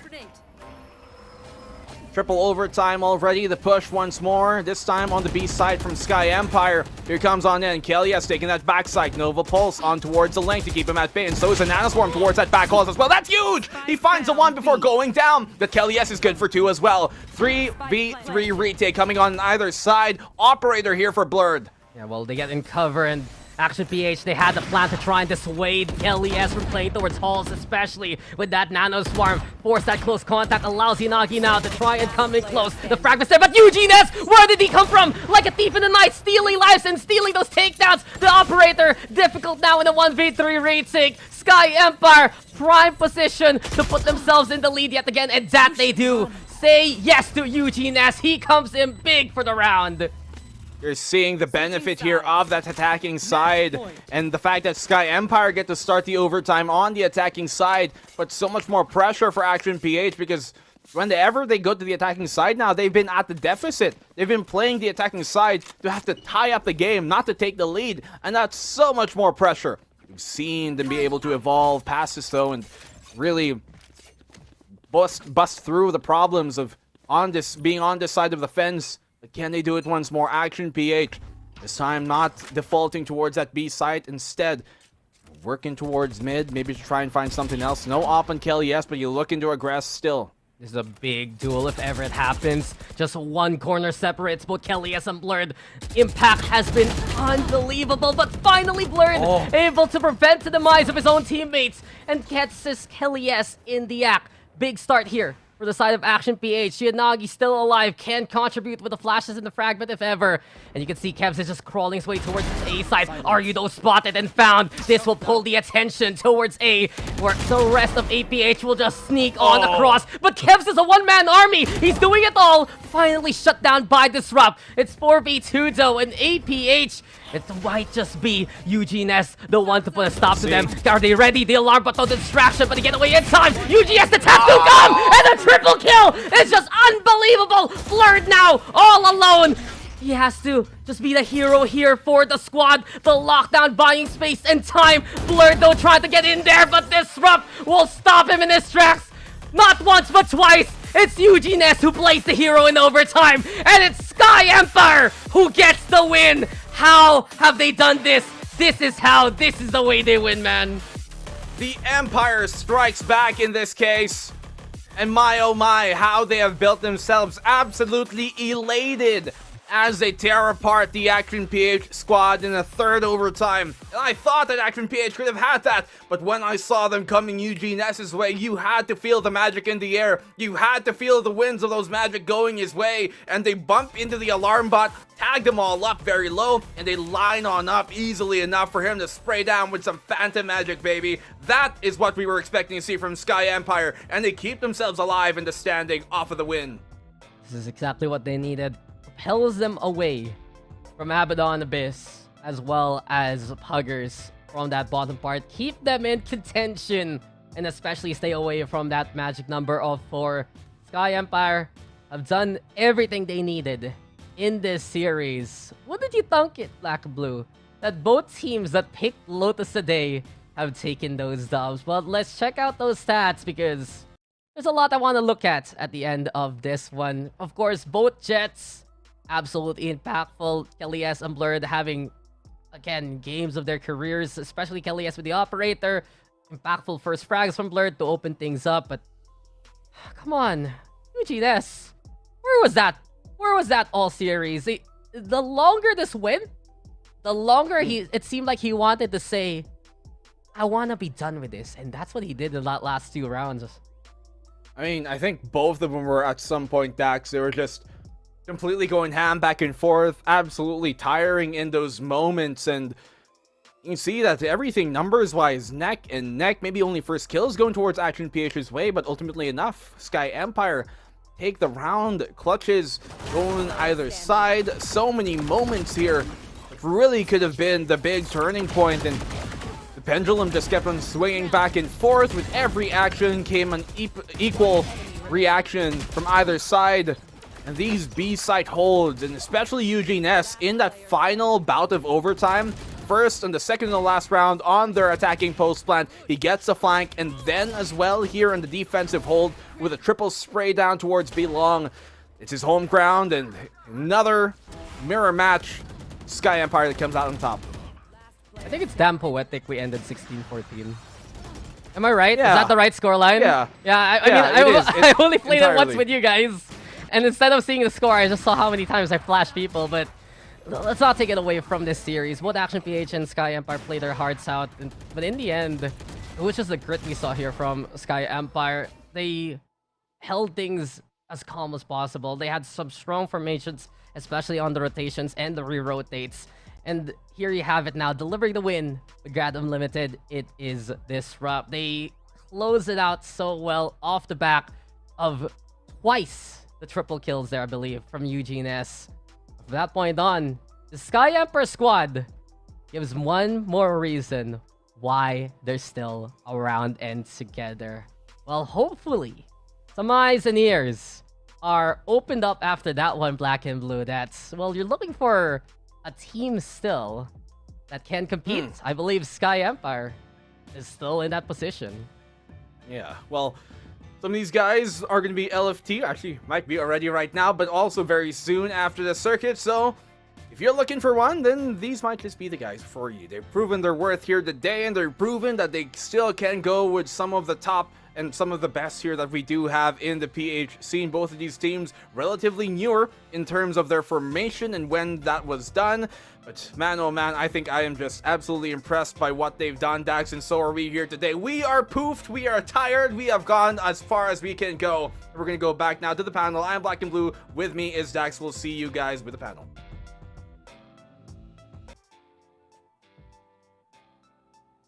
Napakatindi ng labanan dito, pero sa huli, SKYE Empire pa nga rin ang nagwagi. And Fluffy, kailangan kitang tanungin dito kasi nasan kaya, ano kaya nangyari dito sa SKYE Empire? Kasi ito, yung comfortability, pati yung power, yung ano ba tawag? Relentlessness, yun yung term natin dito. Relentlessness. Ito yung relentlessness na hinahanap natin sa team na to nung simula pa lang, pero finally, eto na. Ano kaya nangyari? At sa wakas, nilabas na nila tong ganitong dynamic ng team nila. It's a very good question. What did happen? How do we know? We do know that they did come back eventually. They had a very slow start, but eventually they went all in and went for that reverse sweep. Yeah, it's so crazy, right? Kasi before, during Icebox, it felt like Action PH was gonna basically run away with this entire series. But no, when we went on towards the next map, which was Lotus, doon na nakita natin kung gaano ka-close itong series na ito. Kung gaano ka-close yung dalawang teams na ito. It just honestly felt like it was complete control for APH on Icebox. Micro is just having a lot of these kills here and there. He was shining like a star. But eventually, when we moved on to the next map, sobrang close, and it felt like the Icebox map did not exist. And it felt like it was a new beginning for the series.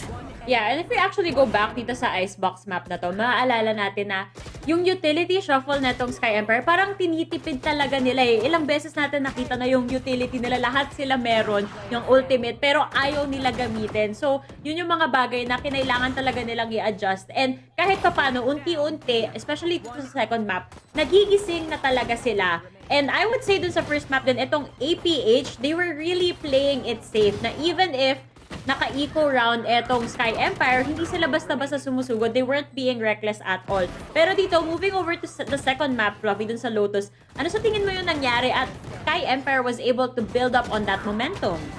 Momentum, they got, statistically, Sky Empire doesn't have the best icebox, but moving on to Lotus, they had a lot of confidence to pick the map, and it really showed, especially towards the latter half, especially how they ended the game when Kelly S went for that hero play, going through the door and was able to dodge the breach as well as that Omen utility just to get the kills. Yeah, it was just so insane at the very last part, diba? Like, Kelly S to the rescue. And the fact that it was, I think, a triple deadly trio when we look at the highlights. It was either Kelly S, Eugene S, and then Rabbit here and there. So I feel like that momentum brought over. It was very needed in this Pearl map. It was very much needed. And I feel like at this point in time, kasi throughout these past couple of weeks, itong Sky Empire, they have been trying a lot of different things, diba? And finally, parang ngayon ko lang ulit naramdaman na nagkaroon ng comfort sa not only sa composition but the way they move around the map. Halatang-halata na sobrang confident ng team na to. But above all else, yung pinaka nag-standout, yung pinaka-confident sa grupong to is none the less than Kelly S. Rico, na-mention mo na kanina, napaka-explosive ng player na to. Pasabog kung pasabog, sugod kung sugod talaga yung gameplay niya. And I would say na this man almost never missed throughout the series. Yeah, like, well, while we were watching the matches, you were like, there were so many moments you were like, man, Kelly S is so good. Kelly S is so good. And it's exactly why he's the MVP of this series. The fact that they lasted this long in the entirety of that match, the fact that their mental didn't break from the very first map at Icebox, and they basically sent it and constant overtimes, and just so good. He's very, very consistent and played a huge part on why they won this series. Yeah, speaking of the series, we went through all the maps, and it just shows that veterancy and relentlessness that Laika brought up earlier is something that they've really put to the test. They went all the way, not just through the 3 maps, but even through all the overtimes, they still ended up being on top. And this is the Sky Empire that I think a lot of people expected to see early on, and it's nice to see them back to form. They really are showing that they're starting to get back into that form. Actually, yung isa sa mga concerns ko as we were getting into the series was kaya nilang buuin i-build up yung momentum rather na nasimulan nila, natalo nila yung Poggers, at ito parang unti-unti umaangat na talaga dito sa standings natin etong Sky Empire. Pero on the side of APH, syempre, props to them as well kasi this was a battle of endurance till the very end. Imagine mo ilang overtime yung pinagdaanan natin dito, lahat ng mapa, tuloy-tuloy. Kaya naman, either way, alam naman natin, this could have gone in either direction. Kaya naman yung mga casters din natin kanina nababaliw na dahil hindi nila alam kung anong mangyayari in the end. Pero ngayon, tingnan natin kung ano na nga ba yung itsura ng ating standings. Since throughout the day, yung tema natin dito is sino pa yung mananatili dito sa ilalim? Meron bang mga umangat? Fluffy, what are you thinking now that, feeling ko, it's just not your day, even in terms of predictions, buddy? That is very true. I predicted for APH, but Sky Empire proving me wrong. They do go up in the ranking. Now they're standing at 2-3, tied with Action PH. Abaddon, Abyss, and Puggers still at the bottom, but Oasis Gaming and now Esports at the top. In the midfield, we do have SR Nakage as well as GameLab.Alpha. The top four, not that big of a shuffle, but we still have a lot of room for the next couple of matches, especially for teams like GameLab.Alpha that have to play into a lot of these top teams like Naos. I do beg to differ kasi iilan na lang yung matches na natitira. Again, like I mentioned earlier, ilang days na lang ba tayo? Around 4 game days before we actually go to the playoffs. So, shaky indeed. Hindi na po magkamali itong mga teams na to. On the side of GameLab.Alpha, though, dahil doon sa series na napanood natin kanina, all of the other teams out here definitely have to keep an eye out for them. Pero, ayun na nga, no? Medyo mainit yung labanan. Yan pa lang yung pang ilang day na ba natin this week? Second day for this week. Meron pa tayong schedule tomorrow, which we'll get to in just a bit. Pero ayun talaga, no? Rico, may masasabi ka ba, especially dun sa second series natin, na something that caught you off guard, especially siguro sa SKYE Empire? All I'm thinking right now is that when you put a team in a very scary position when it comes to the standings, I feel like this is what brings them to go all out. We saw that from GameLab earlier, and SKYE, before their match earlier today, they were at the bottom of the standings, part of the bottom 3, so they don't want to be there, and that's why they're able to bring out the best in them and win this match against Action PH. Okay, so nobody likes being at the bottom. Pero dahil nakita natin dahil nakita natin yung standings kanina, Rico, etong Puggers, delikado sila. So do you think na ito na, may ilalabas na rin ba nila yung mga pocket strats o kaya yung hidden momentum na kailangan nilang ilabas at this point? I truly think I'm sure they have something, but they have to do it like 4 times against Oasis. They're still an incredibly strong team. They're still at the very tippity top of the standings, so they have to do everything in their power to be able to, get this, match them toe-to-toe in the series. All right, so ayan na yung... Oh, do you have to add, Fluffy? Sorry. No, I was just going to say that I think it's also important because since both of the top teams are going to be still playing, which I believe is their last game, it will affect the overall standings because one of them can possibly rise and the other one can fall in that position. Parang kinakabahan ka slightly from personal experience. Siyempre, Oasis Gaming wants to be at the top spot. And I can see it in your smile, Fluffy, na yun talaga yung end goal natin. Medyo shaky for the day, but knowing Oasis Gaming, I'm sure na makakabawi kayo, guys. But that is it for the final series of the day as well as the recap of what's been going on. Lahat ng mga nangyayari dito, guys, of course, hindi naman possible if it weren't for the help of our sponsors. So maraming salamat to Riot Games as well as Mineski Philippines. We'd also like to thank our official sponsors, GLAB. You can celebrate GLAB when great wins with great food. Enjoy free delivery every day. You can subscribe to GLAB Unlimited now for only 9 pesos for your first month if you scan the QR code there in the corner. And of course, last but not least, this tournament is officially sanctioned by the Games and Amusement Board. Thank you. And there you have it, guys. Nakatikim na kayo ng Ray curse mixed with Recurs, diba? Nagsanib puwersa na tong dalawang to. Tuloy-tuloy ang overtime natin. Lahat, best of 3, umabot sa map number 3. Ganyan tayo dito sa VALORANT Challengers Philippines. Once again, this has been Likeable, Fluffy02, and Riku on the panel. We'll see you guys tomorrow.